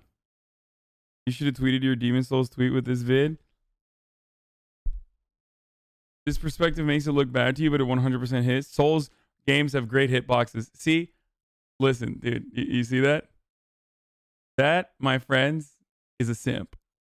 That, my friends, is the kind of dude who refuses. I mean... absolutely refuse. Play the tape. Run the tape. Run the tape. Playback speed.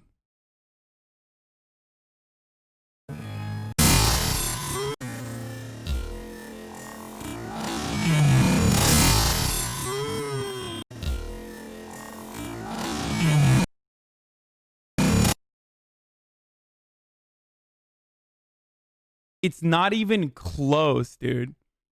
Like, it literally is not even... You walked forward? Yeah, except, hey, you know what's funny? You walked forward, right? I moved, right? I moved into it, right? Even then, I have 2 more steps. I have at least 1 more step, dude. Look at that.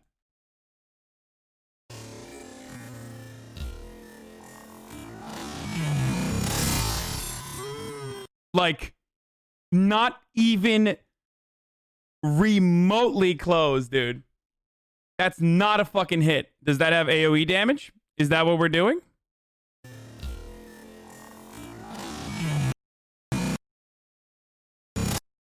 I mean, come on, dude. Are you serious?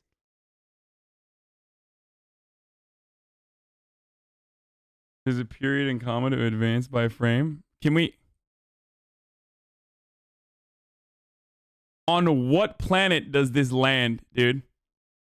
Like, on what planet does that land? Please. Please explain to me what...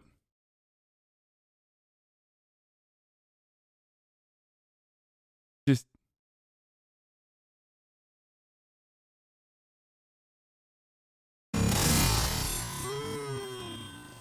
Like, what's up? You think the sword gets smaller after it's done landing, dude? Please tell me.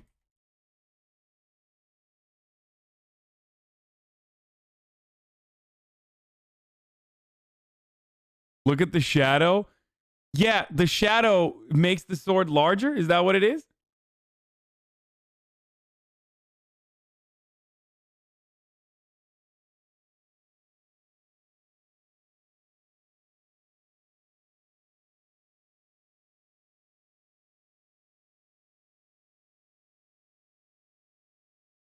Just admit you're wrong.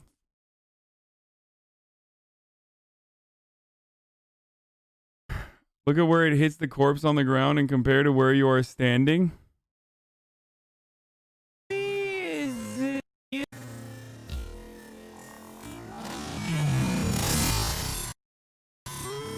Dude, are you joking me, dude? It literally hits the arm. It doesn't even hit the arm of the corpse, dude. Like, you're so fucking insane. It doesn't even hit past the hip of the corpse. Like, it's nuts. This is absolutely, this right here, my friends. What we are experiencing here is a phenomenon called simping for From Software.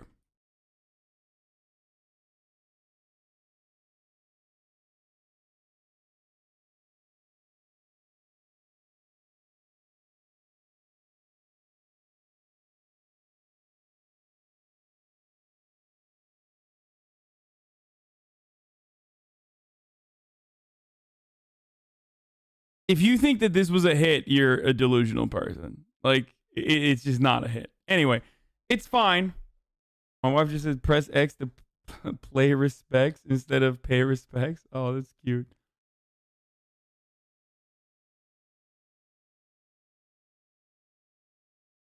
The ground sparks from the impact. It's clear he didn't hit you.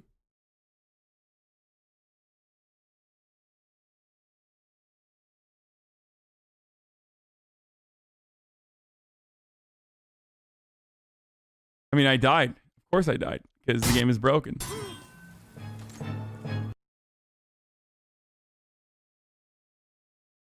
Anyway, hey, by the way, weird flex, but okay. Yeah, Fizz, it made a good idea. Fizz gave me a good idea to tweet this out with the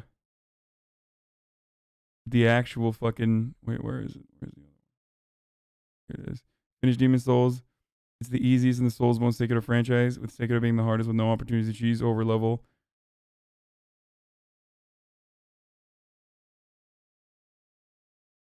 Still a great game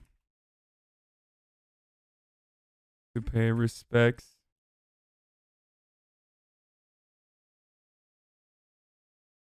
As it led to...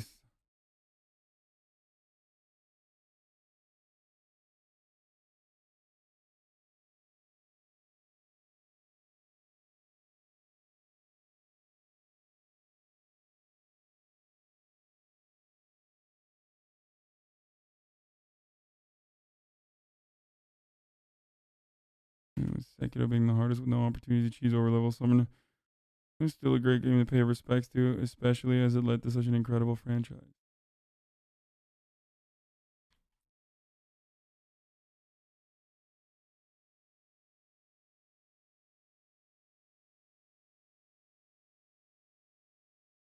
Okay. Go pump this. Go pump it up, boys. Get into it.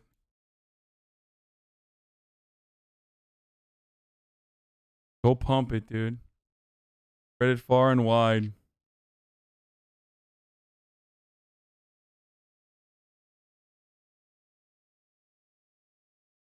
Was it yesterday or the day before that Demon Souls was the worst game ever?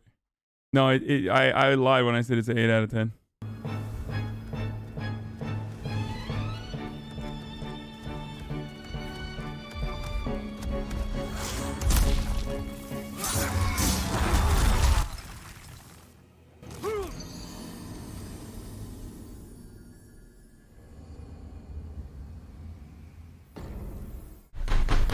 Oh yeah, we have a notoriously difficult to manage camera system.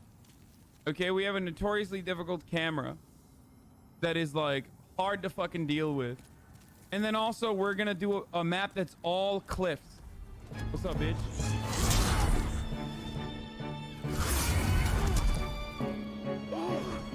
Okay, this fucking thing does not work. Get up! No!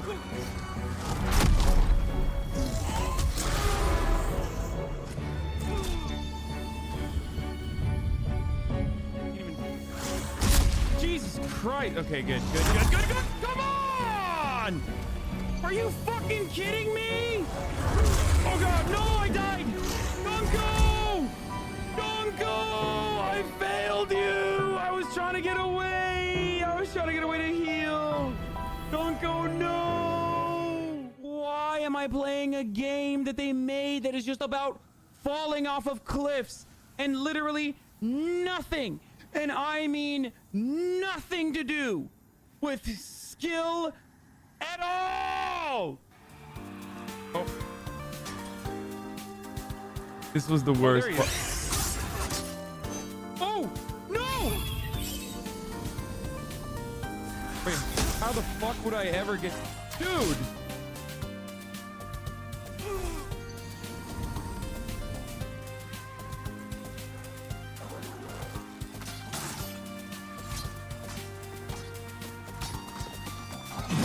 Oh, shit. Oh! Wait. Oh, I'm dead. No! Oh, no, I'm done. I'm done. I'm done. Oh! Ah!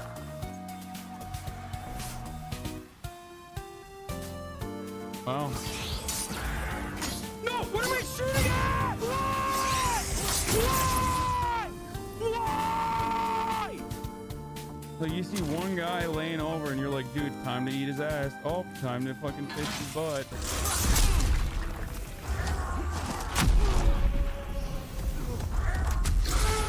Oh, no, no, no, no, no, no. I'm done. I'm never playing this game ever again. Ever heard of RuneScape? No, I don't play fucking weird games. See some anime titties. What is the problem? Got him.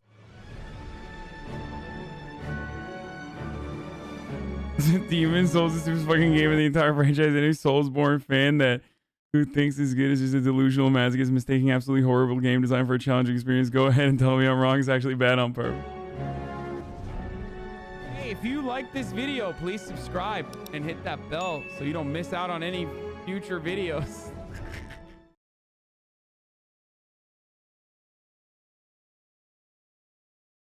All the rage, but look at all that sweet, sweet content.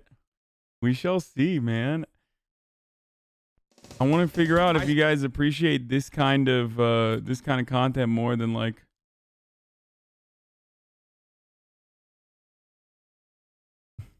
Hasan, you were warned not to go to that unlocked area NG Plus, but you did anyways and died. RIP 150k souls. Also, you didn't go back to 1-1 and get the sword and armor before beating the game.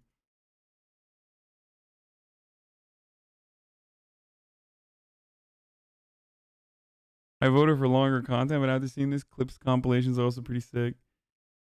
This editing is better than long form gaming highlights. Just off a couple days ago calling you a boomer. I just wanted to let you know I don't actually think you're a boomer during battle appeals. I just have ADHD and you were taking so long. Also, I thought you did really good in Cold War. You almost got only headshots with mouse and keyboard. Hasan, oh, thank you. Will you be the thesis to my antithesis?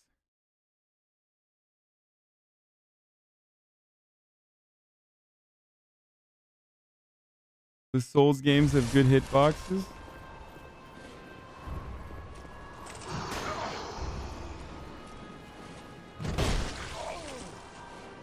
What?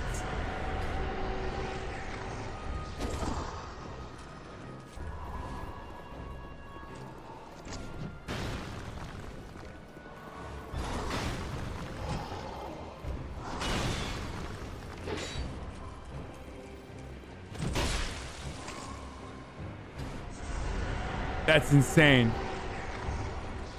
This is why DS2 gets a 0 out of 10. That makes sense. See, just outplayed. Get good, right?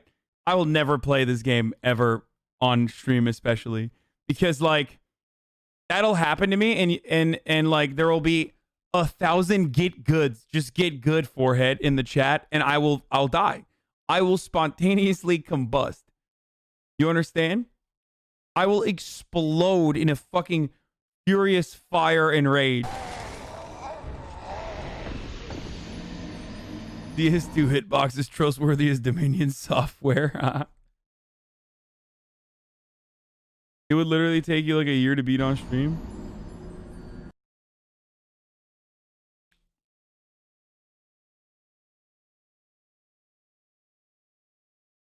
But Hasan, you won't die. All of us that love your fury will coom.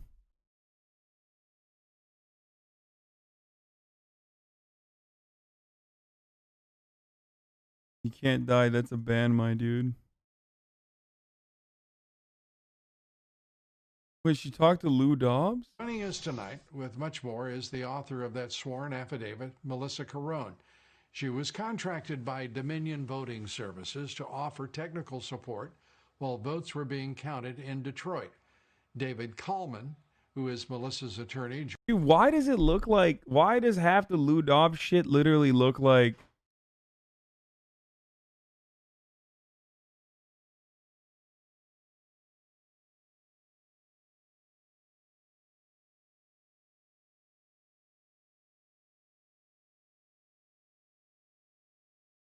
damn. Jay Bowie said the exact same thing I did, by the way, to Lee Fong's take. If teachers molested children at the rate that police shoot people / excessive force, if there was no professional or legal accountability for it, if we routinely saw videos of it happening, there was a subculture of pro-pedo teachers, then sure, this analogy would work. Damn, that makes me feel good because he's fucking pretty smart. So he said the exact same thing that I did to Lee Fong as a response. Oh, and also, teachers who tried to stop their pedo colleagues were ostracized or fired. Teachers' unions were led by the most pro-pedo members of the profession, and popular culture was saturated with depictions of heroic pedo teachers. Teachers with qualified immunity to molest children, provided they had a reasonable belief the child was sexually interested in them. In some schools where teachers extract fines from parents by threatening to molest their children. Anyways, this is all to say the quoted tweet is honestly the stupidest thing I've ever heard the misfortune of reading.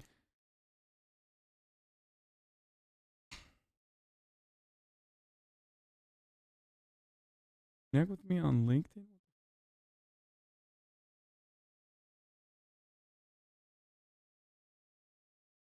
I will never play Hollow Knight. What is this degree? Viewers, don't be fake. We are waiting. Where'd you get your degree, Costco? Your don't mom's love house. the spirit of I justice. fucked her. You love your father. What is this? Why did you clip this from 4 months ago, you fucking weirdo? And you brought it back.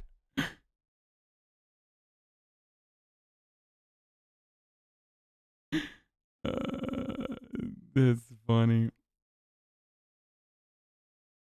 Oh, Lou Dobbs' stuff always just looks so chaotic, dude. It's so sad. It's so pathetic. It's like low quality too. Like, at least get better graphics, Lou Dobbs. You know what I mean? If you're gonna do some like fucking weird shit like this, literally the least you could do is get higher quality, get good, if you will.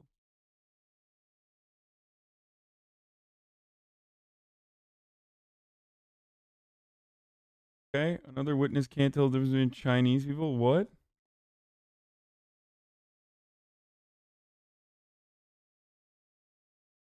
It looks better on a CRT television. Do you think it irks Uncle Jenk that you hit like 60K viewers on Twitch and TYT can barely eclipse 500 XD? Love the stream, by the way, and TYT as well. No, I don't think it irks him. I think he's probably very proud of me. At least I hope. You're the only one in this Twitch stream who isn't rock hard for HasanAbi right now. I am not a reactionary. You're making it out. Stop. Please explain the baby. It's your mom's. I fucked her. And we had a child together. Owned. Fucking owned, dude. I'm just kidding, man. I'm sorry. I'm still mad that my fucking bike is broken.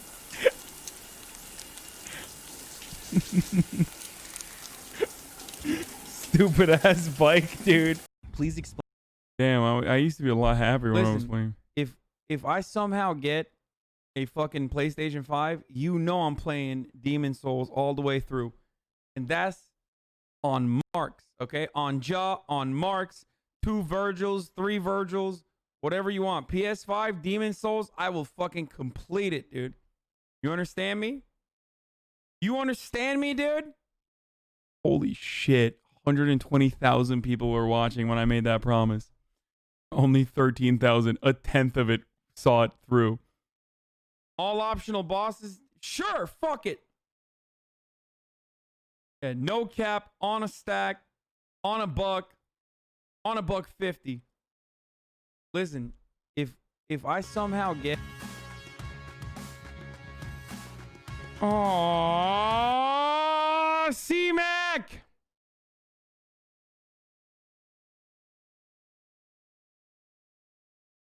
Yikes, dude. Okay, we're done with all of this. We're done with everything. We're done with okay, buddy. It wasn't lying, that ass can fart.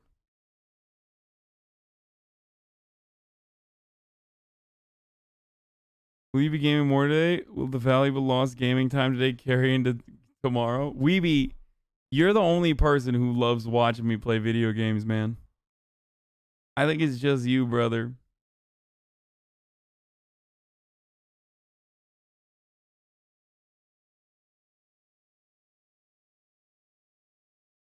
Hello, Mr. Piker. I am willing to concede that you did not, in fact, get hit by the skeleton sword, and I am indeed undeniably a FromSoft simp. Therefore, in subsequent interactions, I'd like to recommend a compromise between your lavatorial gaming takes and my passion for quality gameplay. My compromise, will put simply into terms you can comprehend, it's kind of bug and kind of snack.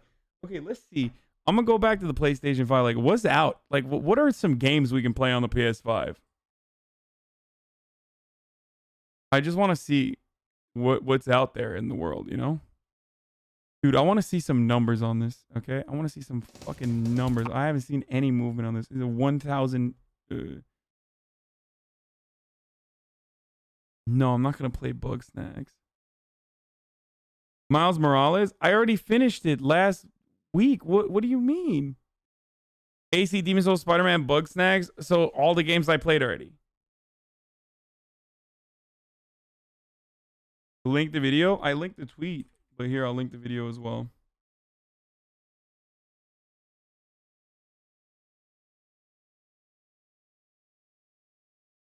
Go like it, go comment on it and stuff too. Otherwise, I'm never going to game again. Okay, let's see what the fuck is good on here.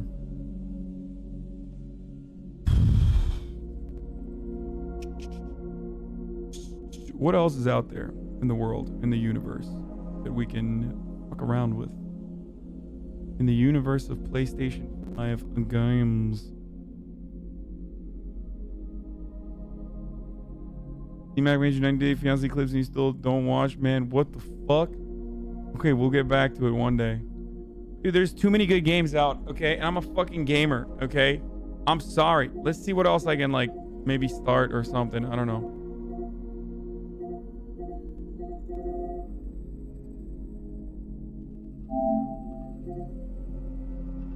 Assassin's Creed Valhalla, Dirt 5, Sackboy, Watch Dogs Legions, Horizon. Oh, these are coming soon. Deathloop, Final Fantasy, Returnal, Village, Resident Evil, Ghostwire Tokyo, Project Athia. What the fuck is this?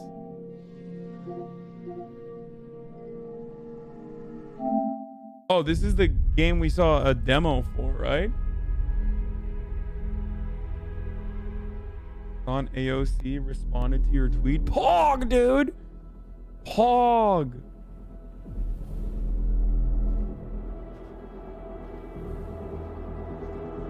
It's Alex. We're friends. So, not a big deal.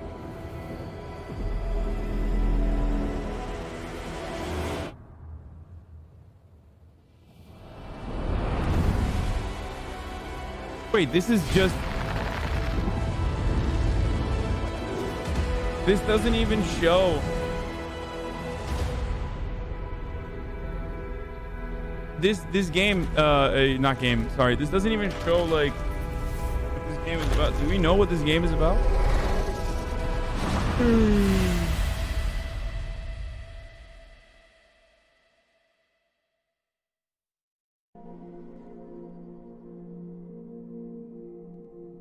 Sackboy, A Big Adventure. That's not for me. Hogwarts Legacy. This is gonna be fun. Hitman 3.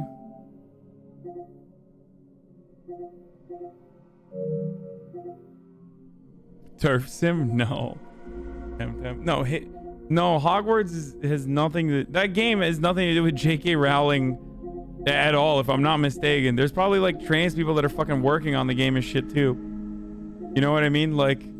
that now are working on a franchise that of of a person who's just like a huge turf. It sucks for them.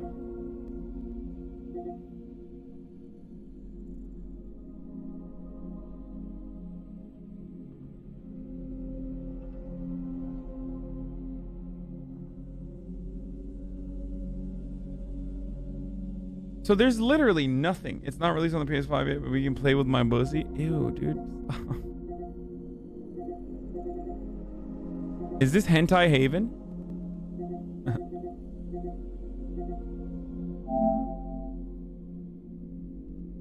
Okay, so all the PlayStation 5 games that are out are not out yet. That's cool. Or they're just literally PS4 games.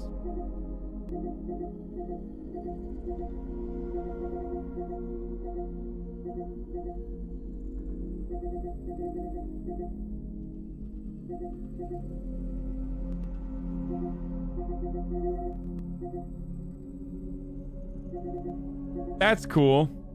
Can't wait for MXGP, dude.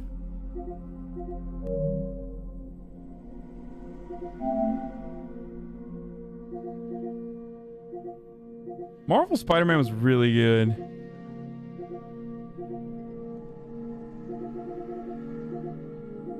Should I download Bloodborne and play it here?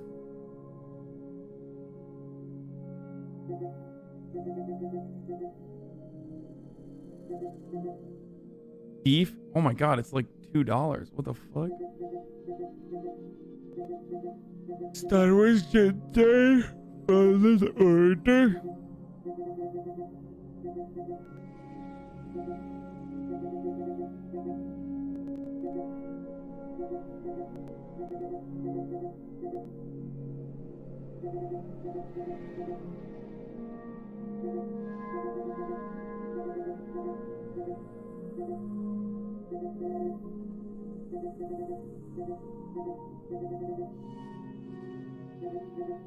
You guys know I played. Oh, by the way, the other thing is, I went back. So I went back to Death Stranding. You guys want to hear a fucking GG story? Like a really sad story? I went back to play on my own time. And while I was it just didn't, I don't know what happened, but like maybe the save files didn't transfer or something. But it's gone. Like the save file is gone. So I don't even have it anymore. And I don't know where it went.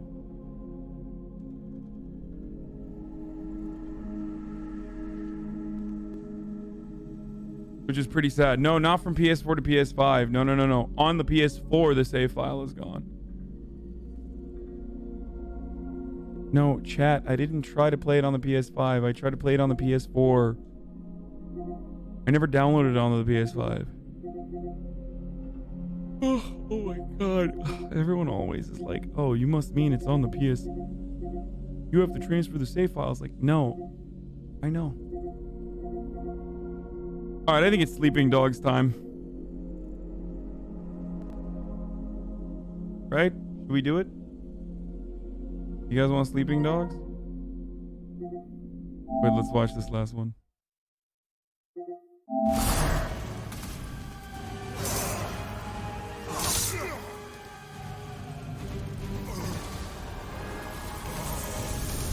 Wait, why is there no sound?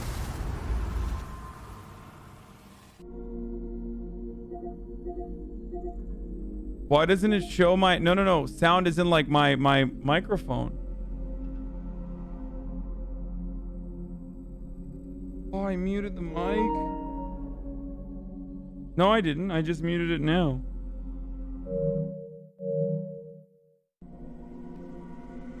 I was so excited to hear my yelling.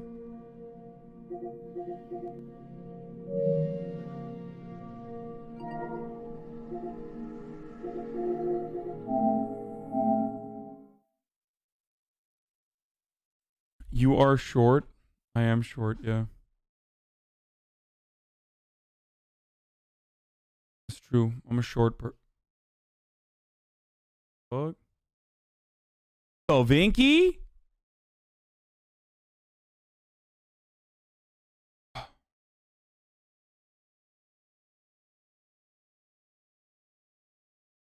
Fix it.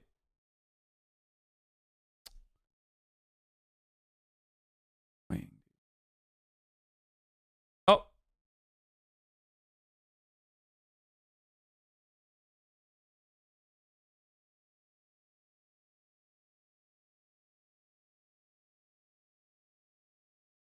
Oh my God.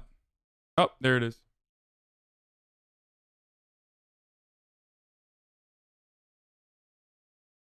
There it is. Assassin's Creed Valhalla, please. I feel like I don't know. I mean, I feel like Sleeping Dogs was something that more people wanted.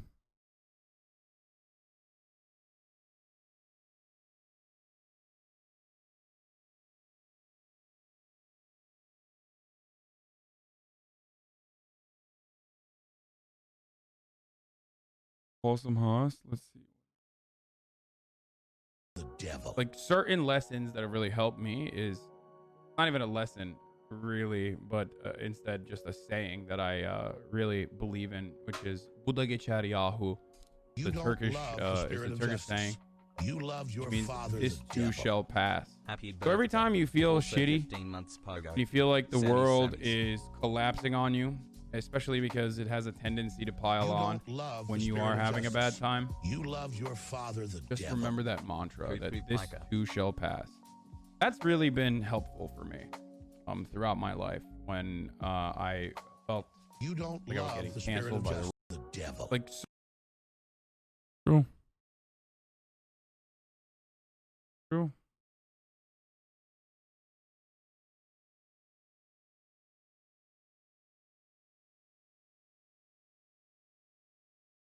Whole time? Wait, why isn't it?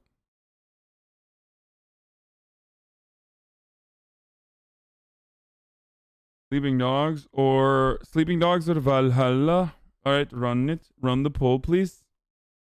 You know that I'll do it myself. I'll do the poll.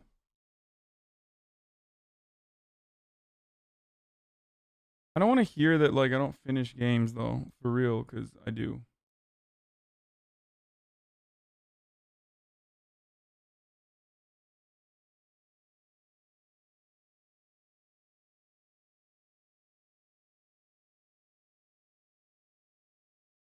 Two-minute poll started.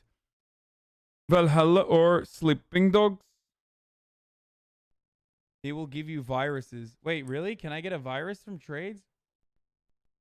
They will give you viruses. Wait, really? Can I get a virus from trades? They will give you Okay, dude. Finish CSGO.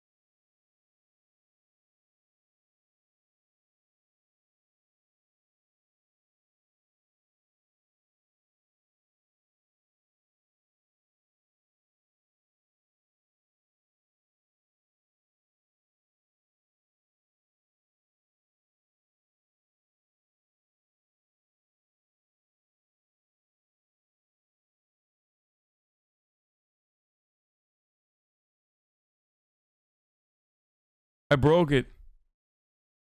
My fucking hands, dude. How was the Will sex last night? Incredible. I hate you. To watch me fuck Hasan? I mean, Yeah.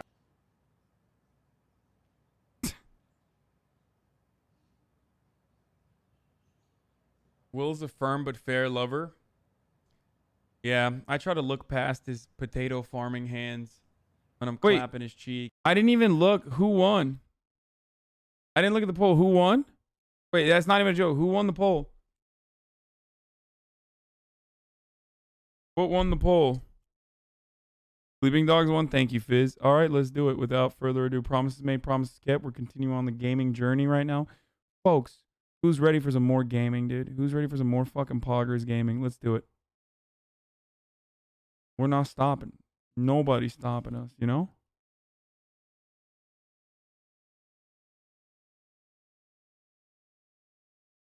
Just fucking blasting through these games, dude.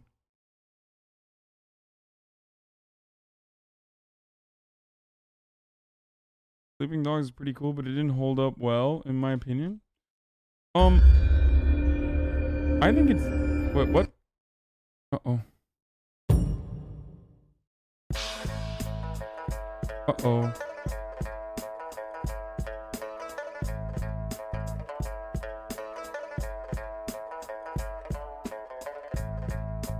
What? That's so strange.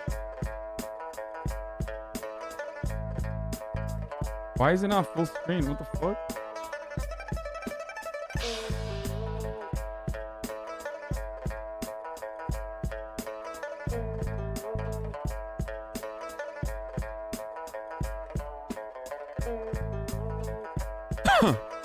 There it is.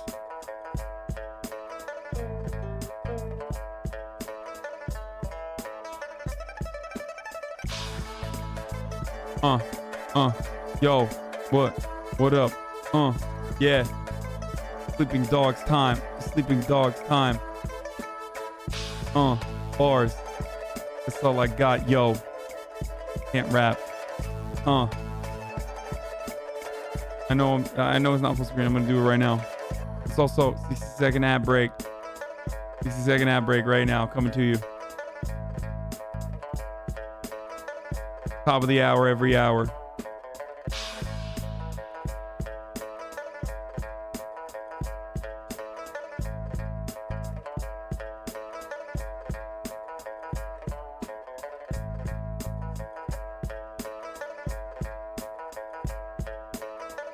Can't rap, can't dunk. Yeah, that's me.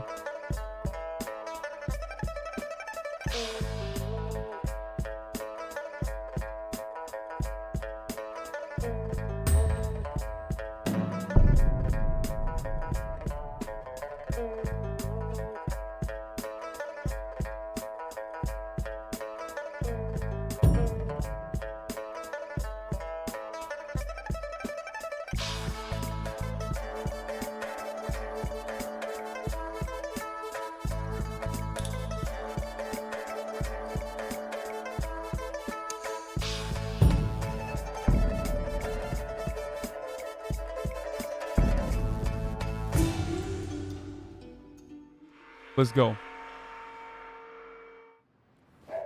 Promises made, promises kept, baby. Rap battle.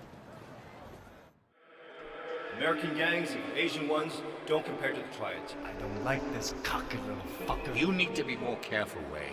Much more careful. Wait, my graphics are on medium? I'll fix it. That's so fucking weird. Why are they on medium? First.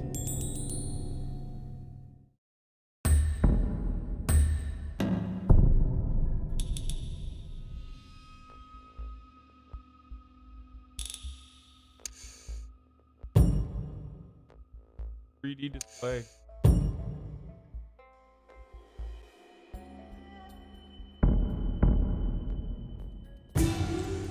Jamal's coming on the stream at some point? Yeah, he is.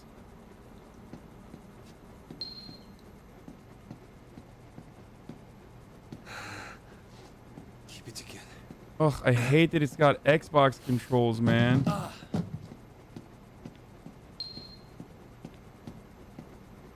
What the fuck?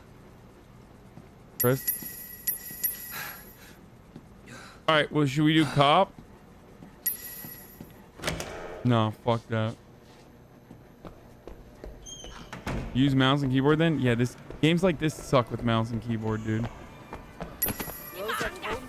Get your bike from the parking garage? What the frick? I got a bike.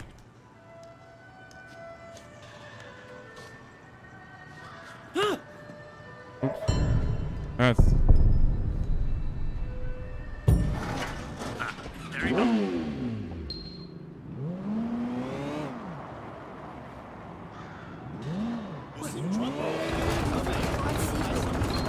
Can I steal a car?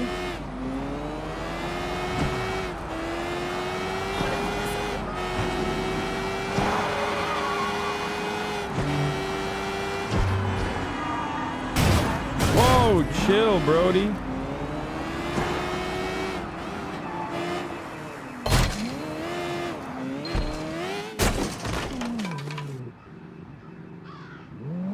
Am I stuck? What is happening?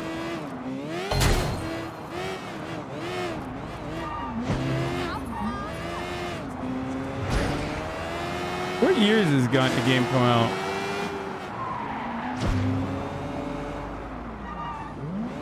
$2012? Pretty good for a 2012 game. Wait, you okay, man? You look like someone took a shit on your face. Jackie, I'm just a little frustrated, stuck being Winston's errand boy. You know, I was making serious bank back in the States. Come on, we're just paying our dues. Winston's a loyal guy. He'll hook us up when the time's right. You can't always wait for the world to hand you what you want. Sometimes you gotta just take it. Totally, man. It's time to take a little The frame rate is dropping a little bit. We gotta prove ourselves to Winston and the Sun On Yee, or we'll never move up. Is there anything going down in the next few days?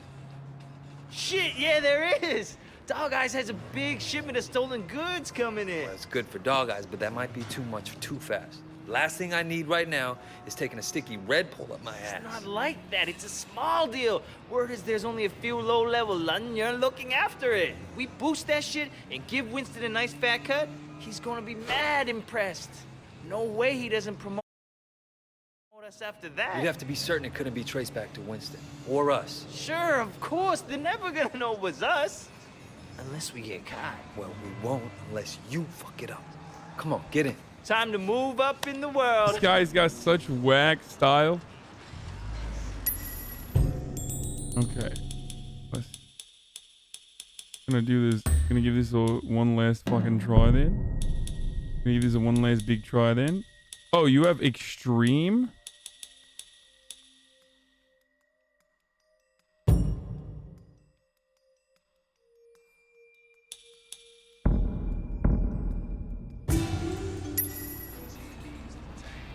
Game is fine now. Where'd you get the van? My uncle's a chop shop around the corner. Call it a pre-stolen ride. I'm thinking I'm gonna get a steady girlfriend. Oh yeah? What do you think that you made? You're not worried that she doesn't want to talk to you? Oh shit!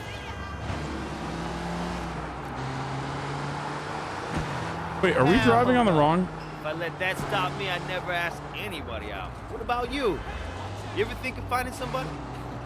A relationship. Oh, it wouldn't really work with my life right now. Sure it could. Look at me. You're one of a kind, Jackie. Whoa! Put on his mask. Can't let Dog Eyes boys know it was us. There should only be a few guards. Oops.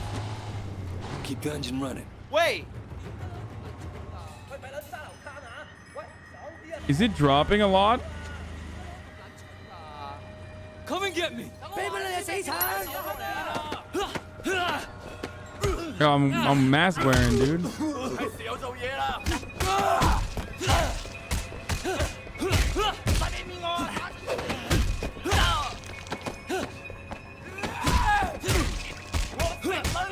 Holy shit, it's fucking crazy.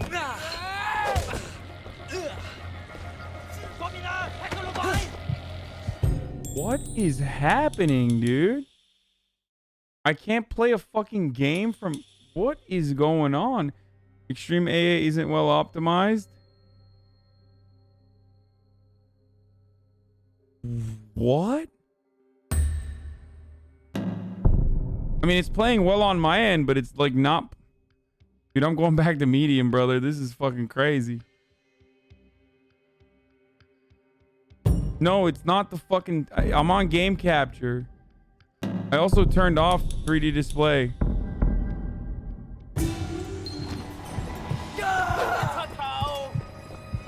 Yeah, it was literally the graphics.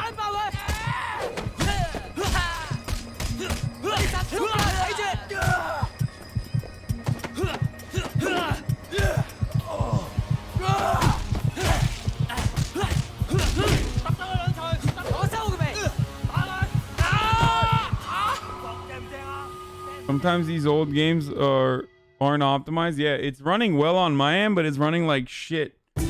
It's running like fucking shit on stream. I saw it.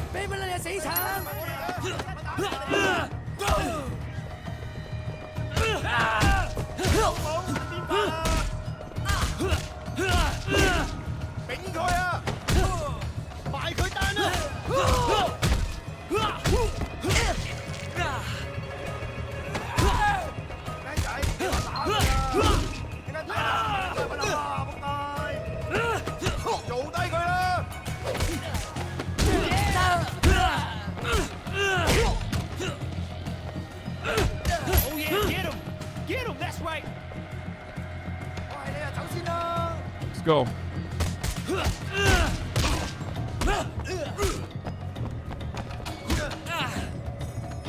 Oh. Oh shit.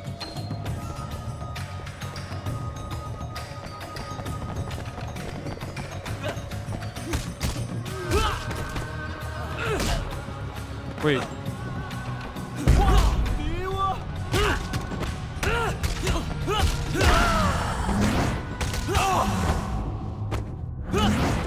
Every special or rare outfit has its own fighting style. Damn this fucker, he's good.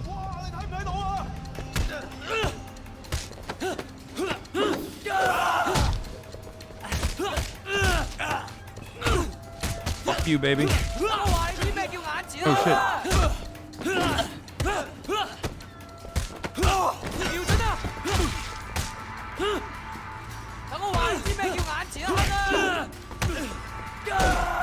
Okay, fuck yeah.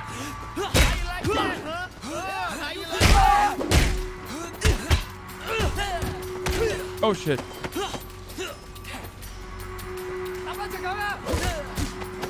Wait, I can't pick up the crowbar anymore? It's broken after one?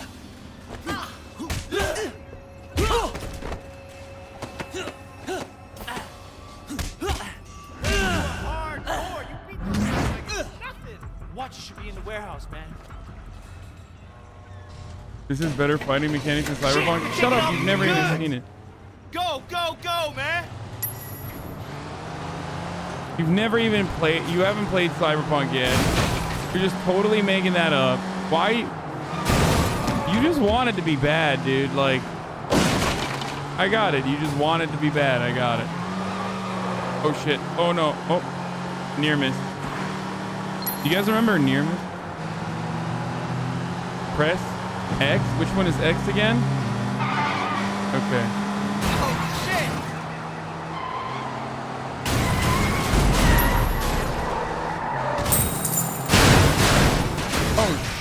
God damn, dude.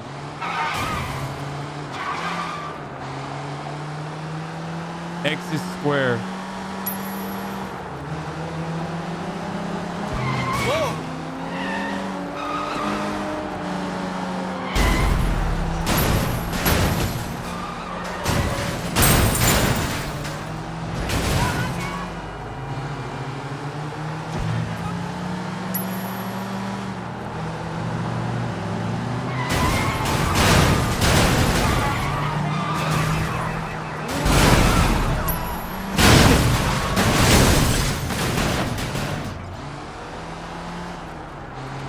Yeah, Need for Speed Underground. That's where the near misses come from.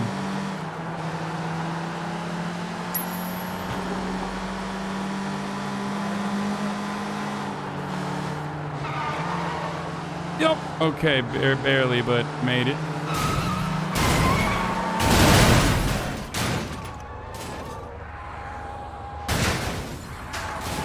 Okay, I rammed it off the road. What else do I need to do?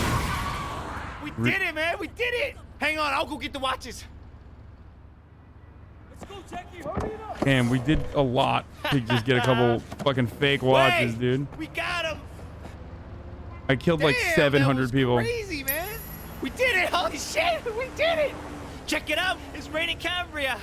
That was our big boost? A shipment of cheap watches? What? What do you mean cheap?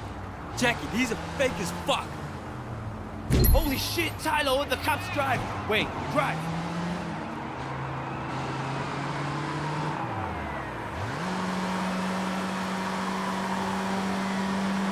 I am cranking it, dude. This is as fast as this fucker will go.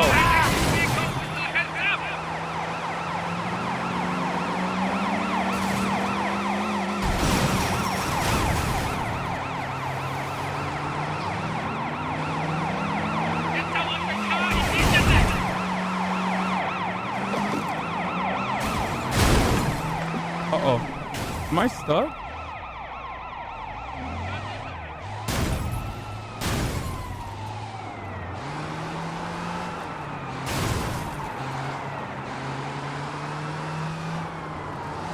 Oh my god, I just dodged him. That's crazy. I think that's it. Yeah, they're gone. We're clear, man. No wonder Juked. there's so many criminals in this town. Those cops suck.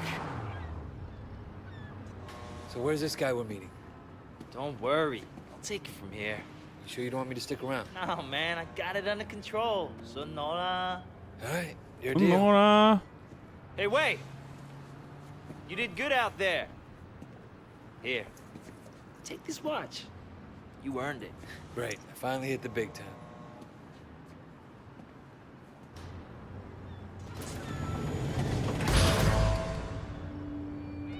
Kind of racist as on? Why? Why am I racist? Why? Because I...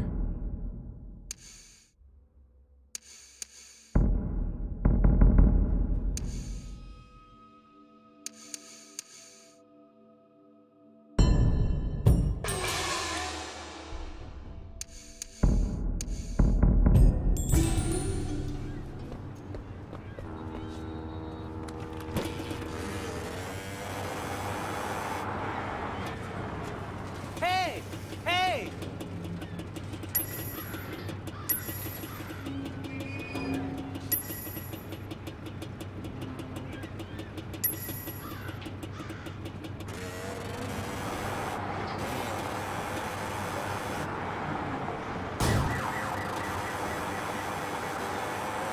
How big is this map? Pretty big. Oh crap. Do they know I'm on a stolen? Man, I'm in the foreign. Yo, it's fucking boring. Whipping in the foreign. Yo, I'm fucking pouring, dude.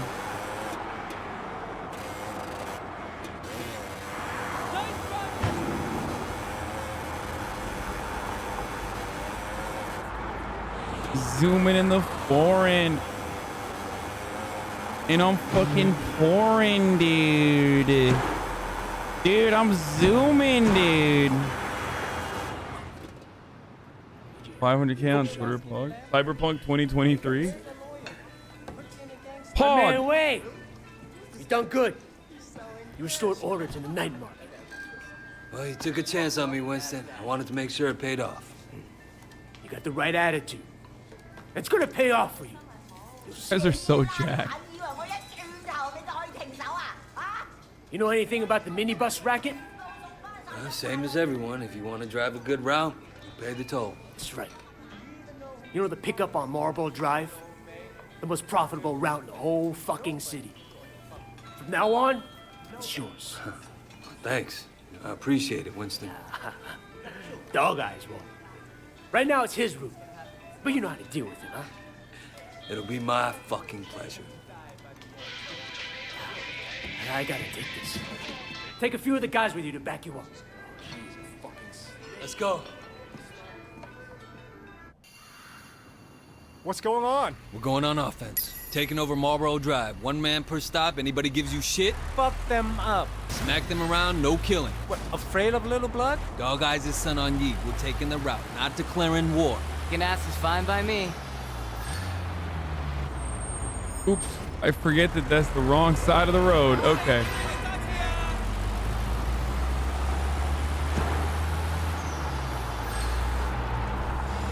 I'll take this one. Good job. Yeah, kick his ass. Who are you? Wait, how come we're going after Dog Eyes? Shouldn't we be fighting 18K? Dog guy came after us. This is payback. Plain and simple. What if Dog Eyes complains to Big Smile Lee? What if he sends Mr. Tong after us? Look, dude. Dog Eyes might work for Lee, But Winston asked his director, Uncle Paul. Nobody going to fuck with the chairman. Nobody. Whipping in the foreign. Man, I'm fucking boring. Hey, you haven't paid. If you stop, we'll beat you. This is our stop now.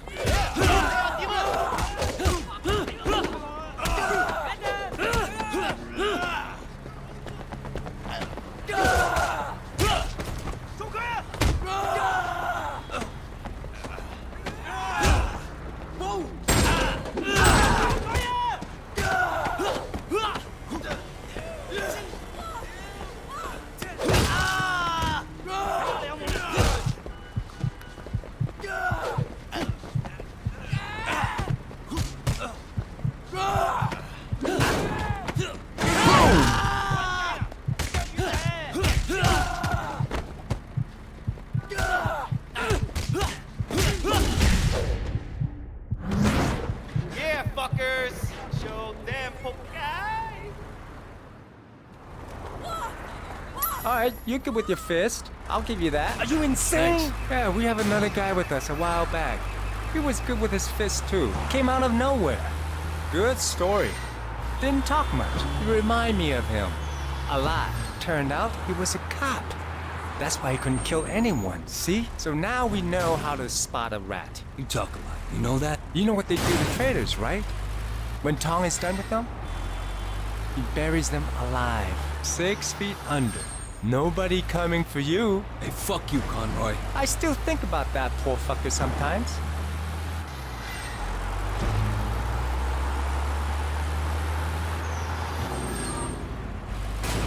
I guess I'm gonna have to kill someone now. I mean, dude, you wanna know how hard I am, dude? You talking about killing someone? Oh, shit.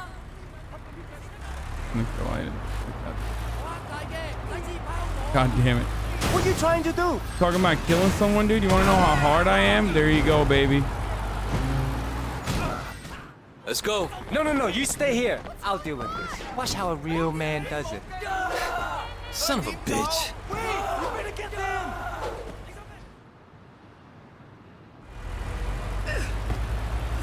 Hey, you. You want this route, you gotta pay for it. Are you stoned? I already paid, don't I? Belongs to Winston now. Winston? I don't know Winston. Pull over and I'll tell you about it.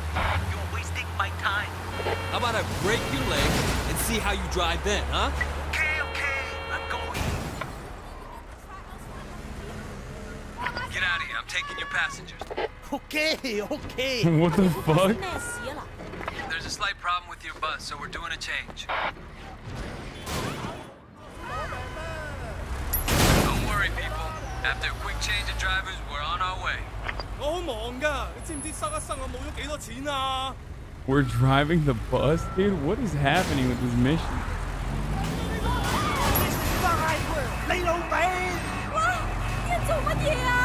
Hang on. You can't drive this way. Who the hell are these guys? Mistaken identity. Don't panic. What are you doing?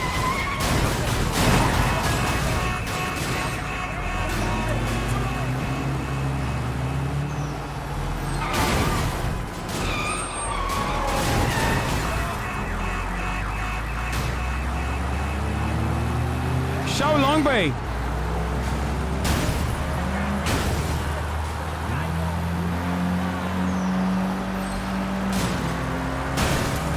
I feel like they keep fucking themselves up. Let me off! I don't want to be a statistic! Don't worry.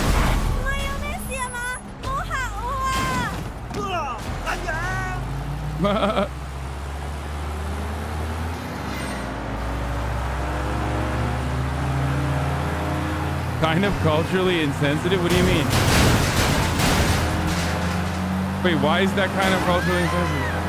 Oh, dude. Oh, come on. Did you just really do an Asians are bad drivers joke? Really? Good one, dude.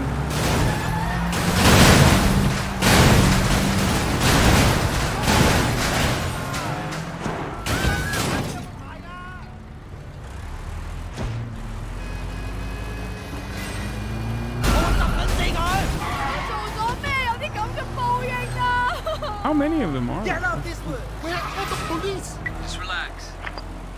Just relax.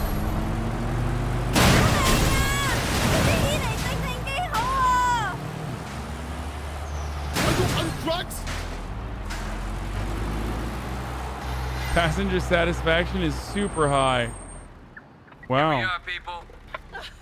This was probably the most exciting thing that happened all week. That's nice. They liked it. You're not driving the Simsang train route, are you?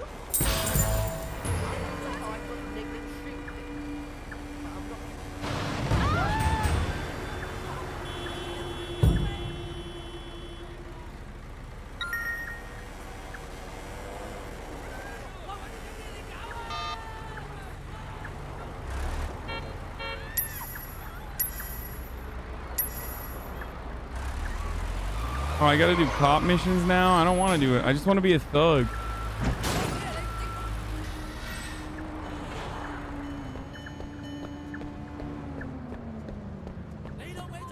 Would you like some ice cream?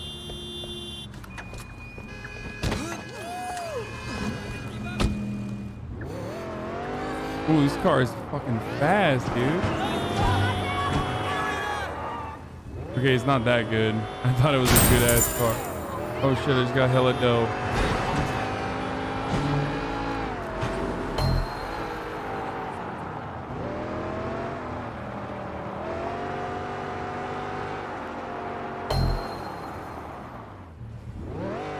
Do all the side missions, you get to run on, you get to go on days with cuties.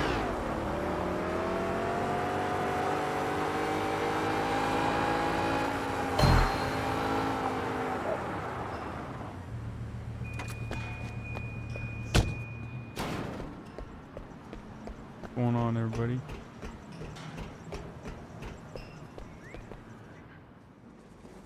What are you doing here? I'm sure you and Pendrew have a lot of top secret backdoor business to attend to. Look, I'm sorry about how I acted in there. You know, just playing the part. I'm already out there on the streets. I hear things like this ketamine racket. I'll see what I can dig up. Ketamine. How's that for an olive branch? Serious. Just like that. Look, I'll help where I can. What? I'm just a little shocked.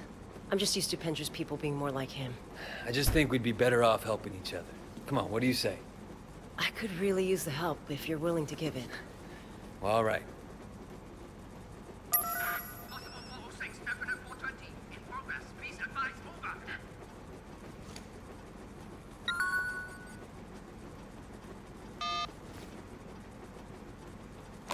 Wait, did I do it? I did. Did you look at the overnights? Yeah, but that's not the guy. It's Wen Shen Chang, not Win Shen Chang. Yeah, bookmark Chang. No? No, that's Gumbo Chang. Bookmark. Bookmark Chang. Skinny guy. Yeah, right. I don't know. All right. You got a file on him or not? All right, well, send it over.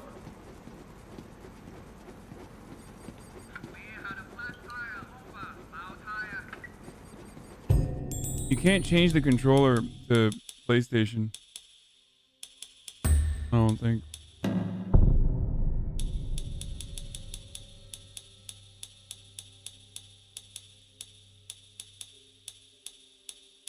Yeah, it only has controller. There's no PlayStation in it. You have to mod it.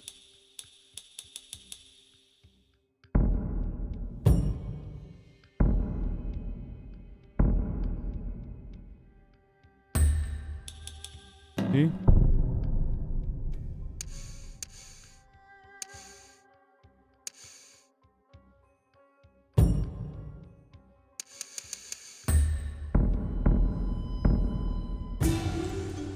Because Xbox is a better controller? No, because this fucking silly game is on. It's just every Microsoft forces the fucking dumbass controllers on. How do I get out of here?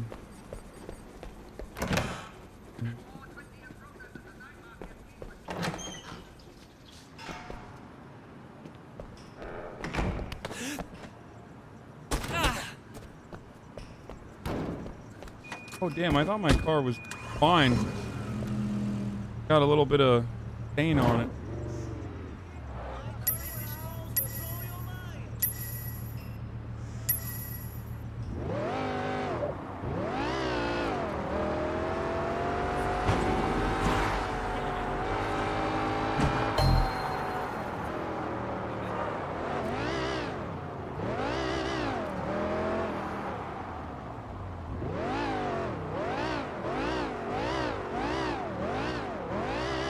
new coat of paint on this bad boy, you know?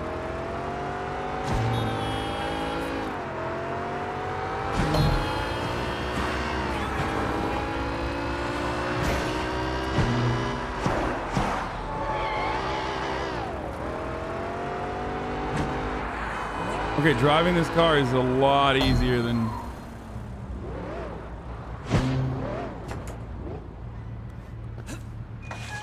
anything else. That's not it.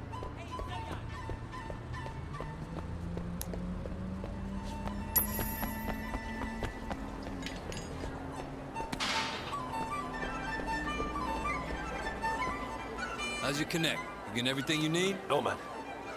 I haven't been back to Popstar since I left Dog Eyes. I'm not sure how he's gonna take it. Want me to talk to him? Yeah. I'm just about out. So grab my next shipment and make sure everything is cool.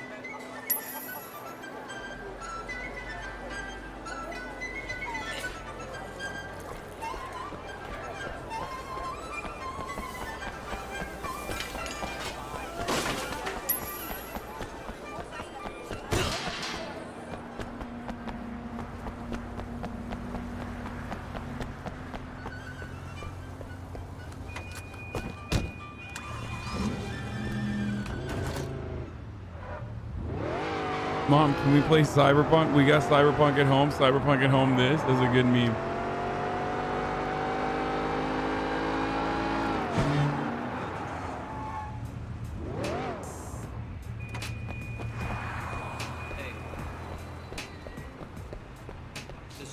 Hey, is Popstar around? What would a nice-looking boy like you want with my boyfriend?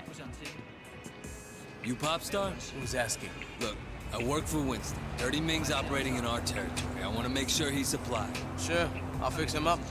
But what? I gotta get paid in advance. I'll make it easy for you. A couple of deadbeat junkies owe me money. Guys used to deal for me before they became their own best customer. Collect what they owe me, and I'll hook your man up.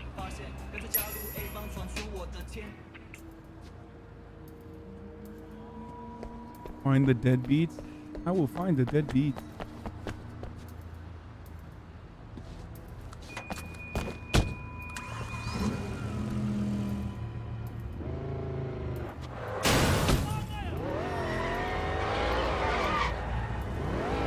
Wait, oh, they're right here.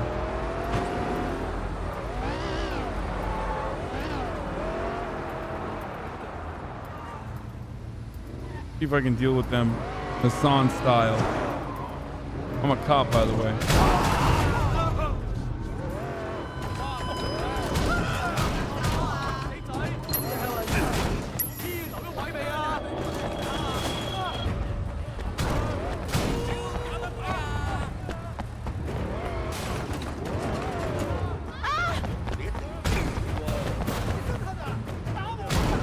The camera is a little hard to deal with. Wait, what? One of them get out already? Are you the deadbeat?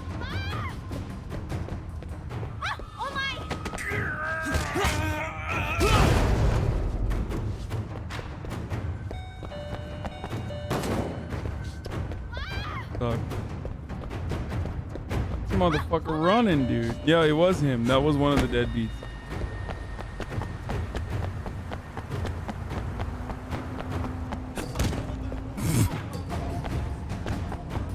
I mean, this is what cops do anyway, so it doesn't make sense to do it like this.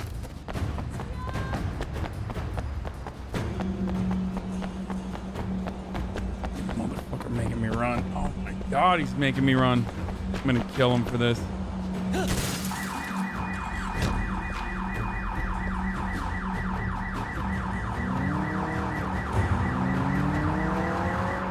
Sorry, I had to commandeer this vehicle. Who the fuck is he? I am going to kill you for this. You hear me? Which one is he?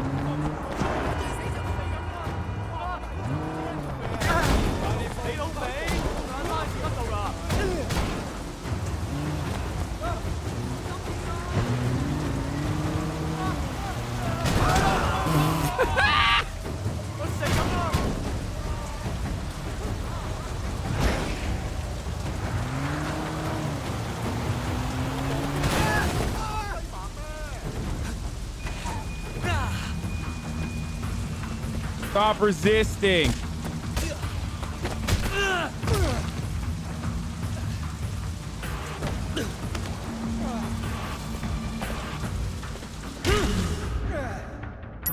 Broke his neck, dude.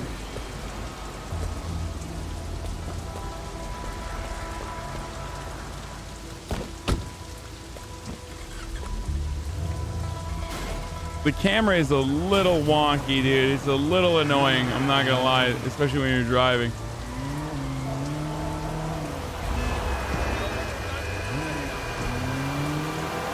Do Hong Kong cops don't have guns or something? What's going on? How come I wasn't able to kill that guy who's just simply addicted to drugs immediately? Who the fuck is this? He's okay. One of Winston's guys. Yeah? That son on you will kick on anyone these days. Who's Give me that? Hang Shen. Best shit in Hong Kong. You got my money? Got your money. Here's your package. Tell Ming to stick with girls over 14 this time. Oh shit! Pedophile. Hey, you two, come over here. Let's go. Stop! I'm under arrest.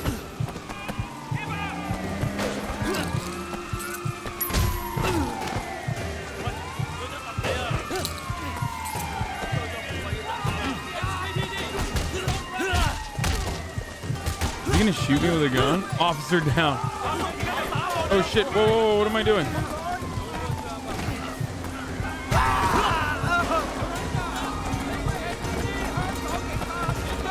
I need a car. I need a car. Oh no, no, no! I don't need that.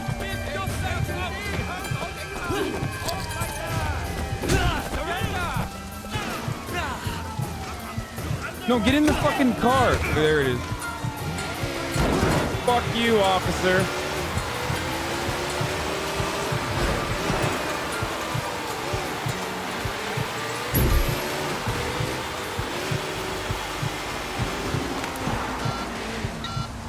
Inspector Tang? What have you found? Not enough to bust Popstar. But I also met a supplier. A guy named Fang Shen. Find out where he hangs out, and I'll see if I can get something on him. I'll get back to you. Wait, what was that? What is this?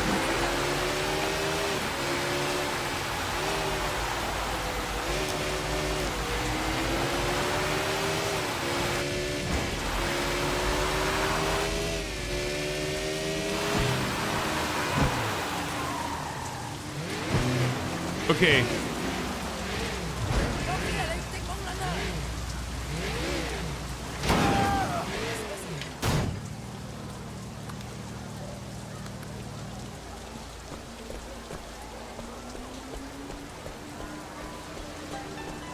What?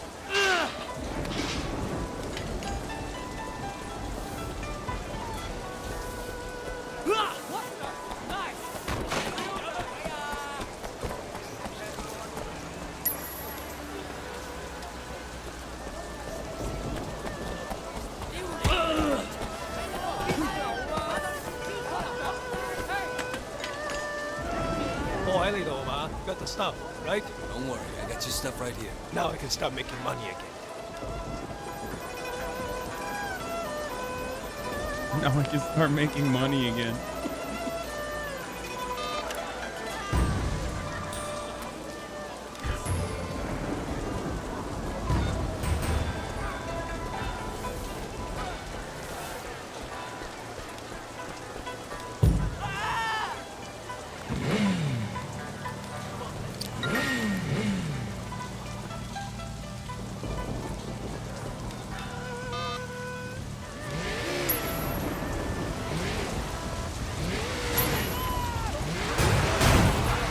This is pay hospital bill shit.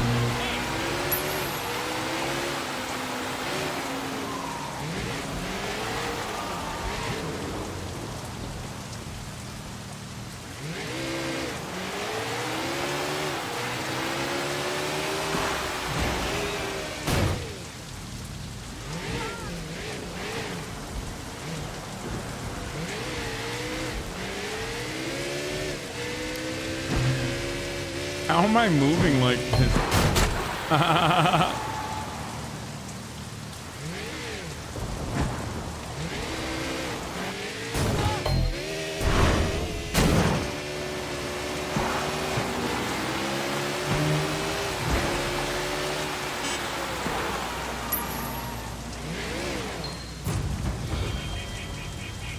Pay the hospital bill of injured civilians? Wait, really? I beat them up and then I pay the... What, I kill them? Hack security camera, but you'll have to get rid of the thugs first.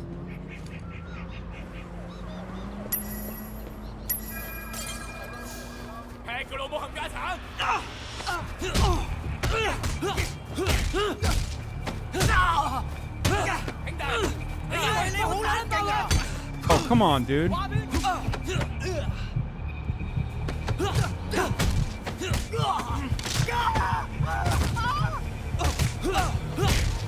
Pick it up, pick it up, pick it up! Dude, this sucks, dude.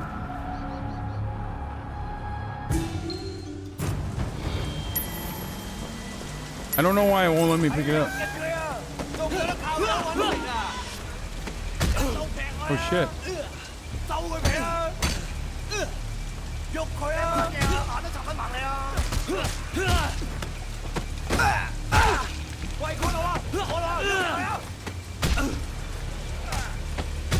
Oh shit. Okay, I can't do that.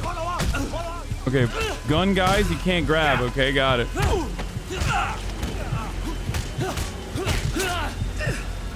Shit, dude. Come on, bro. That's not cool. You're gonna fucking knife me in the back like that?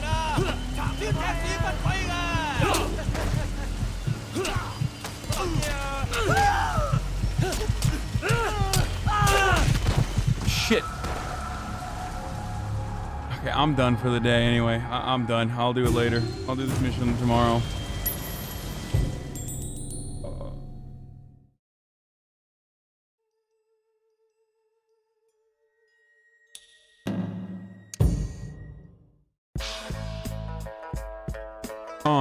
Yeah. This game is more difficult than Dark Souls. Demon Souls. Wait, where's my mouse? Oh.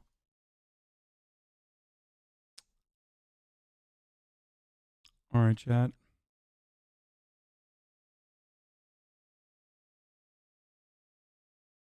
This was a fun day, and we won some battles. What a fucking liar, dude. You know, we made some progress. Little liar, dude. What a fucking The gaming credentials are liar, dude. Holy shit. the gaming credentials are in. This just in, boys. HasanAbi is a gamer. I'm saying it.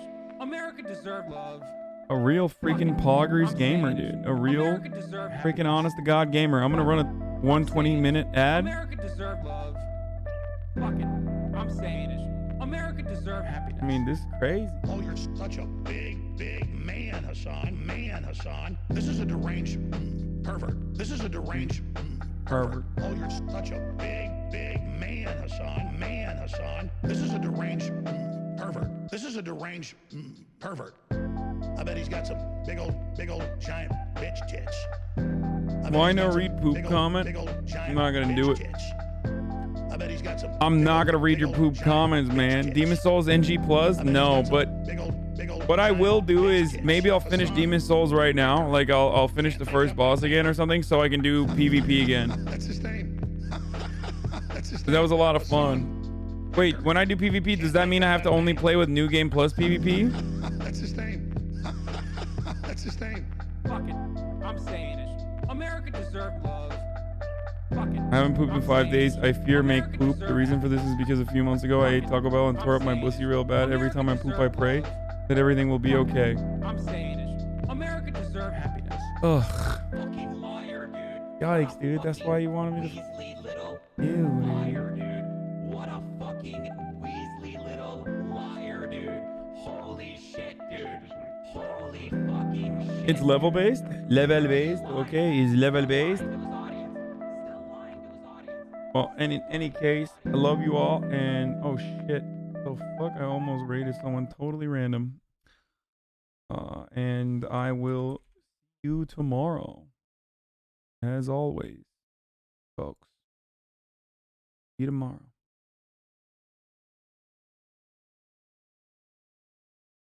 Okay, never mind. It's not letting me raid Will for some reason. Something went wrong. Okay, well, Will's on the auto host anyway, so it doesn't really matter.